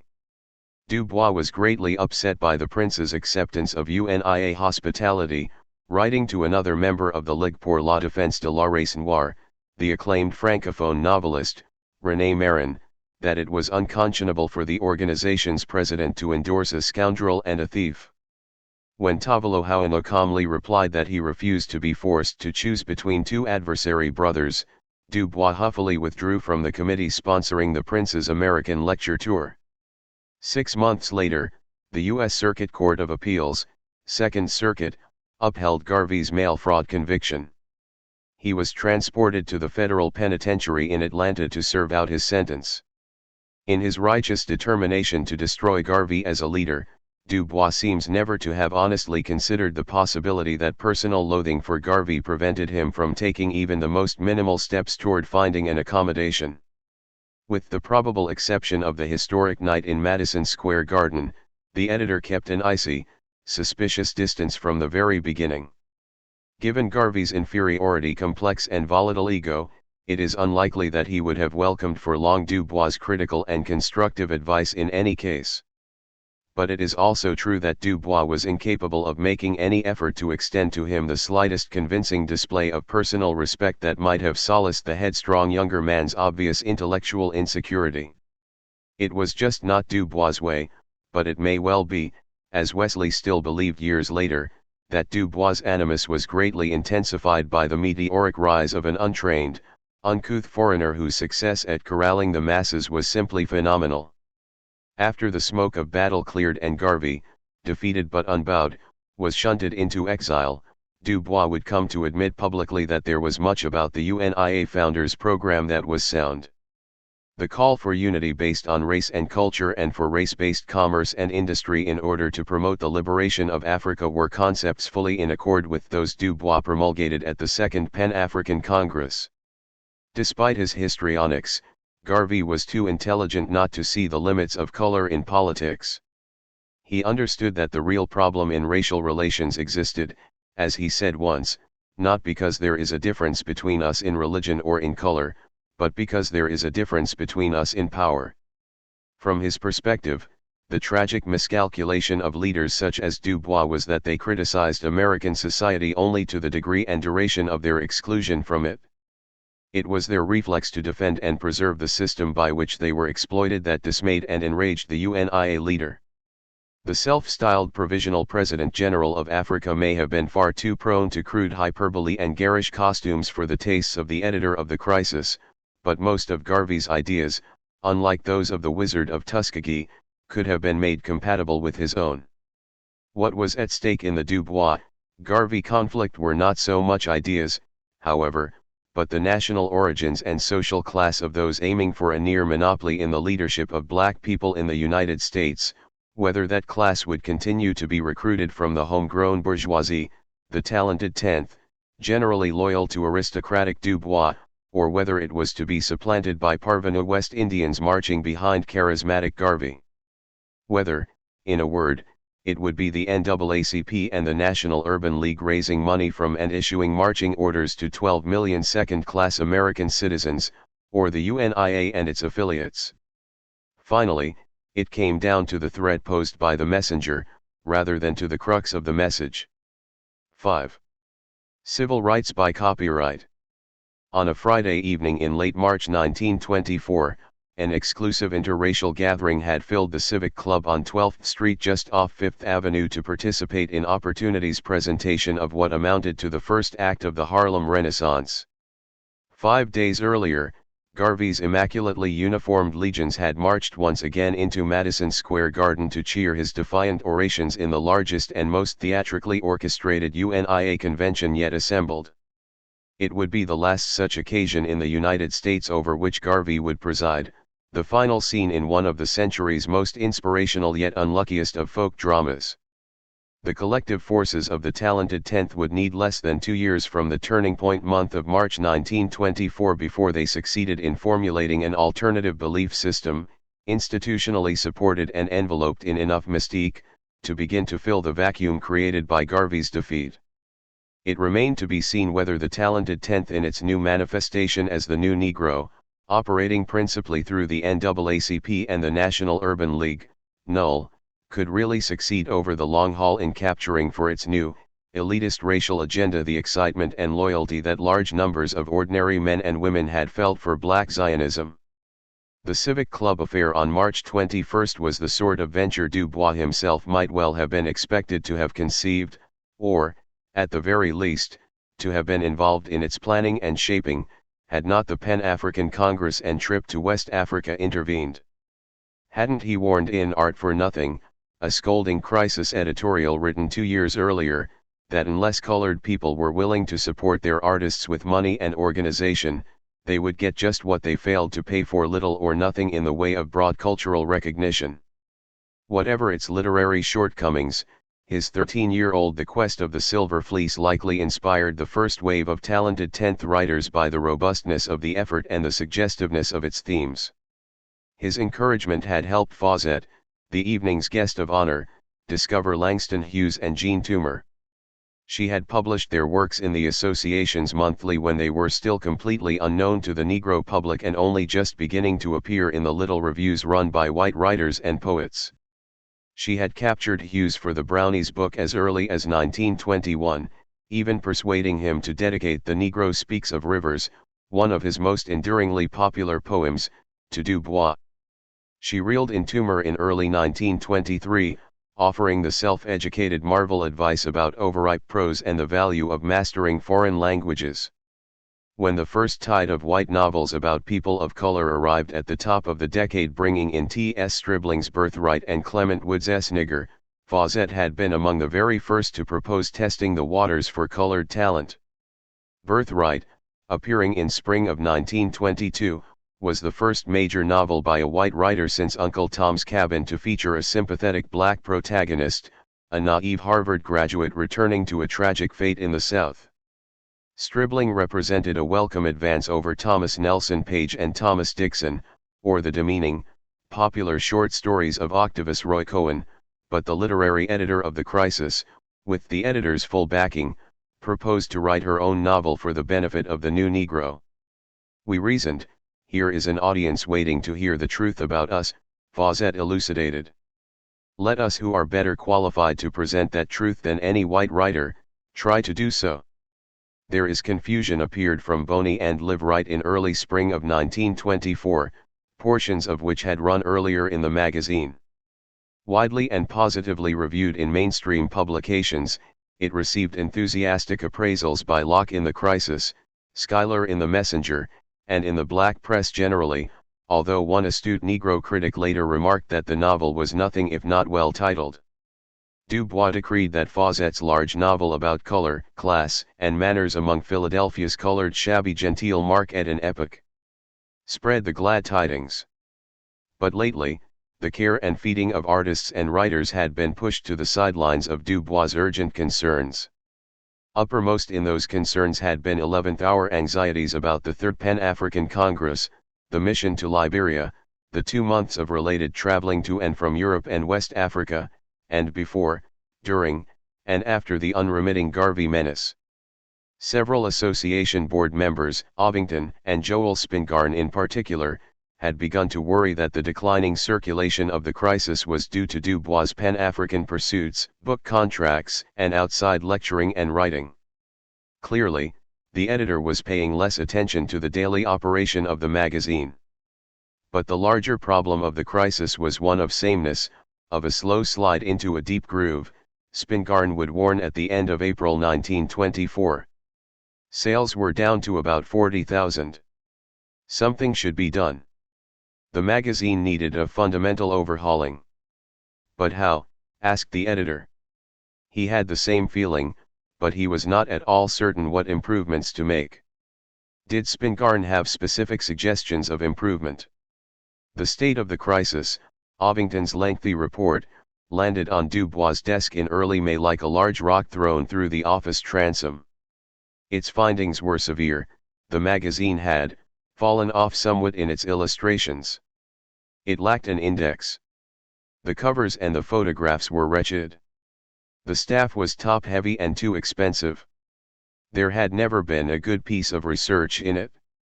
The editor had turned the magazine into a business success that supported him while he devoted himself to personal lecturing, his personal writing, his voluminous correspondence. Then came Ovington's coup de grace. The magazine now in the ascendant is Opportunity, published by the Urban League. Indeed, in the opinion of Chairperson Ovington, The Last Opportunity, containing Albert Barnes and Locke's essays on modern art, was the best number of any colored magazine that has been printed since we have existed as an association. There is little doubt that Spingarn and Ovington had colluded in order to pressure Du Bois into livening up the crisis. But the editor of the premier civil rights publication cannot have been pleased to find himself unfavorably compared to upstarts Johnson and Locke.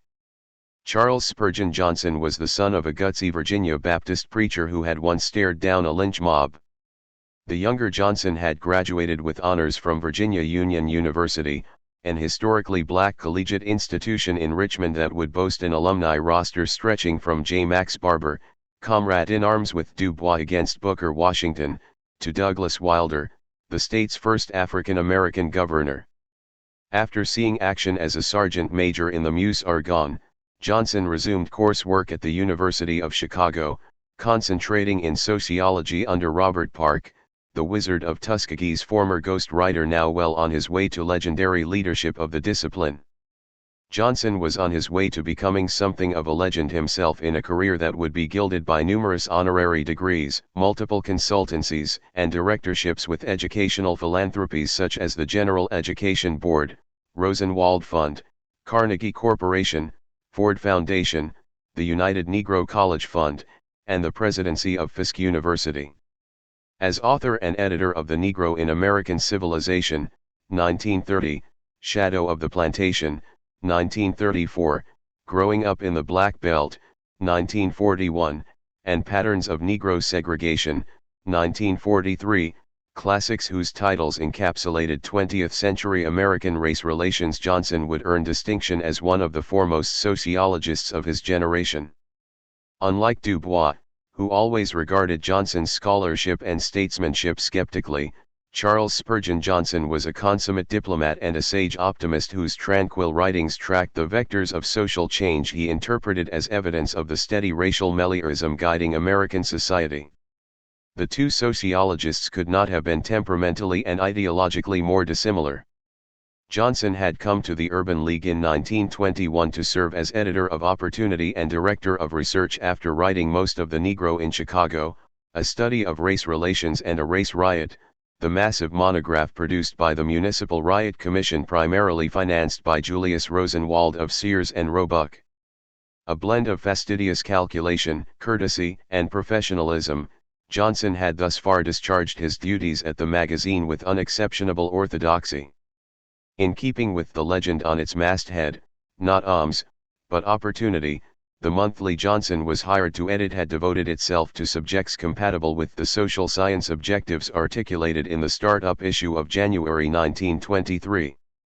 After the appearance of the debut of the younger school of Negro writers in the May issue of The Crisis, however, a sudden change occurred. Opportunity switched within a couple of issues from being a forum for the cutting-edge articles of distinguished social scientists and educators to become the premier review for the literary and artistic effusions of the so-called New Negro.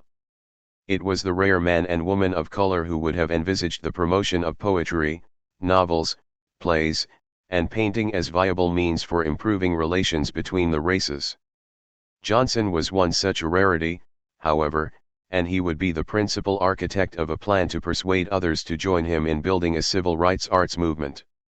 After the Red Summer of 1919 with its backwash of Southern lynchings, Klan claverns spreading into the American heartland and as far west as California, and patterns of residential and job discrimination in the North increasingly mimicking the Deep South, such a strategy could only strike most Americans, whatever their color, as a thoroughgoing implausibility. But Johnson was ready to gamble, as were a few other privileged Negroes, nearly all second-generation college graduates, that, although the roads to the ballot box, the Union Hall, the decent neighborhood, and the white-collar position were becoming blocked almost everywhere by racism, the two paths of arts and letters remained relatively unbarred. Probably because of their very unlikelihood, as well as their irrelevancy to most Americans, he had become certain that these cultural avenues offered a way around the obstacles.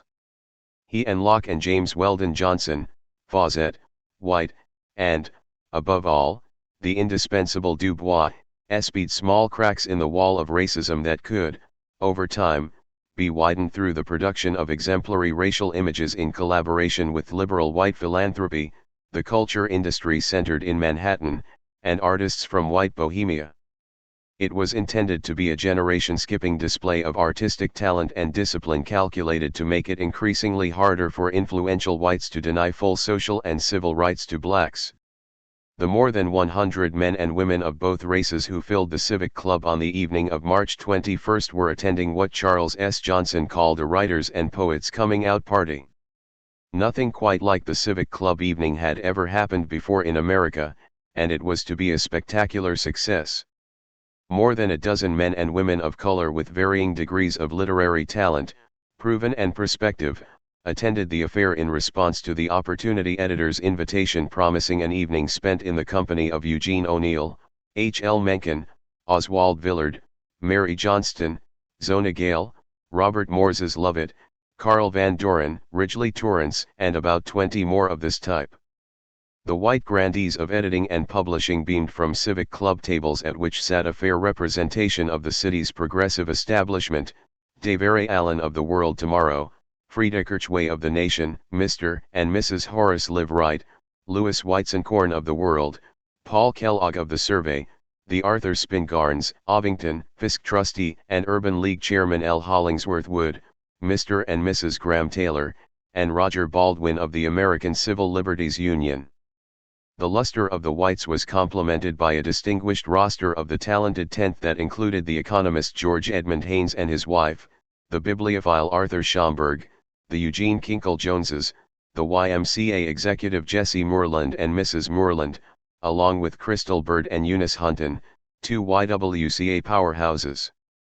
Not just a couple of singular black people 2 generations removed from plantation slavery and adept at prose and verse, exceptions like Dunbar or Chestnut or Francis Leroy Harper who proved no rule at all, were being hailed, but a veritable vanguard with dozens more to come, according to what Du Bois, Locke, and both Johnsons would tell the assembled whites. Although Hughes, Toomer, and Mackay, 3 of the brightest stars in what was already being called the new Negro arts movement, were out of the country, their creative presence was almost palpable during the evening as repeated references were made to their work. Up from Washington, Du Bois' close friend and frequent hostess Georgia Douglas Johnson glowed in the presence of fellow poets Gwendolyn Bennett and Cullen and in the dream come true applause from this glittering audience when The Heart of a Woman and Bronze, her 2 books of poetry, were mentioned. Ostensibly, the gathering had assembled to celebrate the publication of Fawcett's There Is Confusion, although in the hands of Master of Ceremonies Locke the focus of the evening was allowed to veer somewhat away from her. At least Fawcett thought so, and years later she would let Locke know how much she had been infuriated when he told her brother, Arthur, that the dinner given at the Civic Club wasn't for me. That night, however, bristling under good manners, she remained a picture of demure geniality, her nerves probably much soothed by the presence of Du Bois, who was making his first public appearance since returning from West Africa. She would call him her best friend and severest critic when it came time for her to say a few words. Mischievously introduced as a representative of the older school of letters by Locke, the editor spoke briefly of earlier Negro writers and of his own generation whose styles had been distorted and choice of subjects blocked by racial conventions. Du Bois proceeded to tick off some of the names in the burgeoning crop of literary comers. There was Langston Hughes, Count E. Cullen, Claude McKay, Georgia Douglas Johnson, Gwendolyn Bennett, and Eric Walrond. And he had just learned of Walter White's success in bagging a book contract with Alfred A. Knopf for The Fire in the Flint. The appearance of There Is Confusion marked an epoch, the end of the literature of apology, he proclaimed proudly, as did Cain, the year-old book of haunting vignettes by the young Washington, D.C., writer Gene Toomer. Here then is promise sufficient to attract us, Du Bois said, yielding the lectern to James Weldon Johnson, who rose to be praised by Locke for having given invaluable encouragement to the work of this younger group. The normally buttoned-up Charles Johnson was positively exhilarated by the attendance of the prominent whites that evening, a response that had been greatly assisted by Urban League board member William H. Baldwin III and Frederick Lewis Allen, a Harper and Brothers editor whose only yesterday, an informal history of the 1920s would become a staple for students of American culture. Having already bet on the Civic Club gambit by signing up first Toomer, then Fawcett, Horace Liveright came to offer advice about books that would sell well with the general public. Negroes should rein in their inferiority complexes and avoid impossibly good fiction types. But as Kane showed, he conceded, even fine books often sold poorly. Albert Barnes, the Philadelphia pharmaceutical tycoon and notoriously cantankerous art collector, shared with the audience his long-held belief that America's most vital source of creative energies lay in its African citizens. Not a man or woman there had been unimpressed by the cultural and commercial potentialities implicit in Carl Van Doren's talk, the most salient of the evening. The story of any aspiring black man or woman told with simplicity by a Negro novelist would have the force of a bugle, the respected poet and literary critic asserted, calling all just persons, white or black, to listen to him. But the American Negro was also uniquely endowed to be a powerful cultural catalyst.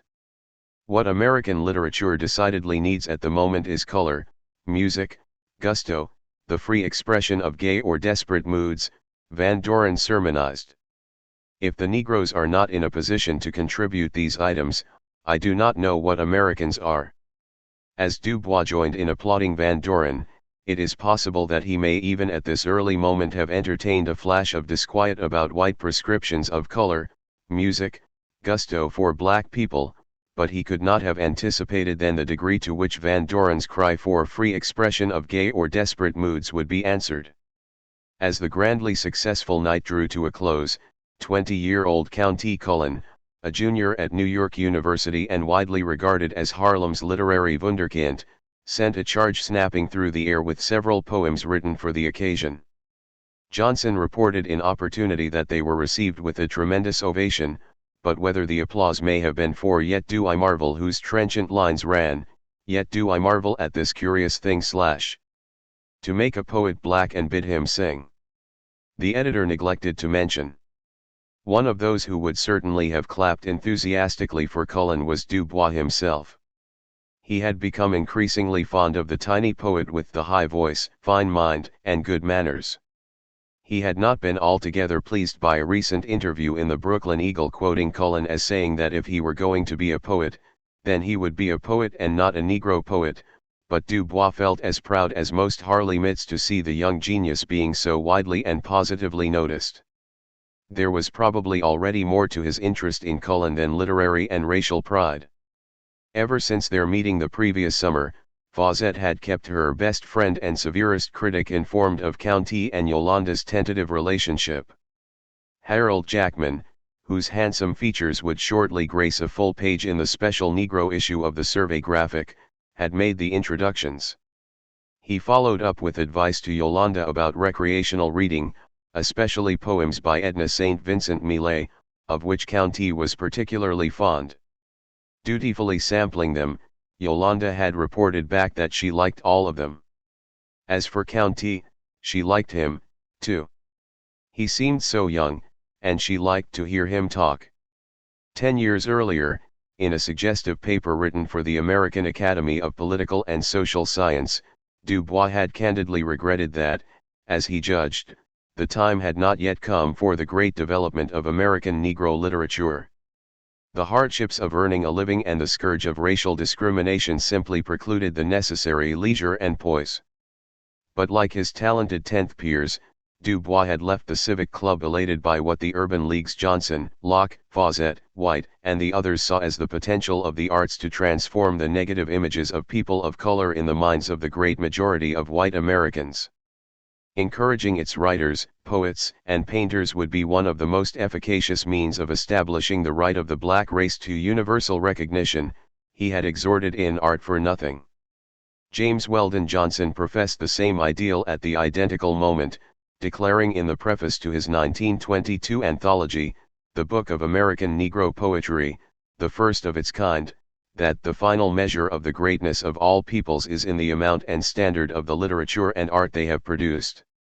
13 months after Jesse Fawcett's night at the Civic Club, the level of literary and artistic momentum by and about people of color would encourage Du Bois to write an article for the Los Angeles Times, June 14, 1925, captioned A Negro Art Renaissance. According to him, the vast hiatus in Negro development was over and done with. Only 5 weeks earlier, the New York Herald Tribune had actually been the first to call what was happening a Negro Renaissance. The editor's new mindset had come about mainly in response to Ovington's critical report the previous May, almost amounting to a vote of no confidence. The wrist slap about the good piece of research prompted Du Bois' successful application to the American Fund for Public Research, the Garland Fund. There would be a notice in November 1925 that the crisis had been awarded $5,000 to undertake research in the social condition of American Negroes. The young scholar Horace Mann Bond had already been hired as the project's research assistant. Meanwhile, Joel and Amy Spingarn had played the second card in the scheme hatched with Ovington to maneuver their prickly friend into recasting the magazine. Joel's unpredictable health kept them from attending the coming-out party, but both had been keen observers of the rising fascination with Negroes among sophisticated whites for some time. Expressing great faith in the potential of Negro art and letters, Amy enclosed a check for $300 in mid-July 1924 with a suggestion that the crisis establish a series of prizes for literary and possibly also artistic prizes. On August 22, the NAACP released a brief press statement announcing the intention to underwrite several prizes for fiction and nonfiction, Definite details would follow shortly.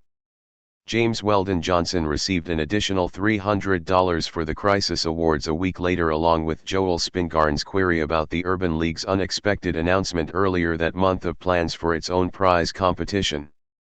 "I shall be glad to hear any further news you may learn in regard to the way our thunder was stolen," wrote the association's dumbfounded treasurer. Although Charles Johnson rather generously explained away the Opportunity press release as a singular coincidence, Dubois thought he saw an unscrupulous end run by his fellow editor. "Neither I nor you had any idea that they were offering prizes until after your offer was made," he wrote the Spingarns. Anxious to preclude another public relations triumph by the Urban League editor, the board of directors authorized Dubois in late September to offer crisis prizes in 5 categories: short stories, drama, illustrations, poetry, and essays. Looking back, it seems evident that any astute observer who monitored the psychological repackaging of people of color in the fiction of writers such as Theodore Dreiser, E. E. Cummings, and Gertrude Stein, and in the cultural pronouncements of Greenwich Village intellectuals such as Randolph Bourne, Van Wyck Brooks, Waldo Frank, and Hart Crane, could have predicted the seemingly sudden emergence during the early 20s of the black presence at the center of white Americans' cultural consciousness. Some of the lost generation had actually read Freud and Marx, Henry Bergson, and Max Weber. Most of the others equipped themselves with ideas and vocabulary through osmosis. As a group, these artists and intellectuals subscribed to new ways of thinking and feeling about society that tended to subvert the rigid separation of public and private spheres, the total disconnect of civilized and savage, and the moral certainties of the Victorian order. They were the avatars of what a later generation would call modernism, the belief system that would come to define most of the 20th century.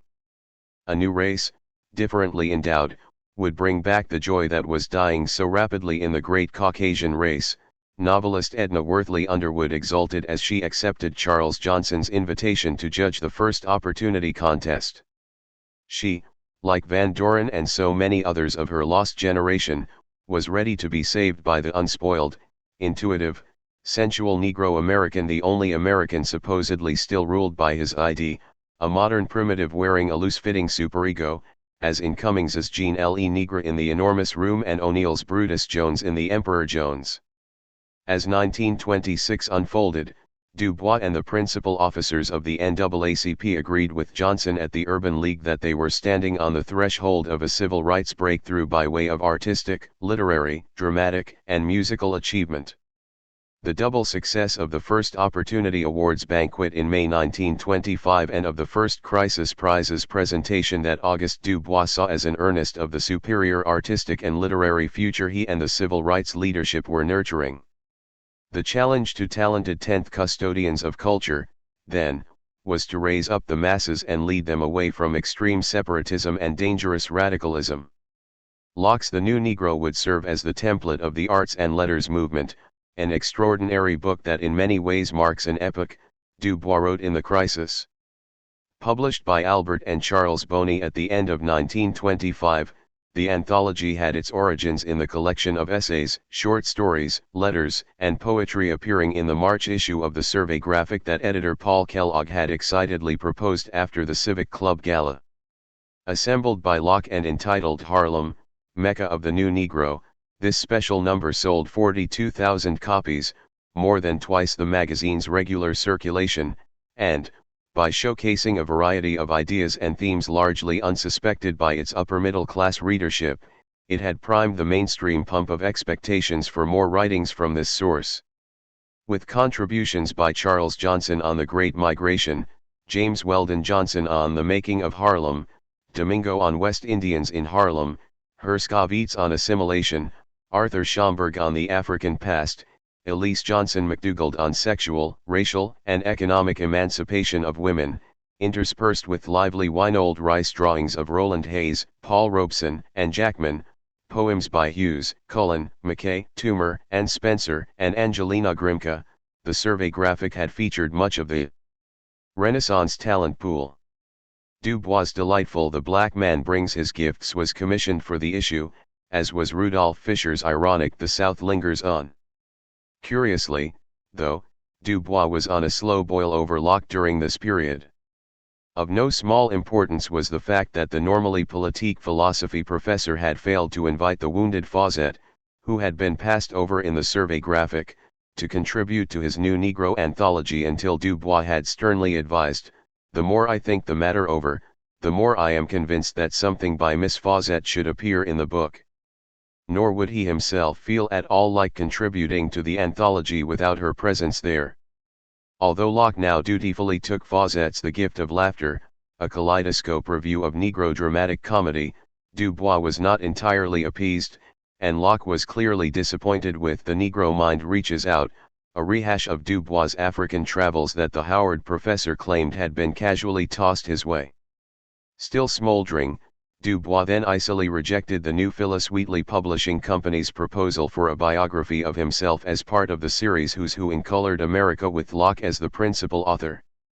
In strictest confidence, Du Bois told Roscoe Conkling Bruce, director of the publishing house and bearer of one of the race's most illustrious family names, that he wanted nothing more to do with Locke. Recently he has shown repeatedly a nasty attitude toward the crisis, and I am through.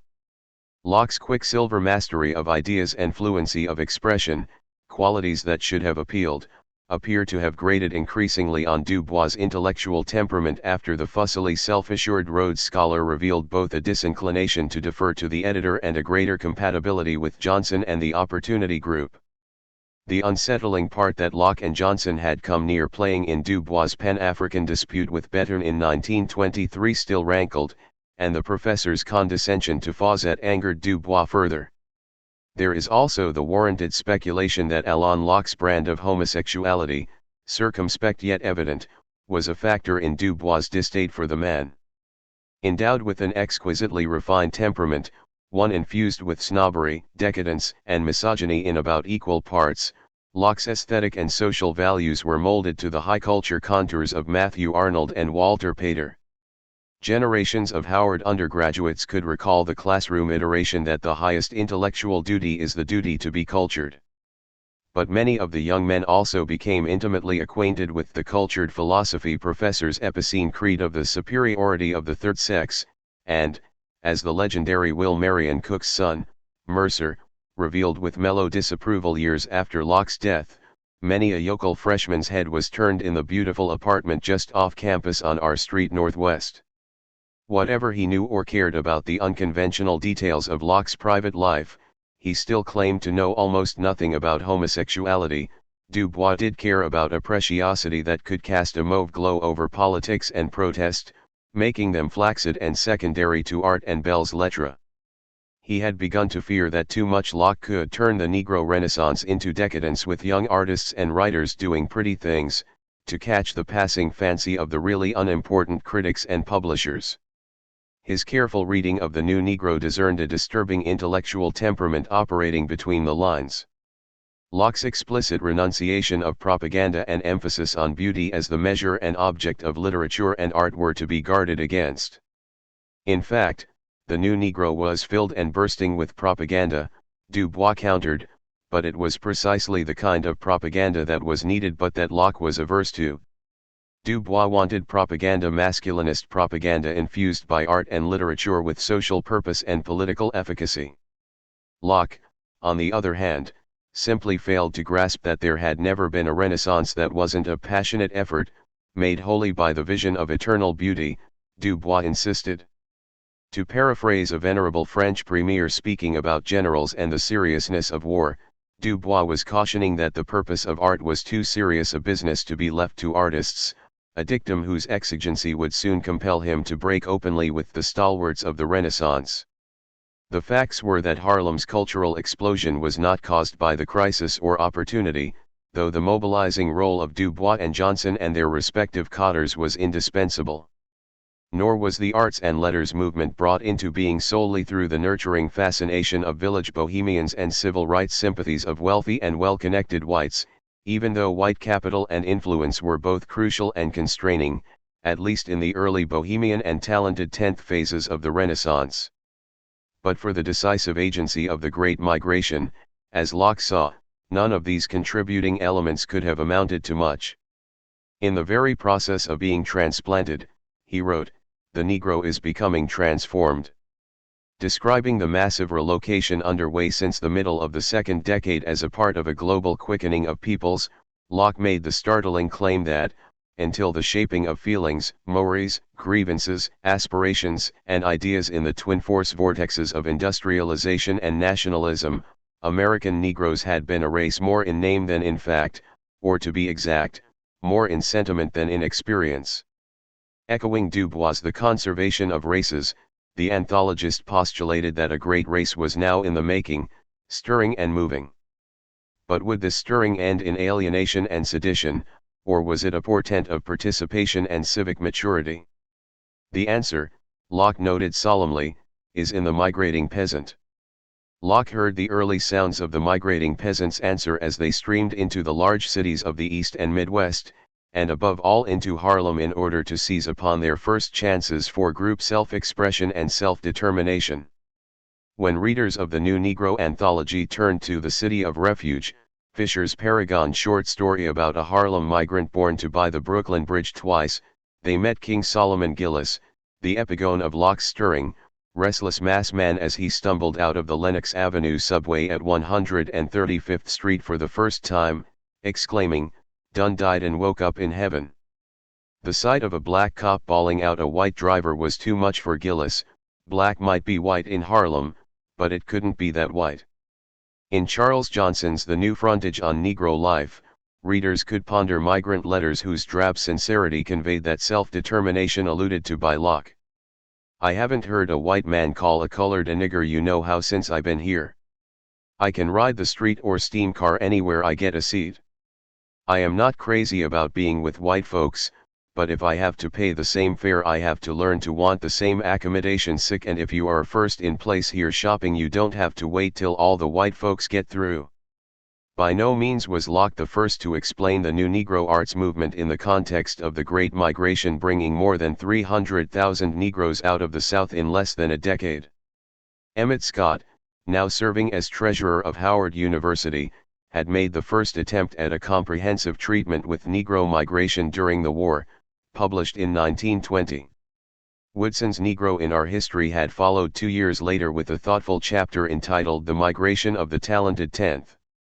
James Weldon Johnson and Du Bois had written prescient articles in the early 20s about the seismic consequences in store for the race and the nation from the surging exodus out of the South, power through the ballot, prosperity through decent jobs, due process in the courts, decent public education. Moreover, just as the new Negro arrived in bookstores, V.F. Calverton's 2-year-old modern quarterly carried Du Bois' The Social Origins of American Negro Art, a typically cogent overview of the subject that was an excellent companion piece.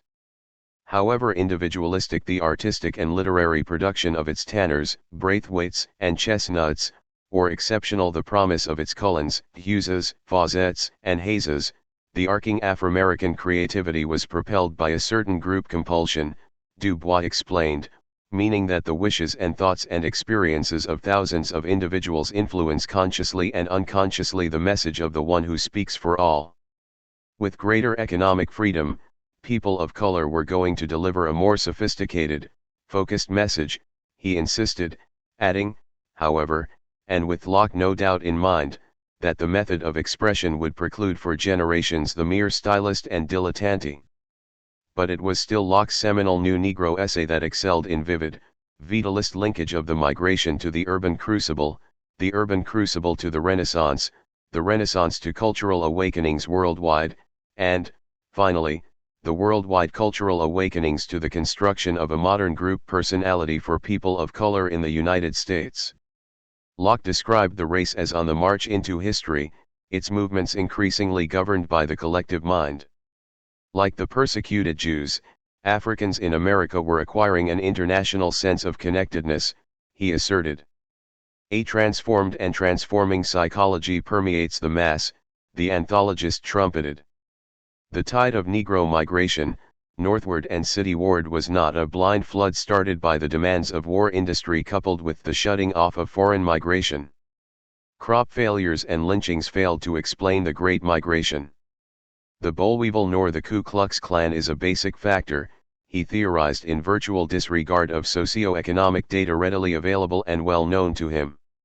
It was not the push and pull of segregation and jobs that unleashed the migration, but a dramatic new stage in the psychology of the racial group, a new dynamic phase, the buoyancy from within compensating for whatever pressure there may be of conditions from without. Readers were assured that what the new Negro had set about to accomplish was a unique social experiment whose ultimate objective was to become more American by becoming more Negro, to build his Americanism on race values. Those readers who reflected on Du Bois' famous passage in The Souls of Black Folk about the divided self may well have sensed that Locke's essay glossed over a paradox at this point, one that presaged trouble ahead for the consistency of talented 10th artistic and cultural ideals. One ever feels his two-ness an American, a Negro, two souls, two thoughts, two unreconciled strivings, two warring ideals in one dark body. Although the new Negro endowed migrating peasants with almost mystical powers of motion and growth, Locke actually revealed an even greater commitment than Du Bois now did to the agency of the talented 10th. In the final analysis, it must be the elites who would issue marching orders and set destinations for the masses, who would guide the organic mass bursting out of the South and reconstituting itself in cities across the nation. Class trump mass. It would be in the achievements of our talented groups that the greatest gains for the greatest number of black people would come, Locke maintained with all the faith held by some of the village bohemians in the power of cultural movements to alter political realities. Indeed, Locke invested the cultural recognition that was being won by intellectuals, artists, and writers with a revolutionary potency that bordered on the fabulous, postulating that such recognition should in turn prove the key to that revaluation of the Negro which must precede or accompany any considerable further betterment of race relationships. In a hallmark sentence in The New Negro, Locke promoted Harlem as the race capital and predicted that, without pretense to their political significance, Harlem has the same role to play for the new Negro as Dublin has had for the new Ireland or Prague for the new Czechoslovakia. All in all, Locke's introduction to the new Negro was a brilliant encapsulation of the social ambitions of a minuscule class of educated professionals, primarily located in the urban North, almost all of whom had imbibed Du Bois' notions of racial identity and civil rights militancy with their mother's milk or on their father's knees. The New Negro essay was a manifesto as potentially meaningful for the emergence of a distinct, expanding, and vital Negro American artistic and literary production no longer subservient to white models as Emerson's The American Scholar had been for the promotion of American cultural independence from Great Britain almost 100 years earlier. *****. As Du Bois and Charles Johnson entered into a competitive collaboration to promote, in Benjamin Brawley's words, anything that calls attention to our development along the higher lines, both editors drew on the considerable resources of their organizations in order to accelerate the recruitment of able young men and women throughout 1925 and into the next year. In addition to the pool of 500 or more entrants in the Crisis and Opportunity Prizes and the much smaller number of actors and playwrights signing up for what Du Bois called his Krigway productions, solicitations were sent to Negro newspaper editors in New York and across the country, as well as to literary clubs in Boston, Philadelphia, Washington, D.C., and Chicago, all with the aim of building an impressive cadre for the Renaissance as quickly as possible. Secretaries in Du Bois and Charles Johnson's offices, along with those on the staffs of James Weldon Johnson and Walter White, were told to comb the newspapers and college literary magazines and to clip and file any mention of aspiring writers, poets, musicians, and artists. Charles Johnson's new secretary, Ethel Ray, a brilliant, beautiful woman from Minnesota whose life would become deeply entangled with Du Bois, kept meticulous, updated files. Many years later, she looked back on Johnson's management style and decided that he could be quite ruthless, and maybe, as some people say, he maneuvered people like chess on a board. Fawcett and Dill could have said similar things about Du Bois. But the goal of inventing an arts and letters movement among people 2 generations out of slavery, the overwhelming majority of whom could scarcely have regarded painting, poetry, and novels as anything other than a bewildering conceit and luxury, was a priority that consumed huge amounts of time and application in the NAACP and the Urban League. In faraway Kansas, For example, Aaron Douglas, fed up with teaching art to high school students and wondering if he would ever see Paris, received what was tantamount to a Renaissance induction notice in the summer of 1925.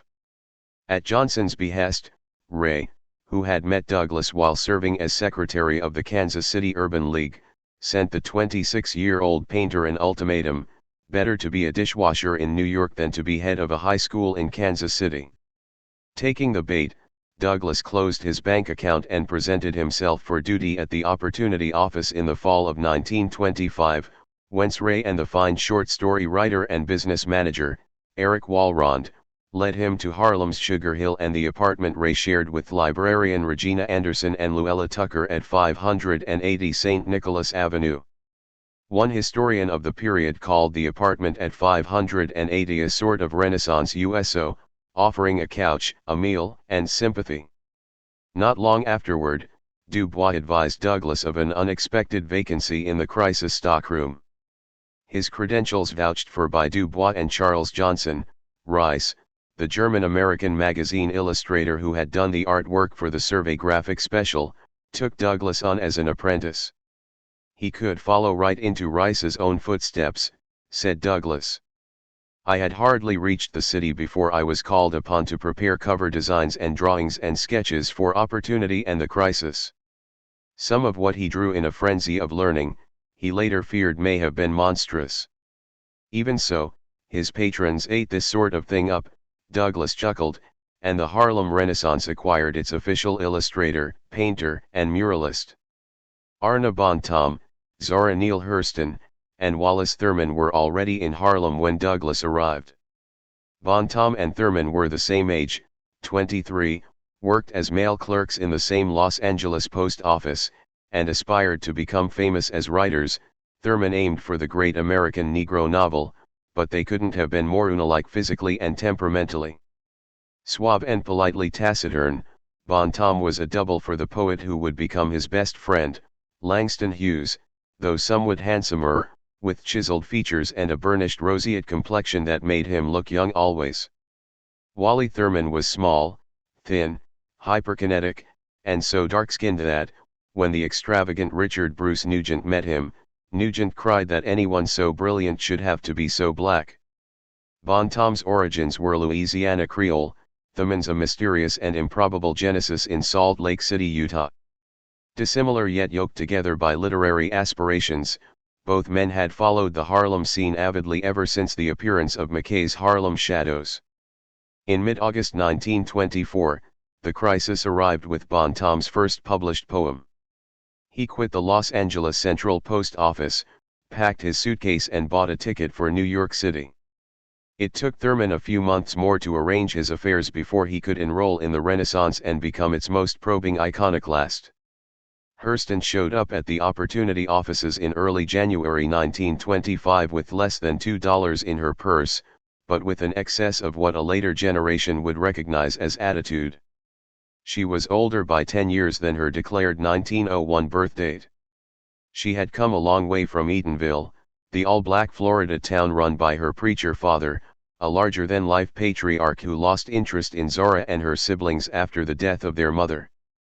"Jump at son, Chilly," her doting mother had told her repeatedly. Working her way through Howard University as a manicurist, Hurston had so impressed the misogynist Locke with her writing ability that he called her to Charles Johnson's attention. Drenched in Light had run in the magazine the year before, and Spunk, a second beautifully crafted short story with a peasant focus and written in luscious vernacular, was already a top contender in the first Opportunity Awards.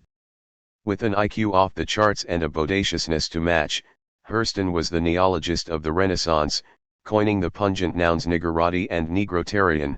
She moved quickly from 580 St. Nicholas to the position of secretary to novelist Fannie Hurst and, with Johnson's intercession, a full scholarship to Barnard. She would be one of the strongest novelists of the movement, its sole avowed feminist, and, as was already manifest through Drenched in Light, the writer most in touch with the souls of those black folk who were yet to migrate to the cities, or had only just gotten there. A reflective essay on the significance of Eugene O'Neill by one of the movement's prize recruits, Paul Robeson, ran in the December 1924 opportunity. The well-established New York law firm headed by Rutgers trustee William Lewis Stotesbury had seen the last of Columbia Law School graduate Robeson more than 2 years earlier. More than likely, after his unflattering notices in a 1922 Freudian pastiche called Taboo on Broadway and Voodoo in London, Robeson had prudently retired whatever acting aspirations he may have had in favor of the law. But white secretaries disliked taking dictation from nigger lawyers, and the Stotesbury firm's clients cringed at the prospect of rulings handed down by judges unaccustomed to black attorneys appearing before them. Out of the blue came an urgent invitation from Provincetown Players director Kenneth McGowan for the lead in All God's Chillun Got Wings. The rest, as they say, was history, and Walter White, who claimed, with a good deal of plausibility, that he had convinced a still unsure Robeson to give up law for acting and for the greater glory of the Renaissance. Robeson's opportunity essay, Reflections on O'Neill's Plays, read like copy from Charles Johnson's desk. I am sure that there will come Negro playwrights of great power, and I trust that I shall have some part in interpreting that most interesting and much needed addition to the drama of America, and may have been. Du Bois was guardedly pleased by the way the talented 10th Renaissance was taking shape. Appearances, a play by an elementary school dropout and San Francisco bellhop, was a case in point. The play opened on Broadway in mid-October 1925 at the Frolic Theater and survived for 23 nights, the first full-length production written by a Negro. The plot involved rape and exoneration due to the sheer force of the accused's character. Al Jolson had lobbied Manhattan theatrical backers on behalf of the author, Garland Anderson, and President Coolidge had said a good word for appearances after a White House meeting with the playwright. Noting that everybody who saw it was enthusiastic, white as well as black, Du Bois praised appearances as an excellent play in the crisis. Considering the fact that the artistically more sensitive James Weldon Johnson also thought appearances was fairly good, perhaps, after all, the play did offer more than uplifting racial propaganda. The editor noted with particular pride in June 1925 that Vanity Fair was publishing 5 poems by Cullen, and Harper and Brothers was about to release Color, the young man's first volume of poetry. To read but a few stanzas of Count T. Cullen's great poem, The Shroud of Color, was enough to show all Americans the depth and power of the new movement, Du Bois promised. Cullen's long, somber meditations on the burden of race and the divided self began in an agony of shame and irresolution and ended, after a dozen stanzas, on a note of clear-eyed affirmation, and somehow it was borne upon my brain how being dark, and living through the pain of it, is courage more than angels have. When Knopf released The Weary Blues in spring 1926, Du Bois lavished praise on Hughes's first volume of poetry, as he would find clothes to the Jew, Hughes's second volume, the following year. The editor had grown increasingly fond of the 23-year-old ever since their first encounter, a civic club luncheon arranged by Fawcett for the somewhat shy poet and his loquacious mother during Hughes's first and only semester at Columbia in the fall of 1921. Hoping to avoid appearing as dumb as I felt myself to be, the poet had been a bundle of nerves that day about meeting the austere legend, who, as it turned out, was almost affectionate. Wanderlust and boredom with studies had caused Hughes to sail away from America soon after meeting Du Bois, dumping his college books into the ocean along with any ambitions for a conventional middle-class life. He had actually been to West Africa, a distinction the poet and editor alone shared among the new Negroes. An excellent brain and an impressive talented 10th family pedigree, one ancestor had fought beside John Brown at Harper's Ferry, another, John Mercer Langston, had gone to the U.S. House of Representatives from Virginia, endeared the young man who was only 3 years older than Du Bois' son, Burghardt, would have been. The second Opportunity Awards banquet took place in early May 1926, with Du Bois once more on the road and Charles Johnson masterminding what appeared to be another upward turn of the race relations spiral. Some of the winners would fall into obscurity rather quickly. Lee Wallace, who took third prize in the short story competition, can hardly have impressed judges Zona Gale, Jean Toomer, and Carl Van Doren, any more than Ford Kramer of Lincoln University and Ariel Williams of Fisk University, who shared first prize for poetry, gave Witterbinner, Vachel Lindsay, or Robert Frost much reason to want to see them return the following year. The gifted Louisville poet Joseph Cotter and the determined academic playwright John Matthias would be back. Somewhat surprisingly, though, Hurston's Mutsy, a charming story about venial backsliding in the wicked city, was pushed to second place by Arthur Fawcett, who went on to win first prize in the essay competition. Arna Bontom rose to receive the $100 Alexander Pushkin Prize for the poem Golgotha is a Mountain, a splendid vindication for Bontom's having had the pluck to leave the Los Angeles post office. Of the many Renaissance prizes, the Pushkin was unique in being endowed by a single Negro donor, Caspar Holstein, the numbers king of Harlem. As the pell-mell release by major publishing houses of works by and about people of color continued, the editor's enthusiasm for the arts and letters gambit grew. Tropic Death, the marvelous collection of well-spun, macabre short stories by Trinidadian and Eric Walrond, appeared from Boney and Live right at the end of 1926. Studying his approving review with qualifiers such as impish, somber, fatal, Du Bois confessed that the book's impressionism and heavy use of Caribbean dialect made it hard reading and difficult to understand in parts, but a work, nevertheless, of deep significance and great promise. The crisis also carefully tracked the appearance in the South of more sympathetic literature about the race. Two aristocratic South Carolina writers, Julia Petterkin and DuBose Hayward, had rediscovered the descendants of their ancestors' slaves with an empathy scarcely seen in the Deep South since the novels of George Washington Cable. The new Negro arts and letters movement had begun to take on an animation every bit as kinetic as that to be seen nightly on the ballroom floor of the cavernous New Savoy. The movement energized people of color in the large metropole as well as in hundreds of good-sized towns where earnest literary and dramatics groups, usually run by prim, light-skinned wives of doctors, lawyers, preachers, and teachers, discussed novels, plays, poetry, and nonfiction, a few of these groups even tithing themselves to support a publication. Philadelphians published Black Opals, one of the best of the little reviews. Bostonians launched the Saturday Evening Quill. In Washington, Georgia Johnson regularly attracted such stellar out-of-towners to read, talk, and drink with her coterie of Saturday nighters as Du Bois, James Wilson Johnson, Fawcett, and Hughes. A tell-all Harlem newspaper with a national readership that placed the private lives of public figures under a powerful magnifying glass, the Interstate Tatler had begun its weekly run in 1925. The Tatler excelled as a well-written gossip sheet with a racial conscience, and was even capable of serious literary commentary. It paused to note the significance of Walter White's 1926 Guggenheim Fellowship, the first of a half-dozen to be awarded by the new foundation to persons of color. The NAACP Associate Secretary's second novel, Flight, The Pros and Cons of Passing, had been in bookstores for several months, and The Fire in the Flint, his first novel, was being translated into French and Japanese. From Du Bois' perspective, what was truly of serious significance was the second wave of monetary encouragement of new Negro potential. In January 1926, the William E. Harmon Foundation decided to shift its philanthropy from loans to students and aid to the blind to awards to Negro Americans.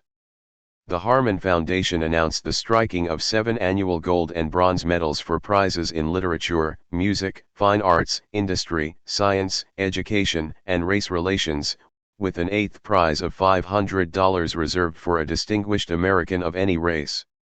Boney and Live Right announced a $1,000 prize that March for the best novel on Negro life by a writer of Negro descent. For the musically gifted, there were prizes in the Lewis Rodman Wanamaker musical competition.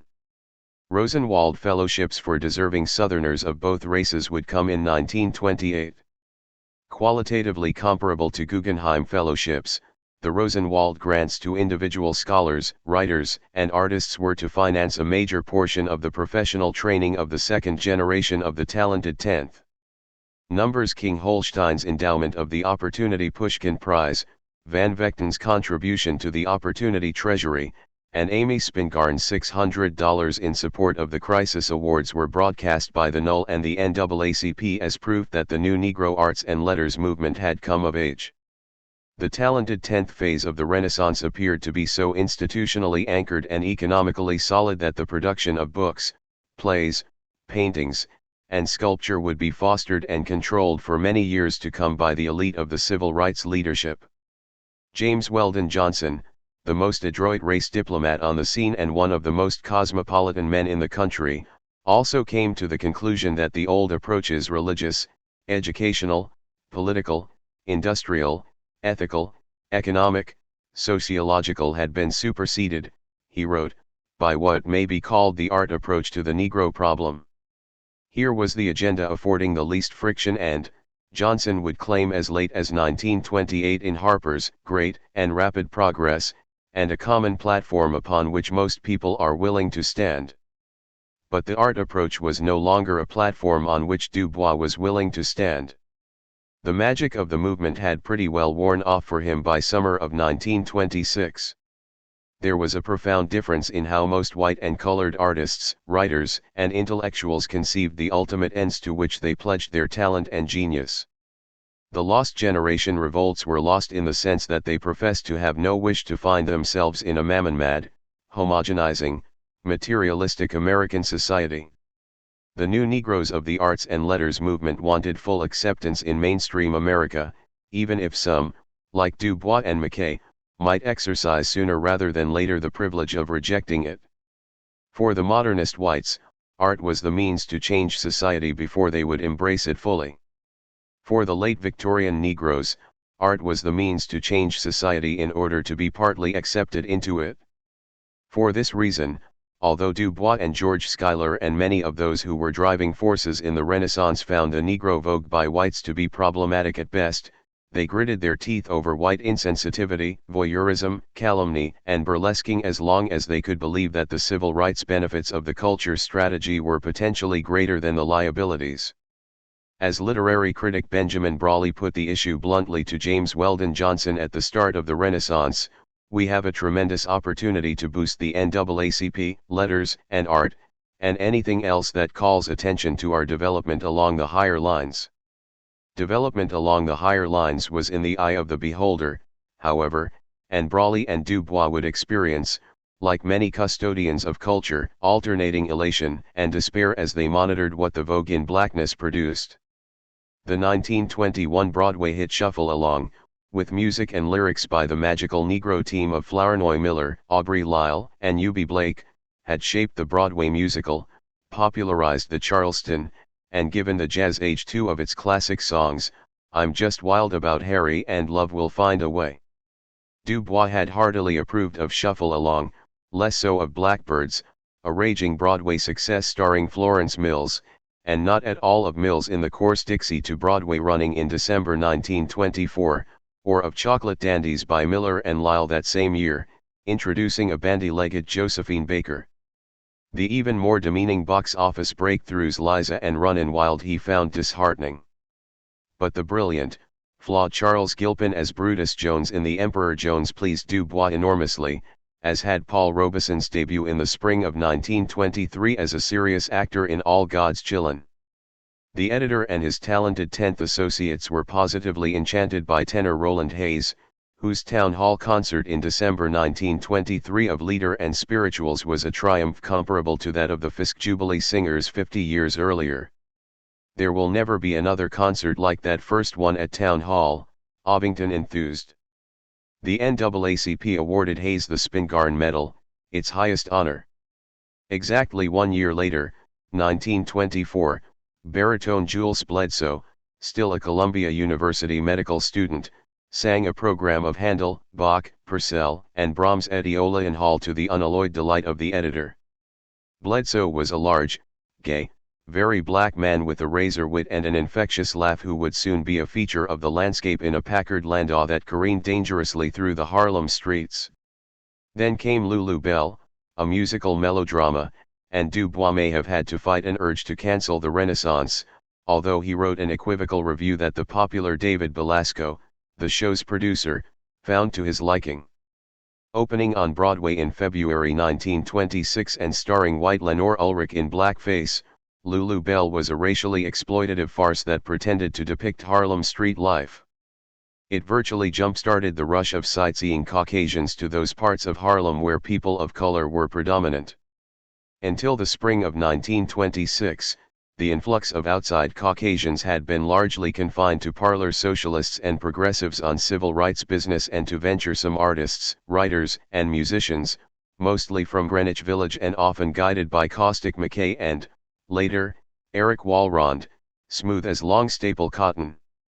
After Lulu Bell, the white influx was democratized, and almost anybody with a hip flask and taxi fare became a candidate for a night at the Cotton Club, Connie's Inn, or Small's Paradise. In March 1926, the cavernous, block-long Savoy opened its doors in Harlem. With its marble staircase, cut-glass chandeliers, and 250-foot, burnished maple dance floor anchored by two bandstands at either end, the Savoy offered Afro-Americans and Caucasians a temple in which to stomp through the jazz age. Out of the guide business and now on the staff of Opportunity, Walrond wrote frankly that Harlem was becoming a white man's house of assignation. The situation distressed Du Bois and Charles Johnson even more than it did the Trinidadian writer. By the following summer, neither would be amused by Rudolph Fisher's witty piece in the American Mercury, "The Caucasian Storms Harlem," in which a long-absent denizen exclaims, as he roams old haunts, "What a lot of phase whites. The best of Harlem's black cabarets have changed their names and turned white," he laments. Jack Johnson's Club Deluxe, the old Douglas Club, had become the Cotton Club in 1923, owned now by Ani Madden and the Chicago mob who banned Negroes as patrons. Jules Bledsoe was among the occasional exceptions, but hired them, tall, tan, and terrific, by the dozens as performers.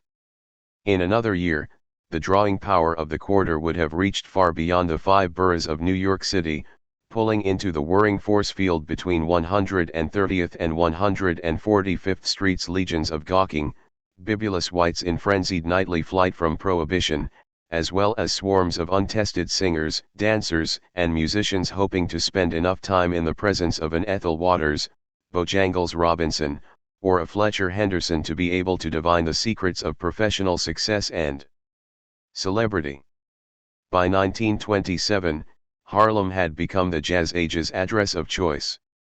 133rd Street was the jungle, location of Brown's, Dickie Wells's, Connor's, Mexico's, and the Clam House where the huge, sexually ambiguous Gladys Bentley, pianist and torrid warbler, held court. The Nest Club was there, the jungle night spot favored by some of Harlem's own society folk such as Rudolph Fisher's sister Pearl and his future wife. 2 blocks north was P&J's, the Catagonia Club, where Willie the Lion Smith performed. P&J's was favored by Al Smith, Beatrice Lillie, Jimmy Walker, Tallulah Bankhead, and her Harlem Beau George, and other downtown swells. The place gave the tortured musical prodigy Artie Shaw a temporary haven, and drew in Bixby Beck, Hoagie Carmichael, Benny Goodman, the Dorsey brothers, and Paul Whiteman, all of whom took away impressions that made their own music more special, yet not too black. With a little persistence, contacts, and money, the likes of Phil Harris, Mae West, and Van Vechten could gain entry to the transvestite floor shows, sex circuses, and marijuana parlors along 140th Street. As far as can be determined, Du Bois and Jimmy Durante never met, but if they had, Du Bois would have been greatly pained by what the comedian had to say about white people on safari above Central Park. "You go sort of primitive up here," the comedian warned, with the bands moaning blues like nobody's business, slim, bare-thighed brown-skinned gals tossing their torsos, and the Negro melody artists bearing down something terrible on the minor notes. When producer Lou Leslie underwrote the tempestuous Blackbirds of 1928, with Bojangles dancing on Broadway for the first time and I Can't Give You Anything But Love mesmerizing audiences for 500 curtains, Harlem, Mecca of the new Negro, had become, it seemed, equally as much the Mecca of the new whites. ******. When Locke coined the expression Mecca of the New Negro in the spring of 1925, the skid into what the custodians of culture would deplore as demeaning parody and vulgar exhibitionism, the period from Lulu Bell to Blackbirds had not quite begun. The Harlem Renaissance as arts and letters calculated to impress the best whites and make the best blacks proud had seemed securely underway. Although his disenchantment appeared to come on in a rush, in reality Du Bois had been wrestling with doubts about the Renaissance that only grew the more he tried to ignore them. He had always worried about what he saw as the inherent susceptibility of an artistic and literary enterprise to go off track, spinning in its own momentum away from what he deemed to be the central purpose. By temperament and politics, he was always inclined to take the crisis in a different direction, one that Fawcett, Johnson, and White found increasingly less appealing. He had gravely informed his readers in May 1925 that the magazine would soon begin to focus on issues such as economic development, political independence, educational policy, and international peace, as well as the arts, and he warned that the crisis would become more frankly critical of the Negro group. Du Bois continued to be nagged by misgivings. Locke's denigration of propaganda, the ubiquity and persiflage of the decadent Van Vechten, the growing resistance of the younger writers and poets to advice from their seniors, whirligig cocktail parties downtown and night-clubbing uptown that substituted for the integration of Manhattan restaurants and hotels, motorcades and Hudson River excursions to Alila Walker's Villa Elwero, sex in three genders, and demeaning voyeurism, it all began to grate on the editor's civil rights nerves.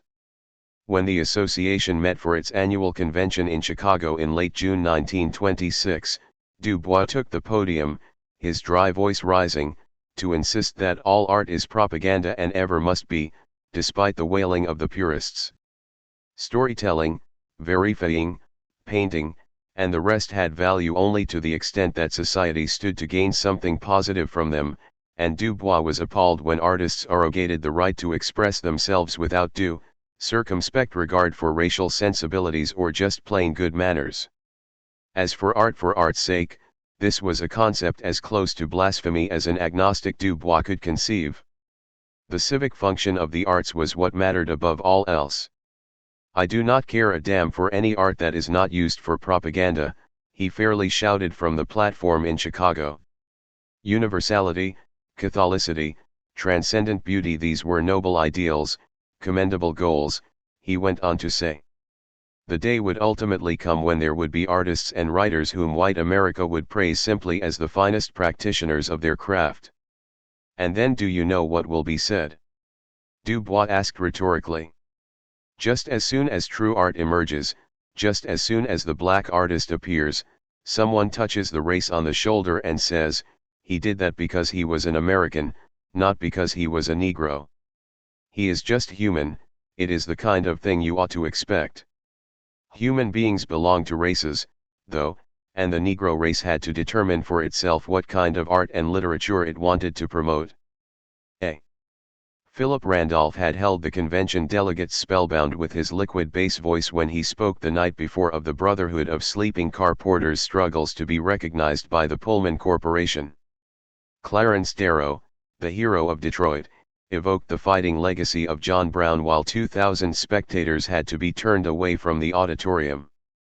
Du Bois' delivery was no match for theirs, but, message for message, his speech addressed concerns no less vital.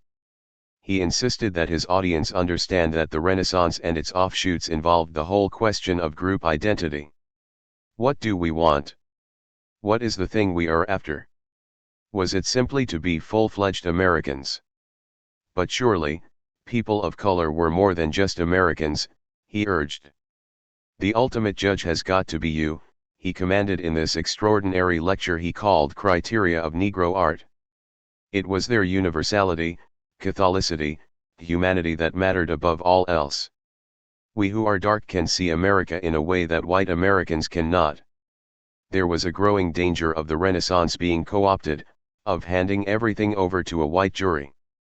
As in Souls, where Du Bois described the state of racial being of always looking at oneself through the eyes of others, so the dilemma of second-sightedness animated his words to the NAACP convention. If a colored man wants to publish a book, he has got to get a white publisher and a white newspaper to say it is great, and then you and I say so. The full implications of criteria of Negro art would be delayed until the end of the year when it appeared as the punctuating document in the 7-month crisis series The Negro in Art. This series, Symposium, Du Bois called it, had already been announced in February, more than 5 months before the Chicago Convention, in an issue that carried a 7-part questionnaire sent out by the editor to authors and publishers. There was something slapdash and repetitive about it, however. Clearly, Fawcett hadn't been asked to give the document the benefit of her punctilious scrutiny. Corrected for overlap, the 7 questions boiled down to 5, whether an artist was under any obligations or limitations as to the sort of character he or she should portray, the social obligations of publishers, countermeasures for racist literature, the class perspective appropriate to black fiction, and the vulnerabilities of young black and white writers. Questions 4 and 7 went to the heart of Du Bois' concerns. Didn't the pathos, humiliation, and tragedy of America's educated Negroes deserve as much sincere sympathy as Du Bois Hayward had lavished on illiterates in Porgy? Or to put the same matter another way, wouldn't the stream of novels about the debauched 10th, as Du Bois wrote elsewhere, discourage the new crop of Negro talents from writing truthfully about themselves and their own social class? Responses to the questionnaire were already in hand from Van Vechten, Sinclair Lewis, and the now forgotten Major Haldane McFall, noted the February crisis. Each month thereafter, until the symposium ended that October, the magazine would publish the replies. If the art symposium was intended to draw the attention of white writers and publishers to what Du Bois saw as an almost unrelieved portrayal of denigrated black life in fiction, the responses of Alfred Knopf and John Farrar could have been only partially reassuring. There had been an almost palpable ire and pain in Du Bois' 4th question about people of color being continually painted at their worst and judged by the public as they are painted. Knopf dismissed the question about the social obligations of publishers as senseless and doubted that good writers were handicapped or seduced by popular fascination with squalid subject matter. Farrar called for Negroes to display as little self-consciousness as possible, took delight in what Du Bois had deplored as the monstrosities of Octavius Roy Cohen's Coon stories, felt that the fire in the flint was a trifle one-sided, and agreed with Knopf that Du Bois' social and ethical concerns about the creative spirit were misplaced. In any case, the fundamental problem was twofold: most of the whites counseled, too much racial sensitivity and not enough artistic quality. Yet, what Negroes had to complain about any more than whites when it came to caricature and mockery was a mystery to Sherwood Anderson. The Irish had survived Mr. Jiggs and the Jews Mr. Potash, as Farrar and Julia Peterkin recalled. Ovington, chairperson of the NAACP, even denied that Du Bois' claim of negative portrayals held any truth, at least within the past few years. Hooting at bad white depictions of blacks, Mencken wanted to know why the Renaissance novelists didn't turn the tables and ridicule the whites. What a chance! Meantime, as Van Vechten admonished in Vanity Fair and on his crisis questionnaire, Negroes were moanin' wid a sword in Mahan while white writers were running away with a wealth of novel, exotic, picturesque material. Nobody was interested in Du Bois and his talented 10th peers as literary subjects for the very good reason that they were, indeed, just like white folks of the same class, Van Vechten twittered. On the other hand, the squalor of Negro life, the vice of Negro life, was irresistible. Among the white respondents, only Vachel Lindsay agreed that major publishing houses deserved censure for showing a distinct aversion to manuscripts dealing with educated and accomplished people of color. Yet even the puritanical Benjamin Brawley found that proposition unacceptable. After all, publishing was a business like any other. It was curious that, of some 20 symposium respondents, it was neither Joel Spingarn, founder of the School of New Criticism, nor Sinclair Lewis, the future Nobel laureate, who provided the most perceptive set of answers, but the novice man of letters Walter White instead. White had no doubt that the literary tradition of denigration decried by Du Bois was patently harmful and not to be finessed by a simple-minded sense of humor. But racist denigration was also bad art that good publishers ought to be capable of weaning themselves from. As for artistic freedom to write about black life at the bottom or from the striver's row top, White insisted that the only imperative was that it be genuine and well done. Regretting that, at the very moment when they were beginning to be read, there should arise a division of opinion as to what or what not should be written, the Associate Secretary sighed philosophically that it was only to be expected. Even as Du Bois' Symposium published the first responses from Van Vechten, Mencken, and Hayward, the talented 10th phase of the new Negro arts movement was about to end in a riot of controversy. Phase 3 of the Renaissance, the Negro Renaissance, made its appearance that spring with all the decorum of a Harlem rent party. It would last almost a decade, although its vitality would have been spent by the time the New Deal was organized.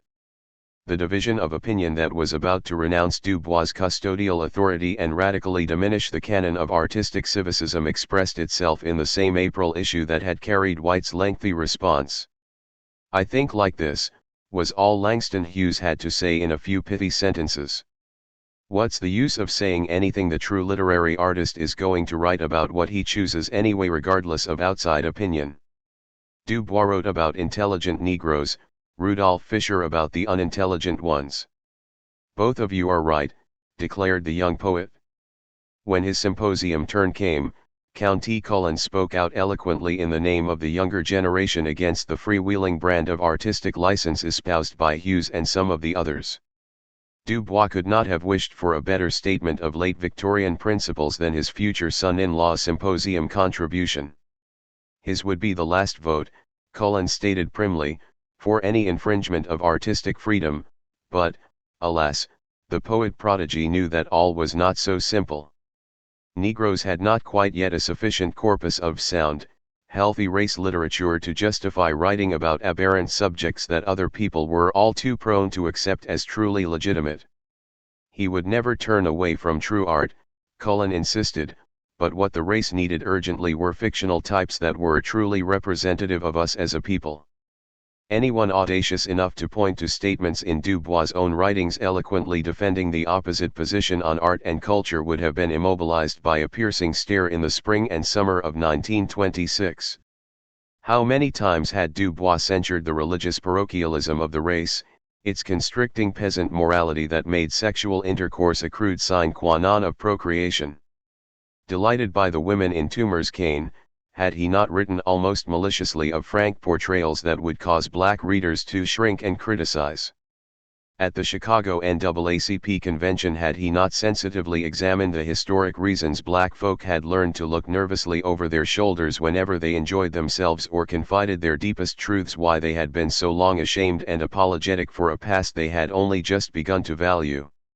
Our worst side has been so shamelessly emphasized that we are denying that we have or ever had a worse side, he lectured.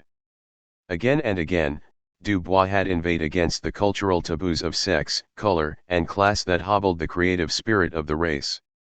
He relished British novelist Ronald Furbank's prancing nigger at least partly from a desire to challenge his readers to surmount a visceral repugnance for the title of a book whose fabulous Antillean tale they should certainly read.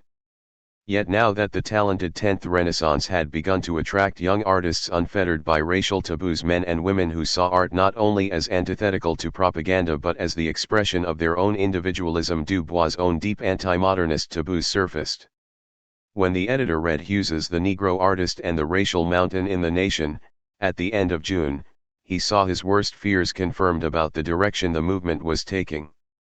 If he harbored reservations about Cullen's high culture objections to the weary blues and took exception to Schuyler's deriding Renaissance writers as nothing less than lamp-blacked Anglo-Saxons, Du Bois could only look upon Hughes's sassy essay as a deeply disturbing manifestation of anarchy, rather than the declaration of artistic independence intended by its author.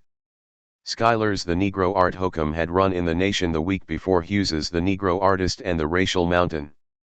Writing at his ribald best there, Schuyler dismissed the racialism of the Renaissance as sheer nonsense and no more expressive of the Negro soul, as the Gushers put it, than are the scribblings of Octavius Cohen or Hugh Wiley. Metaphorically speaking, Hughes turned his backside to the editor of the Crisis, Schuyler, Brawley, Cullen, Fawcett, and every custodian of culture north and south and moondom. There was poor, misguided Cullen, identified only as one of the most promising of the young Negro poets, who simply wanted to be a poet, not a Negro poet, meaning subconsciously. I want to write like a white poet, meaning behind that, I would like to be white. But great poets are never afraid to be themselves, said Hughes, never willing to let the mountain of racial denial get in their way. Poets and novelists from bourgeois families where the catechism ran "Don't be like niggers" were only capable of producing bourgeois poems and novels. The mountain of Nordic manners, Nordic faces, Nordic hair, Nordic art, if any, and an episcopal heaven was too high a mountain to climb. Better to plant one's feet solidly on the plain, with regular excursions into the deep gorges where the low-down folks, the so-called common element, abounded.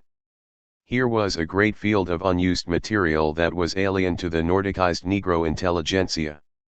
Hughes's essay roared to its now famous finish as it summoned the blare of Negro jazz bands and the bellowing voice of Bessie Smith singing blues to ring in the ears of the colored near-intellectuals. We younger Negro artists who create now intend to express our individual dark-skinned selves without fear or shame. If white people are pleased, we are glad. If they are not, it doesn't matter. We know we are beautiful. And ugly too. The tom-tom cries and the tom-tom laughs. If colored people are pleased, we are glad. If not, their displeasure doesn't matter either. We build our temples for tomorrow, strong as we know how, and we stand on top of the mountain, free within ourselves.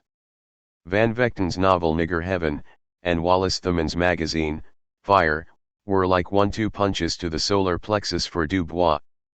Knopf released Nigger Heaven in August 1926. Fire appeared in November.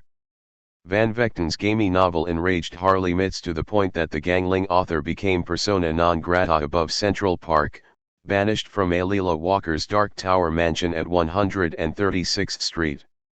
True enough, James Weldon Johnson thought Van Vechten's tragic love story of frustration, seduction, betrayal, homicide, the capers of the lowdown and the pretensions of the snobs was a marvelous breakthrough. But even his loyal secretary, Rich Etta Randolph, adamantly demurred. "I am serious when I say," she entreated her employer, "that I think only you can redeem Mr. Van Vechten by writing something to counteract what he has done." For Du Bois, Nigger Heaven was a blow in the face, an affront to the hospitality of black folk and to the intelligence of white.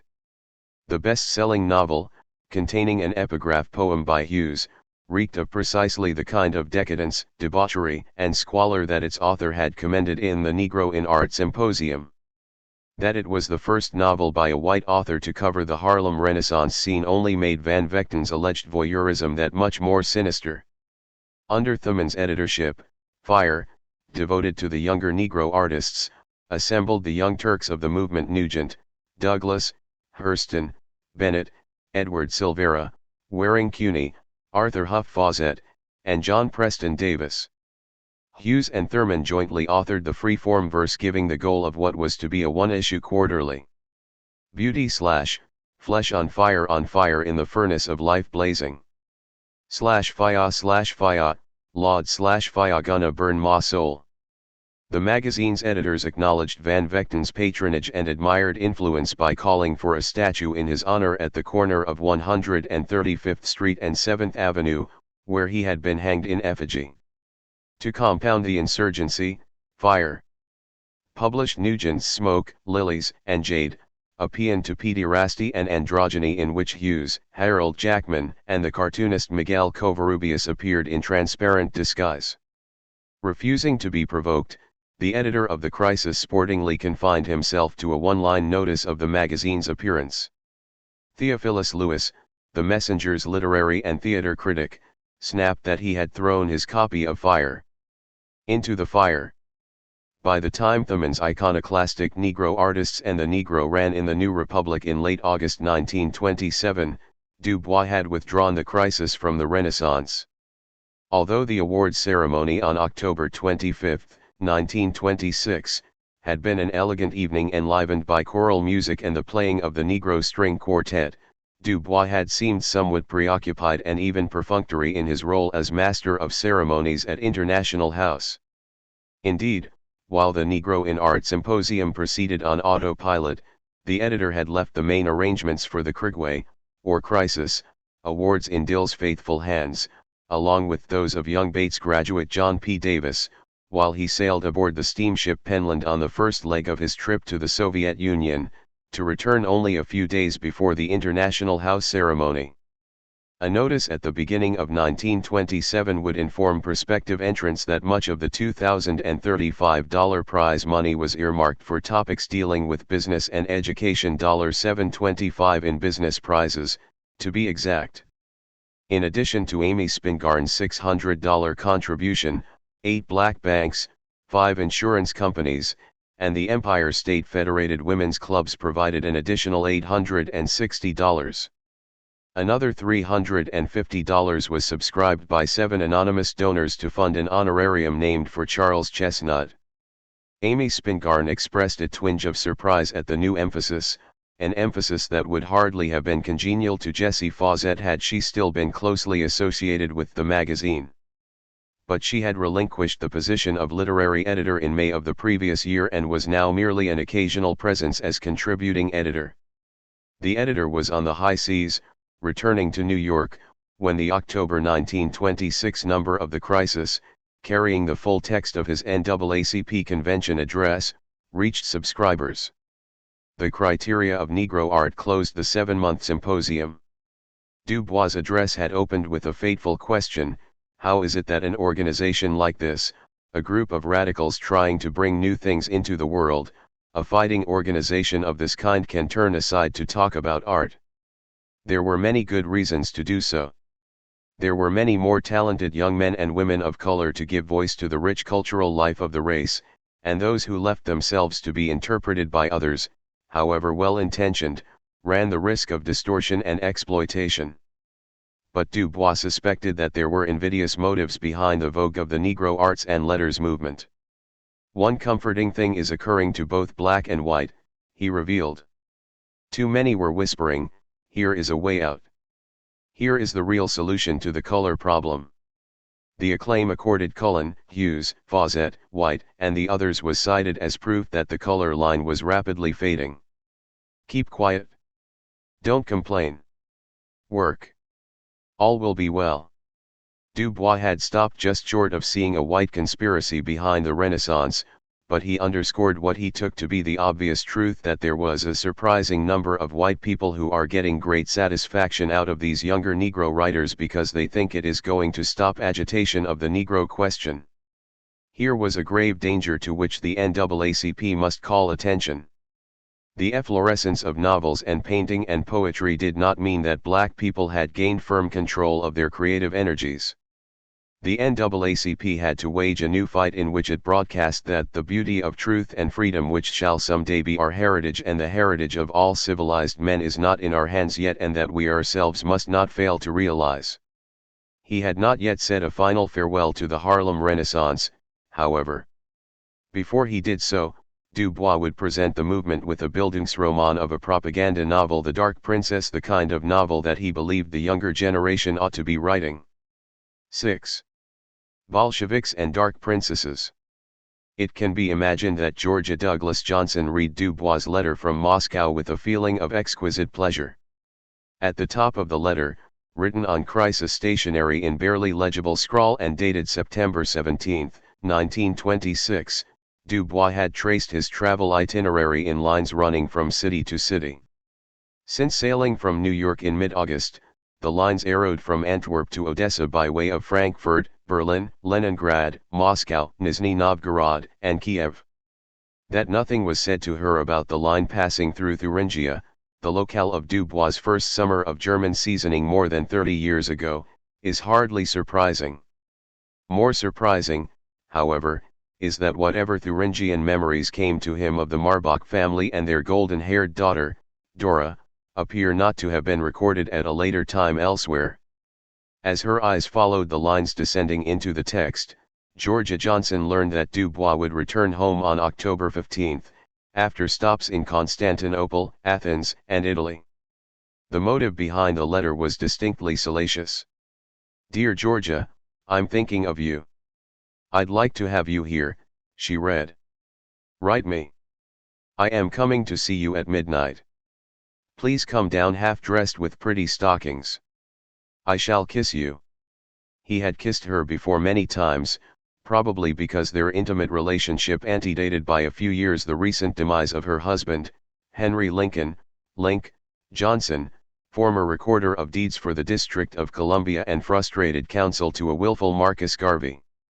Grandly isolate as the god of day, Johnson had eulogized in a sonnet to Dr. W.E.B. Du Bois, on the occasion of the great man's 50th birthday.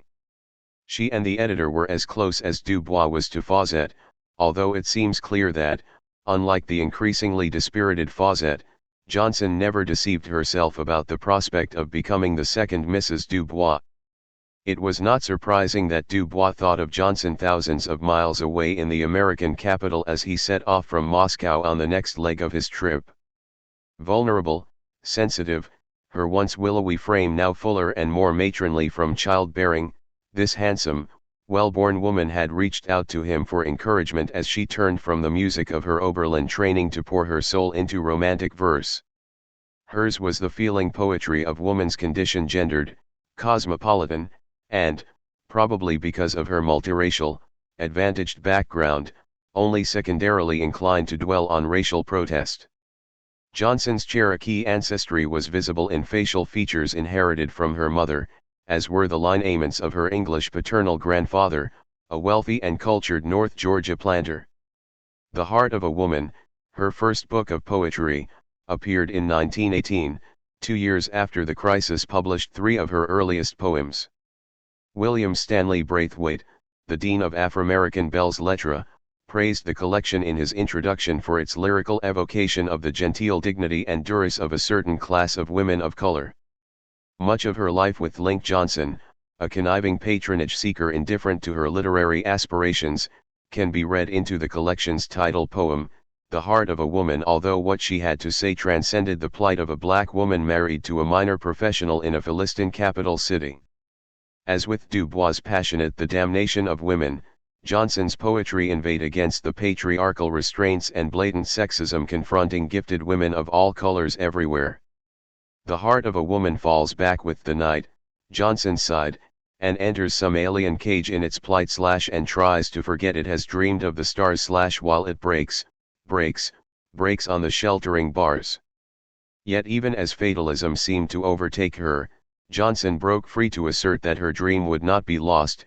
Let me not lose the vision, gird me, powers that toss / the worlds, I pray, / hold me, and guard, lest anguish tear my dream / away.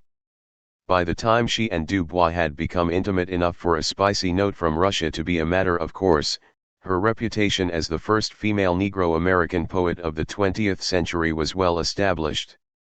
Bronze, a book of verse, had been touted by Du Bois and Fawcett and others on the eve of the Harlem Renaissance. Like Mabel Dodge a few years earlier, though with more literary talent, Johnson came to exert a radiating influence upon the Negro artists of the 20s through the famous salon she ran in her Washington home at 1461 S Street NW, Halfway House, its familiars called it.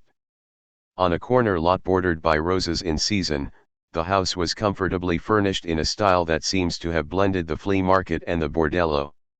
On late, liquescent, and often memorably animated Saturday nights, jazz-age muses gathered around Georgia Johnson's concert piano or paired off in lively huddles, their talk flowing back and forth between tangy gossip and serious debate as indiscretions were revealed and old and new poetry, drama, fiction, and art were critiqued. Toomer, Locke, Fawcett, and the playwrights Angelina Grimke and May Miller were regulars, as were Bruce Nugent, Fisher, the underappreciated sculptor May Howard Jackson, and short story writer Alice Dunbar Nelson. The Wandering Hughes came often, and Countee Cullen came occasionally. Zona Gale, Waldo Frank, and H. G. Wells joined the Saturday Nighters at least once. Du Bois had begun to drop in frequently, almost never missing the opportunity when speaking engagements and other crisis business rooted him through Washington. "Please invite me to spend Easter Sunday with you," read a typical presumption sent to her more than 2 years before Link made his definitive exit from their moribund marriage. I simply must arrange for Sunday dinner." Johnson was always more than glad to accommodate the affectionate autocrat. Promising him her best blackberry jam when he came to town to tell her about Africa and Paris, she offered to invite a friend or two if you say so. Johnson found that her husband's modest bequest, combined with the salary from her new patronage position as Commissioner of Conciliation in the U.S. Department of Labor, enabled her just barely to support her family. Her two bright sons, Henry, Jr., and Peter, were finally about to complete their law and medical studies at Howard after solid educations at Bowdoin and Dartmouth, respectively. Her bureaucracy's treadmill seldom slackened, however, and after-hours attempts at poetry left Johnson drained and demoralized. The friendship of one of the nation's leading intellectuals meant a great deal, therefore. Du Bois had been a consistent champion in the court of letters, blazing an orbit through the dark and gloom as much for her, she hoped, as for the race at large. No word had come from him for weeks after sailing for Russia, and she had been at a loss to explain a silence that had never before occurred during his travels. To lose friends one has come to appreciate and hold dear is something akin to the touch of death, she wrote after getting his wicked Moscow letter. And now he was on his way to her from the other side of the world, arriving on December 11, to stay 4 days, Du Bois wrote after returning to New York. As she had often done during past visits, Johnson may have made his few days with her even more pleasurable by the company of other attractive women of a modern bent. According to May Miller, it was a poorly kept secret in Washington's upper-class community of color that Johnson regularly invited women Du Bois wanted to meet to her home.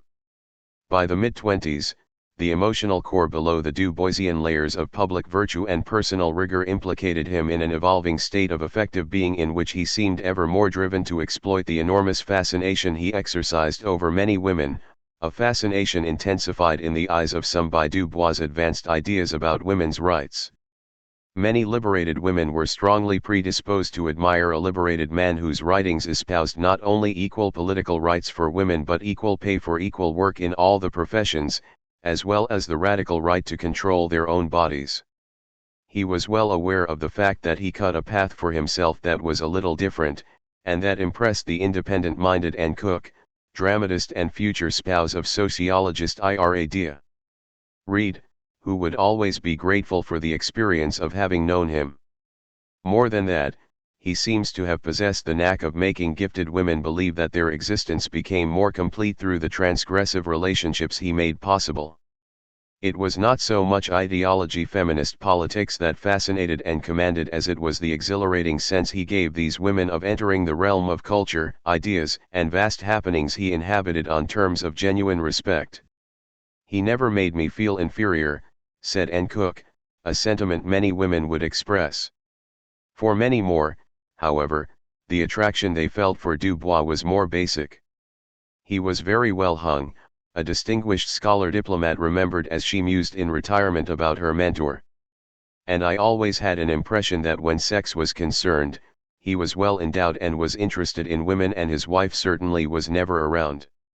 In all probability, Du Bois ranked these women, with some coming as close as his publicly correct marriage and complex egocentrism allowed to being treated as uniquely important, cherished equally for their minds as for their bodies. Others were grouped in a more transient category, pleasant, amoral diversions more than willing to go along for the romp, as was often true, apparently, of the prettiest girls Arthur Spingarn noticed working for the magazine over the years. Alluding to what was called by those in the know the casting couch in the inner office of the Crisis, Spingarn would share an off-the-record observation after Du Bois' death that the editor had plenty of trouble, not all of it limited to the male race. Frequently enough, Du Bois overreached himself, abusing the trust of young women who placed themselves in his hands out of innocent admiration. Marvel Jackson came from Minneapolis at the beginning of 1927 to work as his secretary. Then in her early 20s, she had grown up hearing her mother speak adoringly of the Willie Du Bois whom she had dated one summer while employed as a serving girl in Great Barrington. When Du Bois assembled Darkwater, he paid Marvel's mother the tribute of special mention in The Servant in the House, a new essay composed expressly for the collection. Sometime during 1922 or 1923, Marvel Jackson had finally met the illustrious editor on a trip to New York. She was just immobilized. "I couldn't say a word," she sighed, still under the spell of that moment more than 60 years later. As Marvel Jackson Cook, always profanely grateful for the collapse of her engagement to Roy Wilkins, she married and matured over time to become a pugnacious journalist and a valued member of the Communist Party. But in 1927 she was an inexperienced, ambitious, vulnerable young woman in awe of the new employer in whose service she was to remain almost 3 years. The editor took her to her first Broadway play and, in contrast to his reputation, she found him to be one of the warmest persons she'd ever known. But she also quickly discovered that he was pretty much a ladies' man, and that led to intimacies she wished she could have evaded. "You know, when we were working up at the magazine," she remembered, her voice trailing away at the end, "he'd put his hand on my leg, and I was so in awe of his intellect that I really didn't know what to do." Marvel Jackson's experience was not unusual, and James Weldon Johnson's goddaughter, Wilhelmina Adams, reported her straight-laced mother tut-tutting that she no longer thought that old man was a gentleman. Mrs. Adams, it seems, had been especially discountenanced to learn of the editor's triangular affair with the young wife of a New Jersey physician who was also involved with Paul Robeson. Had the two Adamses known of the affair involving Dubois in a triangle with another lively, modern woman and none other than James Weldon Johnson, these two proper Harley Mitts might have wondered what was left of the moral code of the talented 10th. On the other hand, if black life at the upper end of the social scale was more Victorian in its moral protestations than white life, there was at least as much, if not more, duplicity in its sexual conduct. Regardless of what people like the Adamses thought of them, such extramarital caperings were considered by many to be the privileges and prerogatives enjoyed by men of influence and affairs, considerations of ethical leadership notwithstanding. Victorian men of color behaved as all men sometimes did in their relations with women. As the loosening up of sexual mores accelerated after World War I, women also began to participate as free agents and even as initiators of recreational sex. Life imitated art with such fidelity during the Harlem Renaissance for the simple, evident reason that much of the fiction, ardent and torrid, submitted to the crisis and opportunity contests accurately reflected the new eroticism of the modernist age in which Dubois and other putative guardians of the old values were, in reality, zealous underground participants. As an objective fact of the era, the gap between principles and practice was a statistical male commonplace. Yet in Dubois' case it was also a disjunction that would open him to severe reproach by a much later generation because, in his fervent advocacy of feminist ideals, he had seemed to tower above his contemporaries. "I don't think he was too straight-laced about the ladies," chuckled the economist and Dubois disciple Robert Weaver, very much to the point, adding sternly, "but he was very straight-laced about most other things." As much as they said he loved the ladies, the inevitable day came when he left them. The women who loved Dubois would come to understand, as their grief grew weightier through the years, that Nina would remain the official and everlasting Mrs. Dubois until her death released him. She had become practically invisible by the late 20s, a frail, gray creature, always well attired, if uninterestingly so, to be escorted to benefit functions, annual NAACP balls, and increasingly elaborate celebrations of her husband's birthday. It can be inferred from what the correspondence says, as well as from its silences, that Will had come to regard Nina as both a burden and a shield, much as his crippled, undereducated mother had been. A burden that some would say explained his wanderings, but a shield that precluded his becoming permanently entangled. Marvel Cook, sighing in characteristic ellipsis, was like so many others who thought they understood his domestic situation, because I don't think his wife. It must have been difficult for him. But as Fawcett had painfully come to realize after returning from Europe in the spring of 1925, it was difficult for the women, too. 1926 had proved to be a particularly hard period for the associate editor, whose health appeared to be as precarious as her finances. Her difficulty with the editor must be money, Fawcett thought. Fawcett felt compelled to write at length to Joel Spingarn about an even more humiliating misunderstanding involving Dubois, with whom she was now becoming more estranged with each dismaying month. She and her sister, Helen Lanning, had loaned altogether $2,500 to help Dubois carry the notes and mounting repairs on his ever more costly venture into Harlem real estate. Having endured 3 years of straitened economies, the sisters needed desperately to be repaid, but, sighed Fawcett, because Dubois was unable to manage his investment, he was behaving badly. By the beginning of 1926, the apartment building at 606 St. Nicholas had become an albatross dragging its owner into indebtedness, survived only through lecture revenues, loans from associates, and borrowing against his life insurance policy. Sifting through Dubois'